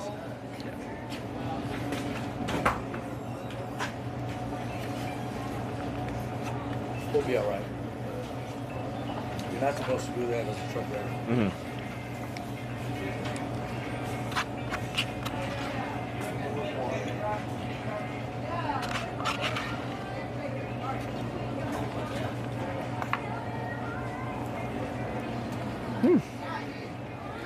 How much did the meatloaf end up costing? Because like I thought my stuff was pretty cheap. $8.99. That's pretty good. Not too bad. From a Canadian perspective, that would have been like 20 bucks. No, Canadian dollar is weaker than the US dollar, so that would have been like 20 bucks US would be like, or 20 bucks Canadian rather would be like $15 US or something. Still. Not for long though. Canadian dollar's pretty weak. And it has been like, we used to be on par like 14 years ago, like 2010 era. But yeah, now it's like $1 US is $1.40 Canadian. But like, I benefit from that a little bit. Like the platform I'm on, Twitch, is based out of America here, so my income's based in US dollars. So when I convert it to Canadian, I get that bonus. How do they pay you? Actually, I can show you. This is a good time to do that because you're not driving.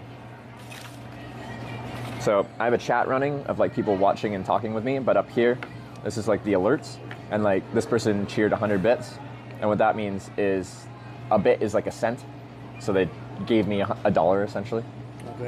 and then it plays a message, or people saying hello right now, if you're curious. Nice, man. So it's like a bunch of people travel with me. I know it's kind of strange. I still find it strange, but is it working? So that sound is like zilch new.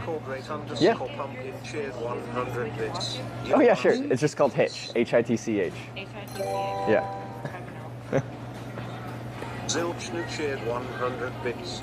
I guess you don't get Twitch streamers in here much.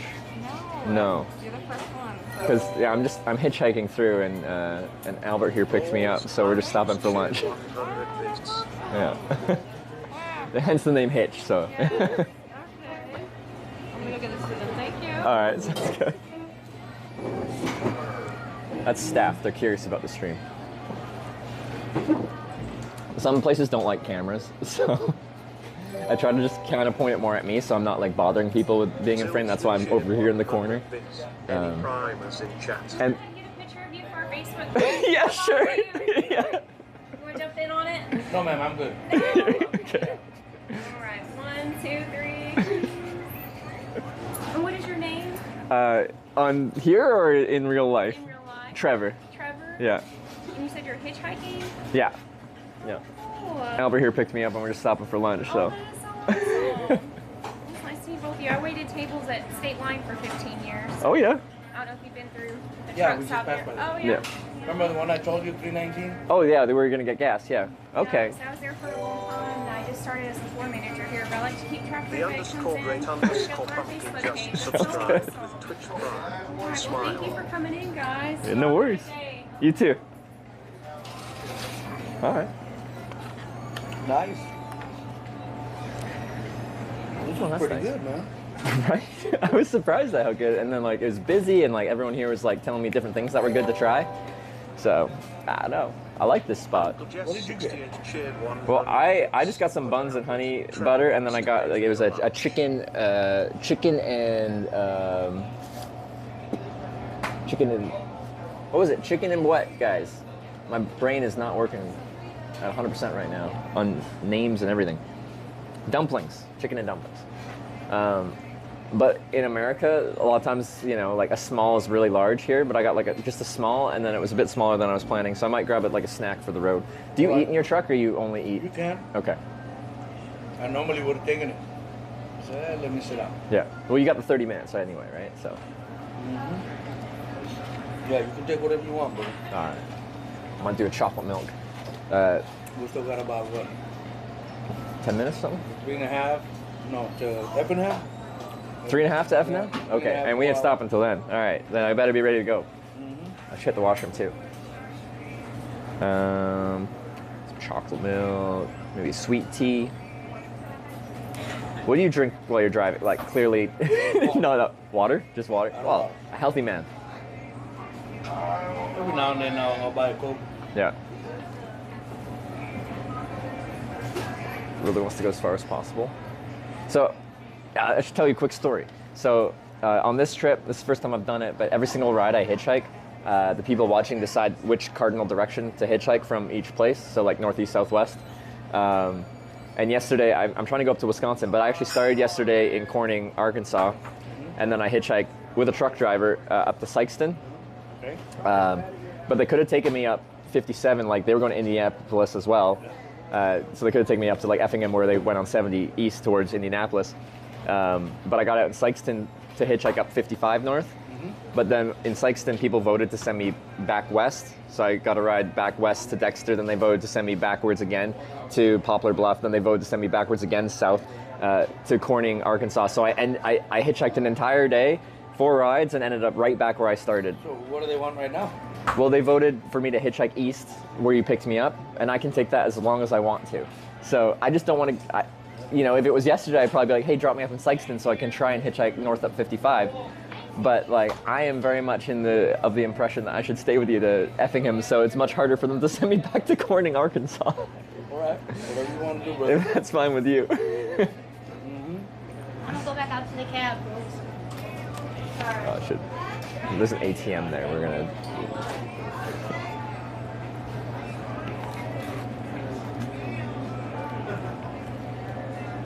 Doesn't trust us? You guys are not trustworthy. You're gonna send me in weird directions, and I'm never gonna go to all 9 Cornings.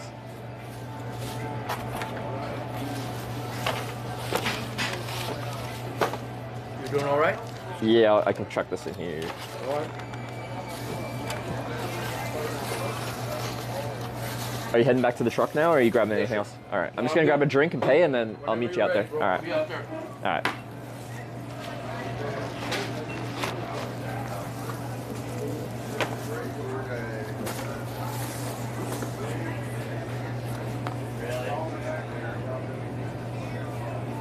And you might miss St. Louis.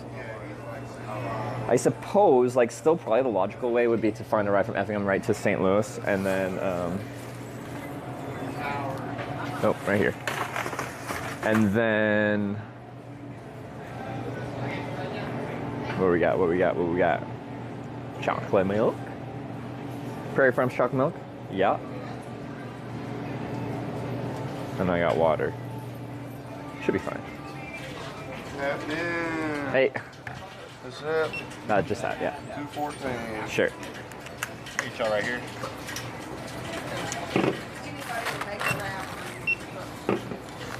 I don't know what's going on. You're good. I don't have to pay? No, you're good. Really? Yeah. Are you serious? Oh, I thought you was telling me you couldn't film in here or something. No. I was like, no, you tell him. I'm not The going drink is on you guys?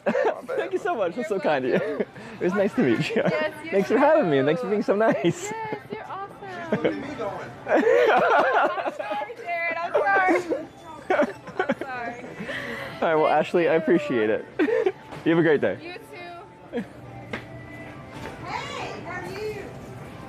All right. I can strongly recommend this truck stop here in Poplar Bluff, Missouri. I don't think I've ever had a truck stop be so nice. What's it called? I gotta tell you all to go here if you're driving through this area. I don't know why you drive through this area, but if you are.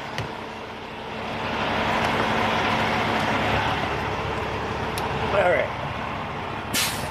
They wouldn't let me pay for my drink. Really? They're like, it's free, it's on us. I'm like, okay, I'll take it. I wasn't, I'm not, I'll be honest with you, I'm not computer friendly and stuff like that, like you young kids. I know. You see how much, the chat? Yeah. Yeah. The girls, hey, what's he doing? All these kids nowadays, they're into that. I'm not really. Yeah. You don't bother me. You guys don't bother me at all, but. Yeah. I'm gonna leave it there. Do you want me to move my stuff around? Am I in the way here? I can position it differently. Just do me a favor. Yeah. You're taller. I am taller. Back here? Yeah. I think you can step here. And Yeah, sure. Give him my What do you want me to cigarettes. grab? Cigarettes. I usually put them back there. Sure. Yeah. So I don't be smoking a lot. Yeah. You step right there and you can probably grab. Oh, I see them. Yeah, I can grab that. And I'll just grab one if you don't mind. Okay. I hope you don't mind. If you do mind, I won't. I don't mind at all. Okay. Here you go, man. That's what I'll do. So I won't be smoking too much. I just grab one. Oh, and then you put it back there? I'll throw it back there. As far as I can. You know what I'm saying? Or else if I have them up here, Then you'll just keep grabbing? Yeah. I'll be smoking. All right. We need about a minute or two. All right. And the reason you know is because, see, you got 324 and we should have 624. Okay, yeah. So if you move the tractor, I don't know if you're aware, if you move the tractor a little bit over 5 miles an hour, it'll jump into driving and you'll have to do another 30 minutes.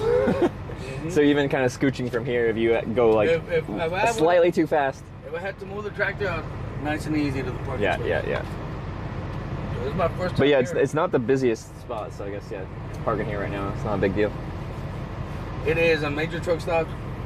It's what's that word I'm looking for? It's like frowned upon. For you to stay at, Yeah, You know what I'm saying? Once you're done fueling and there's washing, other guys then waiting yeah. to fuel up. They're doing the same thing we're doing, trying to get somewhere. Yeah. It is Boomland. a cool place, man. I like it. The One of the food main was really things that interesting. One of the main things that I look for establishments like these is that clean restroom, Yeah. more or less. Yeah. Of course, you're not always gonna get that.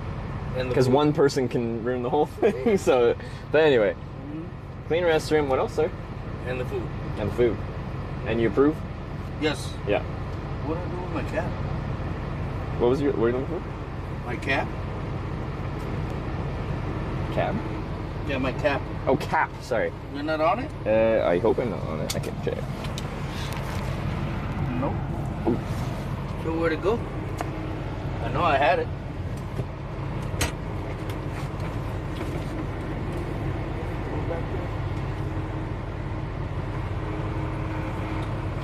Oh, there it is. Do you want me to? I got it. You got it? Yeah, I can get it. Oh, you can reach it? All right. We're in.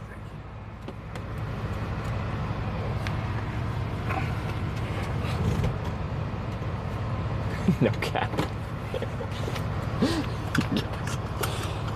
Sorry, people are using like internet slang. Like kids these days will say no cap, as in like no joke kind of thing. It's like young kid slang. So you had no cap, so like no cap. Anyway, ready? yeah, I'm ready to go. It's not worth explaining. 624. 624. Let's go.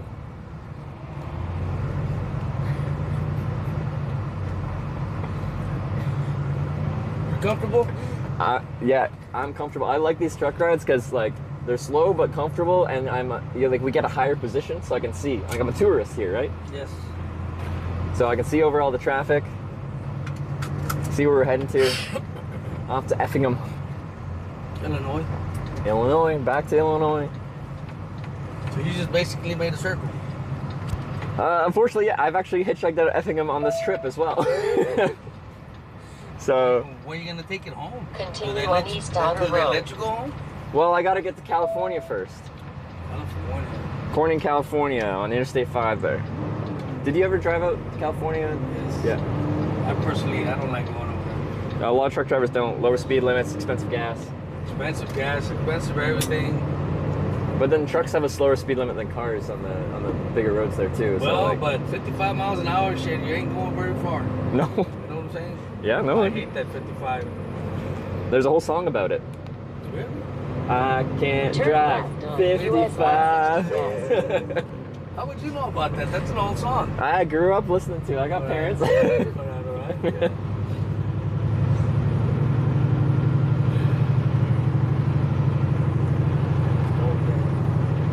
What is that? 38 Special? I don't remember. Who sings that song? I don't remember. Guys, who sings that song? I think it's 38 Special, if I'm not mistaken. All right. The fastest way to get the correct answer on the internet is to give the incorrect answer. Like if you say the wrong thing, some people will immediately correct you. Sammy Hagar.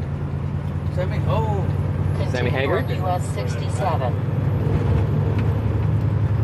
Van Halen.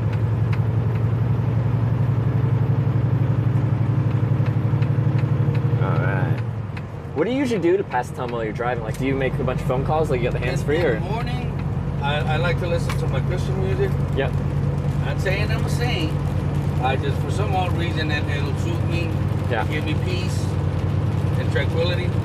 So in the mornings, I'll do from 5 to 8 or 9. I'll do my my radio.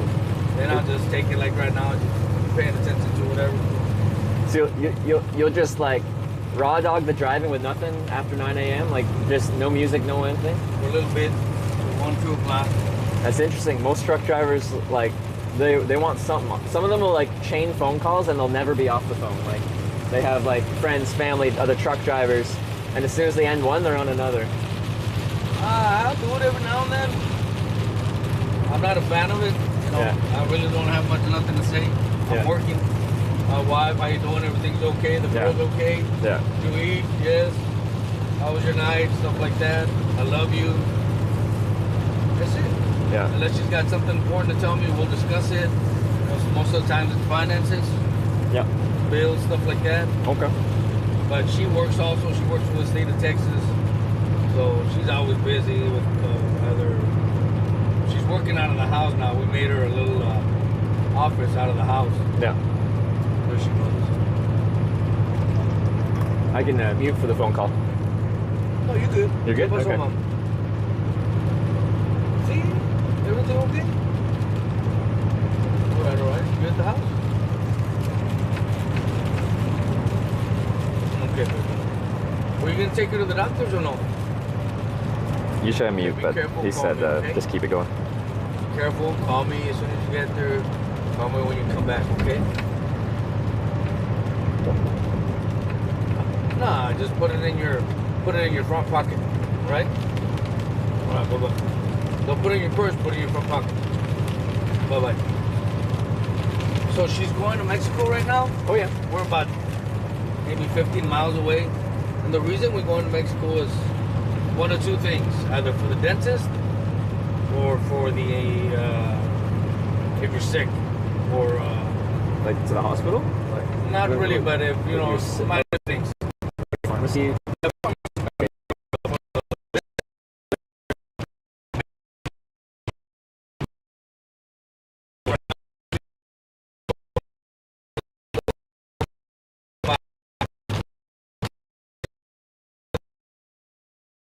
Trevor.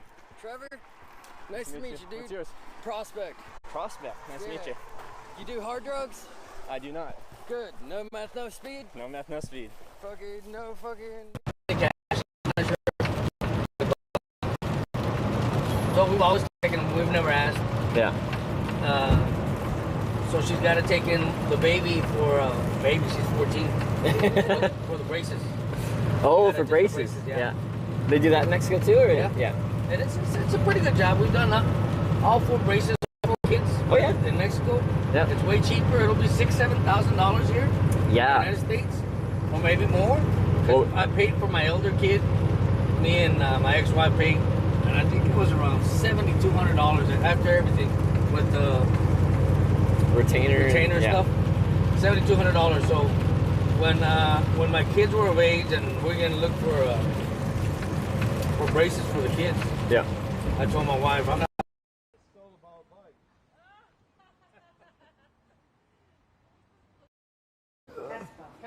Yeah.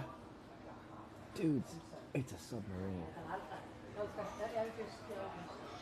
And you walk about half a mile, and the dentist, they're right across the bridge.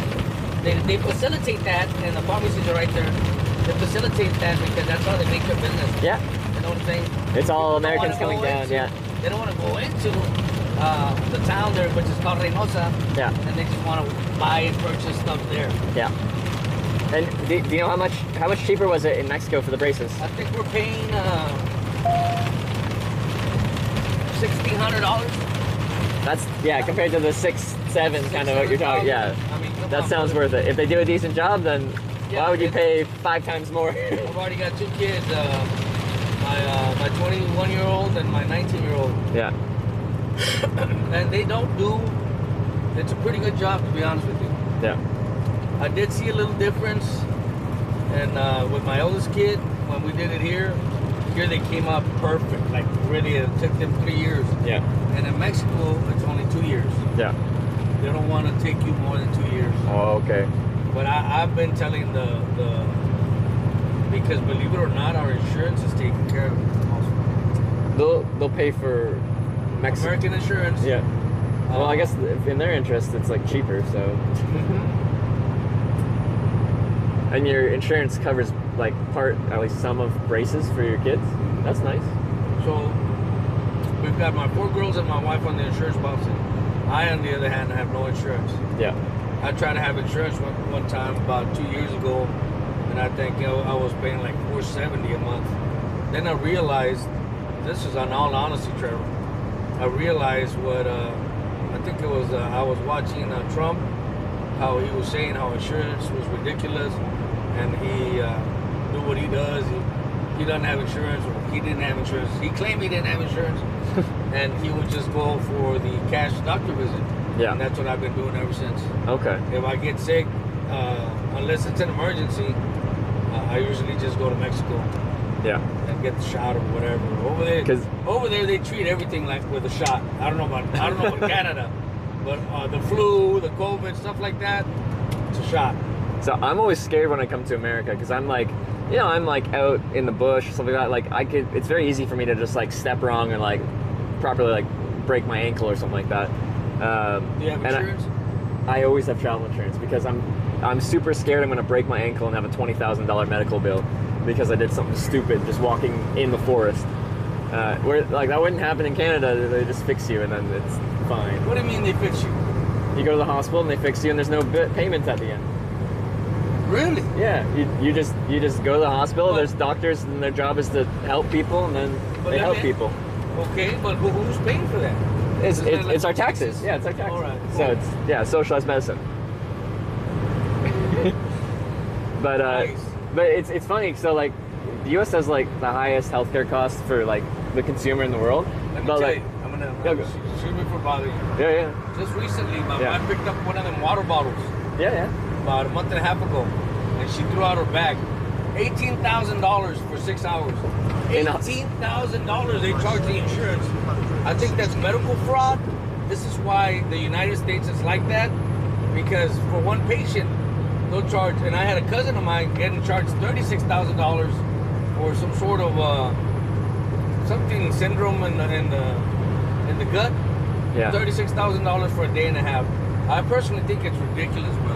$18,000 for 6 hours. No, exactly that, and that's what like that. That's why I'm terrified to be in America. You need to ask me what they gave her. They gave her some Tylenol. They also gave her some codeine. Yeah. Maybe 2 pills of codeine, and they sent her home. They told her it was nothing but a muscle spasm. And it was that was $18,000. That's insane. My wife needs to pay $900 and some out of pocket, which I'm not gonna lie to you, I'm not gonna pay for. Yeah. And I told my wife we're not paying for that. After they swindled the insurance out of $18,000. I believe that's fraud, man. This is why we're like that. And then I've heard like if you ask for that itemized like bill of that, and like their services are 2 pills, like they have to itemize that, and then like where does the $18,000 come from? Like the 30-minute doctor visit. That's just crazy to me. Because I refuse to come to the United States without medical insurance because I'm terrified of like going bankrupt because of one simple ailment. And I don't think that's mentally or at all healthy for people to have to like think about that. Like you're one accident away from bankruptcy because of how the medical system is set up. And there's a lot of people up here. There's plenty of people up here like myself. We need 2 jobs at the household. My wife and I. Yeah. Or else one job is not going to hold it up here. Carrie, thanks for the raid. Sorry for the smoking. It does not bother me. When I was like a teenager, if I was around cigarettes, like it bothered me because I never smoked. But once I started hitchhiking, like I feel like the majority of people that pick me up do smoke in some way, shape, or form. And I don't smoke at the house. Yeah. Only when I'm in the truck. Oh yeah. My kids don't like it. My wife don't like it.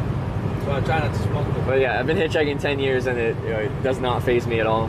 People will smoke with the windows up and everything and they smoke me out and I don't care. That's one thing I won't do. Smoke with the windows up. Yeah.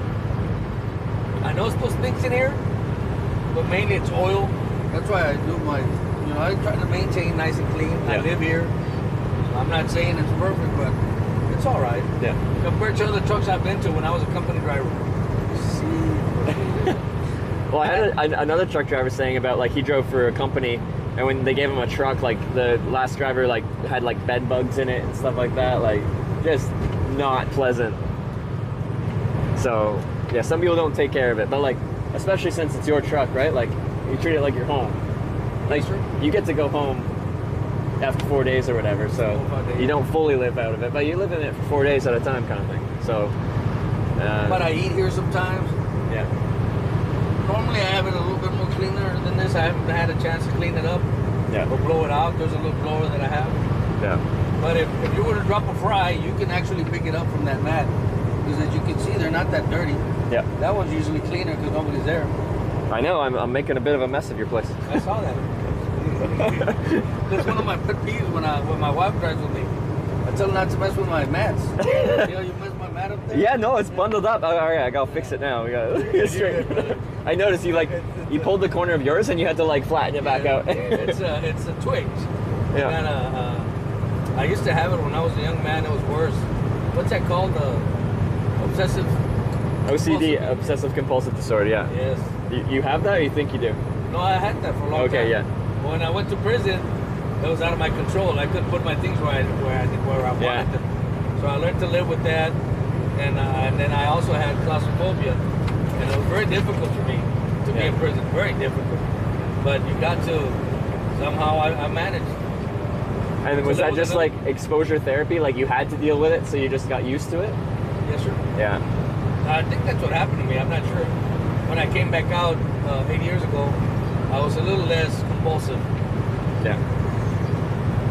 Which makes sense. Like that is a method of dealing with fears and phobias, or like in this case, like OCD, is just constant exposure. And usually, if you're doing it in like a healthy way, it's like small exposures. Like, you know, if you're scared of dogs, because some people are, like, you'll find someone's really friendly Labrador and just have them in the yard next to you behind a fence, and then you slowly introduce more and more contact, kind of thing. So it's a gradual exposure. Prison is like you don't get gradual exposure. It's just you got to deal with what's there. One day to the next, you Yeah. go with somebody else. Yeah. And you don't get the cleanliest person. That's what sucks about prison. I got real lucky when the first day I got there, they put me up with this white boy. He was really no disrespect, but he was dirty. Yeah. Wouldn't take a shower, wouldn't clean up after his mess. Yeah. And it was very difficult for me for like 20 days, and then something happened to him. I think he got in a fight or something, and they put me in Mexican. And me and him were there for the following 2.5 years.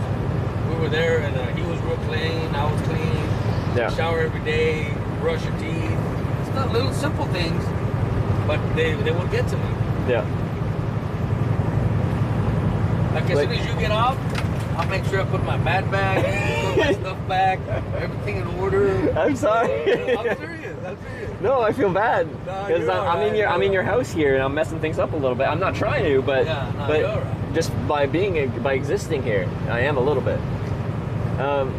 Like your experience in prison, was it like a maximum security kind of bad prison, or was it fun? I got real lucky. I went into when I first showed up there, I went behind the gate, behind the fence, and I was there maybe about a week, and they needed a cook over in it's like a camp.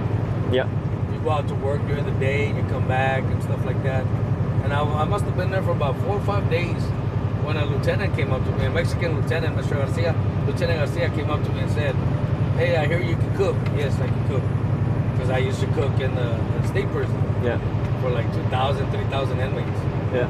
I don't know if you've ever seen it's like a big bowls to cook breakfast, lunch, and dinner. Uh-huh. So I learned from that. And I've always been a good cook. I've always loved to cook. As a matter of fact, I cook barbecue. That's one of my specialties.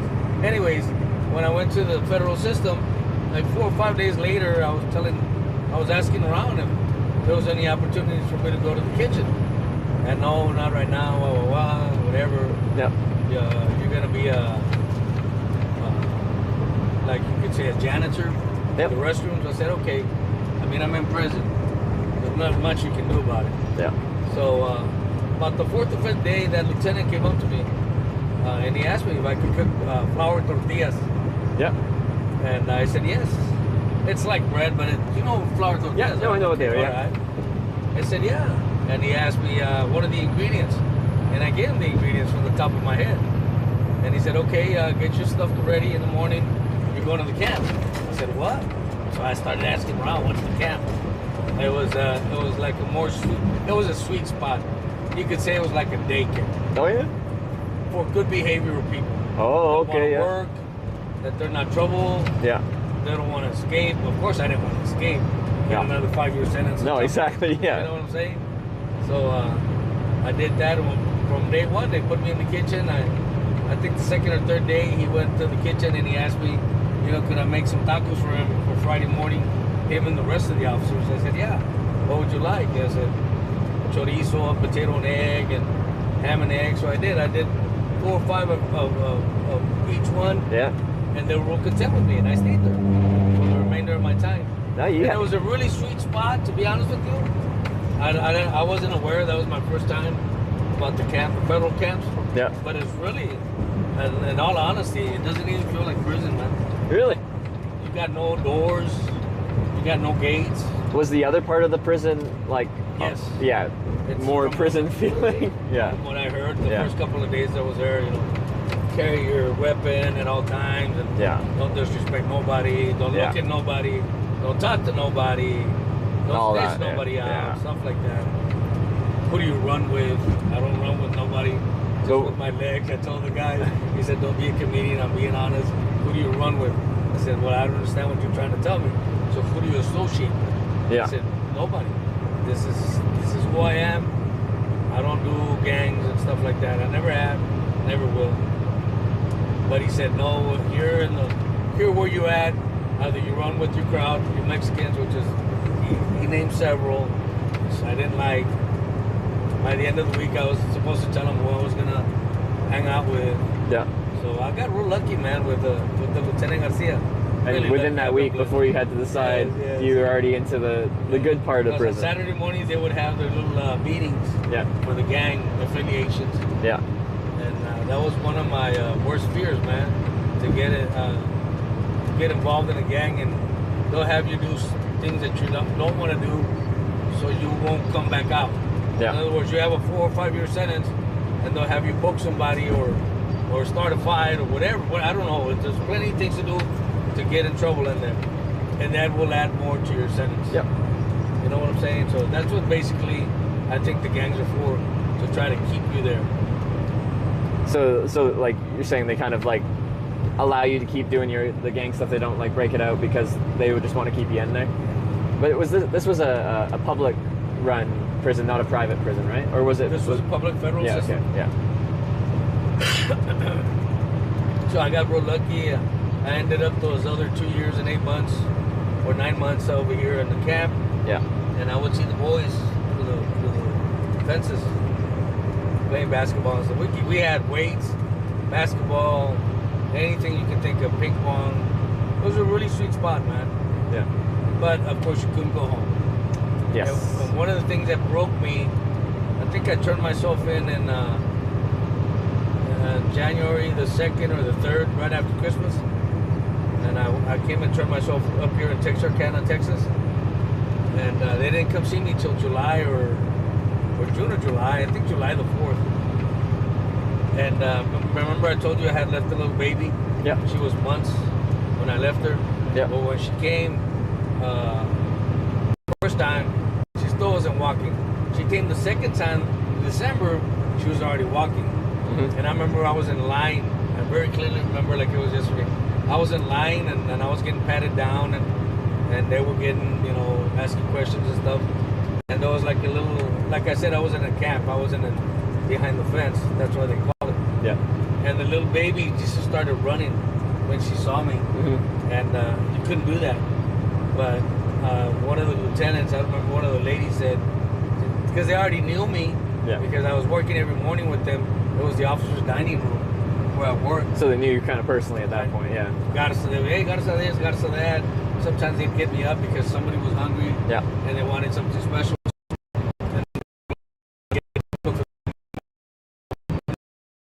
Nice. But don't forget, I was always a prisoner. Yeah. And I was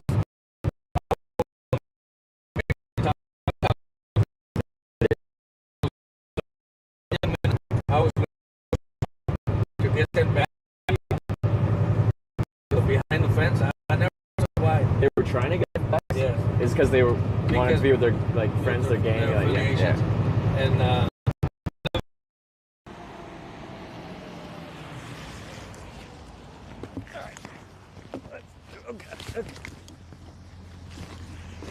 oh, there goes my tux. Yeah. Oh, so the story was every Saturday they have a meeting after breakfast. Supposedly, quote unquote, it's illegal to be having, more than 4 or 5 people, but they would always do it. Yeah.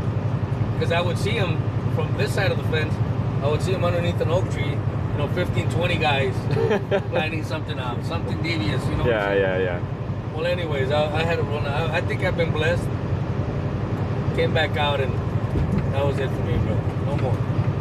You really set yourself up well in there, like Yes. being able to cook, like having a skill that's valued. And then, that one time, the little girl ran towards me, and I picked her up, and you know, it just broke my heart, bro.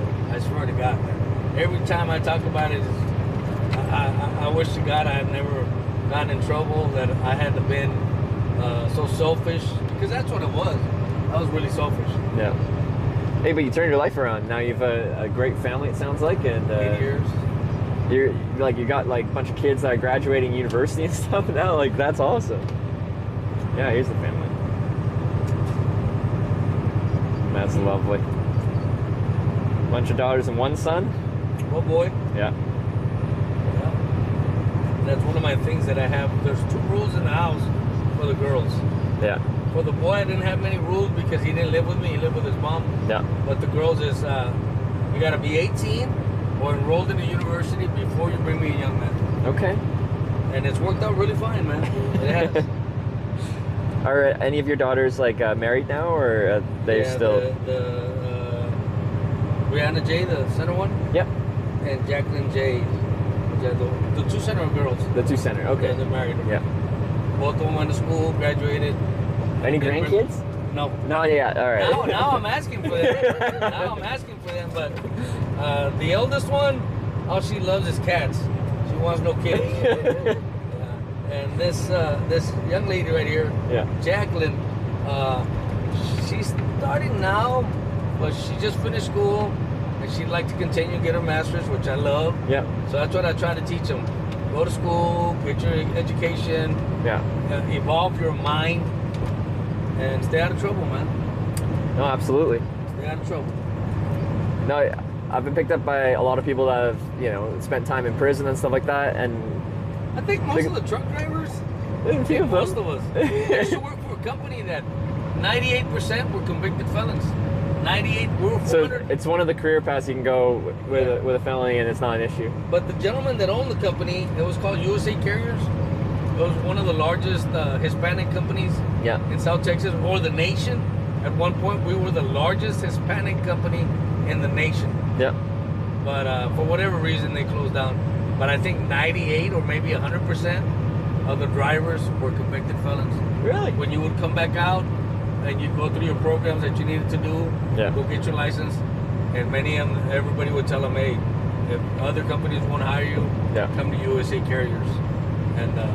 And a lot of us, the first thing I did when I came out of state prison, I got reinstated with my license because I already had my license. They didn't take it away from me because I never got caught in a big truck. Yeah. Thank the Lord, or else I wouldn't be working here. And a lot of the companies wouldn't take me. They want nothing to do with a convicted felon. But that one did. They think you're going to to do the same stuff you were doing. And like driving a truck, like when you know what you're hauling and stuff like that, I suppose you could like collaborate with some kind of group if it's a valuable cargo kind of thing for some kind of planned inside job. And you know what? Yes. Yeah. And we used to run a lot of LG, the TVs. Yeah. We got about a whole trailer full of TVs is worth a lot. $150,000, $200,000, and we used to do pharmaceuticals. Yeah. And of course, you can do something like that. You can think of a scheme, but of course, you're gonna. At the end of the day, that's one thing that I've always come to understand. You will get caught. It took these guys. It took for the federal conviction. It took them 12 to 15 years for the investigation. 15-year investigation. Mine was the people I was associated with. Like the entire group.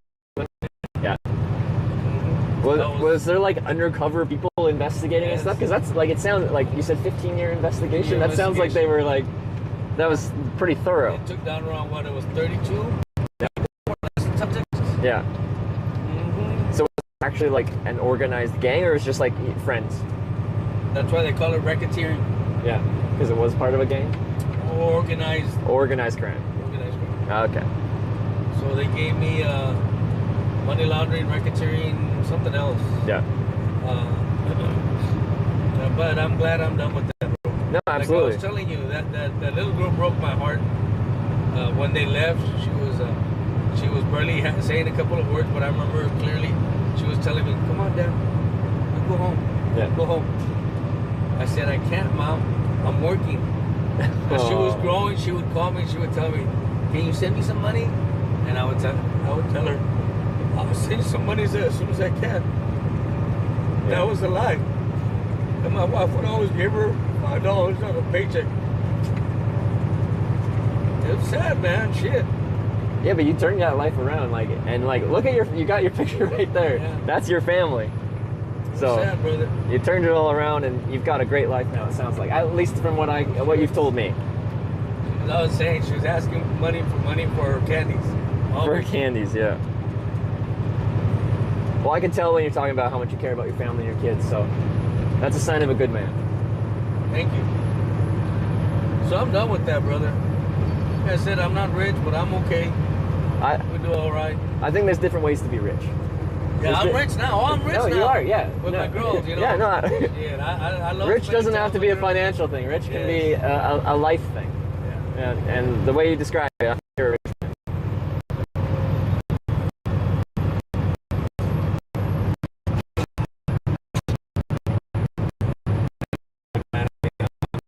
I'm grateful for her.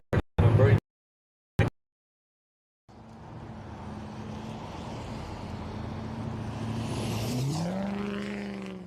Oh, that guy tried to roll coal on me.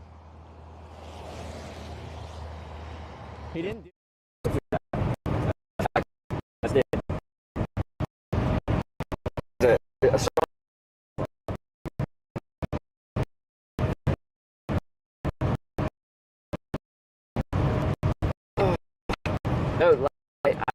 a lot of people that time in stuff like that. I think a lot of the time is like if someone's done time in prison, they're usually not scared of a hitchhiker, right? Like a lot of people are scared to pick up a hitchhiker. Like, have you done proper time in prison?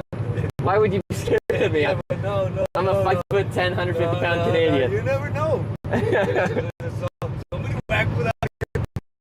And I feel sorry for all the people that have lost their lives. But you know, I don't believe in them. Maybe I'm mistaken. You know, I'm old school. I don't believe in them saying that he's mental illness.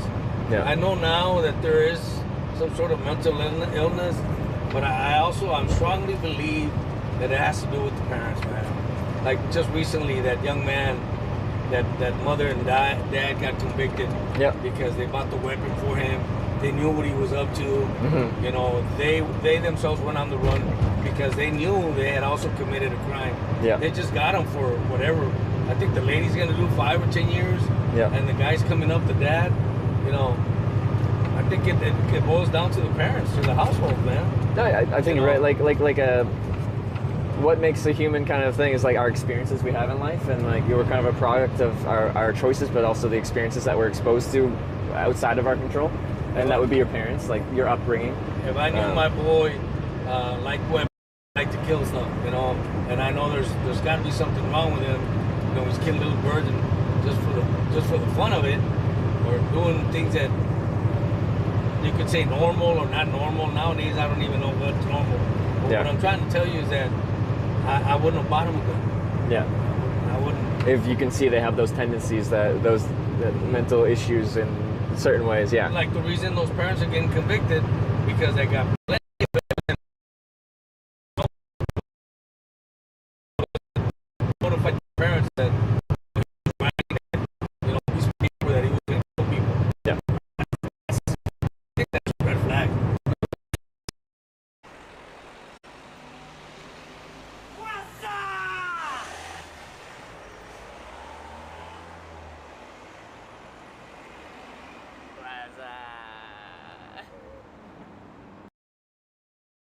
Because like they can like remove them from the school and put them in a program, but you can't always like prosecute someone for having a dark mind.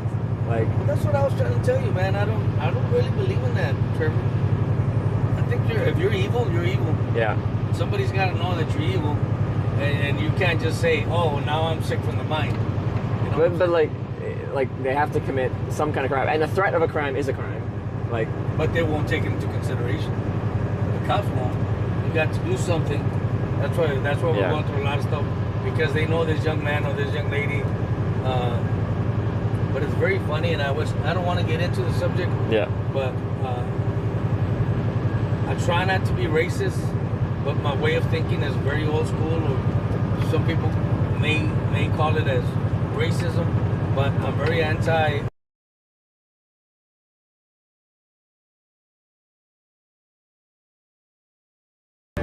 But one of the reasons I'm letting you know about this, and I know it's bad, but I've been working at it, is because not every egg is rotten, right? I understand that, but I believe the system is rotten.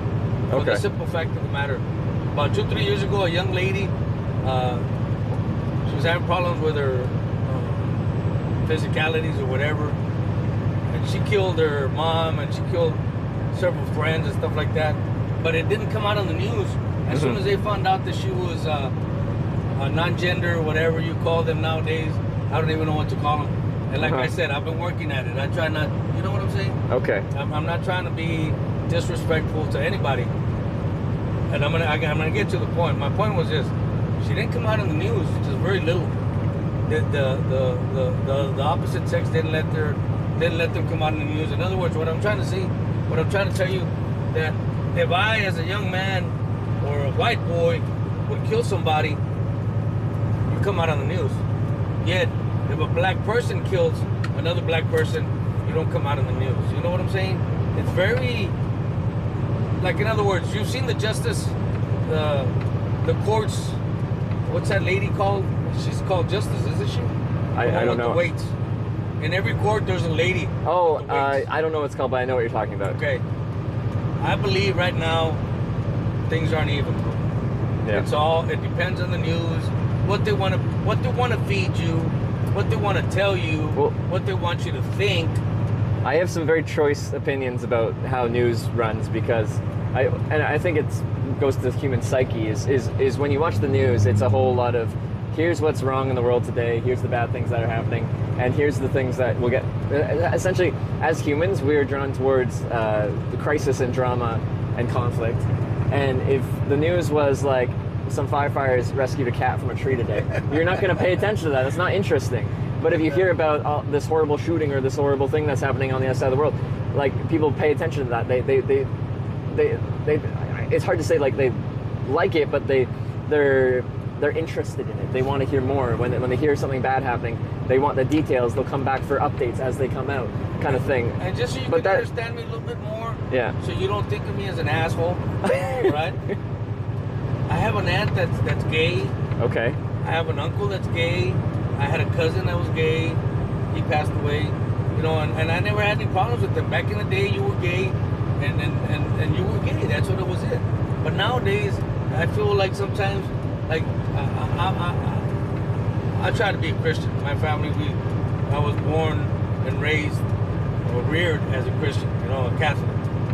Back in the day, my gay friends in school, they weren't making a big deal about being gay. You would respect them, they would respect us. Just recently, I saw a video on how this young man, he wore a United States flag on his shirt, and he got kicked out of school. It's on TikTok. And his parents and himself, I think he's 8 or 9. They're saying, you know, when I go to school, there's all these rainbow flags and all this gender stuff going around, and I don't mess with them. This is my point, Trevor. Why do they have to imply or insist on me believing in who they are? Really? You just gotta believe in who you are. Like I said, back in the day, we had plenty of gay friends. Yeah. But you didn't see all this commotion that they want to do, that they like, look at me now, look at me. I'm gay, and okay, you're gay, you're proud, whatever. That's cool. But why do they insist on messing with the straight people? You know what I'm saying? I hope you understand what I'm trying to tell you.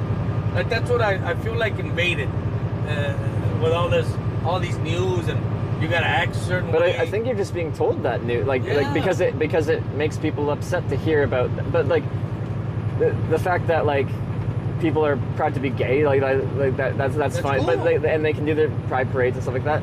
But like that upsets some people, and they'll broadcast all this stuff about gay people being proud, and that upsets people, and then that creates controversy. But I don't think that should.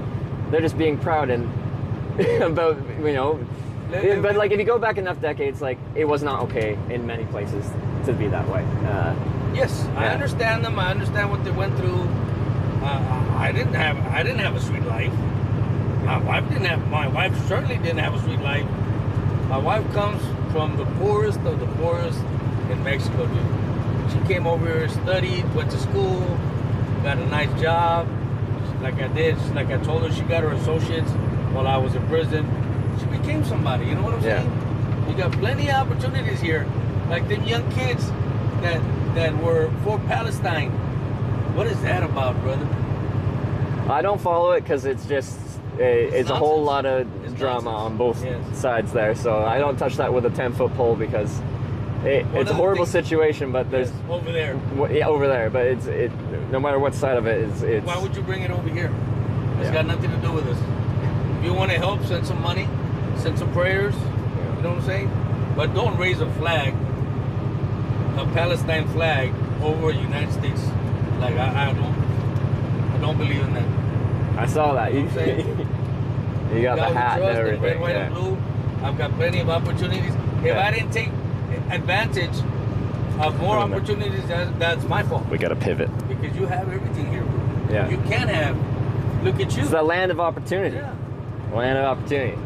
And it does feel like when I'm here, like anything can happen anywhere, and in like good or bad ways. Like you are, it's up to you to guide your own path, kind of thing. But you have to make that happen. Like they don't hold your hand.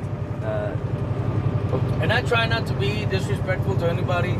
I will, that's one thing I have. I won't be disrespectful, but I know my way of thinking is very disrespectful. You know what I'm saying? Yeah. To some people. My kids are always telling me, Dad, because I'll just wait and say stupid things on TV when I'm watching the news.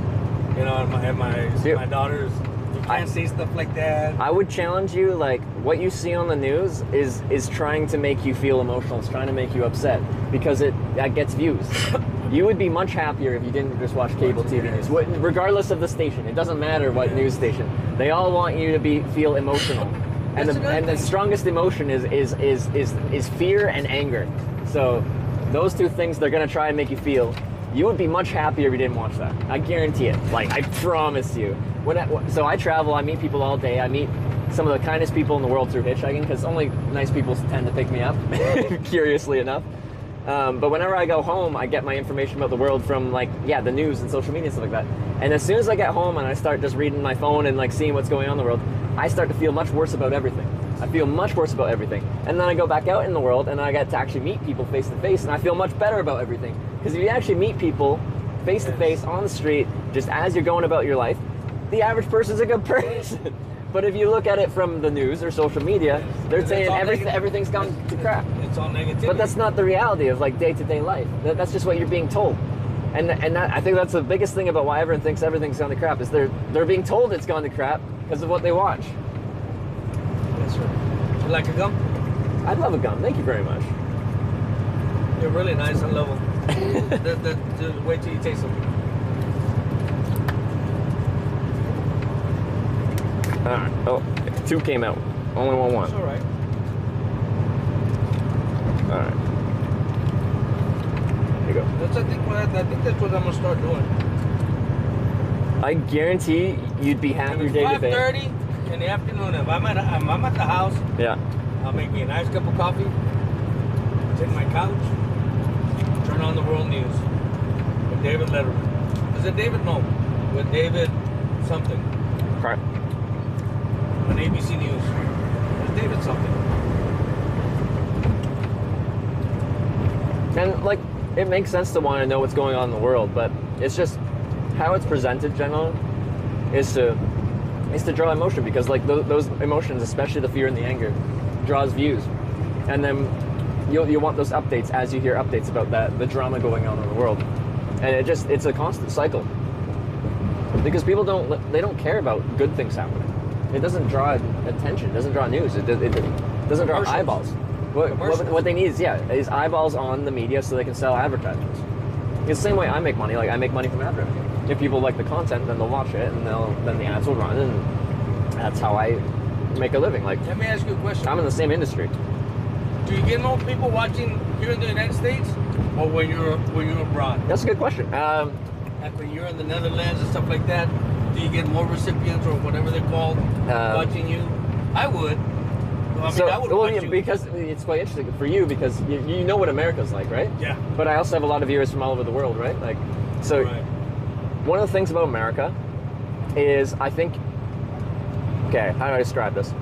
In America, I run into people with bigger personalities more frequently than anywhere else in the world. As in, like, people who pick me up have strong opinions, and I get lots of conspiracy theorists telling me about, like, a subterranean species of lizard people that live under the pyramids and stuff like that. So when I'm hitchhiking in America, everyone comes in and there's like, who's the next crazy person that's going to pick up Hitch kind of thing.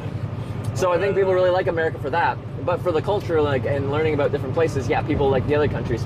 It really depends on how the trip's going. Like, people love it when I go to Japan. I've hitchhiked in Japan a few times because it feels so foreign there. But the people are so curious about what a foreign guy is doing hitchhiking. Do you know Japanese?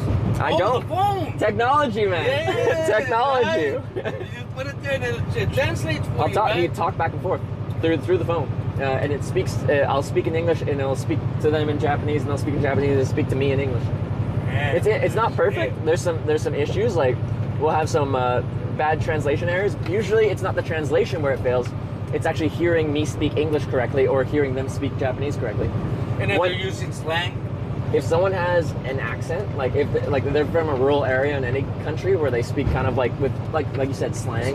Or just like even with English, if we went to someone from backwoods like Tennessee or like something like that, and they're just like talking with that real southern drawl, it'll struggle to hear their English, and it's the same for other countries.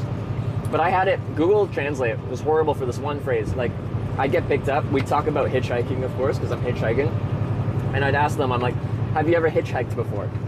Because, you know, in some places it used to be common, but Google would like 50% of the time hear that in English as, have you ever had sex before? So this person, the stranger just picks me up and we're talking about this, and I just ask them that question. They're like, what? And like, they can tell I didn't mean to ask it. So usually it's fine and we laugh it off. But like, there's been some bad translations, both from me and from someone talking to me. Like in Japan, these two guys picked me up. They were going home from work, and through the translator, they tried to say, I'm going to drop this guy off first, like drop him off at home and then drive you further. But it translated that to, I'm going to kill this one first, like to the person in the passenger seat. So they're usually just like humorous. You can tell it's just like a weird translation thing. But generally, like it gives you the ability to have a conversation where you couldn't otherwise, if that makes sense. Like, I don't speak Japanese, and most Japanese people don't speak English, at least enough to have a conversation. I should have known better than that. I see a commercial on TV on how this guy gets a taxi. I don't remember where, but he gets a taxi through his phone. Yeah. He talks to the guy, I think it's Thailand or something like that. Yeah. Somewhere out there. And that's man. Like you're talking about like Uber? Yeah. Yeah. That's what I'm saying. Nowadays, you know, it's really not that difficult to go all over the world and communicate. Oh, traveling is so much easier now than ever. And like, just like GPS navigation. Yeah. It's so much easier for all types of transportation. Let me ask you a question, Trevor. Sure. About a month and a half ago, maybe 2 months, I don't remember the date. Yeah. I think I do, I don't remember the date. Let me see if I can remember. AT&T went out. Yeah. All AT&T went out. The whole nationwide network, yeah. Services. That thing wouldn't give me a direction. Oh, yeah? Give me an address. Yeah. You can see, I still carry my map. Oh, yeah, you got the whole road atlas map, yeah. I still carry my map.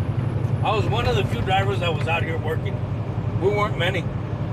Almost all my friends that I know are young men, and we got some older ones. Yeah. But they're so reliant on that goddamn map up there.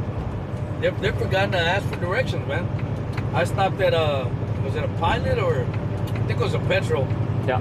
And they had I think a Burger King in there. I don't remember. One of these burger places. The first thing I called for some reason the phone was going off and on, and then no more phone calls. Mm-hmm. But before I had my last phone call, I was talking to my wife, and she said she had seen it in the news that AT&T was going to go out, something like that, or they were having difficulties with the computers. Yep. For some reason, I remembered about the Wi-Fi. I don't like Wi-Fi. I pay the data, And my Okay. girl's always telling me, Dad, use your Wi-Fi, use your Wi-Fi. What for? If I pay for the data, I tell them, right? Yeah. Well, anyways, that particular day, I got into my Wi-Fi and I did a Wi-Fi call, and it worked. So my point is this: a lot of the other guys that I know, they don't know about that. Most of them are like hardcore Mexicans, worse than I am. So, anyways, I did my Wi-Fi call. I called the company and I told them the phone was down. They said, don't worry about it. You don't have a load, but if you want to go load, go to this place. You think you can get there? I said, shit, I can get there. Broke up my map. Here we go.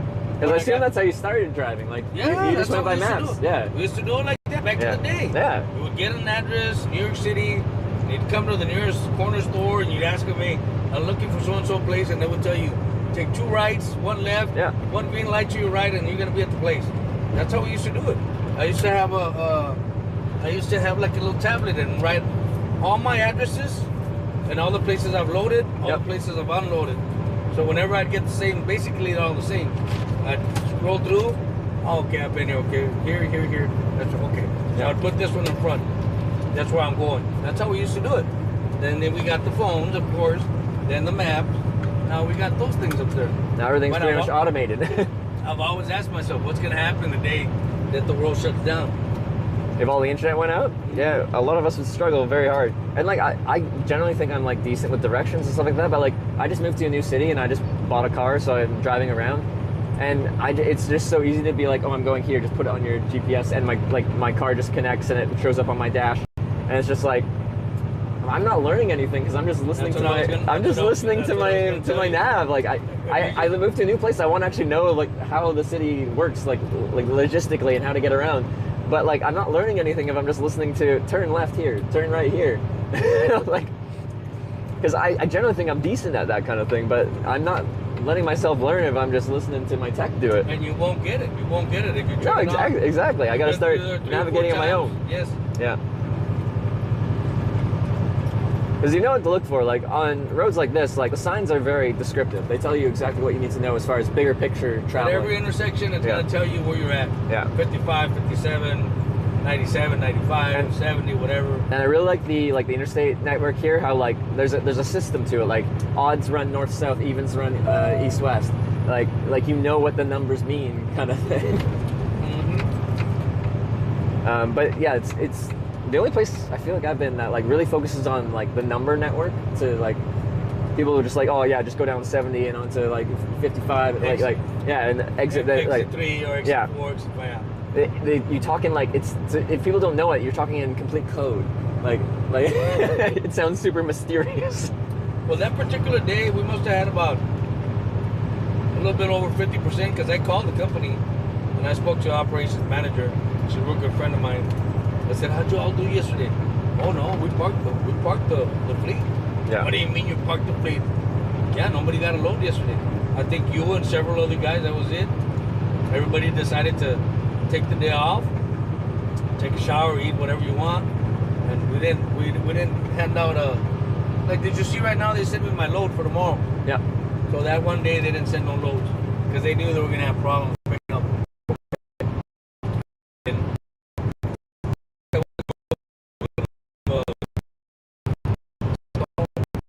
Fort Wayne, Indiana.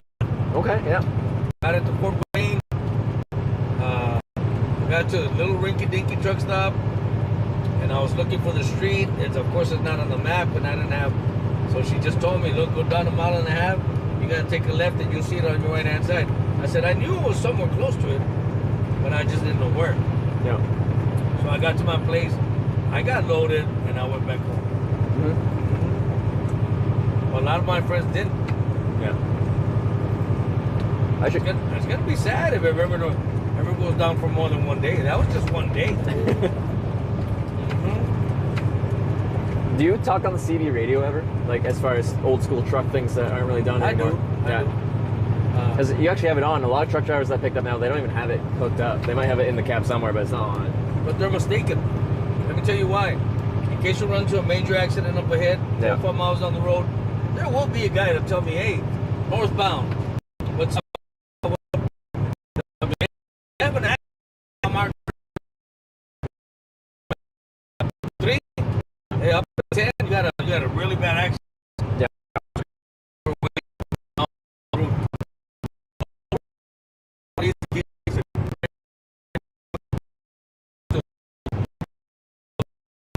major city. They'll go here. They'll tell you even where there's like what was it? I got a truck. Yeah, the other day. There's a broken crap ahead on the right, and like within a half mile, there was a car broken down on the side of the road on the right. Effingham, right there. Effingham, Illinois. So you'll book it there, get the directions, get the maps. I'm pretty sure you know how. But what I'm trying to tell you is once you start this thing's gonna start telling you. But sometimes, every now and then, it won't tell you about that bad accident up ahead. Yeah. It'll tell you. Because someone has a report. Like accident. Cops are there all the time. Yeah. They said 2 or 3 people saw the cop. So right now it's just 23 hours and 40 minutes. You know about that. Yeah. But what I'm trying to tell you, I keep that on because it's helped me out a lot. And I'm one of those drivers. I'm an old school driver. If I'm involved in an accident or there's an accident where I'm parked and I see the accidents on that side and I see there's guys coming in southbound, so I will let them know. Yeah. You got a major accident, you know, you need to be in your left-hand side or right-hand side. Yeah. Or reroute, whatever. And that's how we used to do it. Nowadays, nobody uses them. There's a couple of us. And generally, it's the guys that have been driving longer. When I get picked up by someone that's fresh truck driver, they generally do not have it even up. It's just you can see the generational gap. Like people that have been around for a long time still run it, and the people that are new to it, they don't, because they don't see the need. But like how you described it, that's take a few miles.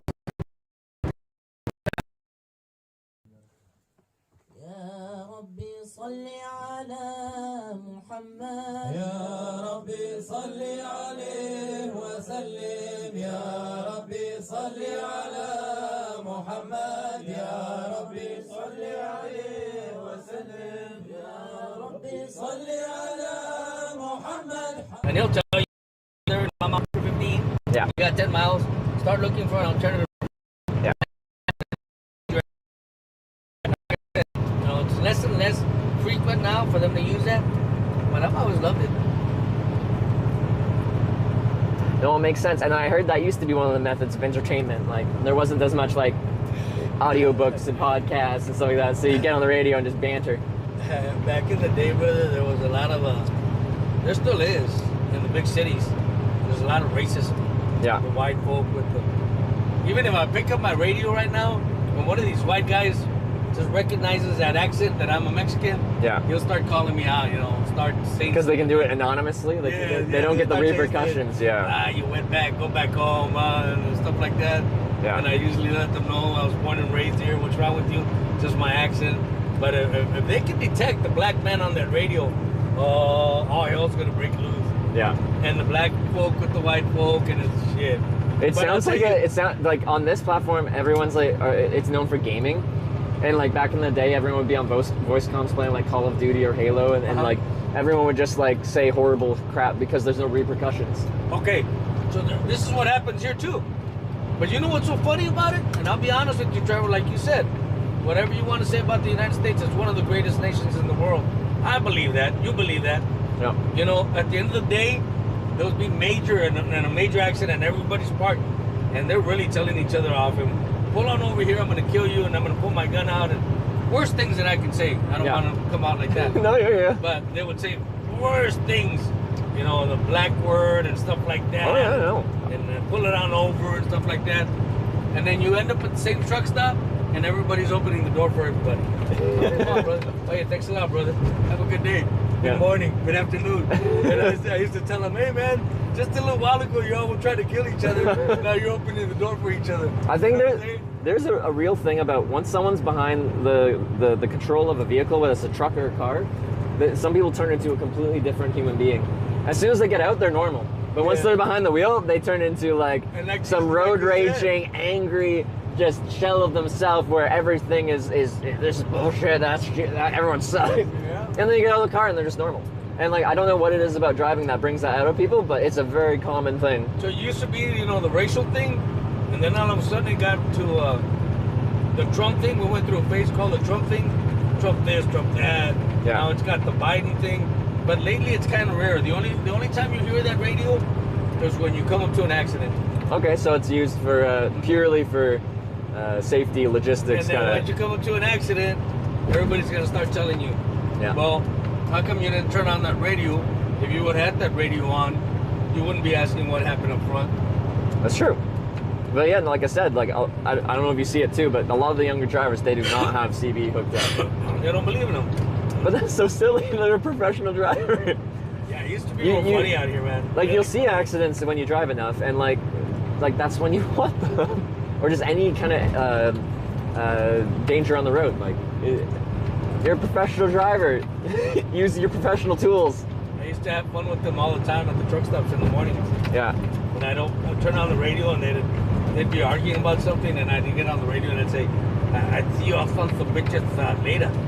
And I'd, hey, you went back. Where you going? Went back. And see, they can tell because of my accent. You know what I'm saying? Uh-huh. But I used to have fun with them. Like, see up here, talking about that, there's a fire. Nobody said anything. Yeah. But basically, nobody said anything because there's no. There you go. There it is. Yeah. Oh, is it? It is an accident, brother. Just talking about that, man. Is the grass on fire or it's an accident? I think it's an accident, brother. Let's hope not, right? Yeah, it's an accident because it's. Oh shit. Really black smoke. Oh shit. I hope everybody's okay. Oh my goodness, brother. Oh Lord. Look at the baby. Did you see the baby? Oh yeah, she's holding it. It didn't look like they rolled it or anything, so it didn't look like a proper. Oh my goodness. So that's gonna turn into a backup right now. We just got real lucky. You guys will start telling them, letting them know. Oh man, that's what I'm talking about. I hate stuff like that. And someone already called that out, right? Yeah. Yeah. I always ask the Lord for everybody that's out here to go home safely, man. But that was kind of, we were just having a conversation just about that exact thing, kind of.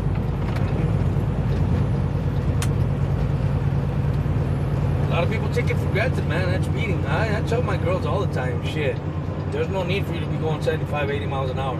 If you're not a professional driver, you ain't got no business driving that fast. Because what's the fastest speed limit in the States here? Is it 70, 75? Yeah. Oh, no, 80, 85. West Texas on 10. Was it West? Yeah. Antonio, past San Antonio, you got 85. Really? San I didn't know Antonio, going to El Paso, then I think going into New Mexico is 85. Yeah. But I've gone 85, man, and it doesn't feel funny. It scares me. I've gone 85 on the downhill. Yeah. With 80,000 pounds, shit, and that's the first things I start thinking about. If something were to happen, anything were to happen bad, there's really not going to be nothing left. At that speed, yeah. That speed. With the amount of momentum that these trucks have, yeah. 80,000 pounds. Yeah. I'm not going to be able to stop it. I'm not going to be able to do anything because I've seen those accidents. But when you've been involved in several accidents or you've been involved like the one I told you about, I came about four or five cars deep. Here's what I did. When I looked back up, I seen everything was stopped. So I went to the side right here. I missed the first car, and I just went on the feeder. But like I said, like on the shoulder here, from here to the side of 57, I ended up over there. Yeah. Scared to death, brother. Like the lady next to me, shit. But never again. Yeah. I suppose, like, since it's your truck, you don't have a speed limiter in here or anything, right? I got it covered. Oh, you do? It's 72 miles an hour. 72, okay, yeah. There's no need for anything under. Well, no, it makes sense. Just a lot of people that own their own truck, they're just like. Oh, they got it open. Yeah. I can do 80, 85, but not with my pedal. You know, with momentum. Just with momentum, yeah. 90. So I've seen this thing go to. It does that funny thing. That means you're going 85. Yeah. Way over 85. And it's not funny. It's really not. I think up here, we're here in Missouri. What was it, Missouri? So what mile marker are we? Let's see. Got one coming up. 14. I think we're still in Arkansas. Let me check. Yeah. Yeah, we got a couple of miles. Okay. Yeah, it's when we cross. Don't we cross the Mississippi River here? I think so. Anyways, I just stop and think about it. If something were to go wrong,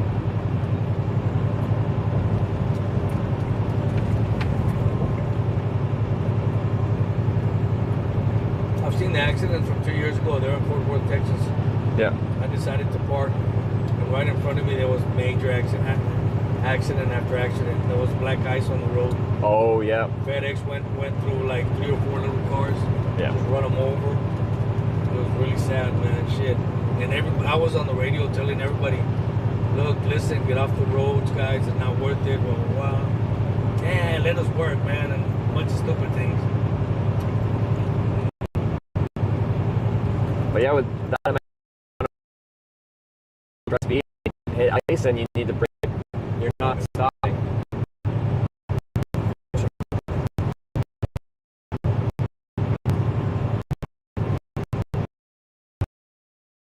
Yeah. Sometimes 70, 69 is good for me. Like I said, it takes me 2 days up, 2 days down. Where's the need for me going to 75, 80? Yeah. So I don't think there's a need. As long as, you got the hours in your day as far as your work day to do the trip that you want to do, then you don't need to try and push it, stretch it. I know I'm home Thursday morning, brother. I got Thursday, Friday, and Saturday off. That sounds lovely.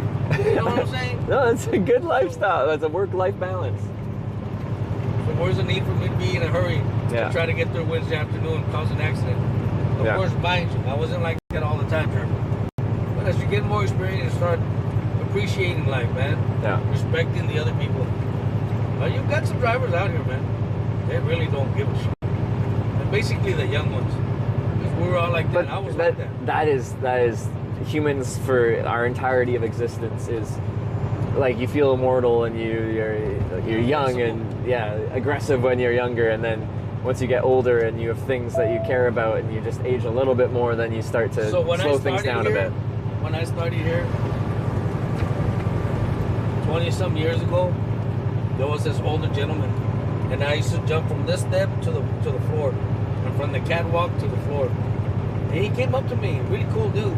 He came up to me. I don't remember his name, but he came up to me and he goes, "Hey, you gotta say, come here, man. Let me talk to you." I said, "What's up?" He goes, "Hey, man, whenever you have a chance, always. Just give me a second." Sure. What's up, babe?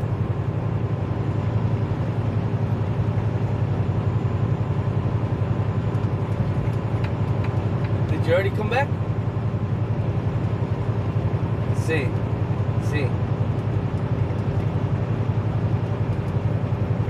Oh, I know, it's nice.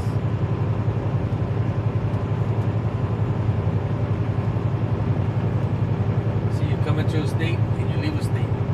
Not all the times. There's every now and there's going to be that exception that they don't have a skill on this. Yeah. But most of them do. Would it be coming into? This is Illinois. Illinois, yeah. I think Illinois got about 30, 40 miles down the road. Oh, they do. So how was everything? Hello?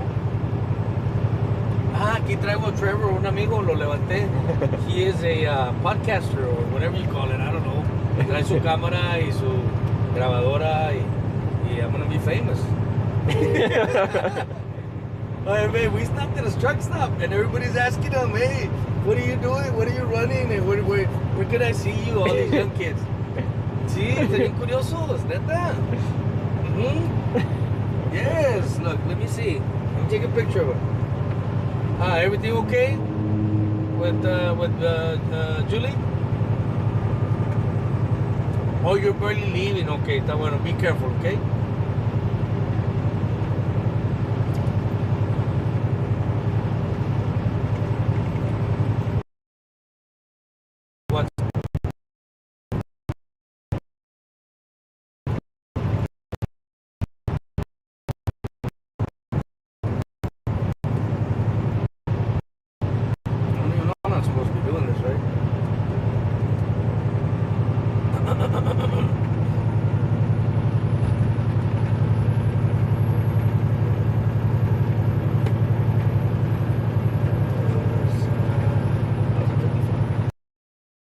I am down with the boss. Wait, let me translate it. Maybe yuzu, that's what I had last time and I loved it. Well, it was good. Hey, es que traes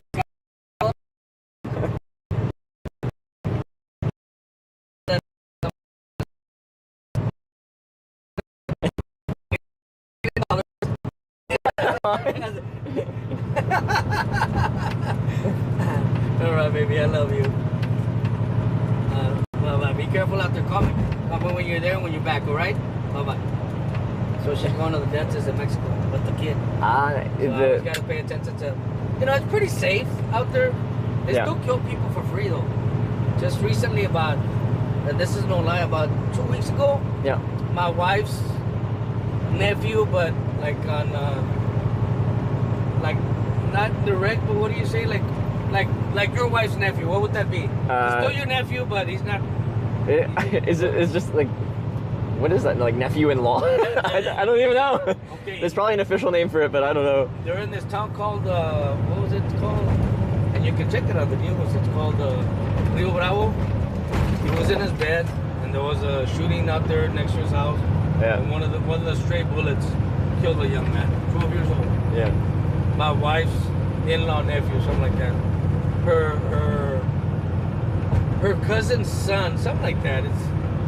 But he passed away 2 weeks ago. There was an altercation out there with a little town called Rio Bravo, and he took a stray bullet to the head, man. Yeah. So it's, you can still say it's a little dangerous to live over there. Yeah. We don't live over there. We just go over there for the necessities. Like so you said, like when you cross over, there's like a bunch of businesses facilitating Americans coming in before you even get to the town. Before it's just you like get to the town. Let's just say you probably walk from here to that green sign up there. Yeah. Maybe a little bit more. Yeah. You know, quarter of a mile. And you got your pharmacies, you got your mercadito there, you can buy stuff. Yeah. Your cheeses and stuff like that. You got your medications, you got your doctors, you got your dentists, you got your chiropractors. Yeah. Everything right there before you go into town. Okay. Mm-hmm. And most of these guys that are right here along the border, they do take your American insurance. That's interesting. I didn't know you could use your insurance internationally like that. They just started that a couple of years ago. Okay. Maybe more, I'm not sure, but we just found out about it about, what is it, 4 or 5 years ago? Yeah. Some lady told us, a friend of the family's, I was telling her how I was paying $7,000 for Brianna J. And she told me, how come you don't take her to Mexico? Yeah. Why would I take her to Mexico? She goes, no, just across the bridge. Okay, what do you do there? Take them your insurance. They're going to get in contact with the insurance. And most of the insurances nowadays will... Yeah. Me and my wife looked at each other, what? Yes. And of course, like I said, Trevor, I wasn't going to get braces for the kids. Not at $7,000. You're crazy. Oh yeah. You say 5 kids? 6? I got 4 kids right now at the house. At the house. And then 2 out. You know what I'm saying? Yeah. That adds up real quick. Even at 1,600, that's quite a bit, but like compared to 7,000, yeah. So out of pocket for us, it's like maybe it's like $200. Canada National? And the rest the insurance pays. Okay. Man, you can't beat that. Yeah, no, for braces per kid, that's... I didn't know that about Canada. You guys get free insurance, man. Free but not everything. So like optical and dental isn't covered, and braces are not covered because that's considered cosmetic generally. Although I think if your teeth are considered bad enough that it's a medical issue, then you can get that covered. Okay. For free. Yeah. Break an ankle for free. Yeah. You got a muscle spasm for free. Yeah. Yeah. Nice. How come we don't have that? We're the richest country in the nation, in the world. I believe that's what they say. But mind you, every other week all I hear is they send $1 trillion here, $7 trillion here, $5 trillion here. You know? Yeah, like between your taxes and stuff like that, I think y'all actually pay enough that you could probably have that, but because it's fair, and yeah, I'm not against capitalism, but when you come capitalism into healthcare, which probably should just be a human right, that starts to get, when the insurance companies and I told you about those $18,000. Yeah. You think that's fair? It's a very strange system. I think most of the world thinks it's a very strange system. You have some of the best health coverage as far as like quality of care if you have the money and the insurance for it. But like, I don't have insurance. No, but exactly. But like a simple illness or injury can bankrupt people because it's just. What was it about? It's not affordable. About 10 years ago, I got some kidney stones. I was drinking a lot of coffee, and I don't know. That's why I only drink water now. Yeah. Have you ever had a kidney stone? I haven't, but I've heard they're freaking horrible. So I hope I don't. I don't know. Some people say it's like labor. I wouldn't know because I've never been in labor. No, it's impossible for us to compare as guys here. So But I'd never try to compare it to that. I had two little rocks. They were like little pebbles. Yeah. If you look at them with glasses, they look like little thorns. Yeah. There's a little rock with little thorns like that. Yeah. And passing trying to, Yeah, you know what I'm saying? A sharp rock out of there, yeah, it does not sound like an ideal thing. Lord Almighty. That one time, I think that was 10 years ago, I think it was like $13,000. Yeah. I think my aunt that passed away is the one that told me, you don't have to pay, amigo. They're going to try to give you back credit, whatever. I only paid my copay, which is $150. Oh, yeah. And then I sent them like maybe $200-300 because they didn't do much to me. They didn't. I went into labor in Pennsylvania at a truck stop. I called my mom, and she was an assistant nurse at the time, and I told her what I had. I couldn't go to the restroom. I hadn't taken a leak in about a day, maybe a day and a half that I remember.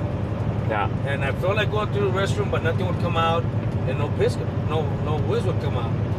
She said, you know what, you got stones. I said, you sure, Mom? Yes. Call the emergency, get a taxi, go, because you can poison them, whatever. Go. Very dangerous. Go. Call now. No. You're wrong, Mom. This is gonna pass. This was around 2-3 o'clock in the afternoon. By about 6:30, I couldn't move. Oh. 5:15, 6 o'clock, I couldn't move anywhere. I just barely picked up the phone. I remember I opened the door for a guy. They opened the window through the back. They took me out through the window. And I went to the hospital. They took me to the nearest hospital. I went to the hospital maybe 6-7 miles away in Pennsylvania. Over there on 80. I don't know if you're familiar. Yeah, yeah. I was on 80, Interstate 80. They took me to the nearest hospital, 5-6-7 miles. They gave me 2 pills. They gave me a little pill that said it was gonna dilate my urethra, whatever. Yeah. The little opening was gonna expand. And then they gave me 2 Tylenols. And that's it.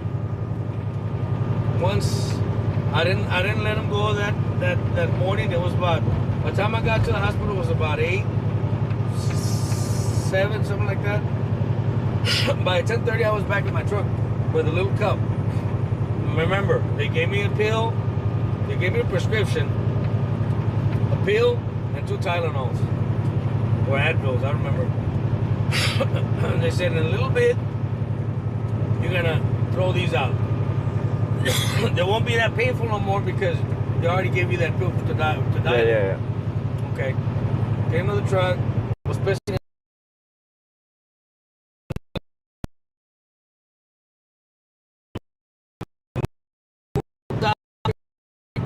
Doctors, which I didn't have one at the time, because I didn't have insurance.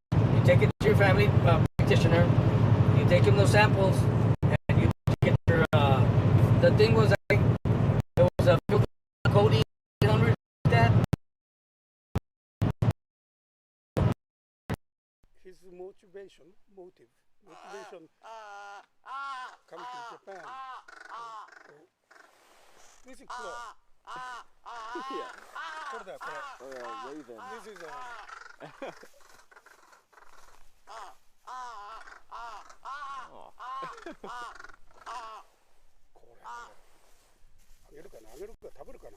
That's a raven. Yeah, they're bigger. They're smart. They're real smart. Okay.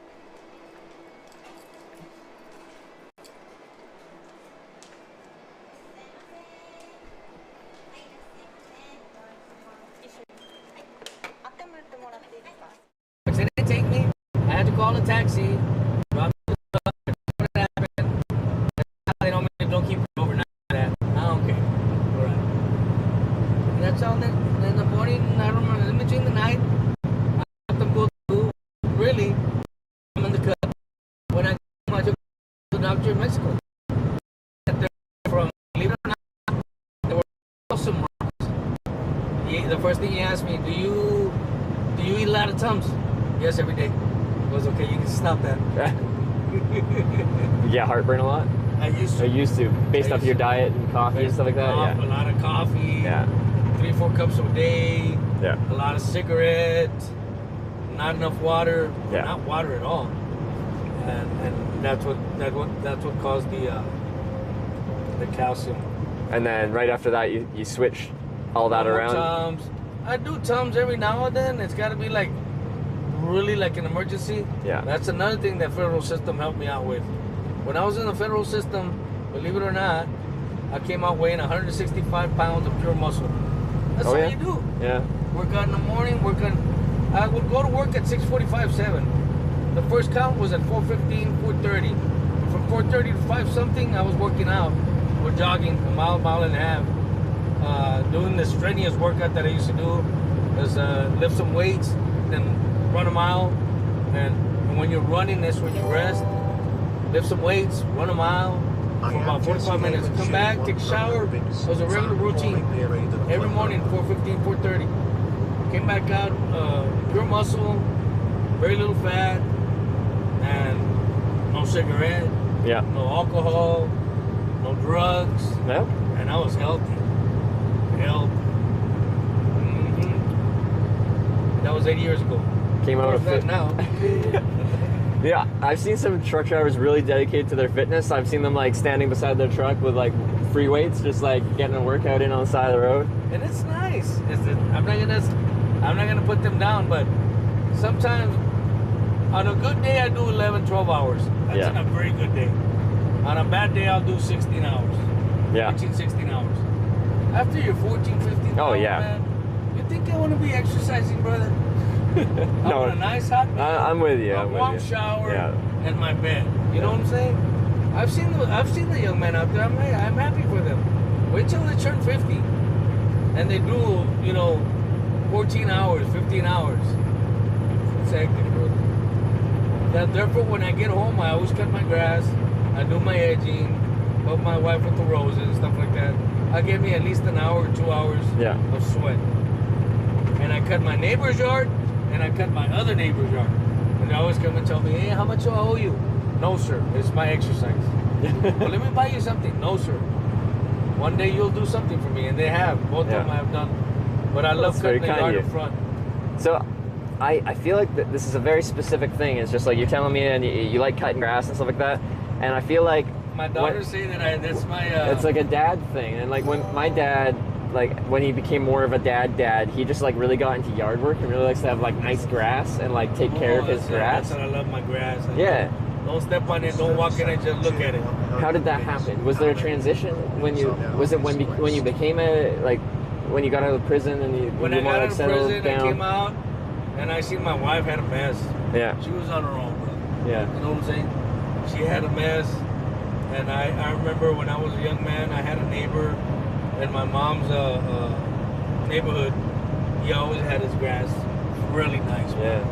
Very nice. Let me go tell you, see if I get a picture right now of the house. Right. Anyways, I always remember Onésimo having every Saturday morning cutting grass and drinking a Michelob or Miller Lite big pony like this. Yeah. He'd been drinking all morning in his yard, doing his edge, doing his rose bushes, all that stuff. So when I came back out, my wife had a mess in the backyard. I don't blame her, man. She barely had time for herself. Well, yeah, school, work, and the kids. Kids, yeah. But she was going to school back then too. She was going to school. At the OGs and running the household herself, yeah. She got her associates. Yeah. Working 40 hours a week for the state of Texas. Yeah. And then going to college at night, feeding the kids. Man, shit, I don't know how she did it. Anyways, I came back out, she had a mess in the backyard. I mean, weeds were about this high in the front, a little less, because she would cut every now and then. Yeah. So I came back out and I decided to call a friend of mine. I told him, hey, come here, man. I want you to come help me plant some grass. I planted my grass, and I'm the These things are cute. They are cute. You have 2 days, right? Yeah, probably like 2.5.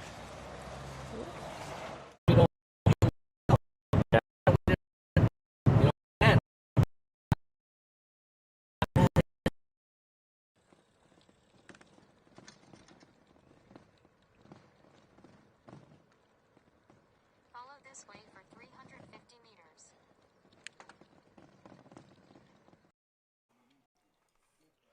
3, 2, 1, go! This is how I de-stress. I love it. I got home Friday at 1 o'clock. From 1 to 3, I was doing my yard. 3 o'clock, I came back in, took a little nap, took a shower, took a little nap. I love it. Yeah. Let's see if I don't know if I have a photo here of the house. I know I have a photo of some messy things I was doing, and I'm gonna show you something. Sure. Just don't make fun, okay? This is my backyard. I promise. Wait, why would I make fun of your backyard? You sound proud of it. No, not my backyard. Though the stupidity that I'm doing. Okay. Oh, I see. Okay. I'm dancing. I'm a little tipsy. All right, you ready? Oh, in the video. Okay, yeah. Okay, just press play. All right, gotcha. This was Memorial Day weekend, Sunday. I'm drinking with my kids. Oh, well, it's Memorial Day weekend. Yeah. It's not. It's supposed to be like that. Yeah. That shirt I brought from Cancun about 4 or 5 years ago. Yeah. I got it at Senor Frog's. It's a club. I think I've heard of it. Yeah. And I put it on. I was a little tipsy. The girls were making fun of me, and I'm jumping. See? That's my backyard. Oh, that's your backyard. Okay, can't see it, but really yeah. Nice. You got like a gazebo there. Yeah. Yeah. Do you build that? Me and a friend of mine. Yeah. You probably don't recognize the music. That was 1980. No, I know that song. Oh, you do? Yeah. I love that music.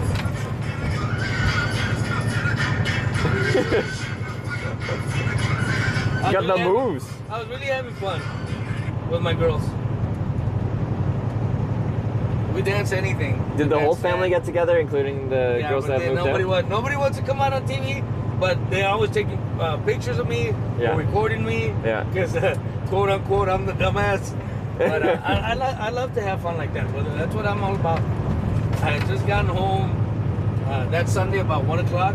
Yeah. And by 5:30, 6 o'clock, I started drinking a couple of beers with my girls. Not all of them drink. I think Jackie drinks. Clarissa drinks maybe 1 or 2 beers. I know Brianna, my oldest, does drink. She was my drinking partner. But healthy. Yeah. Not get stupid like that, you know what I'm saying? But that's what I did Memorial Day weekend. I don't know if I have a picture of the house.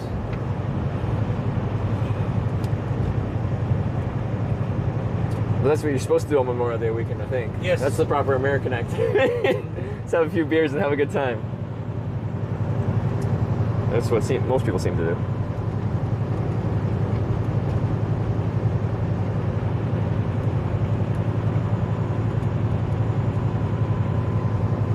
I'm always teaching my nieces and my nephews and my grandkids and other people. I'm always teaching them how to dance. Yeah. That's me right there.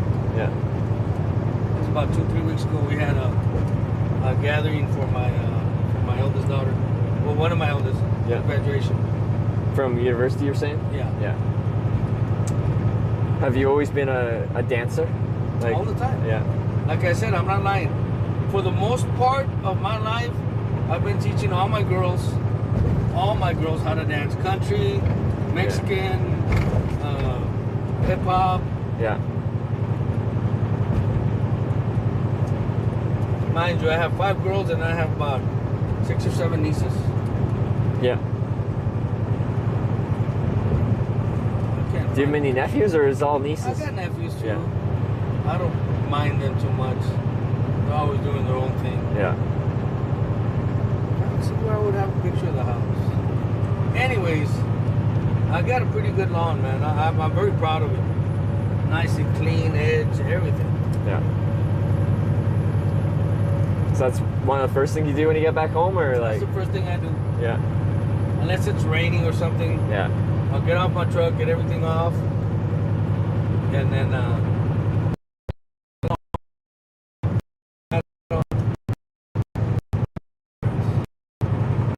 on the topic of dancing, like growing up, I never really learned how to, and like I will get out there, but I have to be like drunk enough to not care anymore, and then you just give her, but like not give it. But my plan after this trip is next time I have time with my girlfriend, neither of us know how to dance, but we want to like properly learn how to like dance so we can like partner dance and like It's really nice, brother, to dance with them. But like whenever I have been dancing and you're not thinking about people looking at you, it's so much fun. And to actually like know a little bit more about how to dance with someone and like the partner dancing moves where you can like spin around and stuff like that. I think that'd be a nice connecting. I've always taught the girls, so you can remember this, Trevor. Yeah. Doesn't matter who's looking at you. I know. If you're having fun. I tell myself that, but it's still hard to get that out of your head, right? Like it's just like a human instinct is like. Did you see the? I saw you jumping there. I saw you. I look like a complete idiot. Yeah. You know, but I don't care. And that's the right mentality to have. Like you'll enjoy life so much more if you stop caring about how people like what people think about when they look at you. Yeah. I don't care. I've always told my girls that. Don't worry about it. What are they gonna say? What are they looking at me? Who cares? Yeah.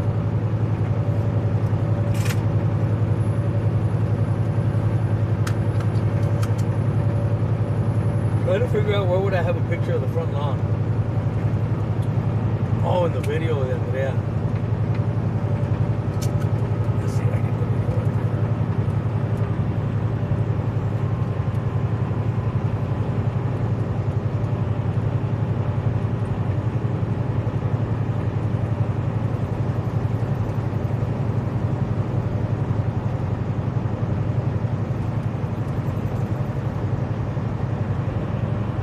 There's this video on this, one of my youngest kids. And I'm teaching her how to ride a bike.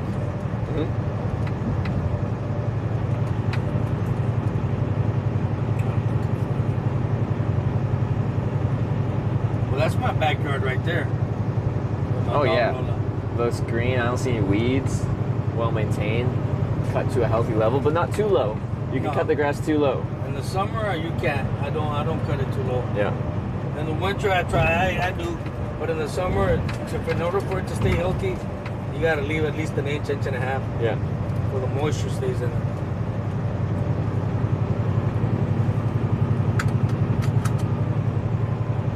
And believe it or not, I've got neighbors that will cut their grass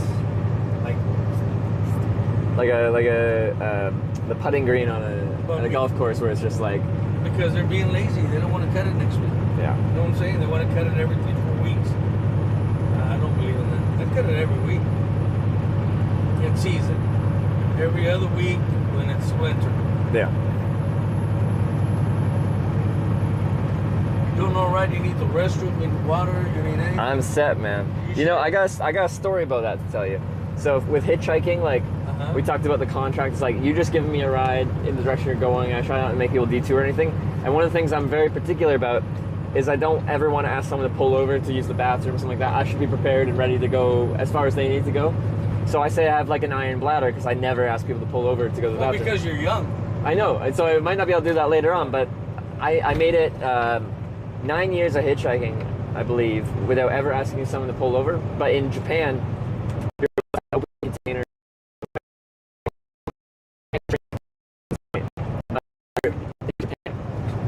Yeah, so you can have open container, other passengers can drink and stuff like that, but I didn't know that, but I learned that. So someone picked me up in Japan and they're like, hey, do you want a beer? And I'm like, okay. So they gave me like me. They gave not the driver. The driver wasn't drinking, just me, just the passenger. So I had a beer. He's like, do you want another beer? I'm like, okay. So I had another beer. Driving into Tokyo, and I end up having like 5 of his beers because he just keeps handing them to me. And I would tell him, you don't have to give me your beer, but he's like, he insists that I can have it. So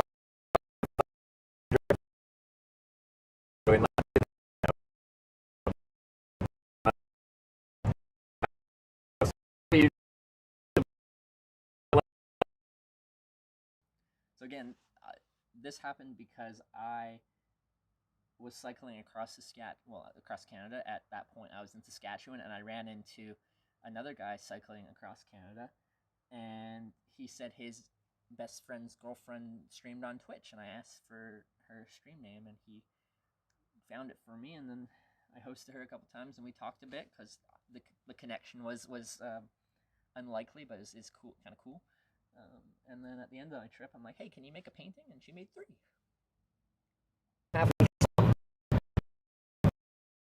Yeah. At one point, you're gonna have to settle down. You know that, right? Oh, I know. I will. I was talking to my girlfriend about this recently. She's 27 now, and she's just like we both kind of agreed at some point we want kids in our life and stuff. But she's like, you know, like I'm a woman. Like there's a kind of a timeline here. Like at 35, you're considered a geriatric pregnancy. Like you don't really, if you can avoid it, you don't really want to be trying to have risks involved. Yeah. So like she'd want to do that before 35 for sure. So that's still an 8-year kind of period, but still ideally earlier than that. But yeah, I don't know what the future holds, but there'll be a lifestyle change at some point in the not too distant future. Because hitchhiking 10 months of the year is not gonna, I'm not gonna do that when I'm 45 or something. I don't know. So before you go, you make sure you write down your little Twitch address or whatever. Yeah, no, I'll give you all my info. So I can give it to my girls. Absolutely. I'm pretty sure they'll get into it. Especially if you're a girl, you know, abroad, man. That would be great. That's, man. If I'm I don't envy you, Trevor. Yeah. But I'm happy for you. In this sense, man. It's a great thing to be doing. Great opportunity to be doing, and healthy, man. You know what I'm saying? Yeah. Hell yeah. Just don't forget what I've been telling you. There's got to be a time that you got to get serious about life. I'm not saying this is not serious. Yeah. All I'm saying, if you're interested in having a family, you know, don't let it get way past your time. You know what I'm saying? No, I agree with you. There's a time and a place for everything. Yeah. I'm pretty sure you have plenty of fun. So no matter what I do later on in life, like my 20s have been a blast. I've been to like 40 countries. I've hitched 2,000 rides with a bunch of so many experiences that I feel like money can't even buy. The only reason I got into them is just because I took a chance on a stranger and they just took me along for the ride, kind of thing. He used to do that, or what? What? How did you get started on this? I hitchhiked as a means of transportation because I Greyhound bus in Canada. So I did that for 4 years, but I took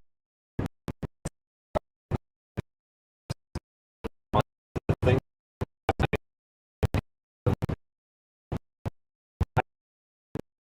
You know this stupid little cherry pie? Cherry pie?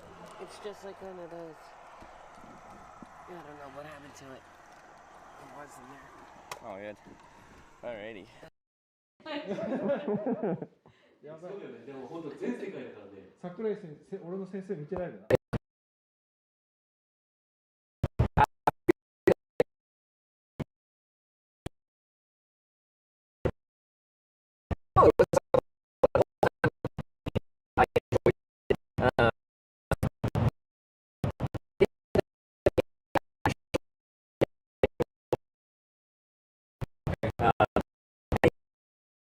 Was like or some kind of like you take an experience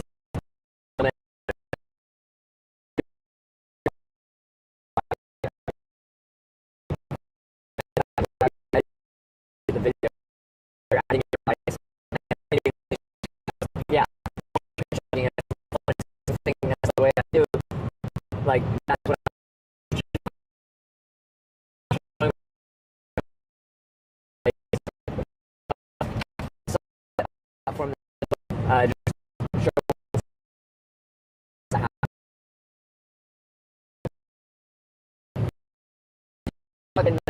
that really good, you know, coffee or something. So you can kind of get interactive that way. And I thought that would be the most real way you could show what hitchhiking is like, because there's no editing to it. It just is what it is. And people can watch that and they can get their own opinion about it without my bias being added through the editing or whatever. They can watch, like I stream hitchhiking for like 12 to 16 hours a day. It's an entire day in the life of someone hitchhiking, and you can add you can make your own assumptions or assessment of what it's like by watching. I don't have to tell you. You can do that yourself. just by watching, like when I'm waiting there for 5 hours for a ride, people are there waiting for 5 hours, watching me wait for 5 hours for a ride. Like that's part of hitchhiking. And if I didn't show that, not long, like probably like 20, 30 minutes, which is faster than usual. So I appreciate that. Thank you.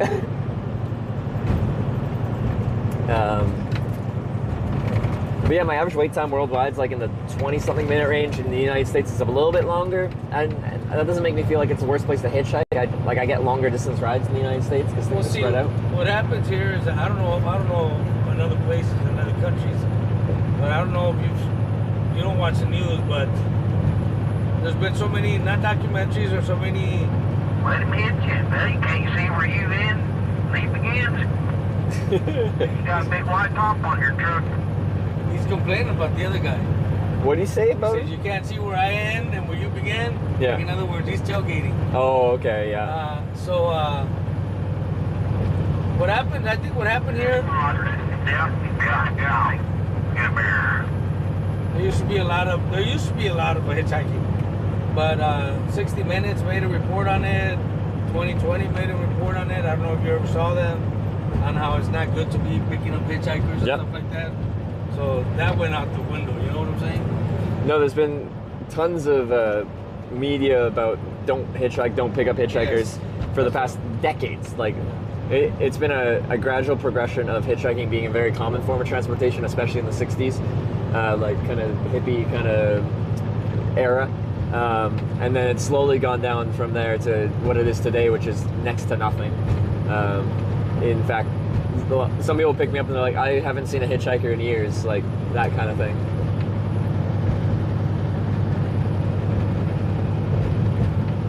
So, yeah, no, I found a very obscure thing that I actually enjoy, and when I'm showing people this, it's not to try and promote hitchhiking. I don't tell people to do what I'm doing.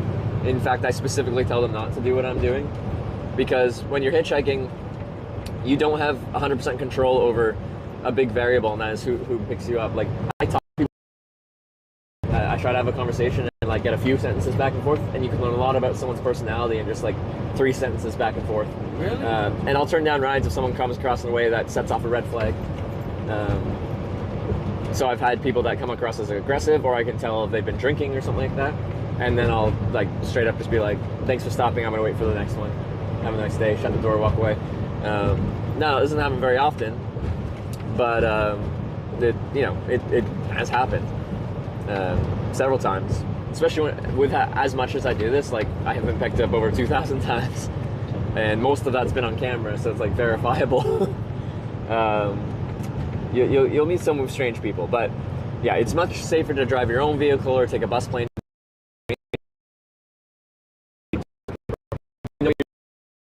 Professional driver.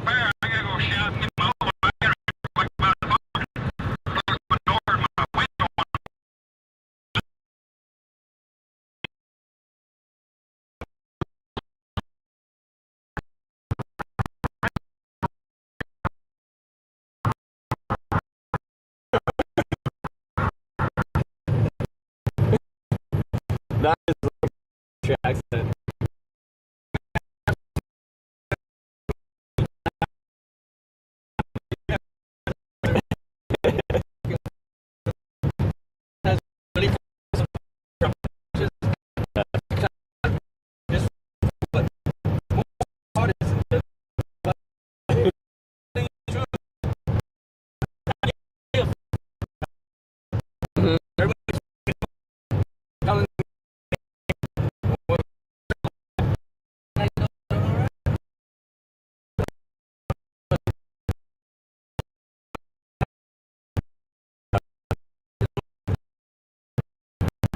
Trying to kill each other.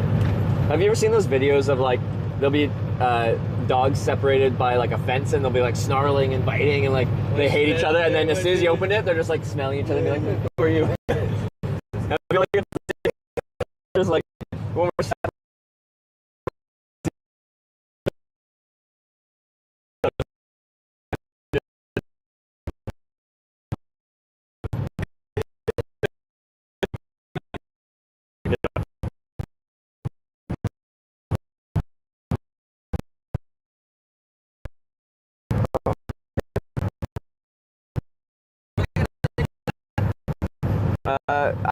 we get to Effingham,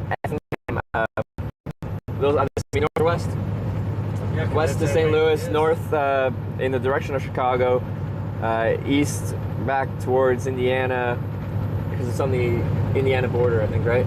Or south back the way we came. So it's a weird trip because yeah, usually I'm going somewhere and I route set it myself. Like when someone picks me up, I try to find a good spot to get dropped off so I can continue the way I want to go. But now it's a bit different because like I want to get dropped off places where I have like decent options, whether they send me northeast, southwest kind of thing. Because if you get dropped off in a city or like on the east side of the city and they want you to specifically go like west out of the city, like it can be sometimes hard to find traffic actually going that way because like it's a lot of local traffic. It can get complicated. When you're out in rural places and just on highways and these interstate kind of junctions, usually it's pretty easy for me to find like traffic heading the right way. Cities are the most challenging part of hitchhiking because there's just so much traffic, but so much local traffic. No one's going anywhere. And then the highway network gets much more complicated around cities with ring roads and stuff like that. How are the highways in other countries? They're better than this? Even in the U.S., like the quality of the highways varies greatly. You know, like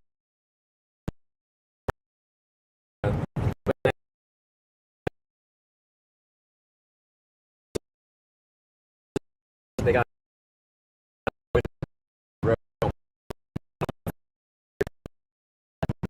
the roads. So What about Canada? Canada's the same in that like some places, especially if they got a rougher winter and then a less financed road maintenance budget, they'll get torn apart real quick. But like where I'm from, Vancouver Island, it's like, you know, like the climate in Seattle? Yeah. It rains all the time? Rains all the time, but it doesn't really snow. It doesn't really get cold enough to. It's exactly like that. I'm from Vancouver Island. But I just moved to Edmonton where it doesn't get properly cold. But I'd say on average, the road quality in Canada is relatively average from the United States. It can be good, it can be bad, it can be everything in the middle. But I've seen the worst. I just remember, I forget what interstate it was on in Michigan, but like it was like a roller coaster riding on that interstate in Michigan. I felt like for like a proper, well-developed, divided highway, it's like you're getting tossed around more than I've ever been tossed around. It was impressively bad. I've been to Michigan. They ain't no joke. Yeah. But they do have really rough winters, so like there's a lot of wear and tear.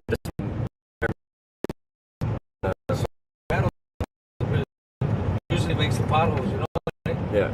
Chemical that they add for the... Nowadays they use some type of liquid, and that liquid will break down the tar. Oh, does it? Yeah. Yes. Start making potholes. And if one guy runs over a pothole and then another It guy, starts the other guy, chunking it up, yeah.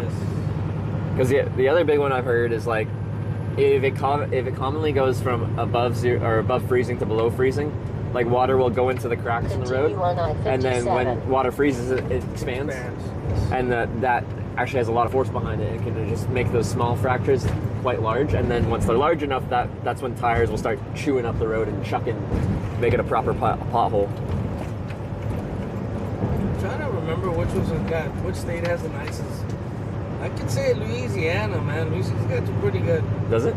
Yeah, they've been working on the interstate system for about 2-3 years, and this turned out to be really good, man. The Interstate 10, 55, 59 is pretty good. Texas, and it's like you say up here, the weather's the cold weather takes into effect, believe it or not. They're not dropping sand no more. Now they drop some type of liquid. It's like liquid salt. Yeah. They've been now they're saying that's what's messing up the streets. That's why they call it the rust belt too. That salt gets thrown up to your car and it rusts out the bottom of your vehicle a lot faster.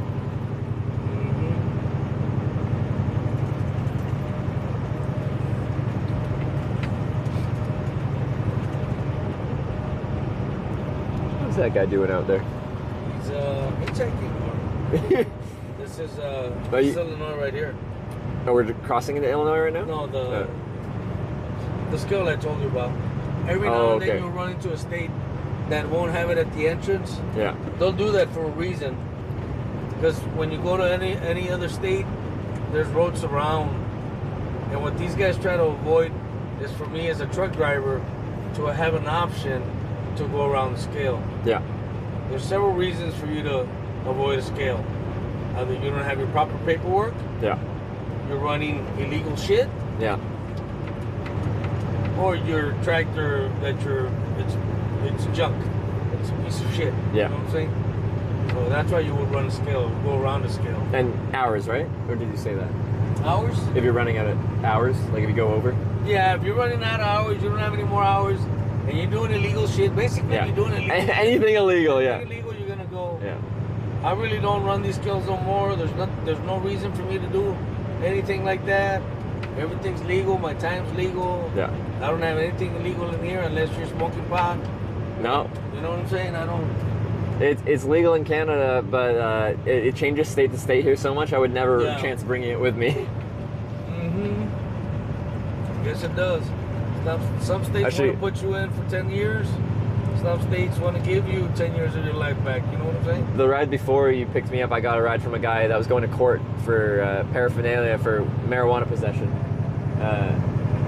Because apparently he had like 7 grams, but they just weigh it, including the container, and he had like this wax container. So they said he had 4 ounces on him, which was enough to like up the charge or something like that, which I think is some bullshit. I think it's bullshit, bro. Yeah. It's been fully legalized in Canada for like 7 years or something. If you're, I mean, I understand if you're out and about and you're smoking that shit and you cause an accident or whatever, then you got your, you got problems there. Yeah. But man, if you smoke a joint in the morning, I smoke every now and then. Every time I get together with my wife, with my sister and my brother for my birthday, we always roll a blunt. Yeah. It's only 3 of us, and let me see, I think I have pictures here. This was my birthday on May the 1st. Oh yeah. At San Padre Island, and it's me and my sister. My brother didn't get to go because he was, that's my sister right? Yeah. So he didn't get to go because he had stuff to do with his family. But every year we get together over at San Padre Island for 4 or 5 days. We'll rent a big ass condo for the whole family. Her family, my family, my brother's family, my nieces and nephews, and we'll have a blast out there. And we'll usually roll a blunt. A little tradition. Mm-hmm. Yeah.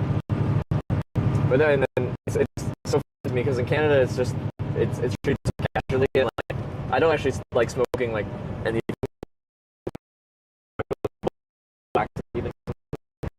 So it's like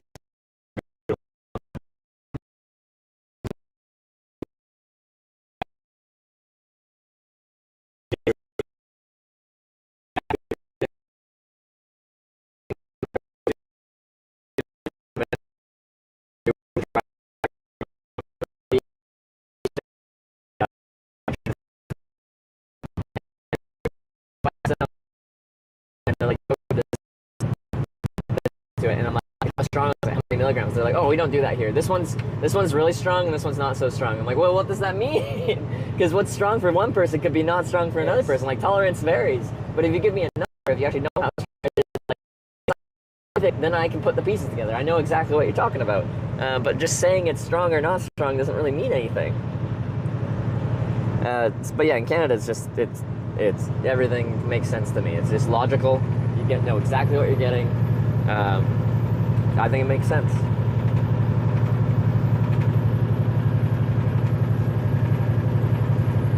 It's funny about that how they gave me they wanted to give me 20 years.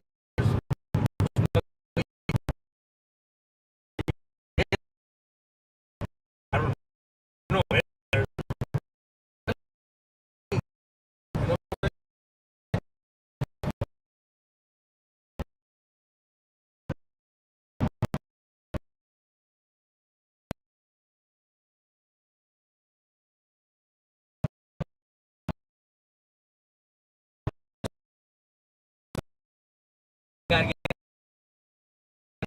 Yeah. But yeah, like if it's just legalized and it's like treated as a normal thing, then that kind of takes money out of the hands of people that would be smuggling and doing organized crime about it. So,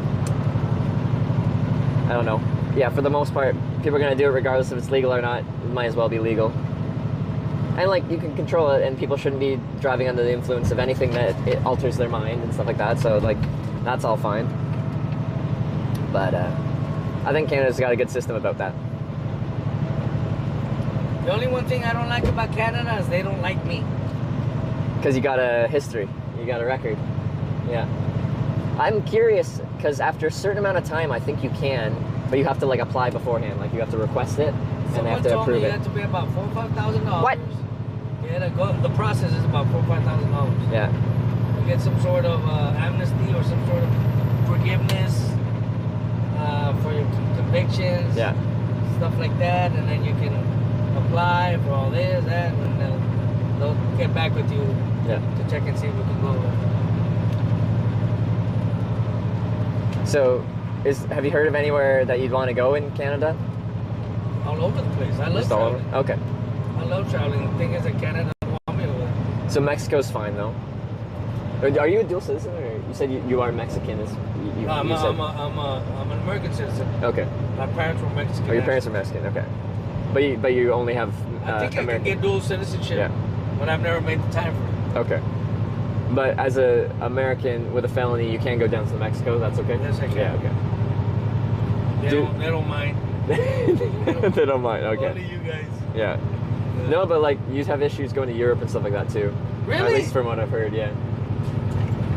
Are I you think. serious? I thought it was only Canada. That's why I don't like you guys. The reason I'm telling it's the same for Canadians coming down to America.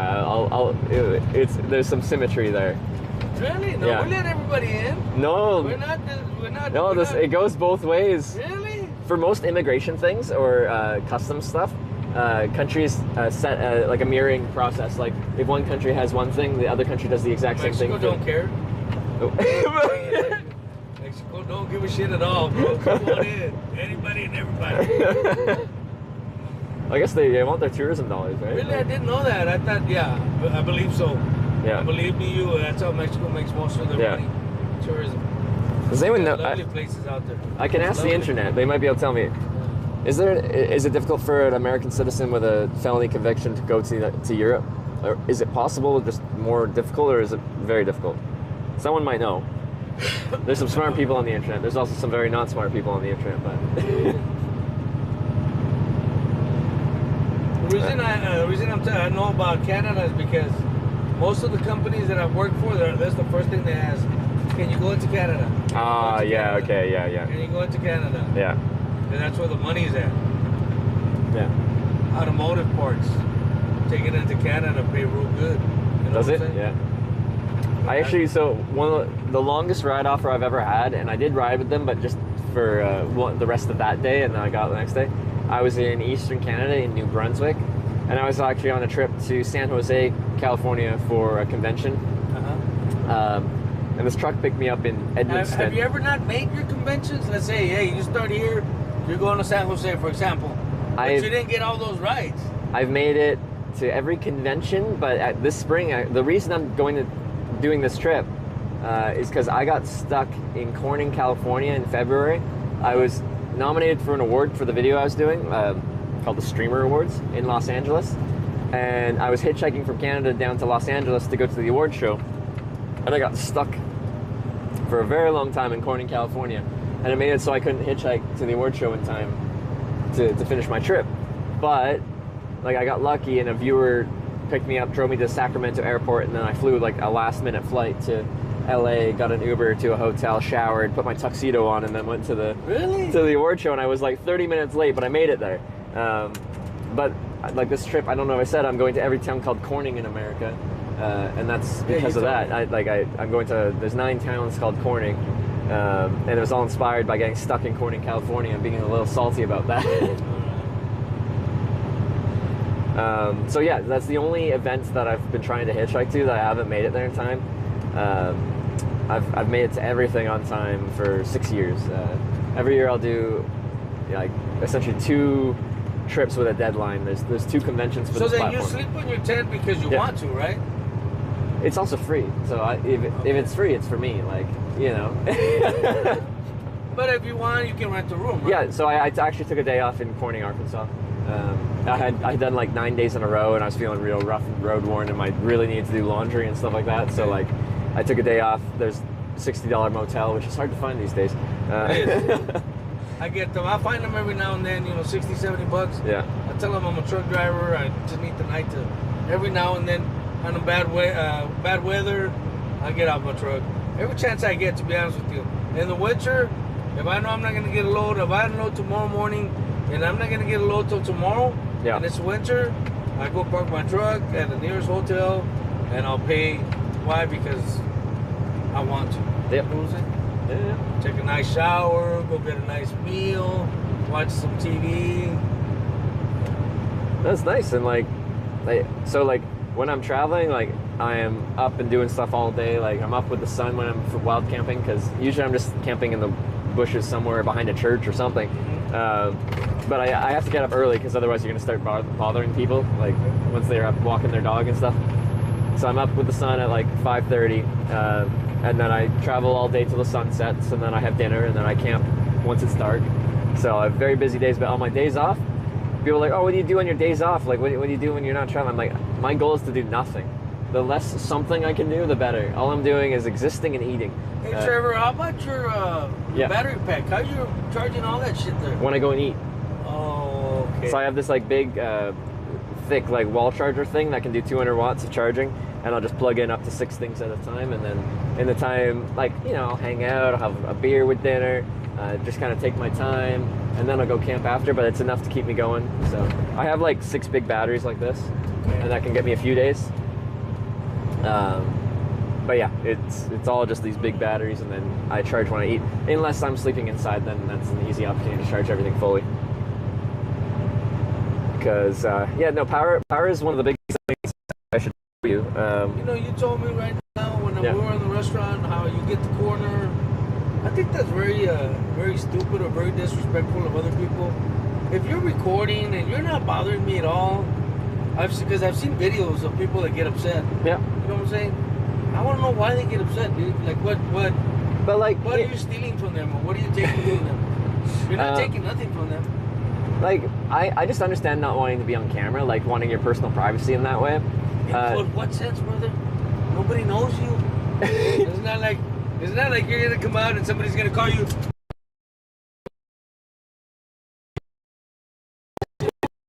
I seen you on camera.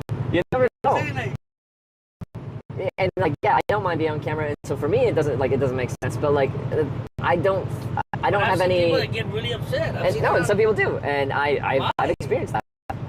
That's their prerogative. That's their choice to be upset about it. I don't agree with it. But like before I get in a vehicle and when I go in places, I try to be very careful about who I point my camera at, just to try to make people comfortable. Because some people just are uncomfortable around cameras. So I try to just not be obnoxious with it. I've seen them on YouTube and stuff. On the, what do they call the Sams or the Samanthas, or what do they call them? What, Karen? Karens. Of course. How they make a big deal out of it, bro. Yeah, they really certainly make do. A big deal out of it. Yeah. I'm gonna call the cops. This is not private property, so you know what I'm saying? Yeah. Yeah, I'll show you this. I rode this bike with a big trailer with a 225 watt solar panel from kind of Central Europe, Belgium, all the way to the Arctic Circle of Norway last year, and that big solar panel powered all my electronics for the entire trip. I never plugged into a wall. You were just bringing up like powering electronics, so I thought I'd show you that. Where's that at? This was in Belgium. Yeah, but did you rent it or is it yours? I bought it. It's actually still in the Arctic Circle of Norway because it's annoying to fly with that big trailer. So I'm going to do another trip where I fly to, it's in Tromsø, Norway. And I'm going to pick up the trailer and probably ride down through Finland and maybe take the ferry to like Estonia and go Estonia, Latvia, Lithuania, down Eastern Europe with the big trailer and power all my stuff via solar. So you didn't get scared of none of this shit? Somebody pick you up with the trailer? As far as I see it, so like I told you, I recognize it isn't as safe as other methods of traveling. You never know, Trevor. No, I never know. But the thing is, we all have an expiration date, regardless if it's just of But I old want age. mine later. No, me too. You know what I'm saying? Like, no, I don't ask it for it. I found something I enjoy, and man, I had an amazing experience in my adult years. And I think a lot of supposed to live your life scared out your front door and experiencing the world and what it has to offer. We'll try Black Diamond. Steeper.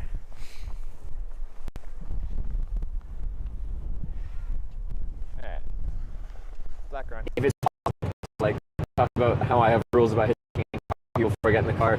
As soon as the sun sets, I have a rule. As soon as the sun sets, I am not hitchhiking anymore. I'm done. My travel day is done. I am going to go find somewhere to eat, and then I'm going to sleep, and we'll try again tomorrow. So it doesn't matter if I'm going to rush. Once the sun sets, I'm done. Well, except for that one time in Corning when I got stuck in California. But I just hung out at a truck stop rather than like standing, you know, at a truck stop. They got security and stuff like that, so it's fine. But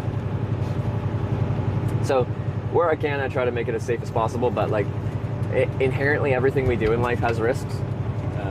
No matter what you do, every choice you make comes with implied risks.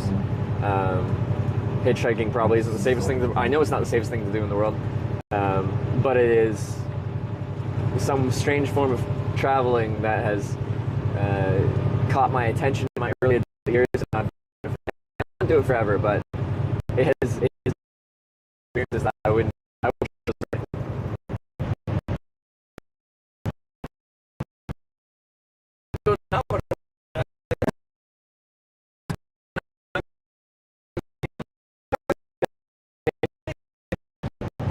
But like you said, I don't know if I'll be able to travel.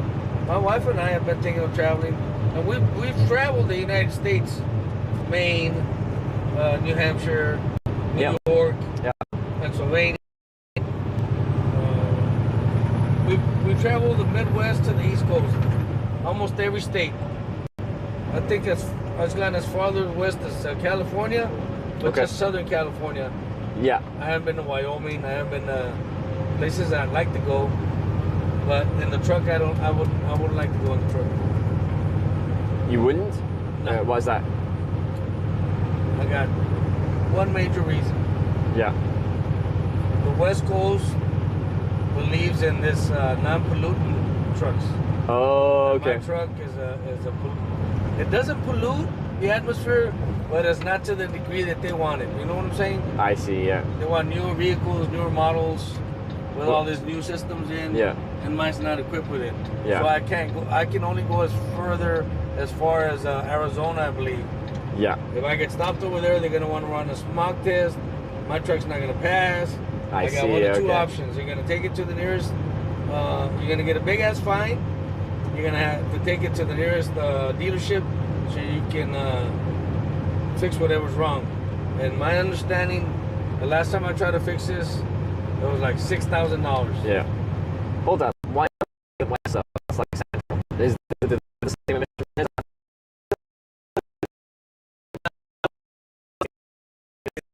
But like, I can see like California, West Coast, Washington State. Yes, Washington, Oregon. Yeah. Because I was gonna say, I feel like Wyoming would not. They don't seem like an emissions standard kind of state. But we don't have any runs to Wyoming. I would have already gotten them. Well, yeah.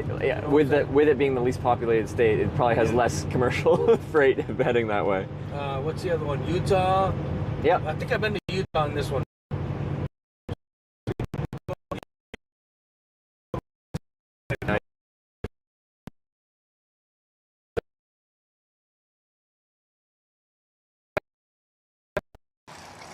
We still don't have that freedom to just leave the bike out of sight for an hour.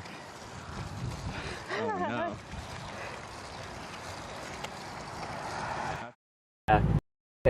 I've now been to 50 states. Cool.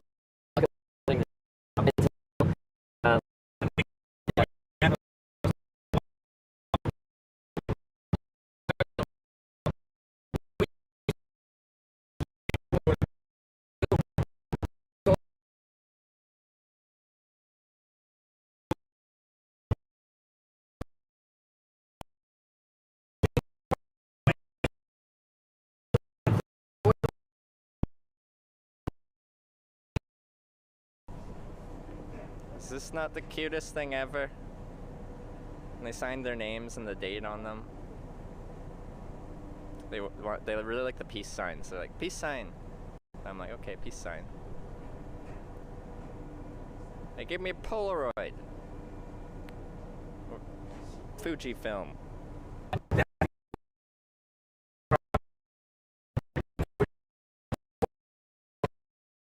一緒に together. Together. Her sister picked me up hitchhiking.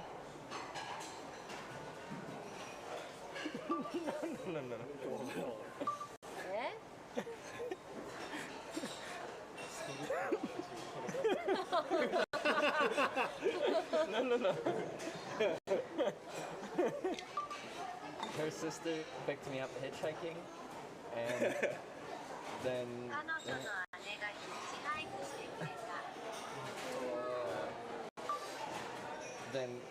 the whole family was hanging out that night. And okay, they work for companies through agents, and then it goes from interesting. They're like, oh, I'd like to check out that area, so they'll drop that trailer there, and then just bobtail and like either rent a car or just take their truck. It's just the cab around to where they want to go, and that's what we want to do. Yeah, and then you can hop from there and then make a little money when you go to that next major location because you'll take a trailer with you. Yeah, it's kind of a cool way to explore the country. Is do a little commercial truck driving, and then explore the locations once you drop trailers. Those are our plans. Hopefully everything turns out all right. Yeah. So how many more years do you think until your wife retires? Does she know? I think she said 3, and then maybe 5 for the full pension. If you retire in 3, you only get half a pension or something like that. Yeah. If you give it at 5 or something, she was telling me about it. You get the full pension and all this and insurance and stuff. Yeah. And well, shit, the way we look at it, she might have to do the 5 years. You know what I'm saying? Yeah. She's got 30-some years with the state of Texas. She works. What it's called? What's it called? It used to be called HHSE, Health and Human Services Division, something like that. Yeah. She used to work for the Food Stamps Division. She worked for the Old People Division. Oh, she worked for the Special Nutrition, which was all the money that the schools get from the government. She made sure the school was properly administrating the money. You know. Yeah. They never had a problem with school districts. What they do have a problem now is she takes care now of the daycares in the state of Texas, and there's a lot of embezzling money, man.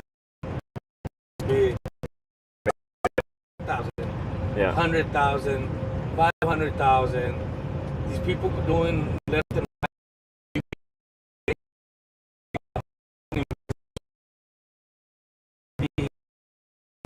right for clients, stuff like that, and there's a lot of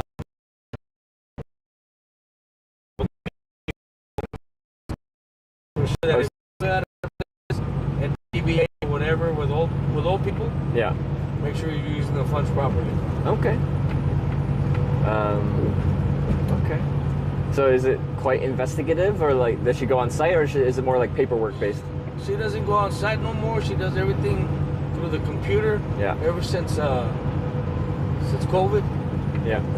And she's so efficient. Her and my sister does the same thing.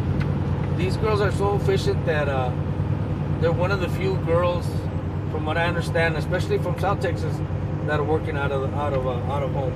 Yeah. Because they don't really work. You know how they sent everybody home, but not everybody was working. Yeah. You know what I'm saying?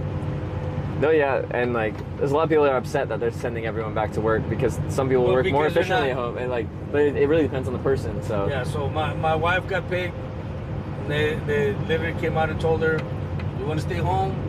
You can stay home." That's nice. They told my sister, "You want to stay home? You can stay home." Yeah. The numbers were there for them. You know what I'm saying? Plus, my wife's a hard worker, dude. And my sister too. They're the type of people, and I've been telling my wife, maybe you need to another job. She comes out at 4:15. She comes out at 4:15 or 4:20, 4:30. You know what I'm saying? She won't take half of the day off.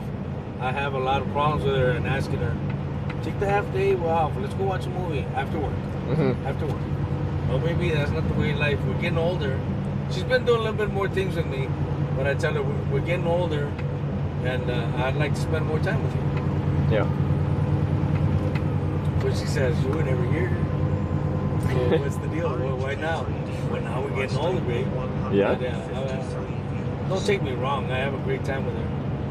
But, you know, when I get home, sometimes I want her just to leave everything for me. But that's not possible. Because, yeah, she's got her job and her responsibilities and everything going on. No, it's understandable. And, well, I hope you get that retirement that you're looking at, like the adventures you want to go on. I want to go to Montana. I want to go to Wyoming. You know, yes, Seattle, Washington, maybe Northern California. The times we've been to Northern California, and I told the girls, the furthest we've gotten us north, it's a little south of, but in a car, in my van, a little south of San Francisco. I forgot the name of the town. We almost went to San Francisco. North of San Francisco, what would that be? But what I've been wanting to do for the life of me, because we had kids, so always Disneyland, always Disney World, always that makes sense. The amazing park, whatever it's called, the other park. We've always done that, right? And I told my kids now that I don't want to do that no more. I want to travel one interstate. Hey, how's it going? What? How's it going? You want to ride or not? I'm just talking to you before we get into the car. You want to ride or not? Where are you going? Me? I'm going to Forks. You're going to Forks?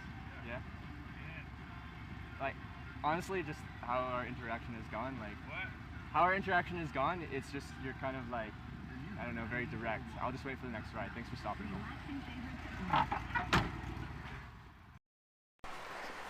It's a good way to feel alive, you know? Never feel more alive when you're like surviving in the wild and drinking your own urine. But maybe if like me and Bear Girls met up, we could do a piss swap.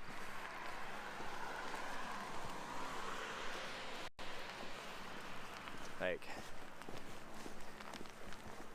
give you mine if you give me yours, kind of thing.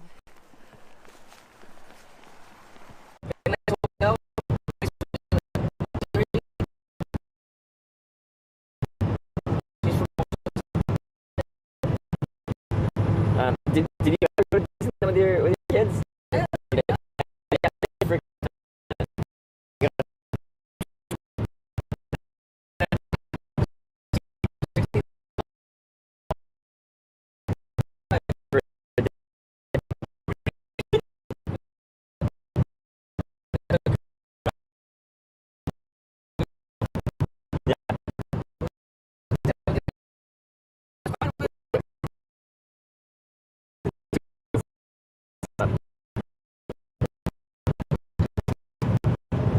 One day. Yeah, it's not even like, you know, like 3 days.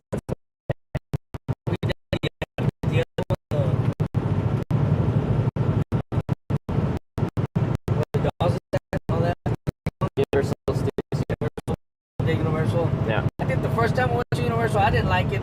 It was fun, I loved it, but I didn't like it in the sense it was so brand new. There was no tree, there was no shade.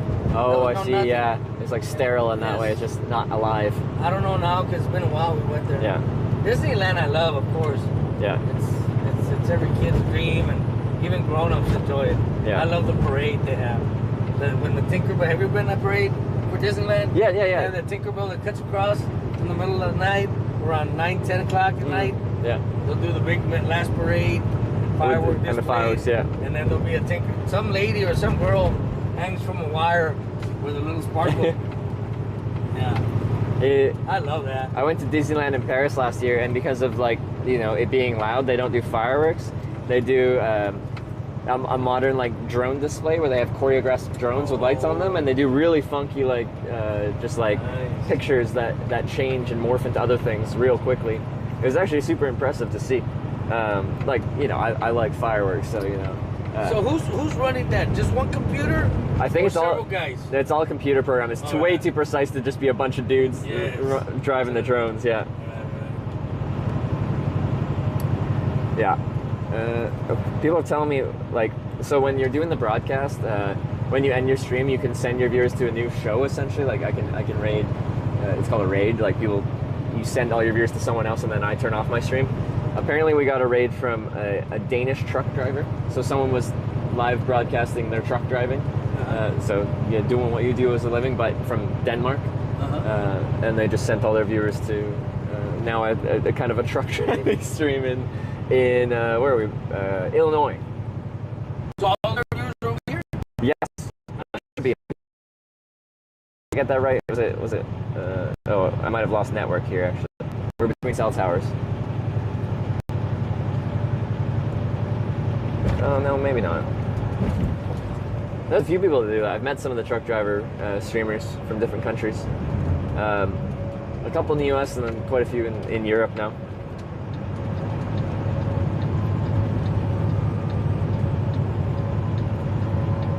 Trucker Dylan? No, it was someone else, different name. So the Ranger or Space? So essentially, like, somewhere else. So for me, like, most of Twitch is like gaming based.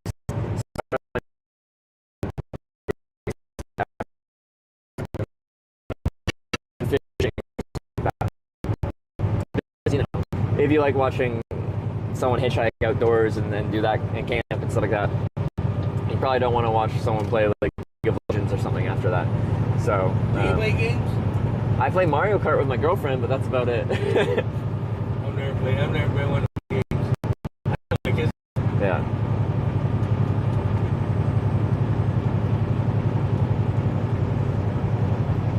Are you comfortable with the temperature? Oh yeah, no, it's great. All right. I got the vent on me and I turned it on.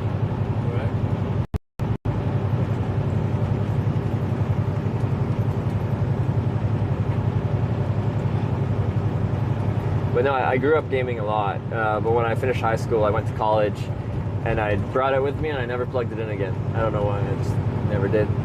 And then I haven't for. Oh, there's a. Is that a jail or prison? It's a prison, That's and a I prison. believe that's a federal prison. States don't have blue towers. Matter of fact, I think state prison don't have towers at all. Oh, okay. Are those? Do you think those are actually manned right now? Yeah, you didn't see them right there. I see the towers. No, you didn't see the guys that were up there. Right No, there? I didn't look. Yeah. The first tower that was right here. Oh, I didn't see a it. couple of guys Oh, up there. okay. Yeah, they're manned. And then they get every hour. You got a guy with a walking with the dog or walking with Yeah. the van. Every hour on the hour, checking that fence. Yeah.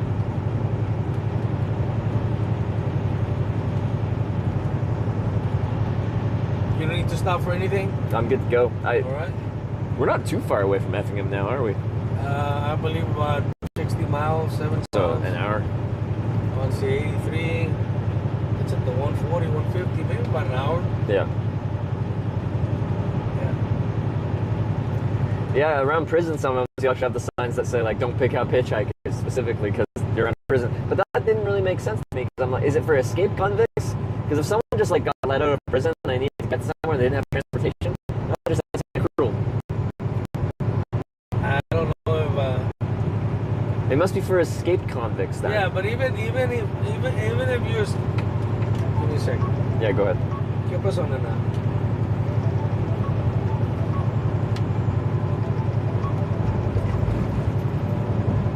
¿Qué pasó, nena? Okay, bye-bye. Yeah, I think it's for escape convicts, and even if when you come out of federal prison, I don't know about behind the fence, but they'll make sure you get on a bus. Okay, they'll put you give somewhere. They'll Yeah. give you a bus ticket and about 50, 60 bucks. Oh, okay. They won't let you walk out of there. Okay. Yeah, it must be escapees then. But how often does that happen? I feel like it's not super common. You'd be surprised. Yeah? You haven't been watching the news, right? No, that's true. Lately, there's been a couple of escapees. Yeah. But I don't know if it's been federal. I don't think anybody. I mean, if you escape federal prison, shit, that's another 5-10 years added to your time. I man. believe it. Well, like, just looking at that place, like, escaping in the way I think of escaping, there was, like, 2 layers of, like, razor wire line fence that was very high, like, not especially climbable fences. just to get you'd out. have to have somebody on the outside. Yeah. There's been some bold escapes, like someone on the outside learned how to like fly a helicopter, so they were out in the yard somewhere and they just like landed a helicopter in the prison yard and like flew away with their friend. Like real bold stuff like that.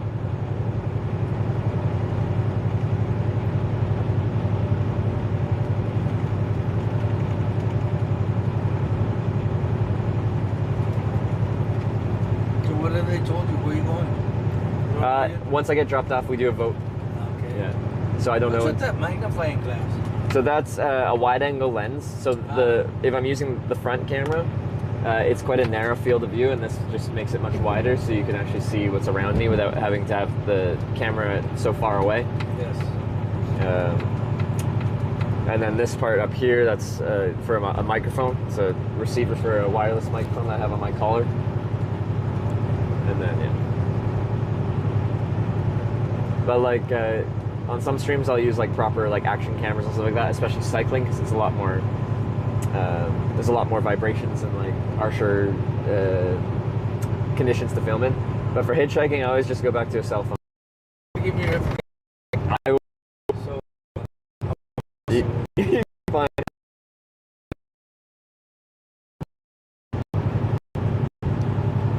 Oh, apparently it's Big Muddy River Correctional, which they just passed, is a state prison.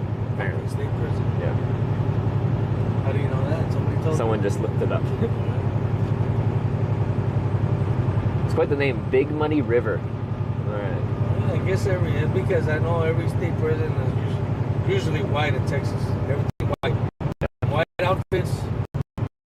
Oh, okay, yeah. White balls. Yeah. Yeah. Yeah. And then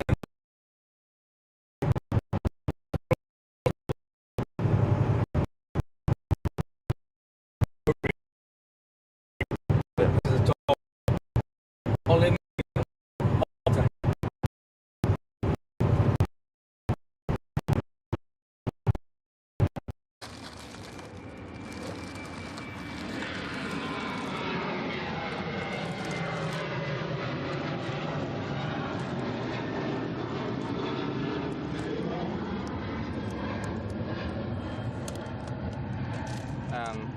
While you're saying, can you hold the thing? Because it's gonna be free again.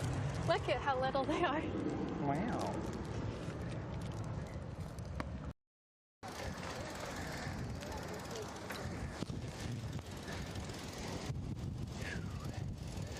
Easy, right? Easy. And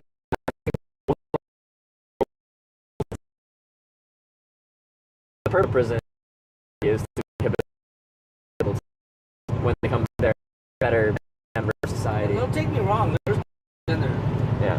But for the most part, even in the federal system, I thought it was going to be different. It's just a way for them to charge more to the federal government.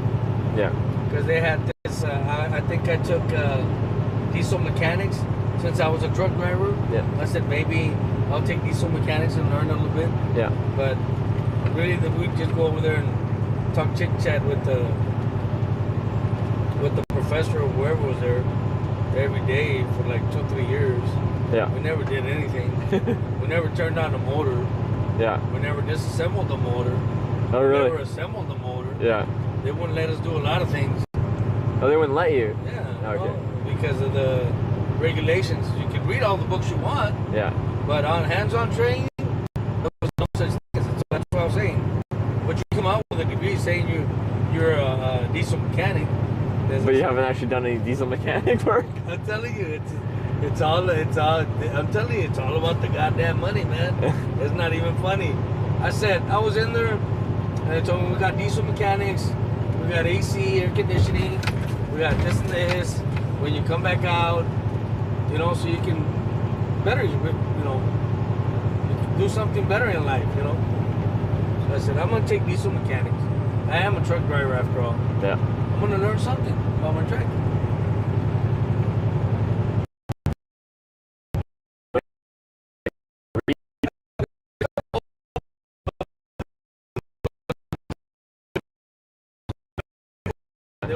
You know what I'm saying? Yeah. what's this part, what's that, what, that's it. Yeah. When are we gonna take them apart? When are we gonna put them, assemble them back together? Yeah. When are we gonna turn them on? No, we can't do that. Que la madre, what kind of class is it? You know what I'm saying? So I basically didn't, but every morning you had to write down your name and number, because in turn they send that to the federal government and say, look, this is how many students we had today. Yeah. Aside from the money they make from you being incarcerated, right? Yeah. That's where you learn a lot of things that it's all bullshit, but it's all bullshit, man. Shit. Because if they were really interested, let's say they want to teach you something. Okay, why do I have to write my name and number every morning on this piece of paper? Yeah. You know? It's all bullshit. Was there anything in there that you felt like was like a good program for making people a better member of society? No. We had drug courses. Drug courses that were all it was fun and games. That's all it was. Everybody would talk about their past and their adventures. That's all it was, man. Yeah.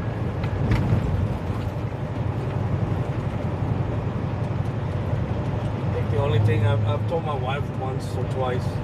I think the only thing that helped me out was her and my kids, because the drug classes that they give you in there is really just to learn how to really use drugs. The wrong kind of education though they're going for. It's like I don't know a how-to course rather than a don't-do course. Yeah.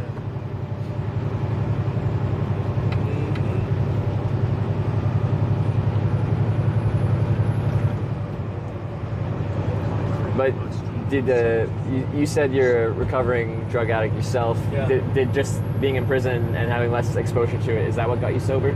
I think so. Yeah. But not those classes.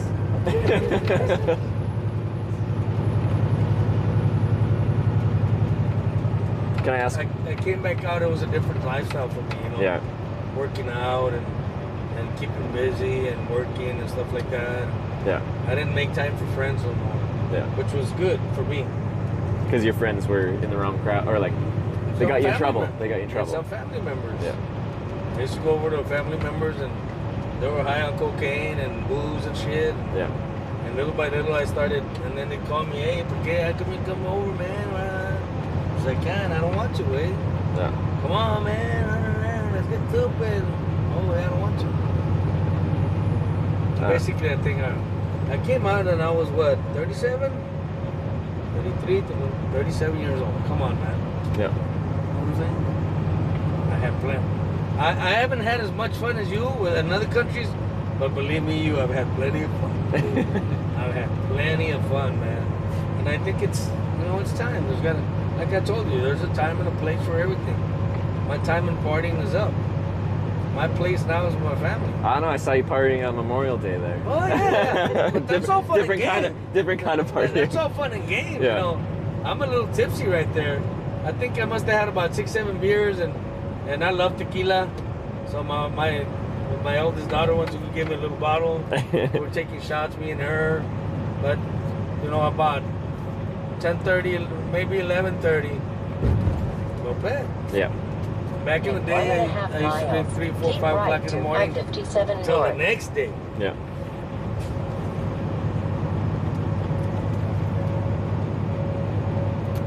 Did you have like a specific drug back then that was like your crux? Yeah. Okay. And well, I can see you said like a lot of the crimes you committed were to like feed that. That's an expensive. Expensive, but in all honesty, I'll be honest with you, it's cocaine and girls. I was very disrespectful with my wife and with my kids. You know what I'm saying? Very piece of shit. If you want me to be honest with you, that's what it was. Yeah. The maintenance and the girls I used to hang around with was a little up there. Yeah. And the cocaine and the booze and like I said, I've had a lot of fun, brother. But I don't wish it upon everybody, especially if you got a family. Yeah. I don't know how this lady, made it these 20 years with me, 23 years with me. I don't Be know. in either of The their only thing two is, right I lanes. can honestly tell you, is I thank the Lord every day for every day. Yeah. That's the honest truth. I wouldn't have been nothing without her. I'd be partying right now. I'd probably be dead. I don't know. You're 57? Where am I going? 57, aren't you? Yes, you're right. Yeah. But it said Chicago, and I said, I know. I ain't going to Chicago. That would help me, but not you when you're going to Indianapolis. 57 to 70, right? That's your route? Yeah.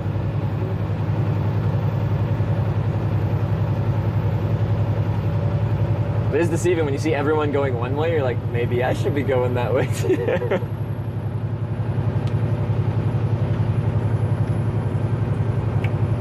Where's 64 go?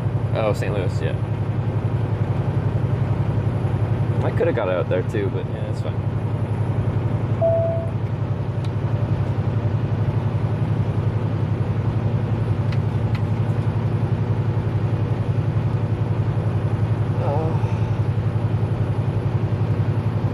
Doing okay? I'm doing great. Trucks are always comfortable.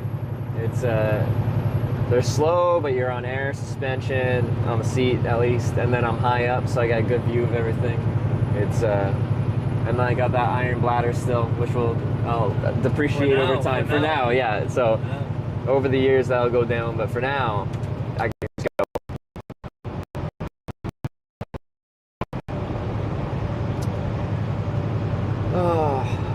But I think, yeah, like where we're down by Corning and stuff like that, they're expecting thunderstorms, but they're coming from the south, I think. So now I've gone enough northeast, I think we might have escaped the thunderstorms. So, because I was still there, I might have had to take off the afternoon because I don't hitchhike when it's like thunder and lightning. Like that's just not worth it to be out in there. So.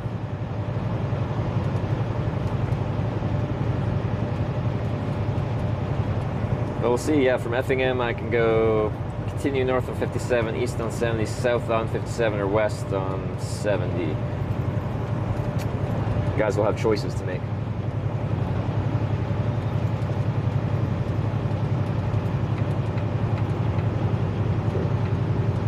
How many people do you have at one time? Like right now, about 2,400. And then the channel has like 140 something thousand people that follow it, kind of. But that grew, like when I started this in April 2018, I had one follower, that was my mom. That's literally it. That was the only person. And I'd ask her, because on Twitch, you're kind of ranked based off of how many people are watching, like how people find it.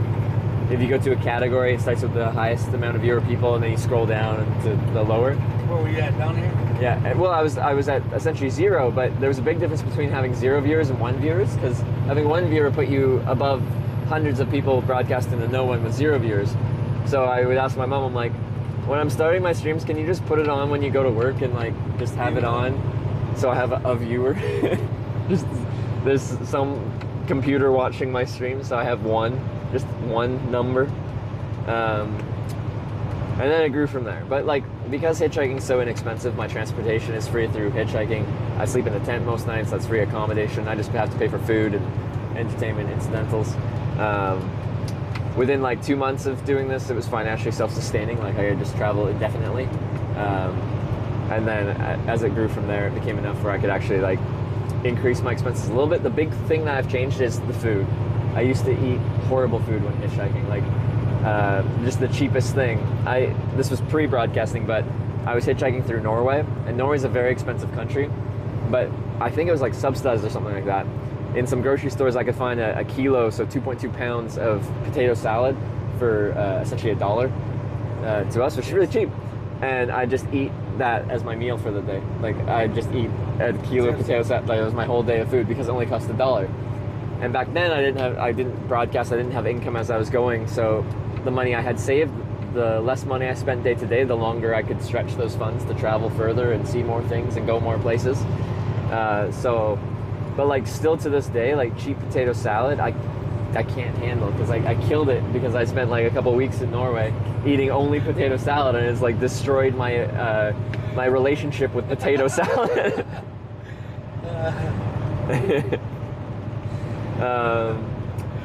But now, like when I go countries, like I'll try the cultural food, and if I want to go to a restaurant and try something that is like famous or something like that, I'll do that, and I can afford that, and it's not gonna like make me go broke, kind of thing. Like it's allowing me to explore extra parts of the culture of different places I go to that I never got to try before.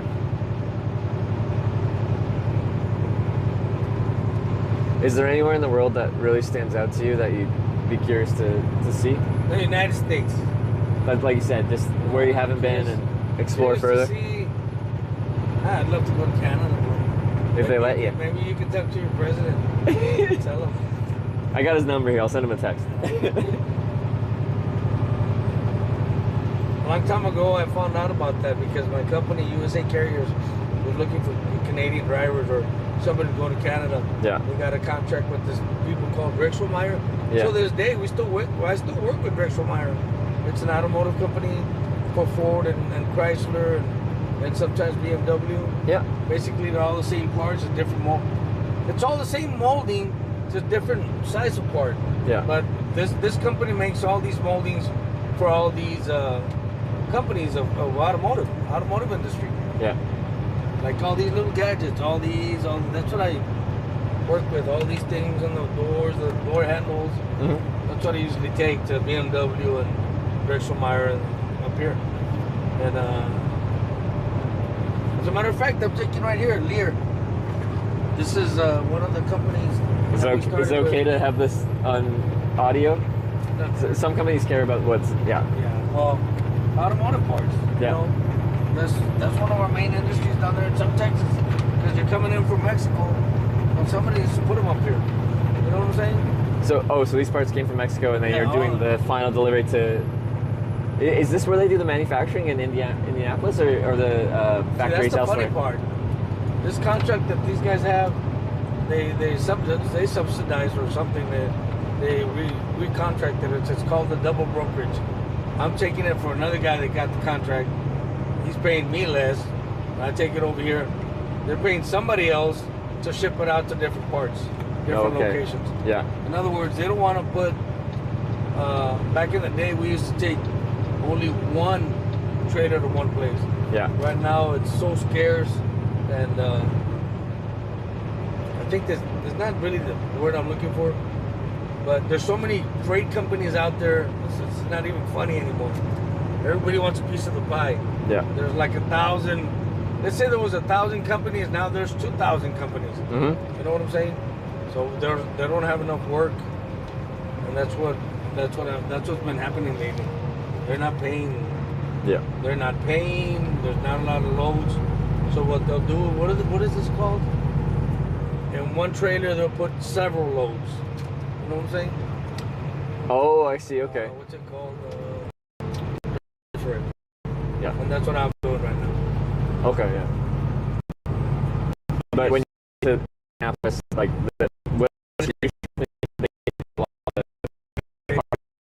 send it where.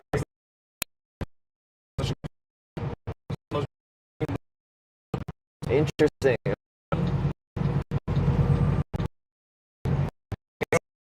To be honest with you, I don't know what's going on with the industry. I know one thing for and like I said, sometimes I tend to be a little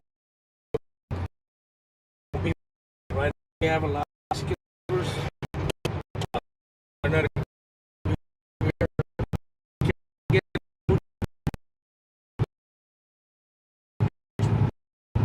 There's one drivers, and these guys.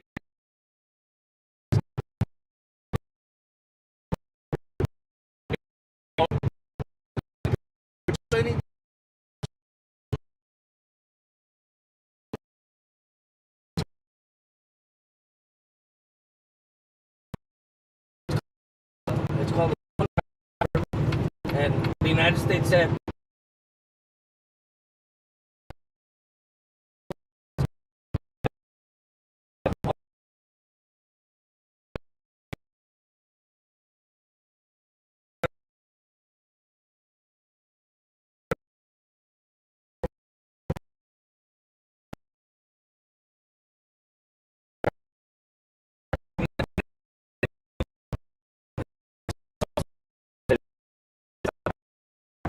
wait for the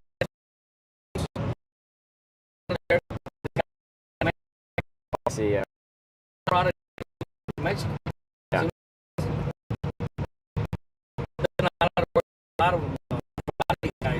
So what they do, they found this loophole that will get driver and one of these were an American. An American. Yeah. So that breaks into that loophole. Now they can come up here, take our jobs, because they have double plates. They go pick up somewhere else, and then take it somewhere else, and then take it home. I see. What Okay. that's causing chaos in the sense that there's barely enough freight for us, and these guys are coming in getting paid 22 cents a mile. It's gonna sound very racist, but it's not. One is the money they're getting paid for. I cannot compete at 22 cents a mile, brother. There ain't no way I'm gonna make it at 22 cents a mile. That's 22 cents as a company driver. You're not including like what they're paying the. The company's probably making about $3.50 a mile. Yeah. Okay. Yeah. $3 a But mile. what they're paying the driver is only 22 They're paying cents of that. 22 Yeah. cents a mile. Yeah. You know what I'm saying? So what happens is this: who are they gonna hire? An owner operator that wants $1.50, or a company driver that wants 22 cents a mile? Yeah. That's where we're at right now, bro. I'm really pissed But- in the system. It's As, not even as an funny. owner operator, like, couldn't you get those $3.50 a mile contracts, or no? You don't qualify, or Not for what? one truck. Oh, not for one You truck. need- It you has to be a need- bigger contract. Kind You of need thing. at least 10, 15 trucks. I At see. the very minimum, 10 trucks. Yeah. 10 trucks, and then you need to sign contract. You need to have newer equipment, newer trailers, Yeah. your own DOT numbers, and yeah, you might make a little bit of money, but you're not gonna make a lot of money. And that's where we're at right now with the B1 drivers.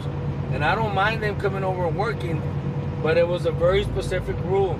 You come over here, you drop off your product, and then you got to take whatever they have from that warehouse or go back empty. Yeah. You can't go get a broker load from here. But the brokers found out about it. They'd rather pay them to take this load from B to C than pay me. Yeah. Because of course the broker still charges $2 a mile, but instead of paying $1.50 a mile, they're gonna pay that guy 50 cents or 60 cents a mile. Mm-hmm. You know what I'm saying? Yeah. And the reason I say 50 or 60 cents, because these double brokerage stuff that's going on, they won't give the companies, these young men, young people on the phone, brokering all this stuff, making big bucks, bigger bucks than I'm making. And I think that's why that's gonna be my next step. I want to become a broker. Mm-hmm. My brother-in-law's a broker. He's doing pretty good for himself. Doing really good for himself. Oh yeah. Mm-hmm. And on like that phone all day, just looking for freight and looking for somebody to take it. Yeah. He doesn't own a tractor. He doesn't own a trailer. He doesn't have any DOT numbers. He's not a truck driver, but yet he's making more than I. He made 160 last year. Wow. I made 62,000. Yeah. I never try to go over 70. Wait, why is that? Just because you're working too much? After 70, you start paying taxes. And now they're going to pay the IRS not one penny. Wait, you don't pay any taxes at $60,000 then? At 70, the last time my company made 70,000, that's after, well, of course I make more than that. But after fuel and expenses Oh, and yeah. everything, That's a profit. and I profited 70, I think I profited 77, and the IRS charged me $7,200. Yeah. I think I can make 70 on another tractor. They'll let you know what I'm saying. But what I'm trying to tell you, so from that 1 year that I paid $7,200, I decided not to go over 70, and I've been doing pretty good. Like I told you, my wife works. And at 60, like, you actually pay zero income tax? Really? Like, well, I guess yeah. You run a business essentially, and then income expenses. Yeah. No, I make more than that. I think I gross like 200 and some thousand. Well, yeah, With gross, diesel, but like yeah. the And expenses. then netted I about 127, Yeah. 137. But I put the fuel, the tires, Yeah. anything that I can think of, my boots, my equipment that I have back there, anything that I can think of, the lady puts it in. So. Well, yeah, like Legally, I only make technically I run a business as well, and I have weird expenses because, when I buy a bicycle to ride across the country, most people don't get to expense that, but that is a capital asset I've just purchased. That is a depreciating capital asset. So I've got a weird. So what was it about? I don't remember. 2 or 3 years ago, right before COVID, I think. I made 77. I made 200 and some, and the company made 127. And then we took all the expenses. You tried to get the most of it, and it brought me down to 77,000. Yeah. Because like generally in Canada, I think the basic personal amount, your basic deduction is like 19 grand. So if you don't make more than like 19,000, you pay 0 taxes. But then above that, you're at like a lower tax bracket, and the income between, you know, like that amount to like 40,000 is taxed at like, I don't know, like a lower percent, like 20% or something like that. And then from 40,000 to 75,000 is taxed at like the 30%. And then above that, it's a higher tax bracket. I don't know how this lady does it. I know maybe one day. You just have an accountant that does it for you? Yeah. All I know is maybe one day I'll get in trouble. I don't know. But well, I feel like if you give all your information accurately to your accountant, then I take care of that's their job. My receipts. Yeah. You know, from what I eat, what I wear, stuff like that, and she knows what to do. Oh, but you're Texas-based too, and then there's no like state income tax and stuff like that as well. I think we only do federal taxes, don't we? In Texas. In Texas? Texas is I think no state income tax. Yeah, no income tax. Yeah. But so it'd just be federal. I think some of these other states have state income tax, right? I think most do. But like you do, like I've heard property taxes and stuff are higher in Texas. I don't know if you confirm that. Yeah. So like if they don't do one tax, they'll probably do another because so at the end of the day, you still get screwed. It's gonna come from the left. Less than ideal.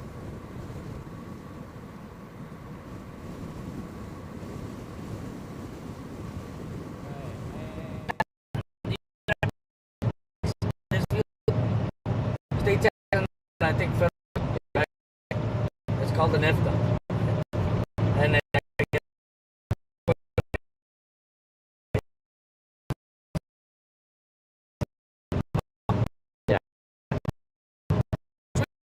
I got a letter from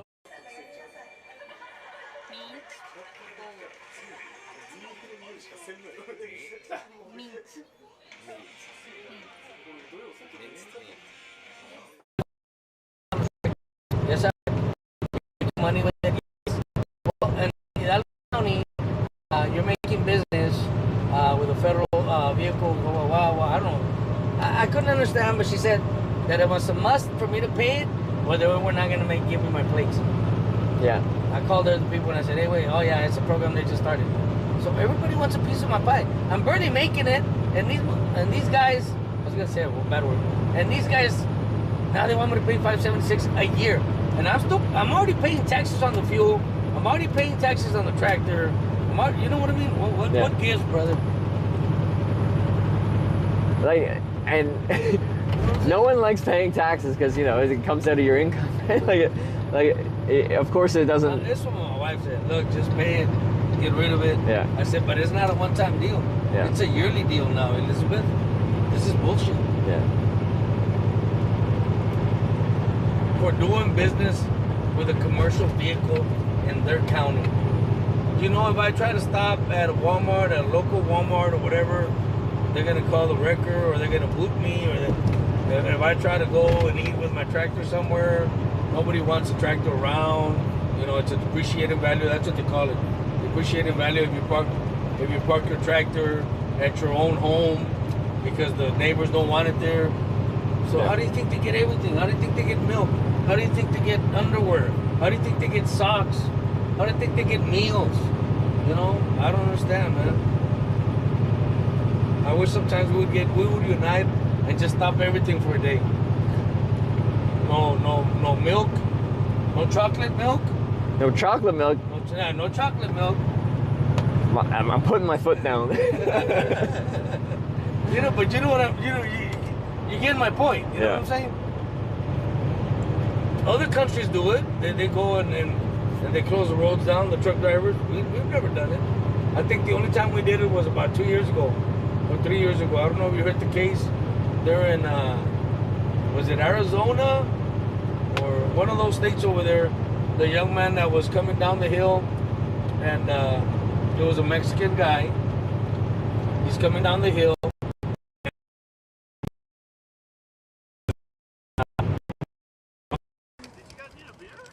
A beer? No way. A Belgian one. A Belgian one? Really? Colorado. And the judge gave him 100 and some years. Jeez. So what the truck drivers did, they said, if we let this go, if I come back tomorrow, another judge is going to want to give me 100 years. Yeah. So they closed off 7. They closed off 39 or 20. People I sniped were when Hachu and Jake and all them were driving to Austin. Yeah. Yeah, I got to meet Cook, Hachu, Tiami, Wawa, and Jake and all them. What did they end up doing in Albuquerque? They were just spent the night. They just spent the night. They went downtown. Oh, okay. And it was too ghetto for them. There was a bunch of like crazy people downtown, and so Yeah. they ended up going to the Twin Peaks restaurant up north a little bit, and it was cool to meet them, and it was fun. But yeah, they were just here for one day and gone. Yeah. And yeah. So that was cool.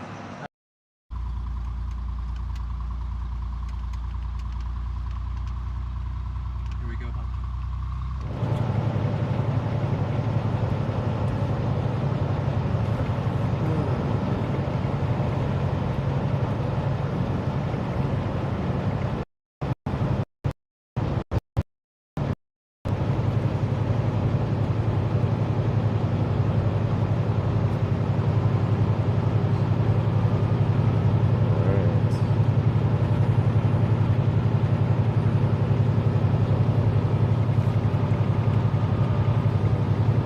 Hey, let me ask you a question, Trevor. Sure, give her. How long you been scrolling with that thumb? You know, I've been having problems lately with my thumb, and I figured it out. I have very little thumbs, tiny. So I figured it out. This has been. You'd be a horrible hitchhiker. Huh? You'd be a horrible hitchhiker. Your thumb's not prominent enough. My thumbs have been locking, dude, and they've been hurting. Of course, I know I'm getting older, but I stopped using the phone on scrolling and stuff like that. Now I scroll like this. Oh, you get a little bit better. Oh, yeah. And I see you've been doing like this all day, and you work one, you work the I haven't other. noticed anything yet, but Well, you know, let me I'm tell still in you. my 20s, right? Let me tell you. Later on, you're gonna have some sort of carpal syndrome or something. I might. All you young kids. You know, it's gonna be a workplace injury. Father's Day. When's Father's Day? Was third weekend of June, I think. But yeah, I think that would be a workplace injury at that point. I'd qualify for disability. My thumb's no longer working. Especially as a professional hitchhiker, I need my thumb to work. Usually I'd have a business card. It says my name, Trevor Danluck, and then my title, professional hitchhiker. Just because it's funny. And my job is actually like I'm a broadcaster, technically an online entertainer or something. But just for fun, I'll have my title as professional hitchhiker.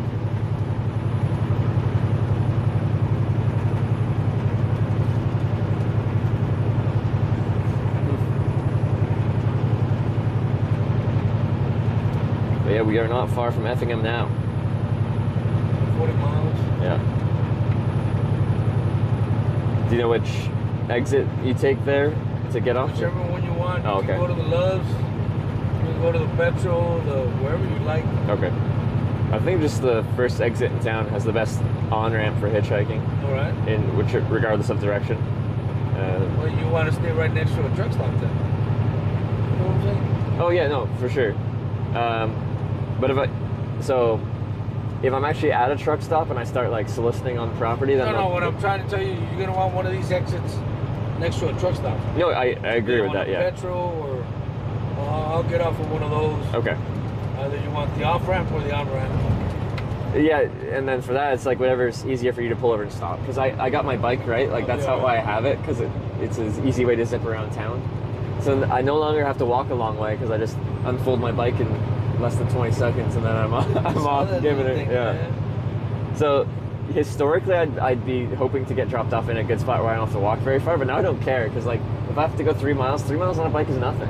3 miles on a bike is like just a zip down the road.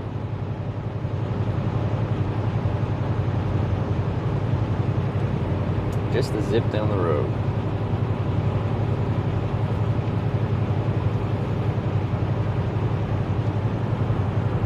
And then, how far? Just a few more hours from there I got to about Indianapolis. an hour and 45 minutes. It's only an hour 45. All right. It's about 2:30, but I'm not going in Indianapolis tonight.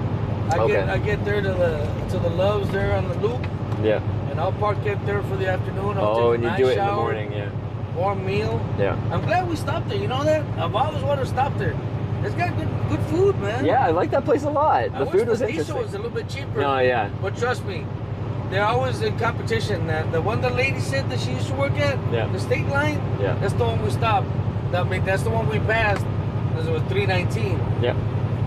And I went 20 cents. Shit, 20 cents. That's $20. That's a nice hot meal, man. Yeah. That's what I look at it now. If I was a company driver, they $4.65 a gallon. I don't care. Yeah. But I'm not a company man. It didn't look that busy at the state line, and that's the best place to fuel up in a long way. And the thing is that the state line, I mean, you've been around. These trucks up are so old. As soon as you walk in there, it smells funky. Oh. That's why I don't eat a lot of these places. I don't know if you noticed, but the place we stopped at, it was half-ass decent. You know what I'm saying? The restrooms were clean. That's one of the main things I see as a truck driver. Oh, the restrooms clean. Can I wash up in the morning? Yeah. Can I brush my teeth in the sink? And I've been to something like the state line.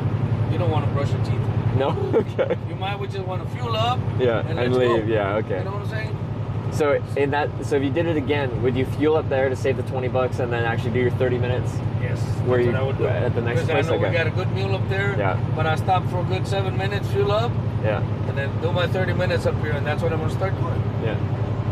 But I've never done 30 minutes at the state line. Okay, I see. Never. One time I stayed there. I woke up in the morning because I like to brush my teeth, comb my hair, and get a nice cup of coffee, maybe a cigarette. But that's the first thing I do. I go wash up. Because sometimes ask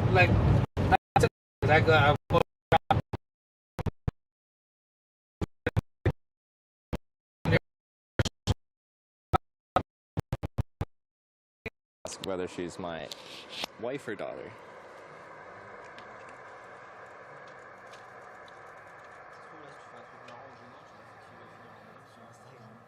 Too drunk to see them? Maybe. I think I stayed there one time, twice in state line. One time I got down to go brush my teeth. You never again, brother. It's filthy in there. It's filthy in there. So that's what I'll do. I'll just fuel up now and then take it to the next truck stop. Cause I historically I've heard like truck stops are like, you know, dingy, dirty places like the state line one you're talking about. But a lot of like the Loves and the Pilot and the TAs, like they're really clean. They're like nice places with friendly staff, and I'm like, yeah.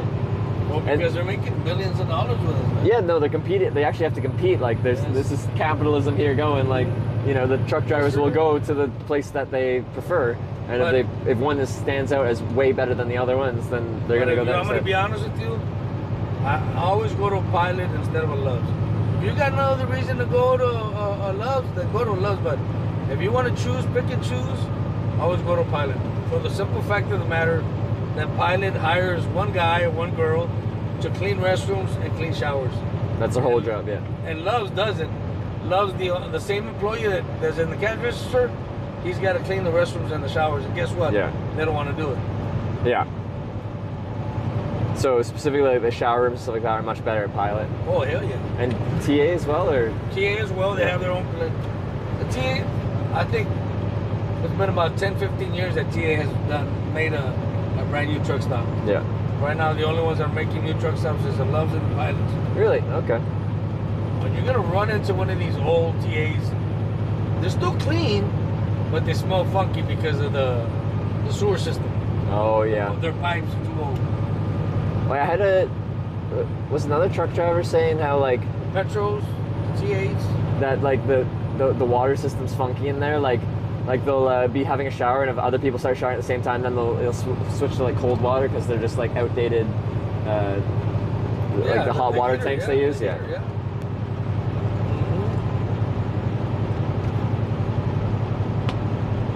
So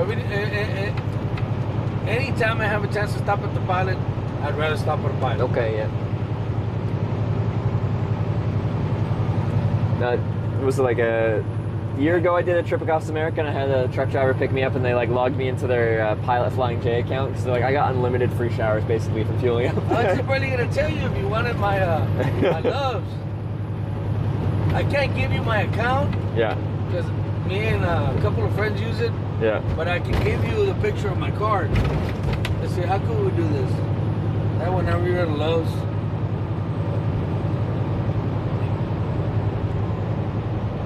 You think you can take a picture of that? Yeah, I can. Make it look like. Don't make it look like a picture though. All right, let me try. I gotta use two hands, and I'm gonna borrow this from you. Yeah. I gotta do this professionally. All right. So, when I scan this, what can I do with this? You can get free coffee and free showers. Oh. Gotta clean my lens. Got a clean lens here. So I'd go up to the counter, and what do I say? You go up to the fuel desk, not the regular counter. Oh, the fuel desk. You can do it at the regular counter too. Okay. I always go up to them real calm and collective. Let me tell you all the time. Once you do that, I'll let you know why. Okay. Loves are starting to get real picky about their pictures. If you don't have one of these, they won't give you a shower. Oh, the actual card. Okay. Because from that card there, 4 of us use it. Yeah. Just do a hard Southern accent. What y'all doing around here? Whoa. Hello?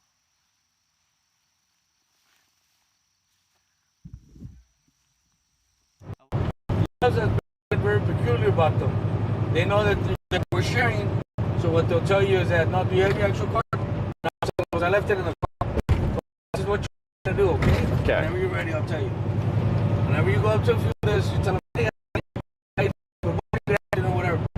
Have some conversation with them. And then tell them, hey, please have a just kinda like once you've already got that banter going, yeah. Okay. You know what I'm saying? But if you go in there and you say, let me have a shower, they're going to say, do you have your card with you? Okay, Some of them are doing that. Not all of them. Yeah. But I don't think you have any problems with it. Just scan it. You get your free shower. Get your free coffee. All right? Well, actually, do you use like Facebook or anything? Do you, like, I don't use that. No, okay. No Facebook, no Twitter. Because I was going to be like, if you just take a screenshot, then it would actually look like.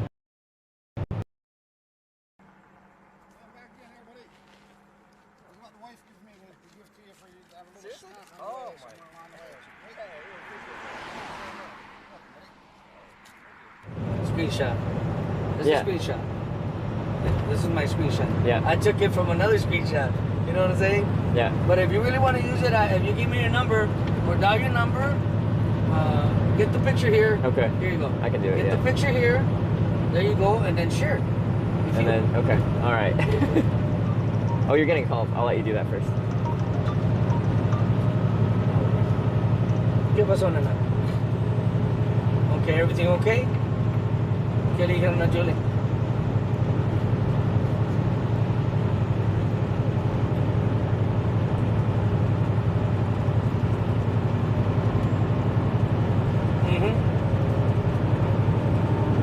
Okay. Listen, I don't have an iPhone. Okay. Y'all think I have an iPhone? Okay. All right. Un mes para quitárselos. Oh, okay.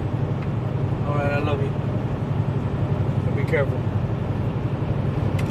All right, this is what we'll do. All right. I'll give you just press share. Yeah. And then I'll Put your number in or whatever. Or it is a Canadian number. Do you think that'll be an issue? Like it could be an international song. I don't think so, but check it. right. Go to text or phone or whatever. I don't. Yeah, I got no WhatsApp. I got no Facebook. I got no Twitter. I got no chit chat. I got no chat. I just got text and WhatsApp. Okay. I've never been. I don't know. Whenever I run into problems, I take it to one of my girls. Hey, fix this thing. Yeah. Dad, you need to learn. No. That's what I have you for. Fix it. Okay. I don't have this SIM card in right now, so I won't know if I'll get it, but we're gonna try it and we'll see what happens. All right. Alright.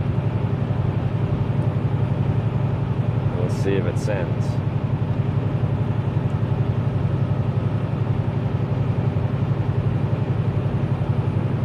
Yeah, seems to be. What? I don't know. We'll find out when I put that SIM card remember, in. some of the loves. See, now I also have. You already have a pilot card. I also have, since I'm an owner operator. I also have a pilot card, but it's like I tell you, these guys that never complain about it. And plus, pilots have. You can go to the site and they have their own screen, and you put in the number and it gives you the shower. Oh, you can actually put in your number. Yeah, loves don't have that. Yeah. But I always try to make conversation with them. Hello, how you doing? Good morning. Yeah. May I have a shower? Yeah. Can I get a number for a shower? Okay. And they'll scan you. Now, if you go in there thinking you're all that, I've noticed that. Because I've never had a problem, but only one time up here in Oklahoma. But everybody else is telling me that they're having problems with the pictures. Okay. They don't want the picture no more. They want the card. Both pilot, you literally just have to enter the account number? And at the pilots, you don't have to tell them. I always go to your, it's called the kiosk. Yeah. On the sides of the cashiers, they have these little screens. Go in there, and then you have a pilot card, like the one you told me. You go in there, you should put loyalty number or card number, poke it, put the number in, and then you tell them what you want. You want a hot coffee or to pay for a hot coffee or shower. Yeah. Normally it's a shower, reserve a shower, and then it gives you the ticket. And you, without talking to someone, it's just automatic? Without talking to somebody. Because I got logged out of that account because like it got timed out. Really? That's what I meant, yeah. So it worked for a while, but then I got... Okay, but do you still have the picture of the card? No, I just was logged into their account on an app on my phone. Oh. Yeah. Well, now you got the loves. I got the loves now. Now I got some. Yeah, you never know. Hey, let's just say you stay here in Effingham. You'd like to take a shower? They're $22. I know they're expensive if you pay cash. So that's a free shower right there.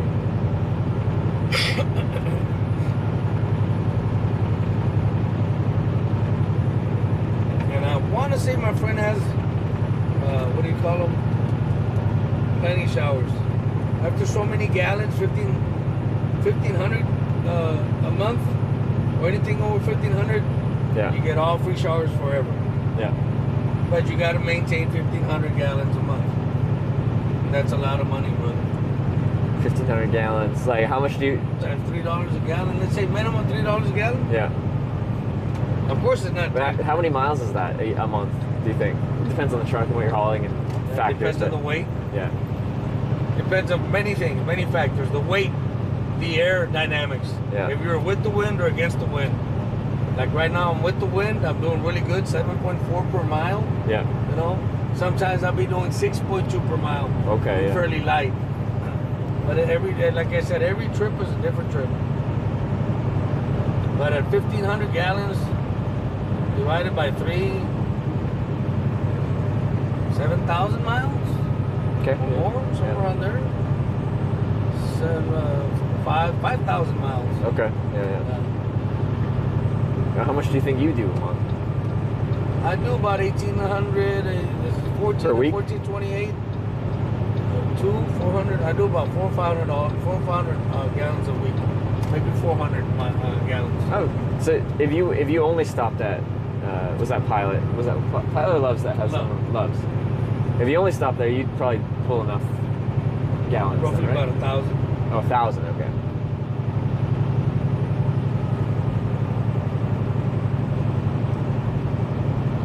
Yeah, but I don't feel it with the Loves or the Pilots. Yeah. 60, 70 cents more. Is it always? Most of the time. And then I assume with the discount thing, you get a few cents off a liter or a gallon rather. but not enough to make up for it. Well, see, the thing is that if you don't, let's say I can apply for a carded pilot, and they'll give me like 15 cents off. Yeah. But if you see the numbers right now, I think it's 380 up here, I think it's 380. It's not even worth my 15 cents. I'd rather fuel up where I'm fueling up. Yeah. At the little moms and dads.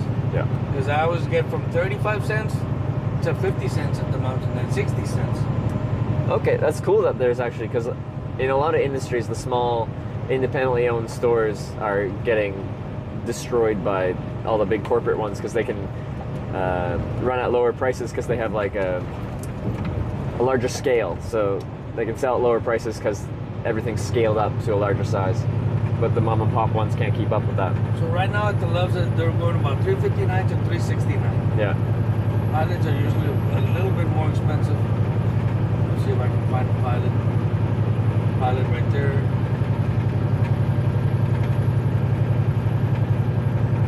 Pilot says $3.65 to $3.75. And we were at $3.29? $3.39. 39. 30 cents. Let's see if I would have stopped at the $3.19. Yeah, no, exactly, yeah.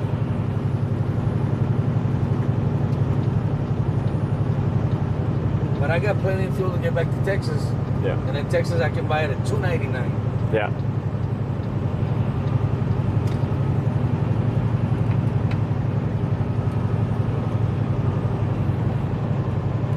And then I get disconnected on gas prices because, like, say in Canada, we use Canadian dollars, but we also use liters. So you have to convert two different units. You have to convert dollars, but you also have to convert, like...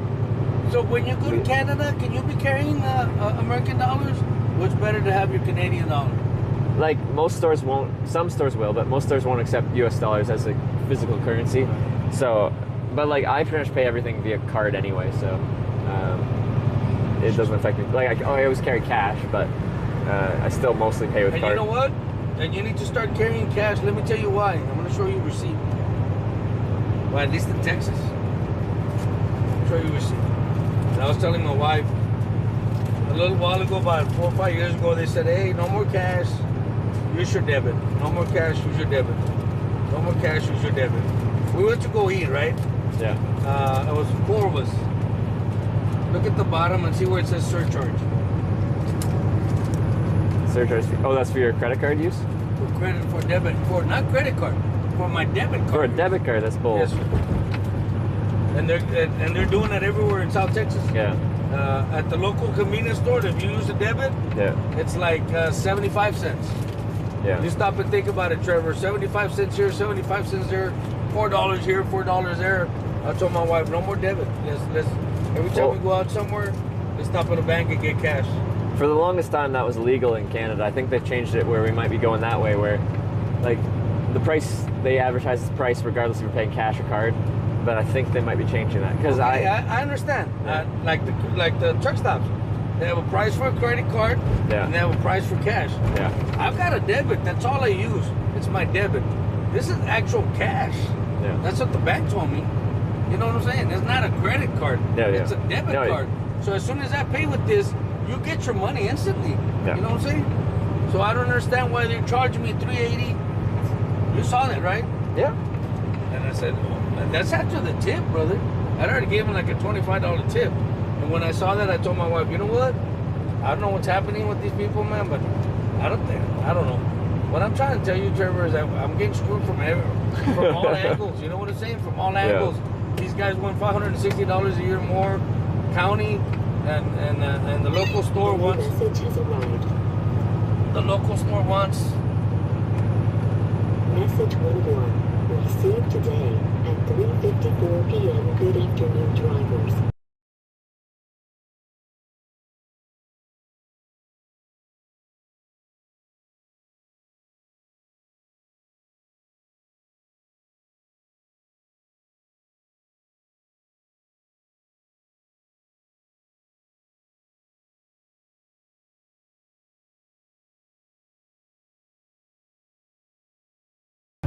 Somebody did? One of our drivers got a ticket because it says right there, I always use my hazards. when I picked you up, I put my hazards. Yeah. You know, it's a must. Let everybody know that you're not driving or really on the cool. You're not supposed to use the hazards unless it's an emergency. You know that? Yeah. It says on the rule book. But nowadays, everybody, that's what they want you to do. Use the hazards, so use the hazards. For anything, like if you're slowing down, if there's anything that. So legit, something to eat. Hey. My son watches your stream. Oh, does he? Yeah. Oh, thank you so much. Ooh, what's this? We're picking someone up. Yeah. It's not an emergency. Yeah.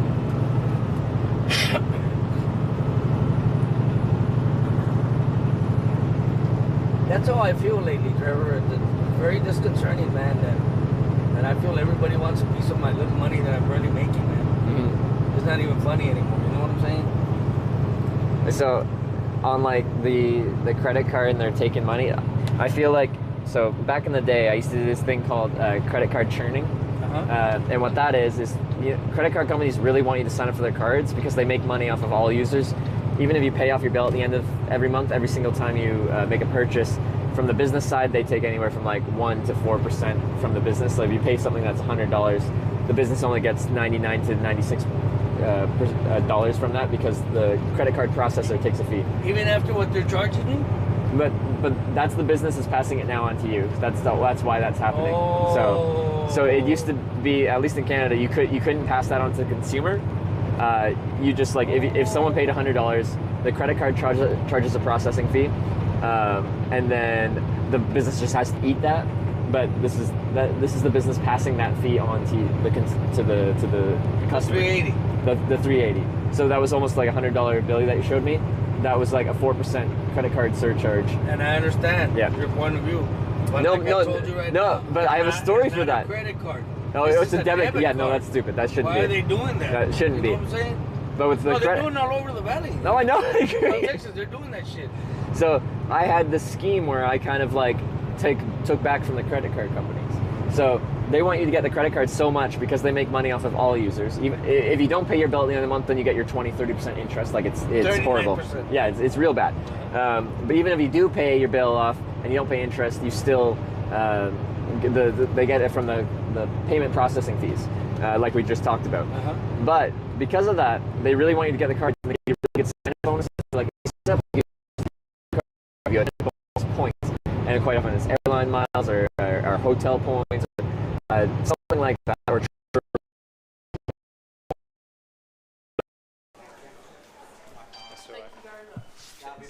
hey, thanks, man. Hey, you want to see what I do? That's where you can find my stuff. Hey, appreciate that. That's really cool of you. Thank you.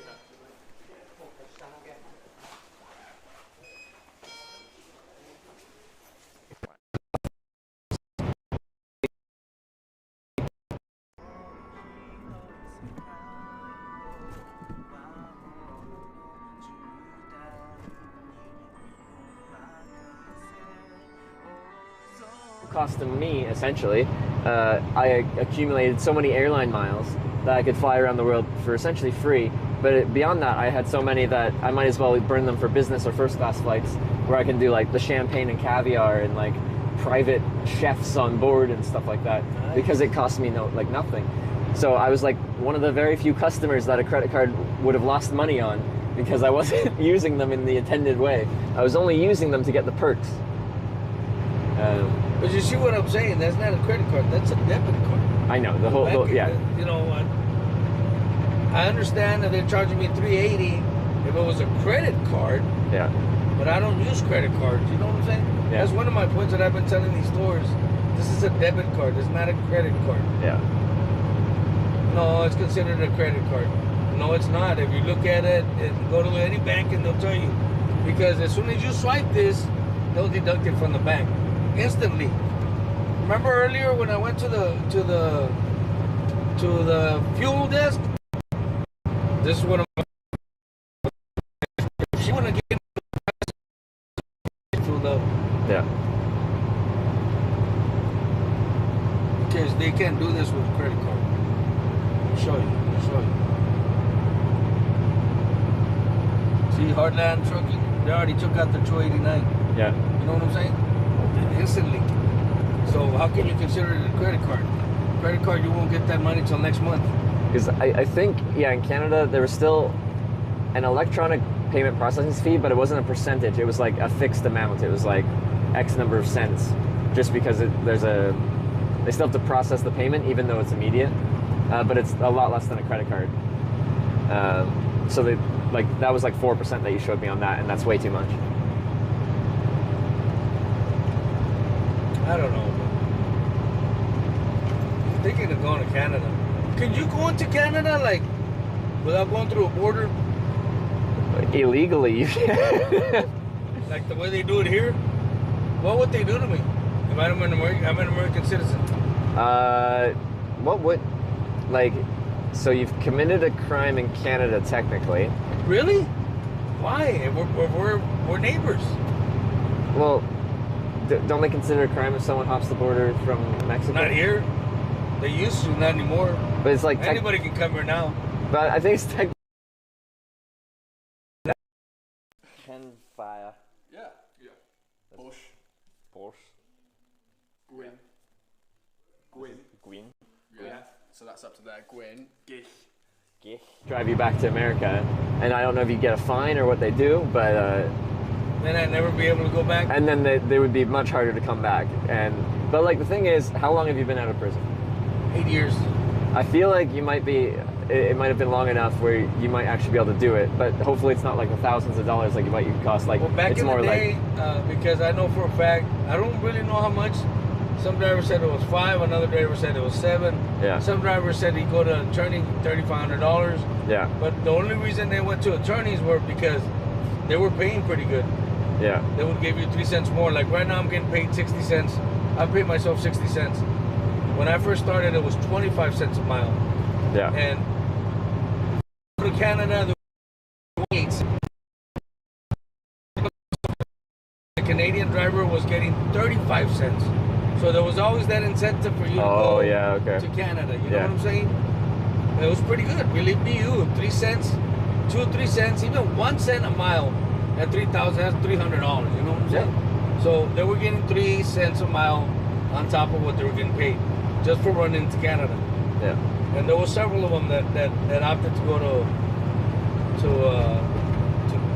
get a forgiveness for leniency, something like that from the Canadian government, just to go and deliver and come back. Yeah. Not to go and live, deliver and come back. I'd like to go to Canada, man. You know, that's bullshit. You're in my country. I don't say anything, and I can't go to yours. But they're you're not a convicted felon. Exactly. I got a clean record, is what they're gonna say. But I think at 8 years, I think you might be able to apply. So I can look into it. Yeah, I'd suggest doing a little online research and seeing, because you might. All over in different countries. Okay. And then my name is Toreba. Toreba. Yeah. これで見れるのか、これで。Yeah, QR, and then it shows. I try. You try, okay. Seattle. Border? Yeah, on top of Seattle. Vancouver, like peace border, peace crossing border? Yeah, I forget what it's called. Yeah, because they went through Seattle. Yeah. They went through Seattle, or what was it? Oregon, something like that. They went to go see them for about a week and a half. Yeah. Be in either of the 2 right lanes.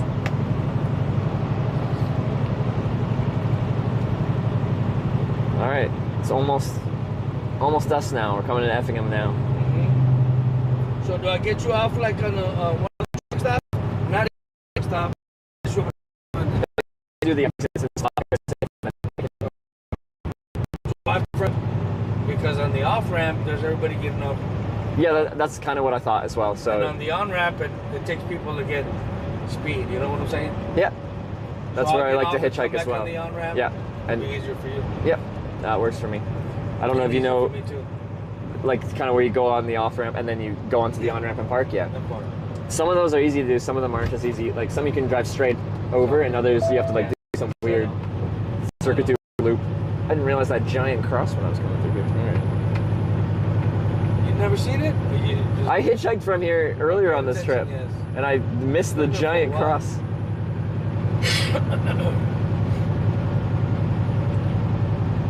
That's huge. I don't know who makes them, but they've been coming all over. There's Like several cities that have them. It's like a freaking engineering marvel.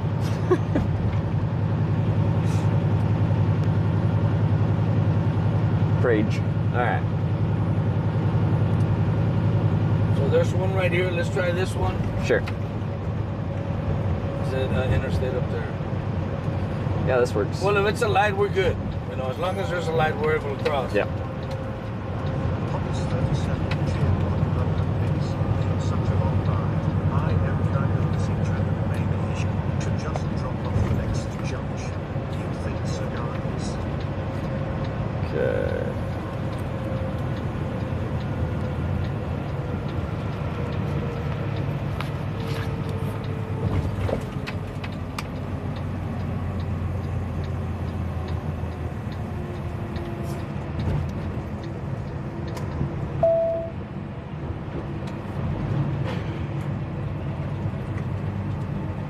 Take the ramp ahead. Oh no. Oh, it's not one of those. Turn. Yeah, I think I can do it. Don't worry about it. I got you. See right here. Oh yeah, okay, I see what you're talking about. But I know what you're talking about. Yeah. Sometimes you can't. Yeah. I can. We'll make it work. Brother, It's good been luck. a pleasure. I've Good really luck, enjoyed man. talking with you. Give me your information. Did Oh, you yeah, write yeah, down yeah. Information? Yeah, I'll write it down for you or put it in your phone or whatever you want. Here. All right. There's a pen right here. So I can tell my is there anywhere particular you want? This right over there. On the bottom? Okay.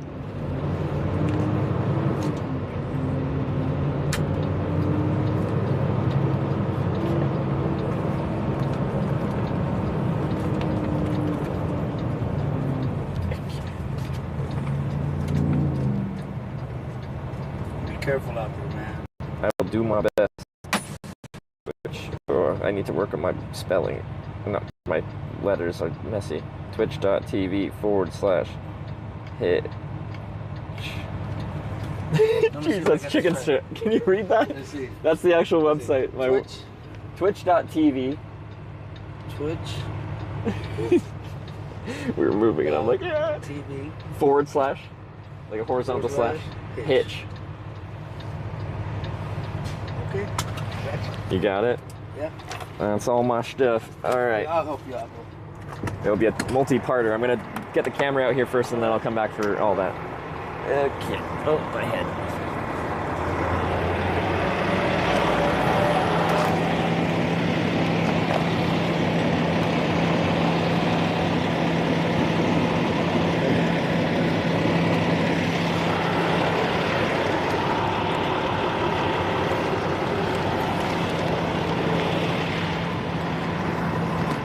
I'm a little concerned that might be pee. Oh, my chocolate milk. This. All right. Okay, here we go. All right, Trevor. All right, man. Be a good boy, man. Stay out of trouble, right? I'll do my best. I'll get my water bottle here. Oh, like you said, you fixed the mat. All right, have a great rest of your day. I really appreciate the ride. Careful out there. I'll do my best. See you, man. Corn. Not the corn.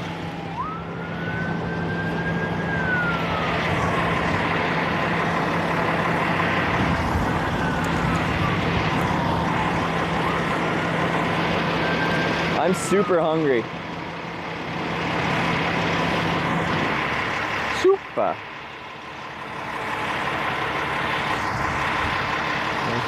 Super trooper. Da, da, da, da, da, da. Oh, oh.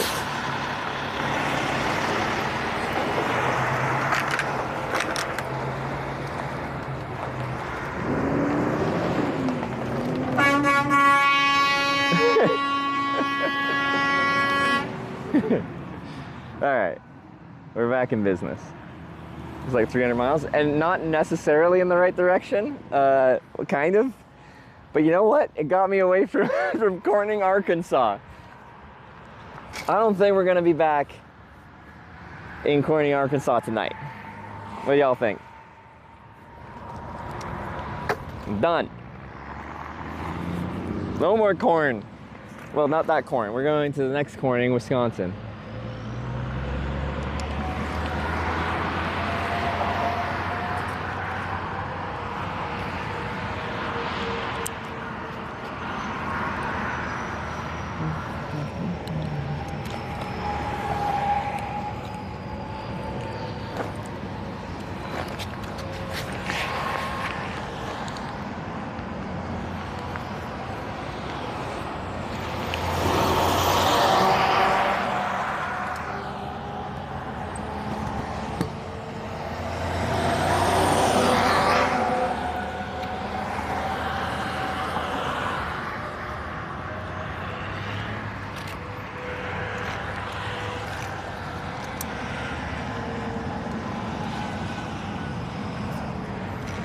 Stand up. Good.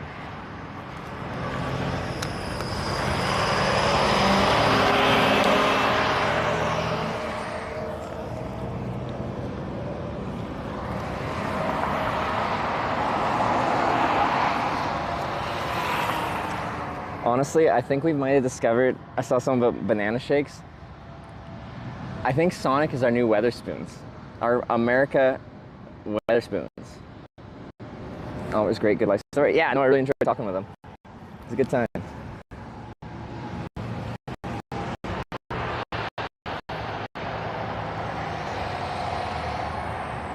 So this isn't actually the most efficient way to get to Wisconsin at all, but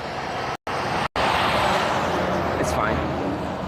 Like technically we could start heading north. That would take us towards Chicago, which might not be ideal, or west towards St. Louis, and then north from there up 55. Kind of got options to get towards Wisconsin. So no pain bad way to get there. Yeah, so actually, you know what happened? So yesterday, when I was hitchhiking out of Corning, I got a truck ride out of Corning, and he was going also to Indianapolis. And he could have taken me to Effingham on 57, because he splits off here onto Interstate 70, which goes straight east, which we're not looking to do. But I got off in whatever that place freaking called, on 55. Sykeston, maybe? An ant on my neck.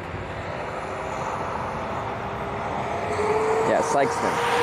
Because I wanted to hitchhike 55. I thought it'd be more direct up 55 that way rather than going up 57 all the way up here to this junction. So I got out much earlier than I could have, just because. Oh, I'm gonna turn my volume up here. Back to Corning again. No, I am so far away from Corning, Arkansas now, though. Like, it would be. I don't want to challenge y'all, but it would be difficult to make me go back all that way.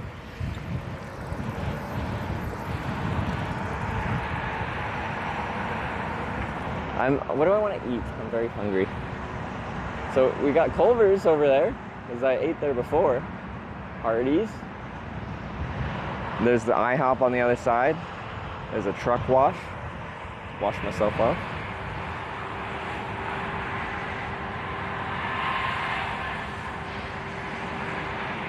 We've been at this junction. We have. We very much have been. Anyway, let me ride out of here. Oh God. Okay.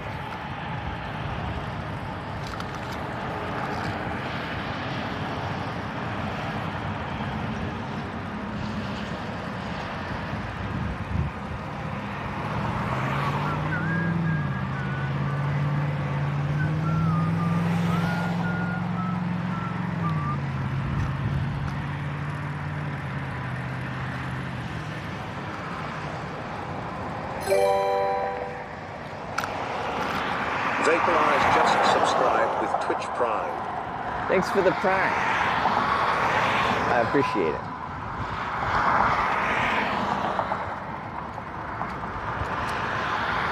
Do I want Culver's? Is there anything else interesting out here? Almost would be really deja vu. It would lean into the whole like Groundhog Day kind of thing we've been leaning in on. But I don't think we're going back to Corning, Arkansas today. I think someone in chat said that was like 300 miles. I think we'd struggle to end up somehow getting back 300 miles. I did camp in this town before, so I know where I could camp again.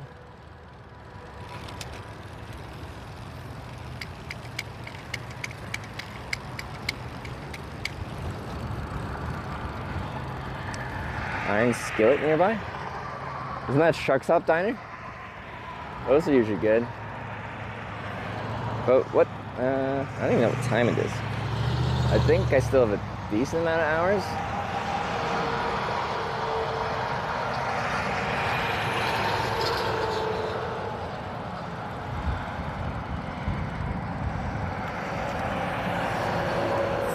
.30. Okay, just under 4 hours. Yeah, enough time for sure to try and get another one.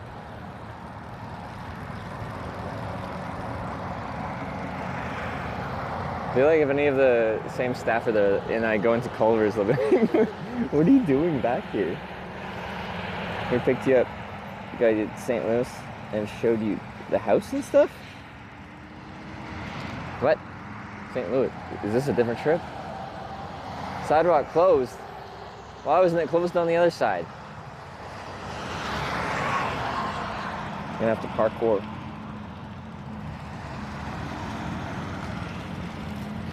Oh, it's got full curb here.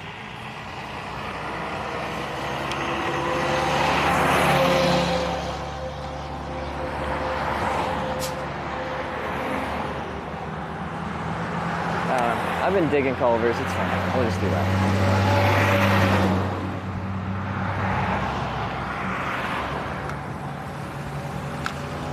That's a big hole in the ground. Okay. A medium hole in the ground.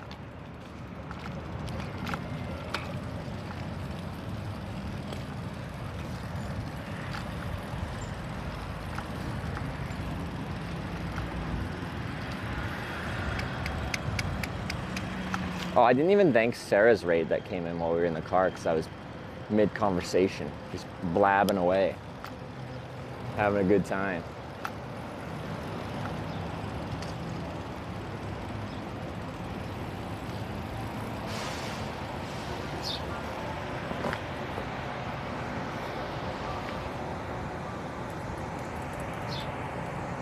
Butterburger with cheese?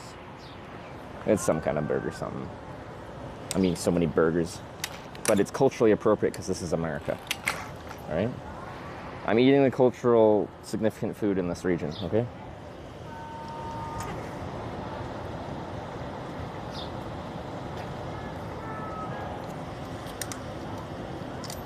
Burgers. I'm just experiencing American culture.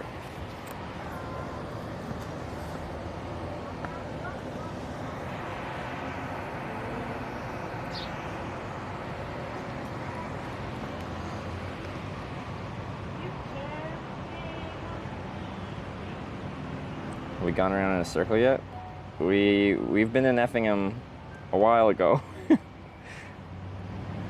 don't know how many days ago. We've been here before. I got dropped off here a ways back.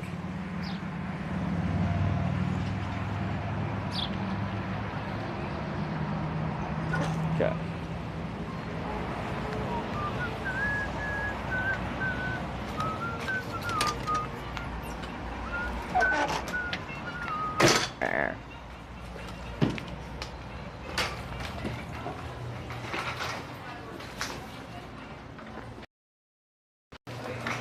Oh, thanks, man.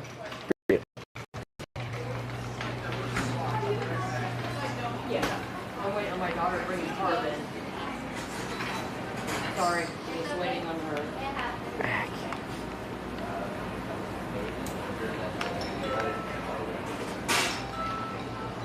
Butterburger. The Culver's Butterburger cheese. A double butterburger.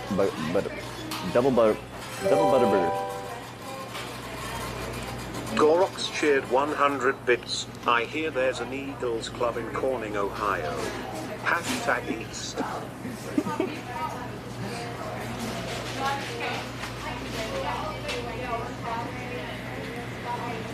Hi. How are you doing? Excellent. Can I get a double butter burger cheese, please? Would you like anything on that? The works probably. All the stuff. Ketchup, mustard, pickle, onion. All that, yeah. Load her up. Anything else? I guess can I make it a combo with a drink? Yeah. Anything else? That'll do me for now. And is that for here to go? Wait, I changed mine. Can I get the cheese curds? Oh yeah. Yeah. So cheese curds instead of fries? Oh yeah, sure. Is that you can do that in the combo as like an upcharge thing? Yeah, the cheese curds are $2. Yeah, that's fine. Okay. That's everything. Okay. And is that for here to go? For here, please. Oh, what's a good name for your order? Trevor. Trevor. All right, $13.51. Sure. Your total.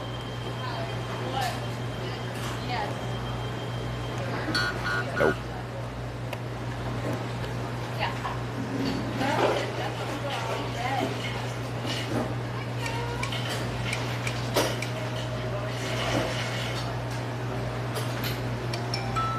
Would you like your receipt, Trevor?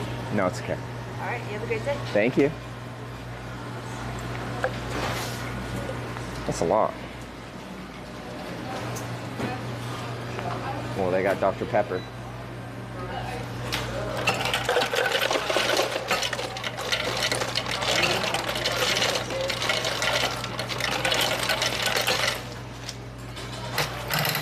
Oh, rapid fire. Yeah. Oh my gosh. Blow up. Sorry.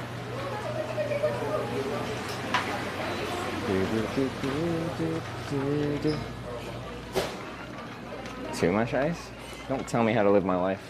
I'm a strong and independent hitchhiker. I don't need y'all to tell me how much ice I need in my in my Dr. Pepper. Looks like a trash bag? You look like a trash bag. Don't tell me my bag looks like a trash bag. I already know it.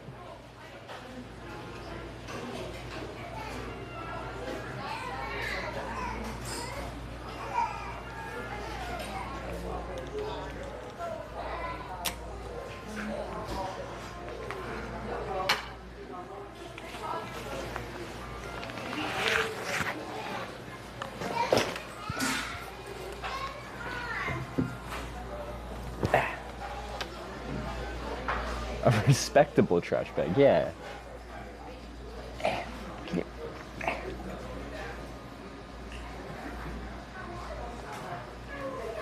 Kind of. It's not the best because backlit, but you know. Is this dinner number one? Probably. There'll probably be a dinner number two because it's kind of early. Where do you put your bike? You're on my bike. The whole video experience of coming in here, you've been on a bicycle. Dr. You just didn't know it. Yellow cheered 100 bits. You should have heard me say double butter burger hashtag yum. Double butter burger. It sounds like a tongue twister. I'm a double butter burger. You're a double butter burger. We should get together, make some double butter burgers. Fuck, some bugger. I need to wash my hands. Don't let anyone steal you. I'm gonna leave my mic here so you can hear someone steal it.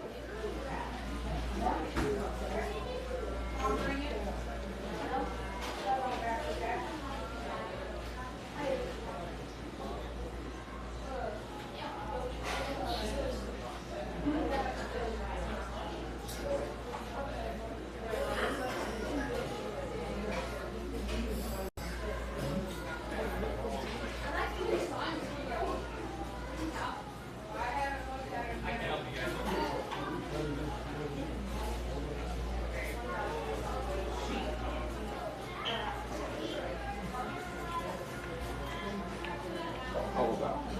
Excuse me. Who? I had text to speech going still because I had this and this phone runs it as I was washing my hands, and I listened to this beautiful piece of art. I need to play it again.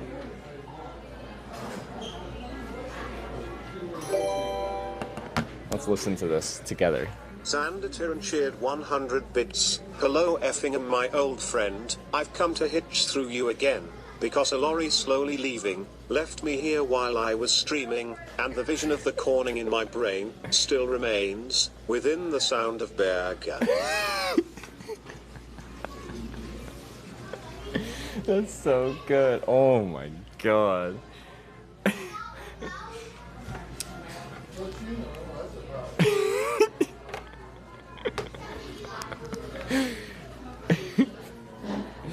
A little sound of silence.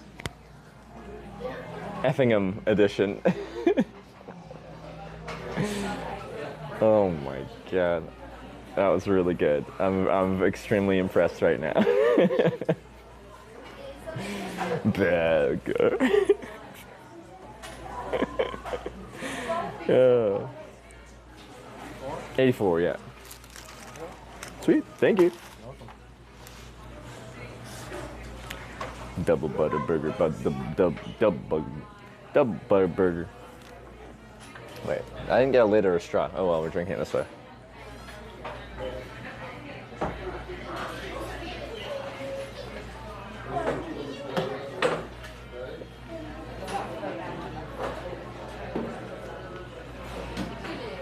Okay, so let me look at a map real quick, but I think we have northeast, southwest as options here. I'll eat a moment, we'll talk a little bit, we'll decompress about our ride with Albert, like 300 freaking miles from Pocahontas, Arkansas. Just mortgage my house and cash 401k, so you back to Corning. How about Corning, Wisconsin? Can we settle on that?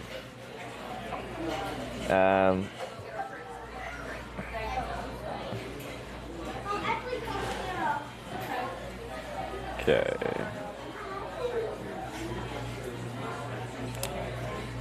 But yeah, from Effingham, we've got... I'm really curious how, like, would it be hard... Like, 57 North could be fine, but would it be hard to catch a ride up 57 North? Because I couldn't hitchhike at that junction between 57 and 70, so I'd have to hitchhike at one of the junctions here with a sign that says, like, Interstate 57 North. Which I can, but, like... I feel like a large percent of the traffic's gonna be heading on 70, which will really make it difficult to get out of here. So the two options that would make sense would be 57 North, or potentially 70 West, which is kind of southwest of St. Louis, which gets us on 55, which can go north. But I feel like that's pretty inefficient.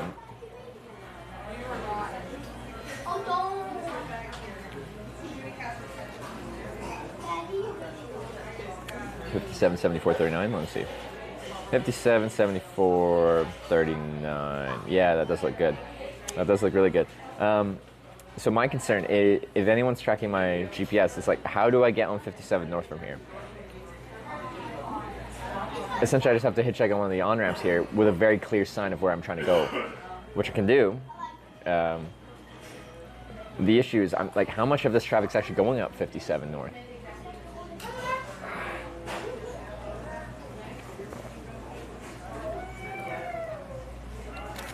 Like, I go whatever direction you guys send me, but usually there's a direction that we're just like, we're going this way and here's why.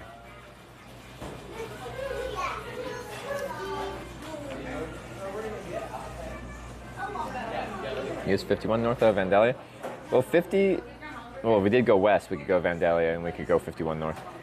We didn't have the best network on 51 south, because we did that when we were heading south towards Corning, Arkansas. So we could go back to 51 north. But network already around here hasn't been that great.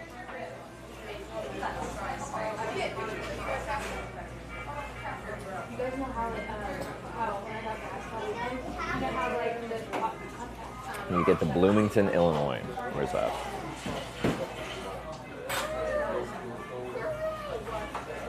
Oh yeah, I see. To get onto 39. And yeah, the most efficient way would be up 57, Champaign, 74, Bloomington, 39.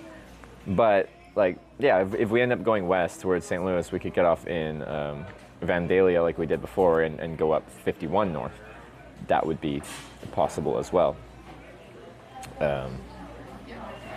Again, network, I have concerns about that. It's not too much big things on 51 north, it seems. So when you go backwoods areas, there's a lack of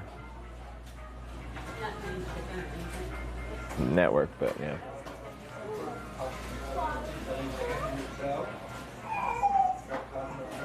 He finds me a nice chill route. What, 51? They're towards Rockford, Illinois. Yeah, we could. Glad we said progress.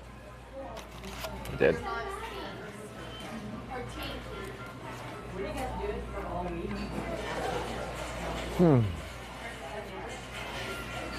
57 to 80 to I-294? To 80? Where's 80 from here?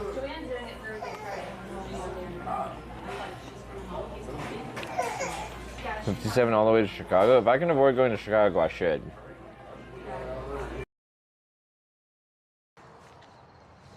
So just bag next to me and then we're good to go? Yeah, I don't have really room. Okay. Yeah, that's fine. But you want me back here or up? Why do you do that? Why do you do that? The network's fine here. No south side? Wait, oh, it's South Chicago. Yeah. Cow. You guys did 4 backwards rides in a row. Then we did one ride that was supposed to just position us to then hopefully go forwards, but we got a very long distance lucky ride out of freaking Pocahontas.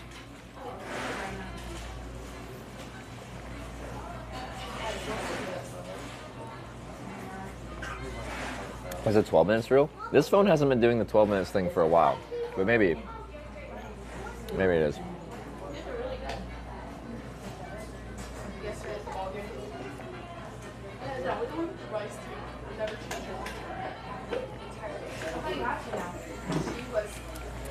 Make a 57 sign, I think, if we ended up going north. Okay, let me quickly eat, because I have food here, and once the vote starts running, I can't focus on eating, and I get stressed. So we're gonna quickly eat, and we'll chat about what's going on, and then northeast, southwest are all viable directions. We'll do the vote, and then whatever the outcome is, we'll deal with it.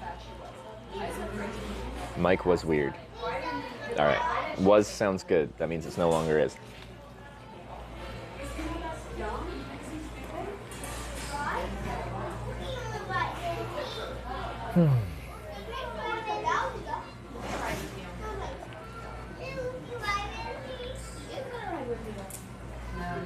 Burger.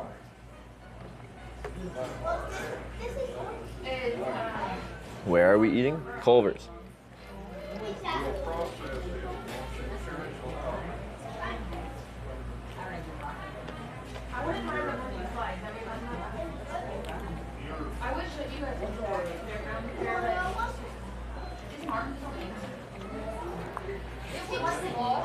How many burgers have you had on the strip?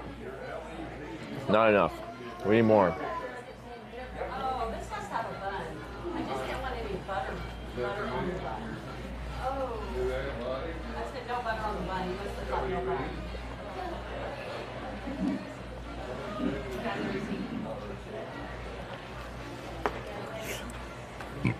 Excuse me. Hitch's official restaurant. See Culver website from when deals use code glass cock shot for 10%. Oh. Whatever. They got a Pretzel House pub burger. That looks good. I like pretzel buns. Maybe I should have tried that.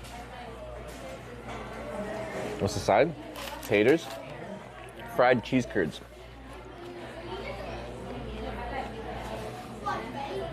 Mike dropping out occasionally for a moment is related to Cell dropping out occasionally? I don't know.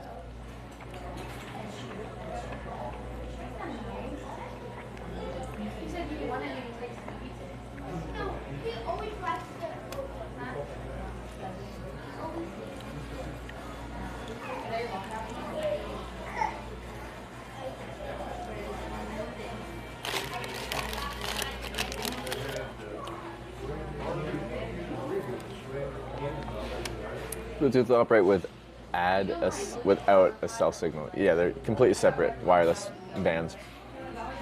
We get Wi-Fi interference with these microphones, but it doesn't cut out. It adds interference. It adds sound to the feed.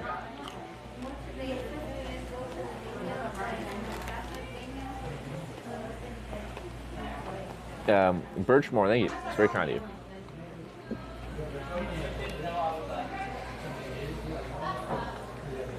I was really hungry. I didn't eat enough when we stopped for the 30 minutes. I got a small. Usually in America, a small is enough. Like a small drink is like most other places, medium or large.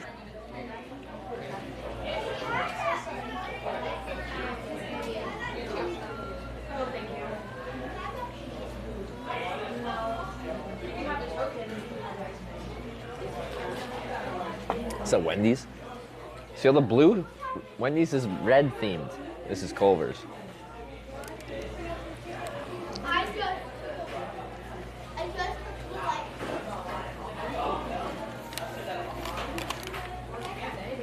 Motels are 4 or 5. I feel like when we're ranking a hotel, context is important.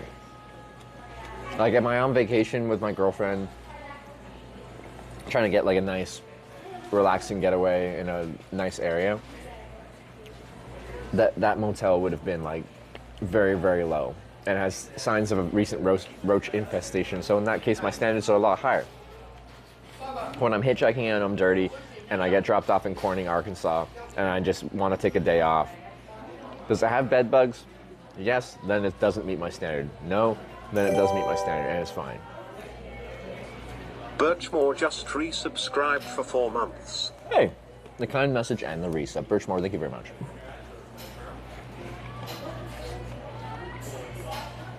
I appreciate it. You know Walmart don't sell anymore?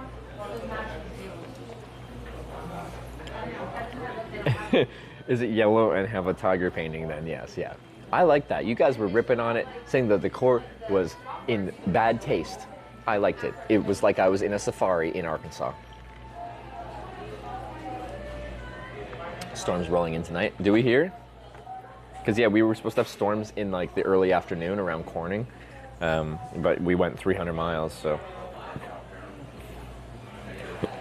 This could be wrong, but my phone just says like a 15% precipitation, doesn't show thunderstorms overnight. Excuse me, sorry. It does say that there's potential thunderstorms tomorrow, though. Came at 5-star bug bites, either in Indonesia or right before Malaysia. Went from 5 to... But was it mosquitoes? Because you're in a... Because you're in a tropical place with mosquitoes? That if you leave the door open, that mosquitoes will go in. If it's like bed bugs, especially a nice place, it's not a nice place, a nice hotel's fault if bed bugs arrive. It comes with the guests, but it is their fault if they don't notice it through when they turn over the rooms.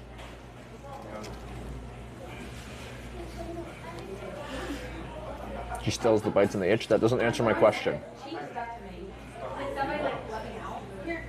Mosquito bites and bed bugs. They're small red bites. Quite often bed bug bites happen in sequence because they'll bite you, walk a bit, bite you, walk a bit.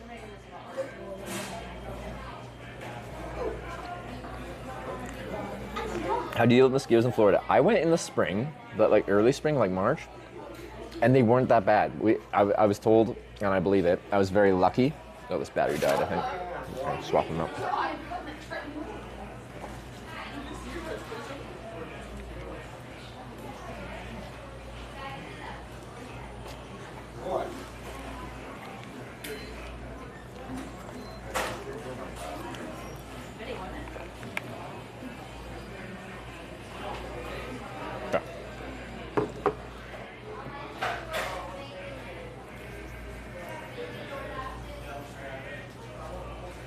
Confused. Getting on 80 West, not a good place to hitchhike. I don't even know where 80 West is in relation to here.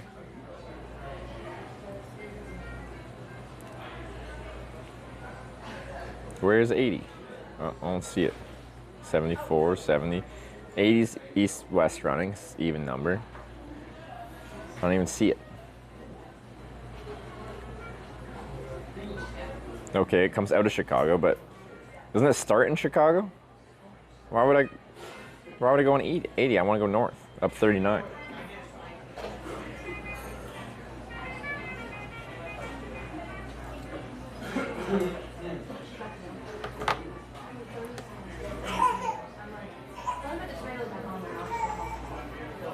Asking about the bug bites the other day. My chigger bites, they're much better now. They were not pleasant for a few days though.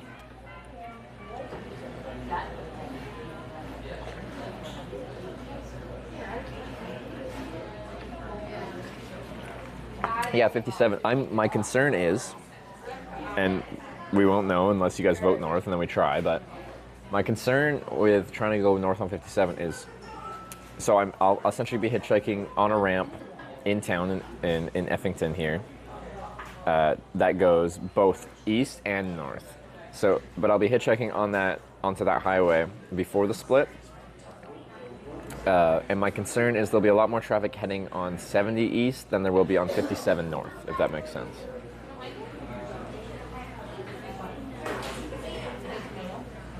Tuck your leggings into your socks. They somehow I got a bite on my ankle. Or not on my ankle, the side of my foot. I got some on the back of my leg, so they somehow got up my pant leg.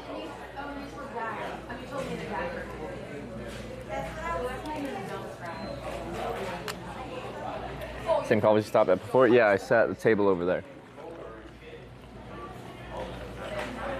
Custom sign. So I already have a north sign. I still have some blank cardboard. I could make an Interstate 57 shield sign so people can see I'm trying to go Interstate 57 north.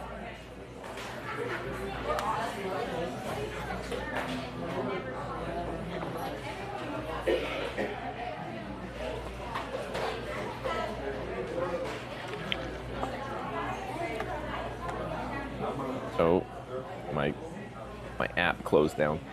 FC War with 100 bits for hashtag North, and Pompous with 100 bits, hashtag North. Why not? Wait, we're not voting yet, are we? Why do you think you're going north? Well, I'm just deciding which direction I want to go. And north is the logical choice. I'm just like, I'm curious what kind of traffic we could get actually heading north from a junction here. Because I think a lot of traffic's going to be heading on 70.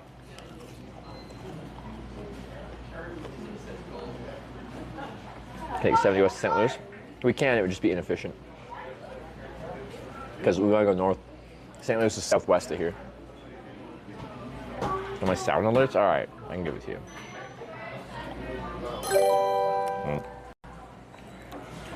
Poppy's 37 cheered 100 bits. Hashtag North, why not right? Quor underscore cheered 100 bits. Hashtag North, wait, when does voting open? Yeah, why are you guys doing this right now? Wait, I want to eat first so I can focus on the voting. What?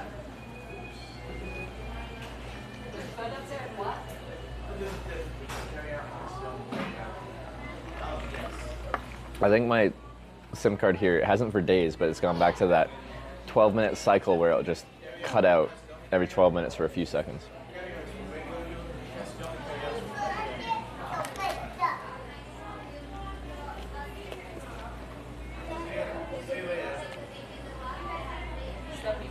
Hurry up and just sleep. I was just very hungry. Let me eat.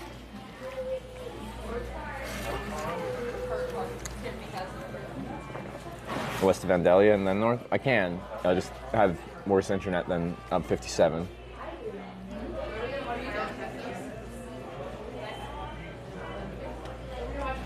I like that type of hitchhiking. It's more chill. I don't have to deal with the interstates and on-ramps. It's just a road. But eating fast food makes you more hungry than eating proper food. I don't think that actually is how things work. Eating food makes me feel full, regardless of the form.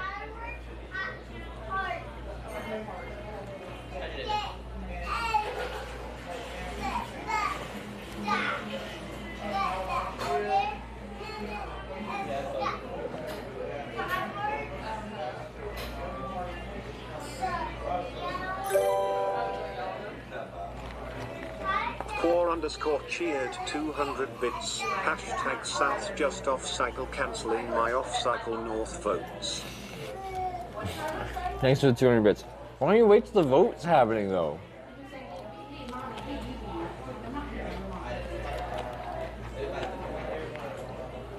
There's no nutrition in fast food. There absolutely is. There might be a lot of like trans fat and stuff like that. There's plenty of protein. There's plenty of calories. There's plenty of stuff in here. There is absolutely nutrition.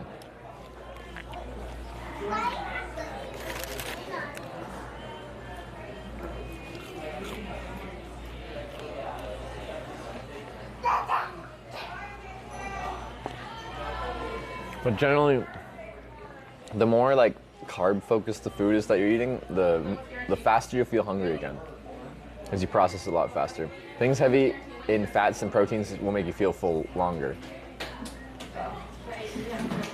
But if you have just like sugar and carbs, like breads and stuff like that, you'll process and churn through that real fast. And I feel that direct effect when I'm cycling, because I've never felt so connected to my dietary intake than when I'm riding a bicycle. I feel like a car engine. If you don't put gas in the tank, then there's no energy. I feel a direct correlation to how much I'm eating to how much energy I'm able to provide on the bicycle. Because I'm a very skinny guy. I don't have a lot of fat stores to dig into to use for energy should I run out of food energy.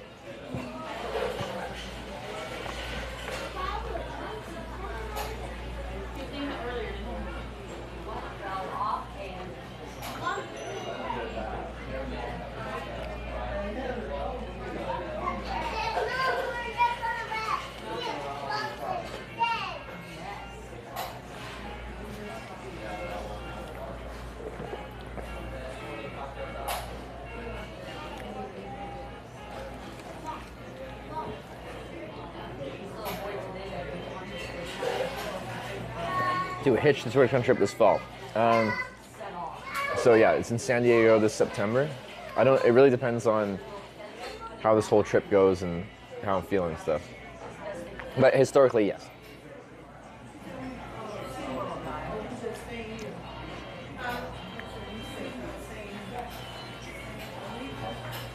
Your fast food is full of bad stuff for your body. At least I just need energy. You're thinking way too deep into this. Hobbies37 cheered 100 bits. How many miles you reckon we covered the last ride? Someone in chat said 300, but I have no idea.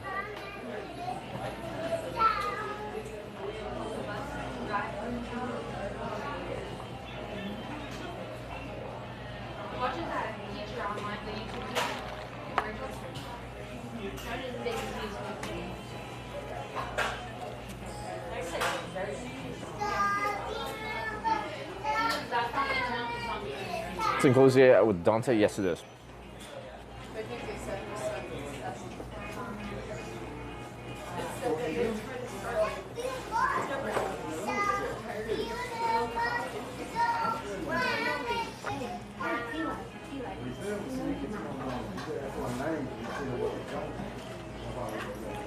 Poor guy at fast food for a test month died. That is the most like clickbait headline message I've ever heard in my life.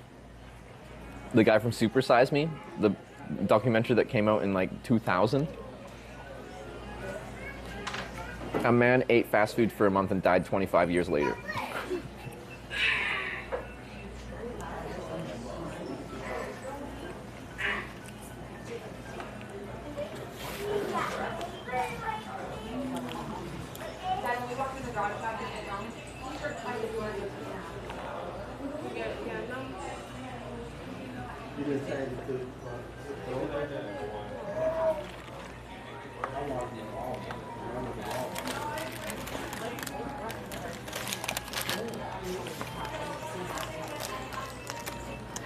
Ah.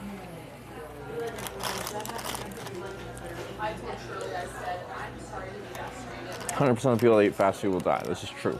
This is true. You should all stop eating fast food.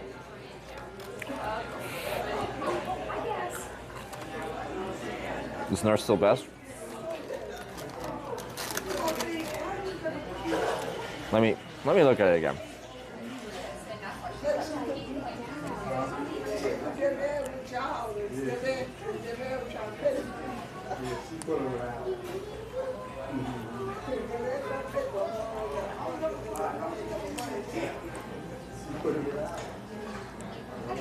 Demon Days with the gifted sub to Jay Streezy has blue balls. Jesus.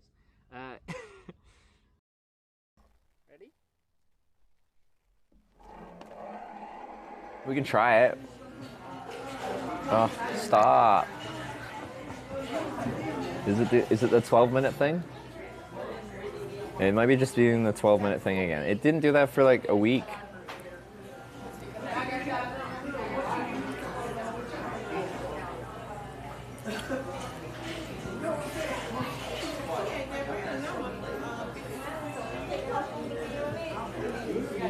So I was like shopping on like local classifieds like Facebook and stuff. Oh, maybe I shouldn't. Anyway, so I heard in Canada some companies trying to, it's this area. Like we've got 4,000 bit rate on there and then it'll just completely drop off and it does the, would you like to search for a new network thing? But anyway, Facebook Marketplace and like Kijiji and anyway, apparently there's a website called Carrot. And I went on there and there's not that much on there, but anyway, I just tried it. Anyway, I got a notification from them like, Carrot is taking off, rocket ship emoji. Hi, Trevor Dan. Like 0 items were posted in insert my area of Edmonton in the last week. Have a look at what's up for grabs.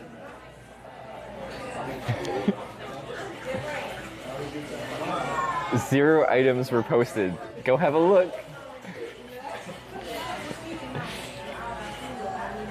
Did I say rocket shit? It happens.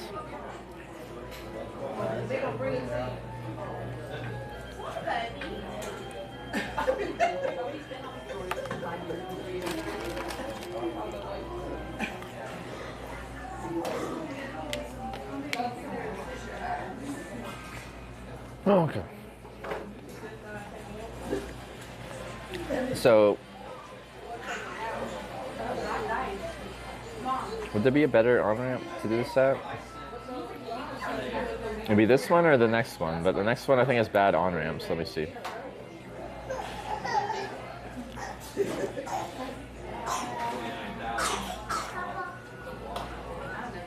Yeah, the next on-ramp is very strange. Let me show you. If you can see it, the lighting's kind of bad here. Look at this junction. It's a very strange one. So I need to be going like up that. Let me just up in the direction of a red dot. Wait, where's it? Where's my red dot? Big? No, it's there. I don't see the red. Where's? Oh, there it is. Okay. So it's split between different directions.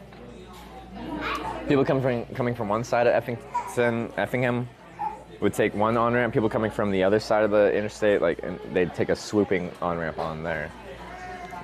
So it's like, and neither of them look like they'd be good either.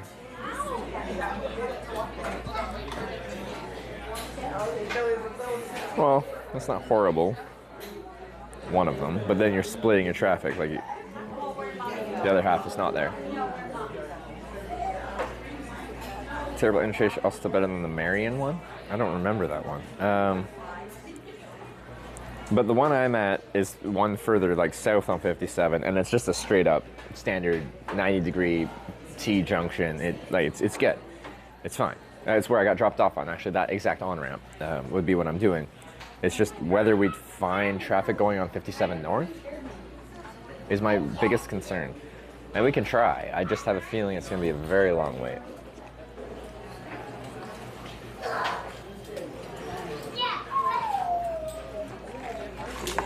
And there's one more closer to the interchange on the east side of town.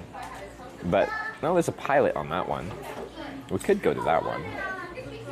Is this standard interchange? Standard on-ramp, I think. There's yeah, I'll show you that. So the first guy came up and gave me Gave me $20, and the other guy wanted to show up his friend, so he gave me a Christmas. It's just completely disconnecting from the network. It's doing the every so minute thing, completely disconnecting from the internet thing. So it's not the cell network, it's my SIM cards again. It was only 4 minutes this time? Because yeah, it goes from doing 4,000 bit rate to essentially saying, there is no internet, do you want to switch to a different available network?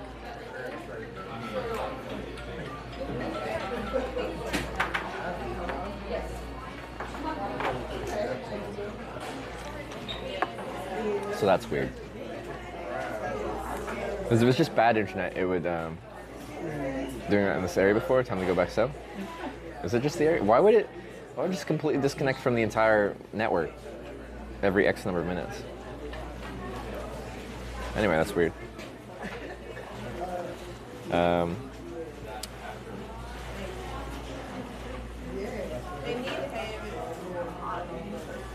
there's a pilot there, but not the best on-ramp. There's a Flying J on that one, but it's a very bad interchange. That one has a Flying J and a TA, but it's the worst interchange in town.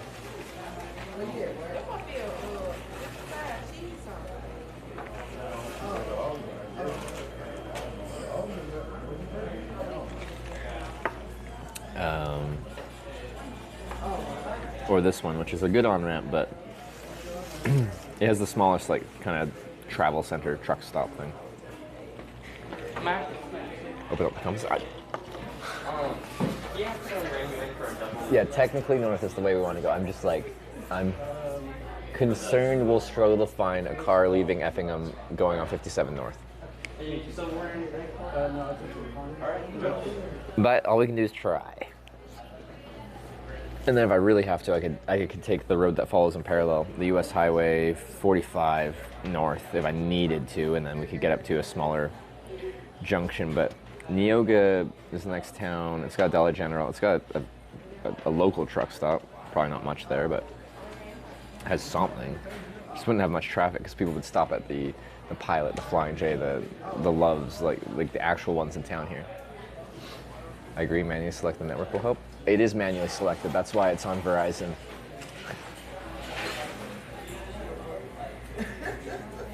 I manually selected it. I'm trying to reverse psychology, make sure we vote north. Just, yeah, usually I tell people, I'm like, I want to go this way. It's the best way to go, here's why. Some interstate traffic for a town like 30K people. There's lots of interstate traffic. I'm just concerned there's a lot more interstate 70 traffic than 57 traffic, if that makes sense.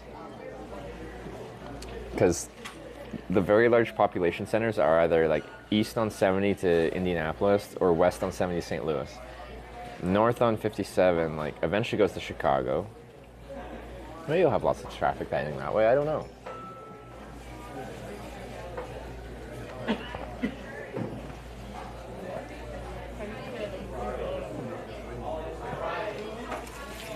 Junction of the 757 work, that would be extremely illegal. Like, oh wait, junction of 45 and 57. 45, where's 45? Sorry, it was blocked off so I couldn't see the 45. I just assumed it was 70. 45 and 70? Yeah, I could hitchhike on that junction. If you look at the on-ramp heading east, it isn't the best on-ramp because it's got, I have to stand before the white sign that says that, and there's a metal railing stopping me from like stand further off to the side and stopping cars from pulling over far. Further down the ramp, it opens up and it's a fine ramp. But yeah, there's a Pilot, which is a decent truck stop there, and a few other things. So we could ride to that truck stop or that junction, and then right after that we got the split between 57 and 70. But yeah, the whole point is just like, but I guess if we were there, we'd know something. People aren't staying in Effingham. Every single car taking that junction heading east is either going on 57 or going on 70. So maybe that would be good. And if I have a sign that says 57 north, it's very clear what I want. Potentially at this stop that I'm at, like two more junctions after this where people can be going off in different directions and people can get more confused. Pedestrian street view past the sign. Just because someone is there on street view doesn't mean I should.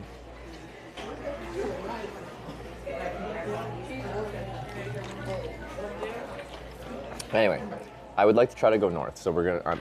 My vote was for north. If we go west, we can probably head up 51, US 51, rather than going into St. Louis.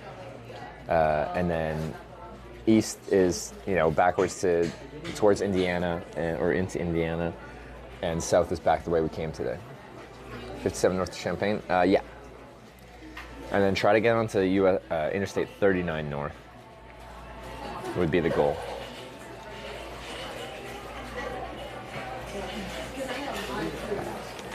We can run it. We can run it. It's been decided.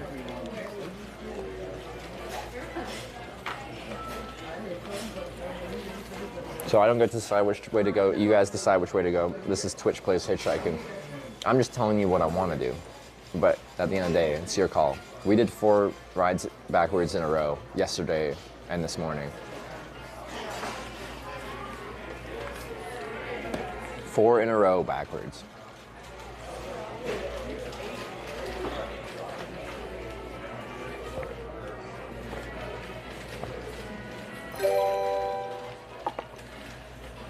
Thor E cheered 200 bits. Hashtag North. Is it running?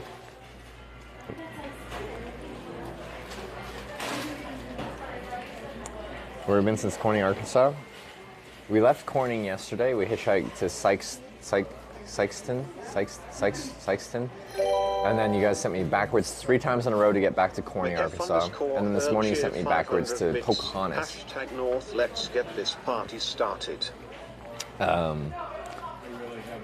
And then today I started in Corning. Oh yeah, that was what I said. Back to Pocahontas this morning, and then I got a really long truck ride here to Effingham. No.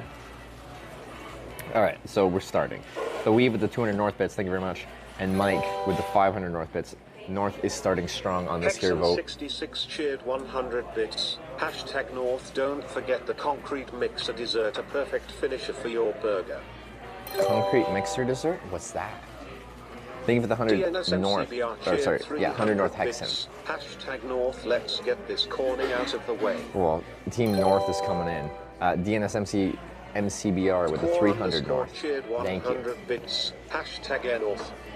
Hey, why are you purposely doing it wrong?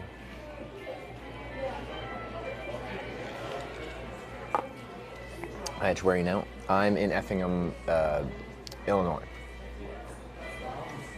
Concrete mixer is ice cream? Is that what? Don't they call their ice cream like something else here? Not an ice cream, not a concrete mixer. Alex Ulpride cheered 100 bits. Hashtag North, I really want to vote South, but with how your hair is looking, you need all the help you can get. Is it really that bad? Like, this piece is kind of sticking out? Why you gotta hate? I'm not even gonna say thank you, because you're mean. Bits. Hashtag North. Fastito, thanks for the 500 north bits. I appreciate it. Thank you. Wasabi Kashu cheered 200 bits. Hashtag North. Yeah, North is having a very strong showing so far this time. But, like yesterday, we had someone just come in at the end and donate 150 bucks to send me back to Corning. Let's get you a GL of champagne. And Ms. London with the $2 note. Biker 92 cheered Glass of champagne in Champagne? Why not? Why not? E-biker. No. You can't put a space after the hashtag. But thank you for the 100 bits. Where do you want to go? North is forwards, east is back the way we came, south is back the way we came today, and west is a viable direction. Less efficient, but viable.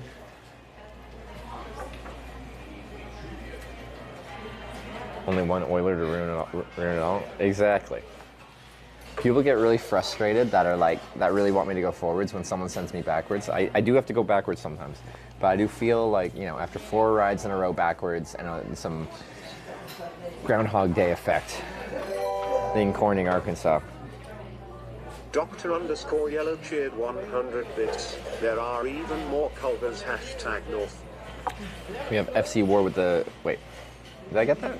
The 1,000 bits north? Time to eat some cheese? I got cheese, I'm ready to go. It's the tiniest piece of cheese I just pulled out. But Wisconsin will have more cheese. Thank you for the 1,000, and Dr. Yellow with the 1,000 north as well. North is doing great. Team North, you're doing wonderful. I'd love to see it. Will you sign up for this? Why does everyone say that? I know that. It's like I'm not allowed to feel emotions and have a preference to go a certain direction. I'm not allowed to want to accomplish my goals. Uncle Jess 68 cheered 100 bits. #North. Uncle Jess, thank you for the 100 north. Straub Soju cheered 100 bits. Let's get you #North. The McDonald burger as well with the 100. Wait, that's not north, that's south. McDonald Burger 2024 cheered 100 bits. #South. Straub Soju. No, strawberry soju. Wow, that's fun. It was with the 100 north. It was McDonald's burger with the 100 south.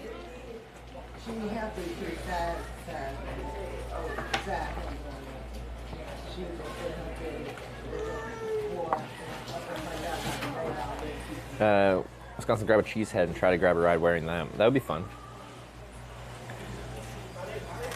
Still not safe? No, it's absolutely not. Like, we've had people snipe at the last seconds with $100+. What is this? Hey, we are drinking, like, I just had a bear on it, so I picked it. Holy, it's 8.3%. Okay, we've made a huge fight.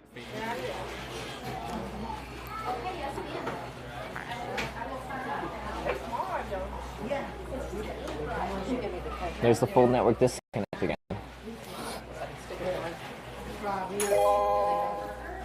It's a 12 minute, 11 minutes, 40 seconds. It's doing it again. 500 bits. #North for more burgers. Hey, you're forcing the burger thing. You're forcing the burger thing. 30 David for 500 north, but I like the north. Dueling Needles cheered 500 bits. #North. Dueling Needles with the, sorry, yeah, with the 200 north. Wait, no, 500 north, sorry. 500 north, thank you very much. Appreciate the north. North is forwards, north gets us towards our next Corning, Wisconsin. There's not much there, but it's a Corning. We've counted it. Uncle Jess with the 200 north as well. #North, #burger. See? He can say burger without forcing it. But Uncle Jess with the 200 north and Alex with the 100 north. Thank you. This is the same Culver's? We have been to this Culver's before, yes. This trip has a lot of callbacks.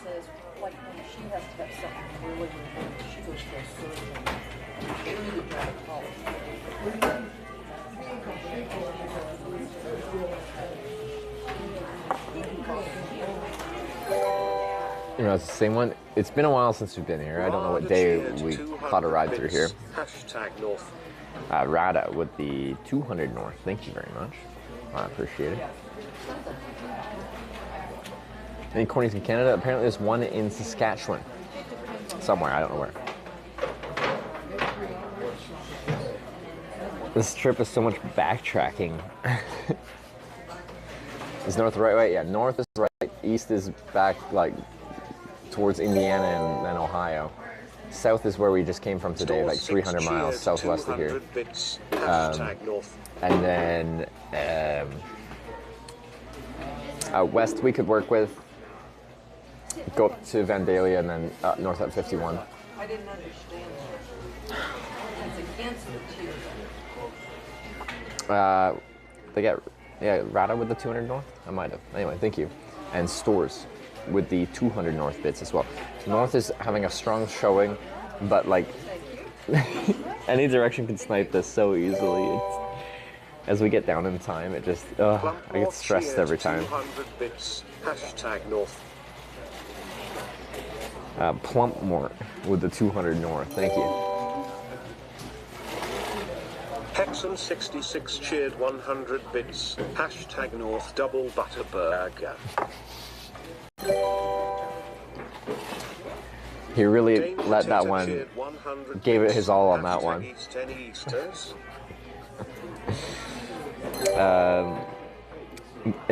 Thank you, Hexon, for that. And Dane J with 100 east. What are you doing? And Girl Someplace with the 100 north. Hopefully a lot better service. Hopefully. The network's been really bad on this trip in a lot of places. Well, okay in some places. Sit and bait people into dunning by saying it could be sniped. I don't know about you, but I've been here for every single vote. So I'm only saying that based off of seeing this happen every day and it happening all the time. West side is the best side. But maybe you know better than I do because you've watched this more than I have. Oh, whoa, jeez. Alex Ulpride cheered 100 now. bits. Final minute and a half. Let's add chaos to raise the anxiety. Hashtag Sam. Now North is building an amount that is like feeling safer, but is not safe. Hashtag North next Culvers try the spicy chicken sandwich with the boom boom sauce. Okay. I'm gonna just let this one roll out. I'll thank No Sense for the 5,000 North bits. Hashtag North. Because that puts the lead up to like... Okay, now it's very hard to come back. Phoenician 66 You guys really want me to go north. Okay. Hashtag North. Anyone that wants to snipe is probably like, this one's gonna cost too much. Night Bites cheered 100 bits. I feel a little bit safe, and I hate feeling safe, but I feel a little bit safe on this one. Okay, I think we're... The people that want to send me backwards will wait for a more economically efficient one to snipe on. North 1? Okay. North 1. Alright, I gotta thank some people. Okay, we're very much going north. That was the most one-sided vote I think we've had yet. Here's this for you guys. Have a great day. Okay. So... how far back were we? Oh, I got Rata Stores, Plumpmort, Hexon, Danger Tater with the east. Girl Someplace. Okay, it's Kingdom of Kush with the 420 west. Interesting. There weren't much west. Alex with the 100 south. The heck. The Stormbearer with the 100 north. Thank you. No Sense with the big 5,000 north.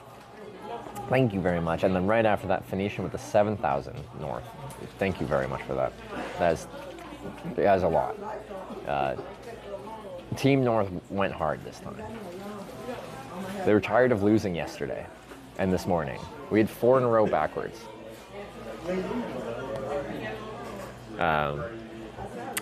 So that was interesting. And Night Bites also with 100 North bits as well. I really have to go to the washroom, so I'm going to ask someone to watch my stuff, and you guys will just hang out here. They're eating for a while. Let's hang out at this table. I'm going to bring this up. The network will probably cut out randomly, because it likes to do that.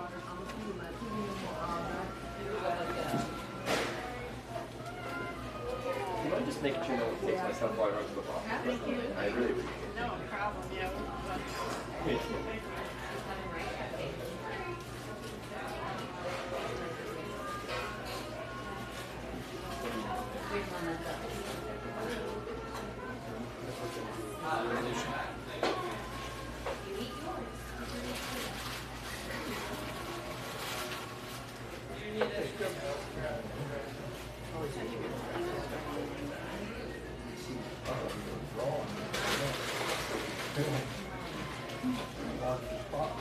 Oh, yeah?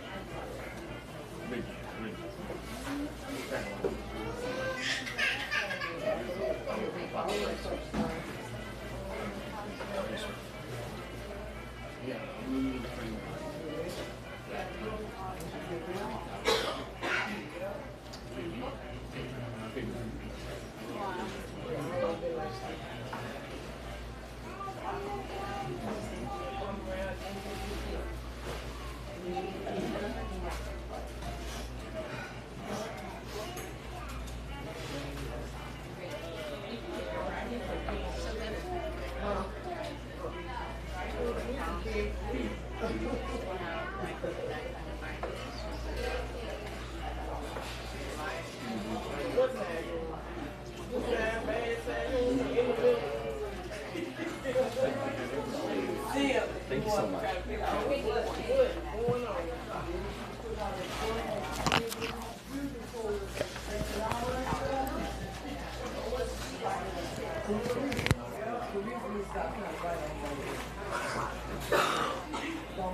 He hates us. Yes, it was a hate-based departure.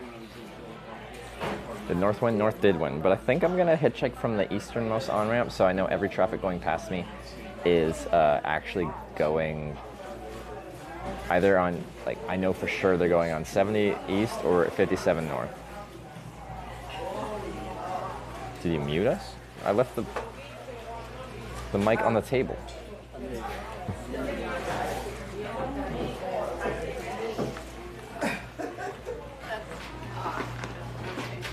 Okay. But I need to make an Interstate 57 sign. So we'll probably make our first interstate shield sign of this trip right now, right here.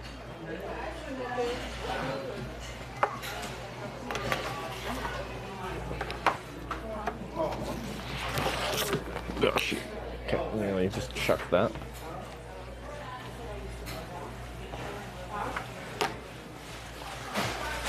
It's been a while. So what we're gonna do is we're gonna combine two signs together, not corning, but maybe this side. We have limited cardboard. Okay, this is our north. So we'll stack two signs and we can have the interstate underneath it.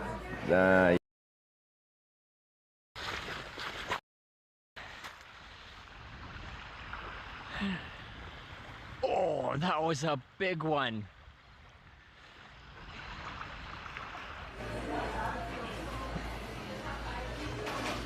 It's driving me crazy.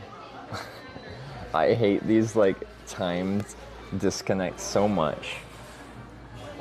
The network's plenty fine. It's just insanely annoying.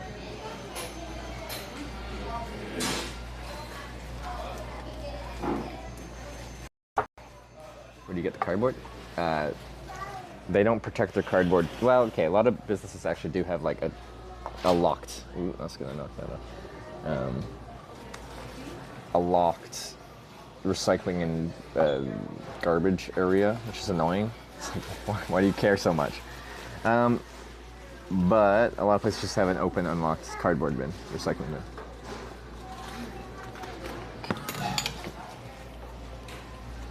It's the satellite? What's satellite?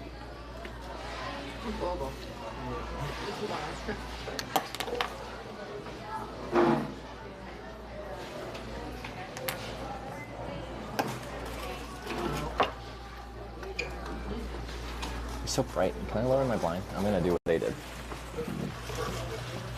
Oh, wrong way.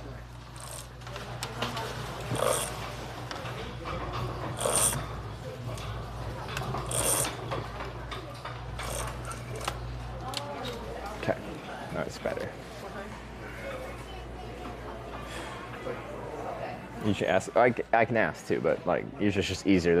If there's a giant bin full of cardboard, I can also pick and choose which cardboard I deem good. Ugh, this cardboard has a lot of ripples in it. Actually, will be kind of annoying.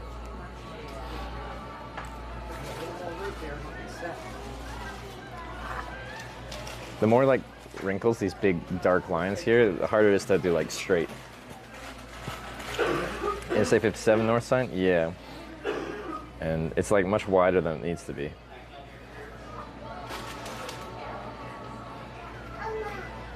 So I just like, okay, ballpoint pen, start writing. There you go.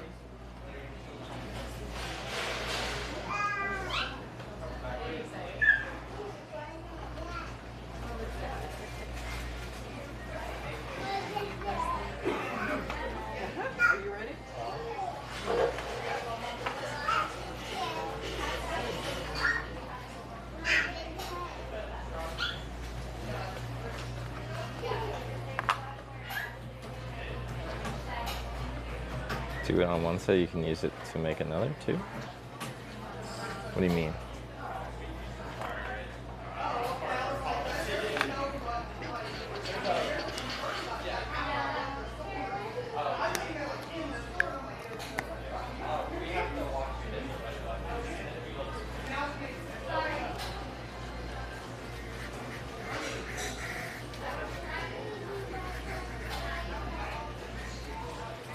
Will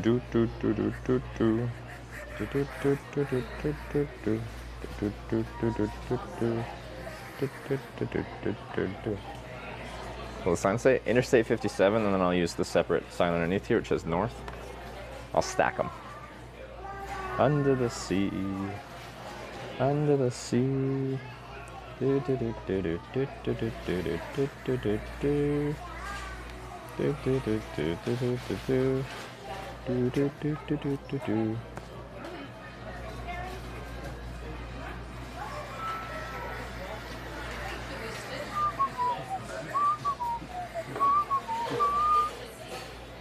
Basic shield.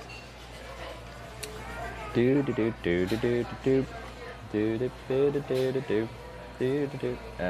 signs for the highway. Trans-Canada Highway is like a leaf sign. We don't have interstates in Canada. Interestingly, South Korea has the shield signs, but it doesn't say interstate in that little top border. It just is blank, but it still has the red and blue coloring scheme. Where was it you gave someone one of your signs? I've given lots of people signs. Was the guy who picked you up in Corning? Yeah, I did give one sign or a few signs to them. I might have given them all because I was just going to get rid of them. Oop, I nearly just colored my hair. So this interstate shield sign is going to be a little bit like wide and stout because of the size of it, but I just want to make it big enough to be legible. I just want to see how they do the 5 and the 7.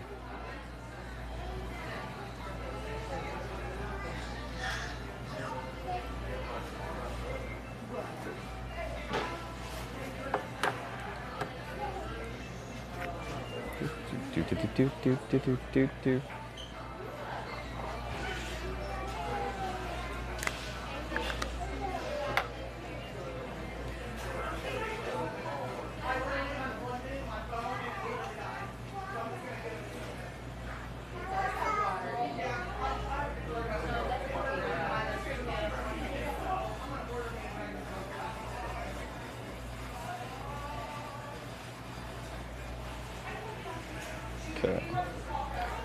Do do do do. And to stay.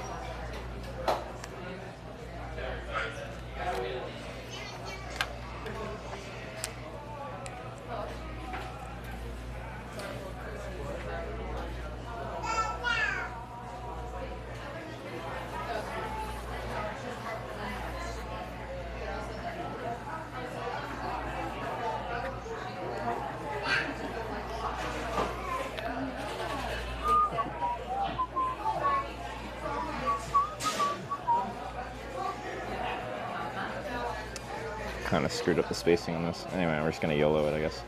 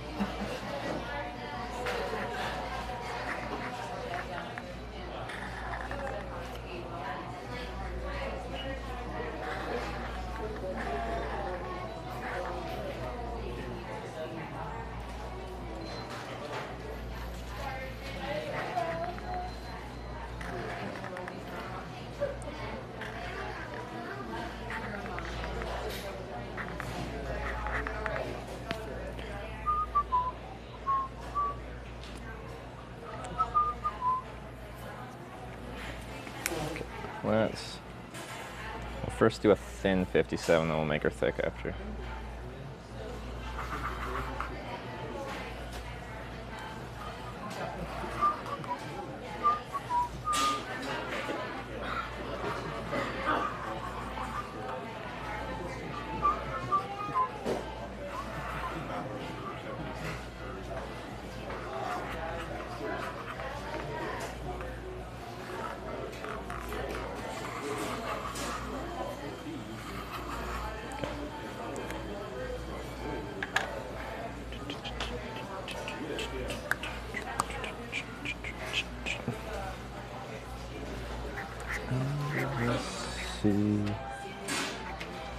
Under the sea. Do do do do do do do do do do do do do do do do do do.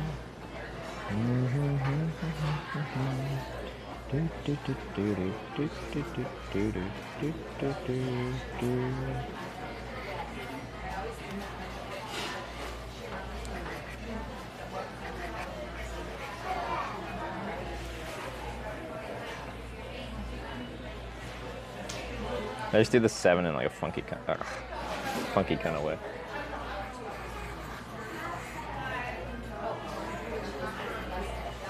Nice, weird curved 7.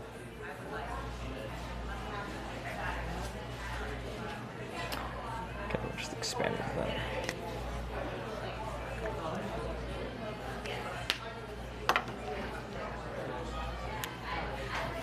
You color signs? Usually not. I have carried like blue and red signs to try to make them a bit more fun, but I generally don't color them.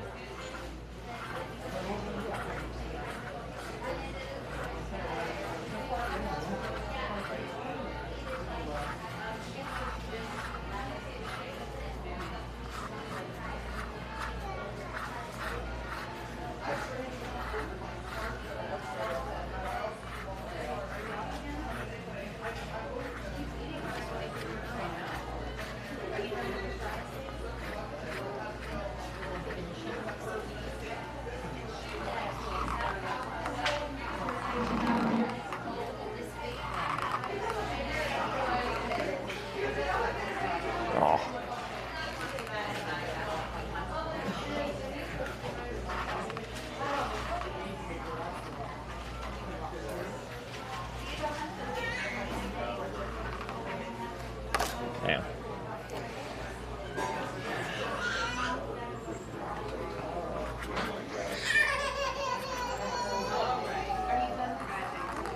Hobbies 37 cheered one local mix. I suspect the sign.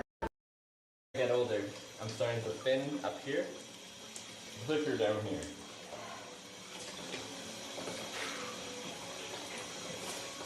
I prefer to not have it. If people come by, I give them away. I've never actually sold a sign.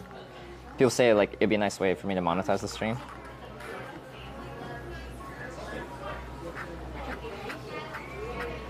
There's our timer.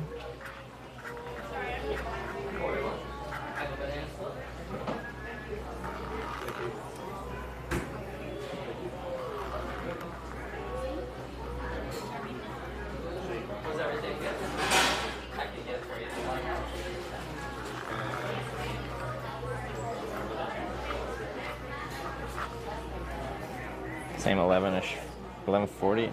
Yeah, we haven't been having that for a while. It'd just be weird if that was like specific network conditions doing this, because how does that happen?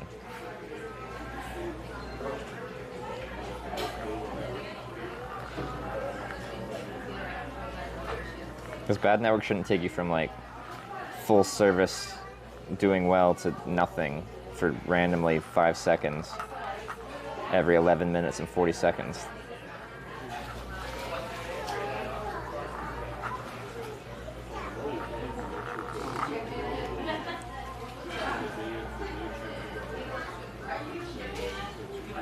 It just seems illogical.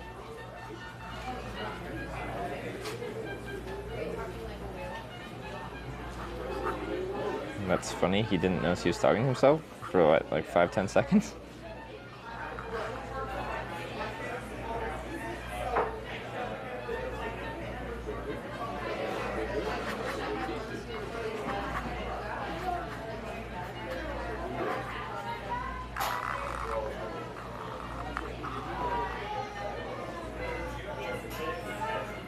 Networks responding? Just 2, because I have a very janky setup right now.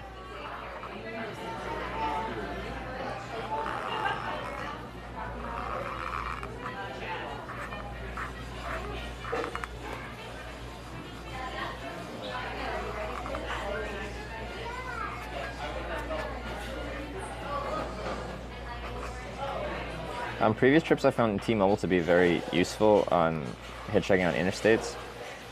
But on this trip, the routes I've been taking, T-Mobile's been useless.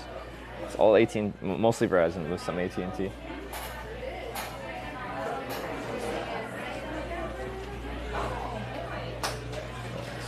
Not really in frame here.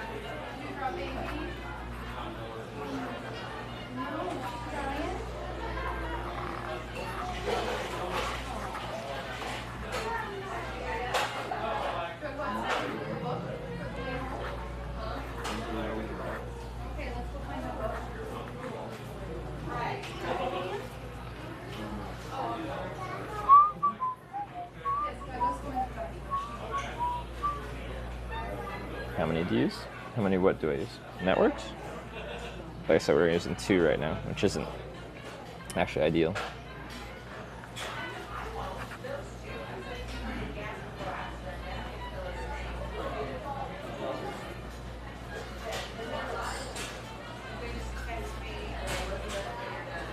But I can switch between all 3 main providers, between T-Mobile, AT&T, and Verizon. Although we sometimes have issues connecting to Verizon correctly, and it's the only network that does that 12-minute disconnect thing we have kind of currently happening. And in theory, my other line should be able to make up for it, but something about it being the main network, because it seems to be the strongest and it can do like the it's like spitting out 5,000 bit rate on that one network alone. It just kind of takes control, and AT&T kind of sits by the wayside. The AT&T should be strong enough to run the stream, I think, but because it goes from Verizon doing most of it to none of it, it just breaks it.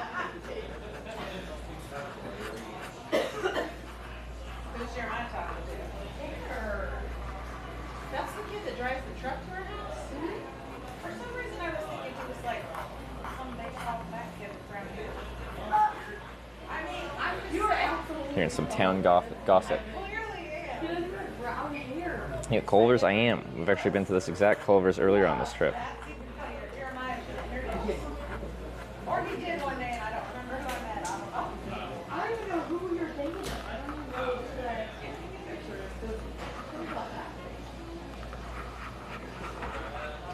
That's funny. That's all I said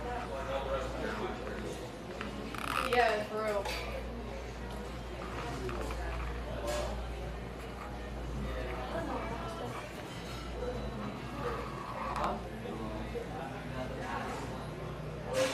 Walling House covered with old signs. I do have a collection, but most of them get recycled. Because I just accumulate signs on a trip and I recycle them, I throw them out. Oops.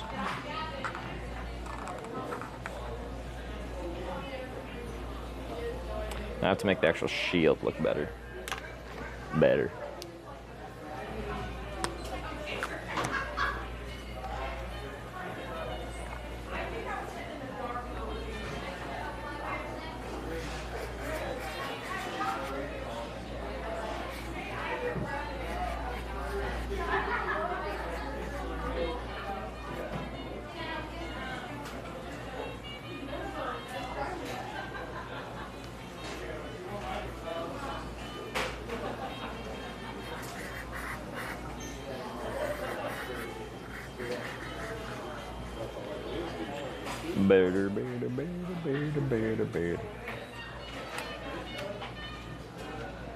What's on? We started at the stream. Technically started at 5:55, so I could start at 6, so we could do the Groundhog Day starting with the alarm at 6 a.m. going off and playing that song.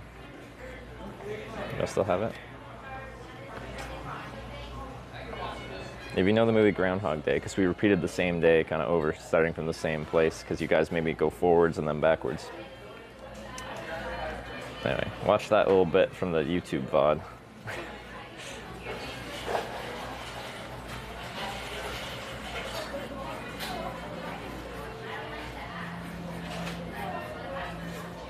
That was a funny way to start.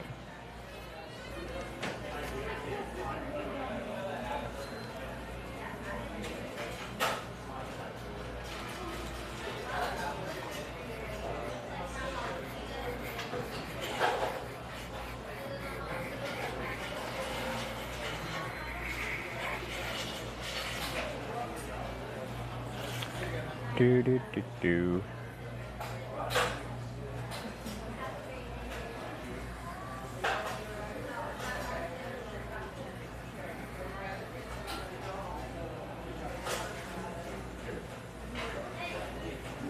If it doesn't show any rain in Effingham tonight, it stays west. That's good. Because, yeah, we were supposed to potentially get thunderstorms where I was at, around Corning, Arkansas. Coming from the south or southwest or something. But avoiding them is, of course, ideal.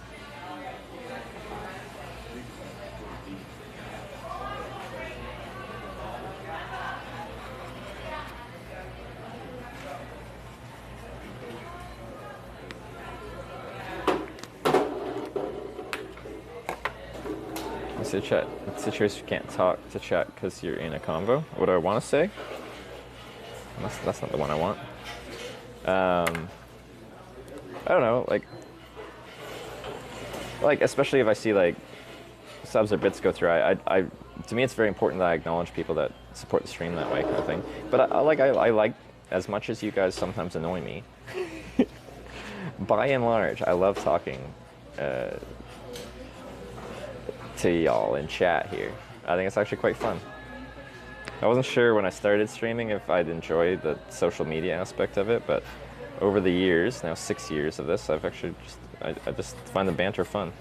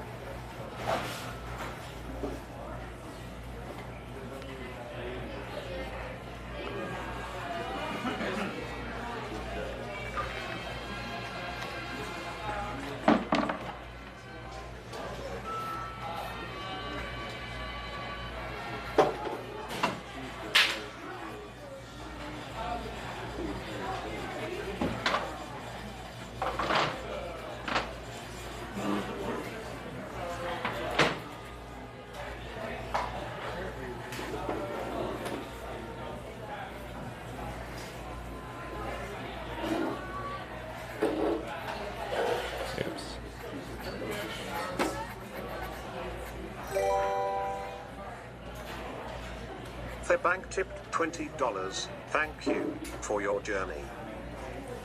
The G Bank with the $20 for your journey. Hey, that's very kind of you. Here's $20. Thank you very much. We got some hitch hearts for G Bank there with $20. Just for the journey.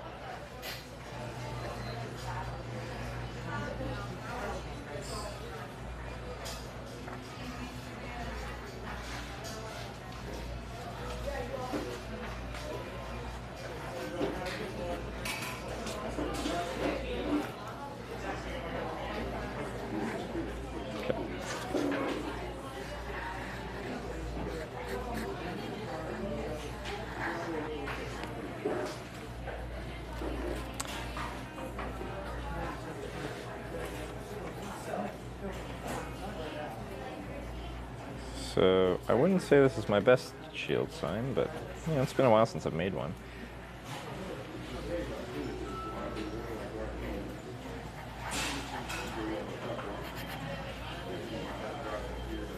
But it's okay.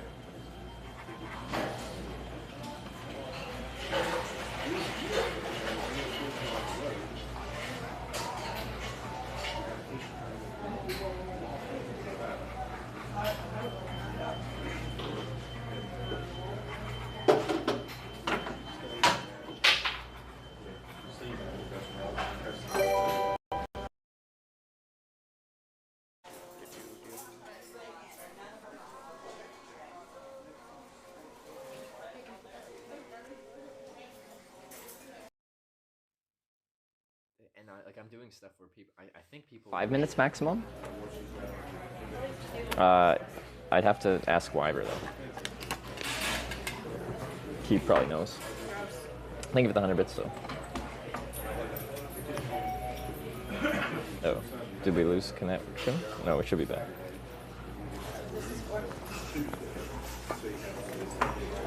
Okay, so what we're gonna do, which I'll do before we leave, is we'll have these two stacked and combined, but I'm gonna tape them. So they go like this, and then you stack them, but you tape them together so they're easier to do.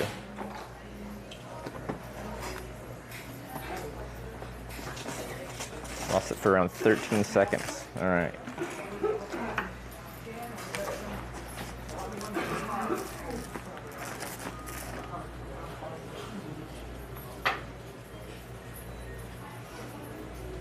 Didn't get the answer though? Oh, sorry.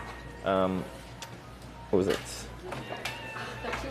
Limitation on the music video. I think it's 5 minutes, but I'd have to ask Wyver.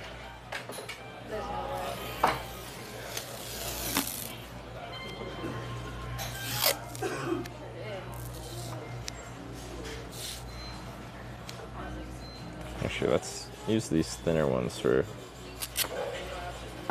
some cross supports.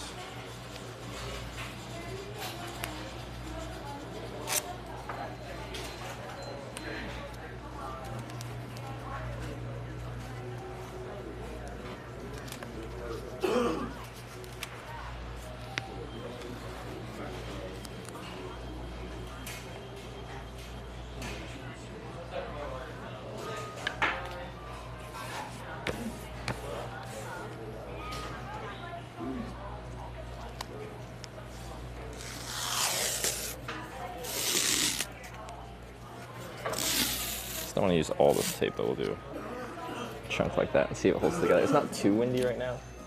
Maybe it is, I don't know.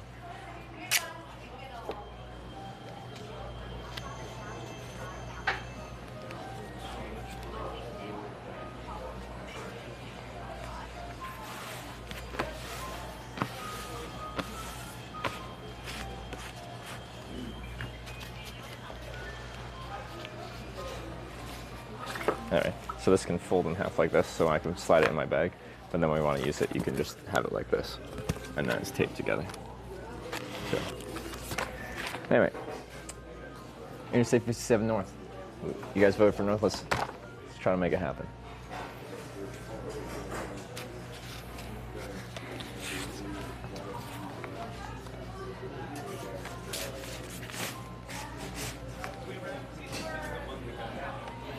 Gonna drink a little Dr. Pepper, and then we'll get out there. What time are we at? 5:47. So we got 2.5 hours. I'm gonna ride to the easternmost on-ramp. The on-ramp doesn't look that great, but it does have a Petro there. Unit number 2 tipped $20. Thank you. Thank you for being sexy. After Alex just said my hair looks bad, you're saying I'm sexy? Maybe I'm sexy in spite of my hair. Unit number 2, thanks so much for the $20. Guys, just donating, no media share, just a straight up donation. Both unit number 2 and the G Bank, both of the $20. Thank you both, y'all.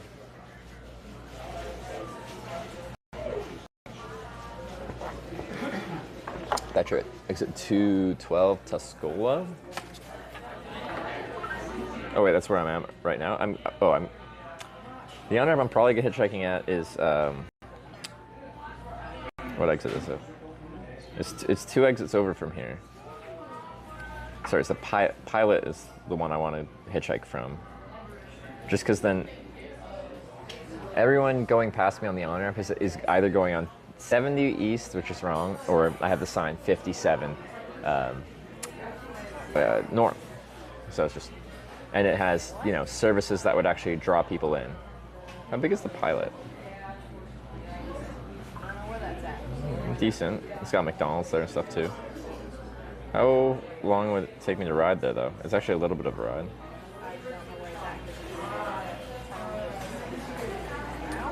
Directions. 18 minutes. We got a bit of a ride. Try the frozen custard? No, not yet. I think on other trips I have.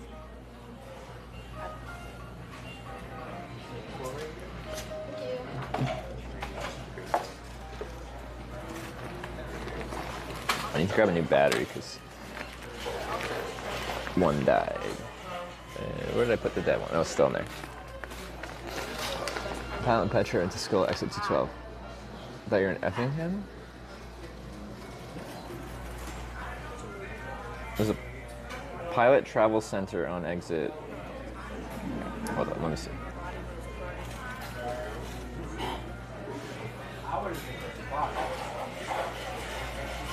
Exit 162?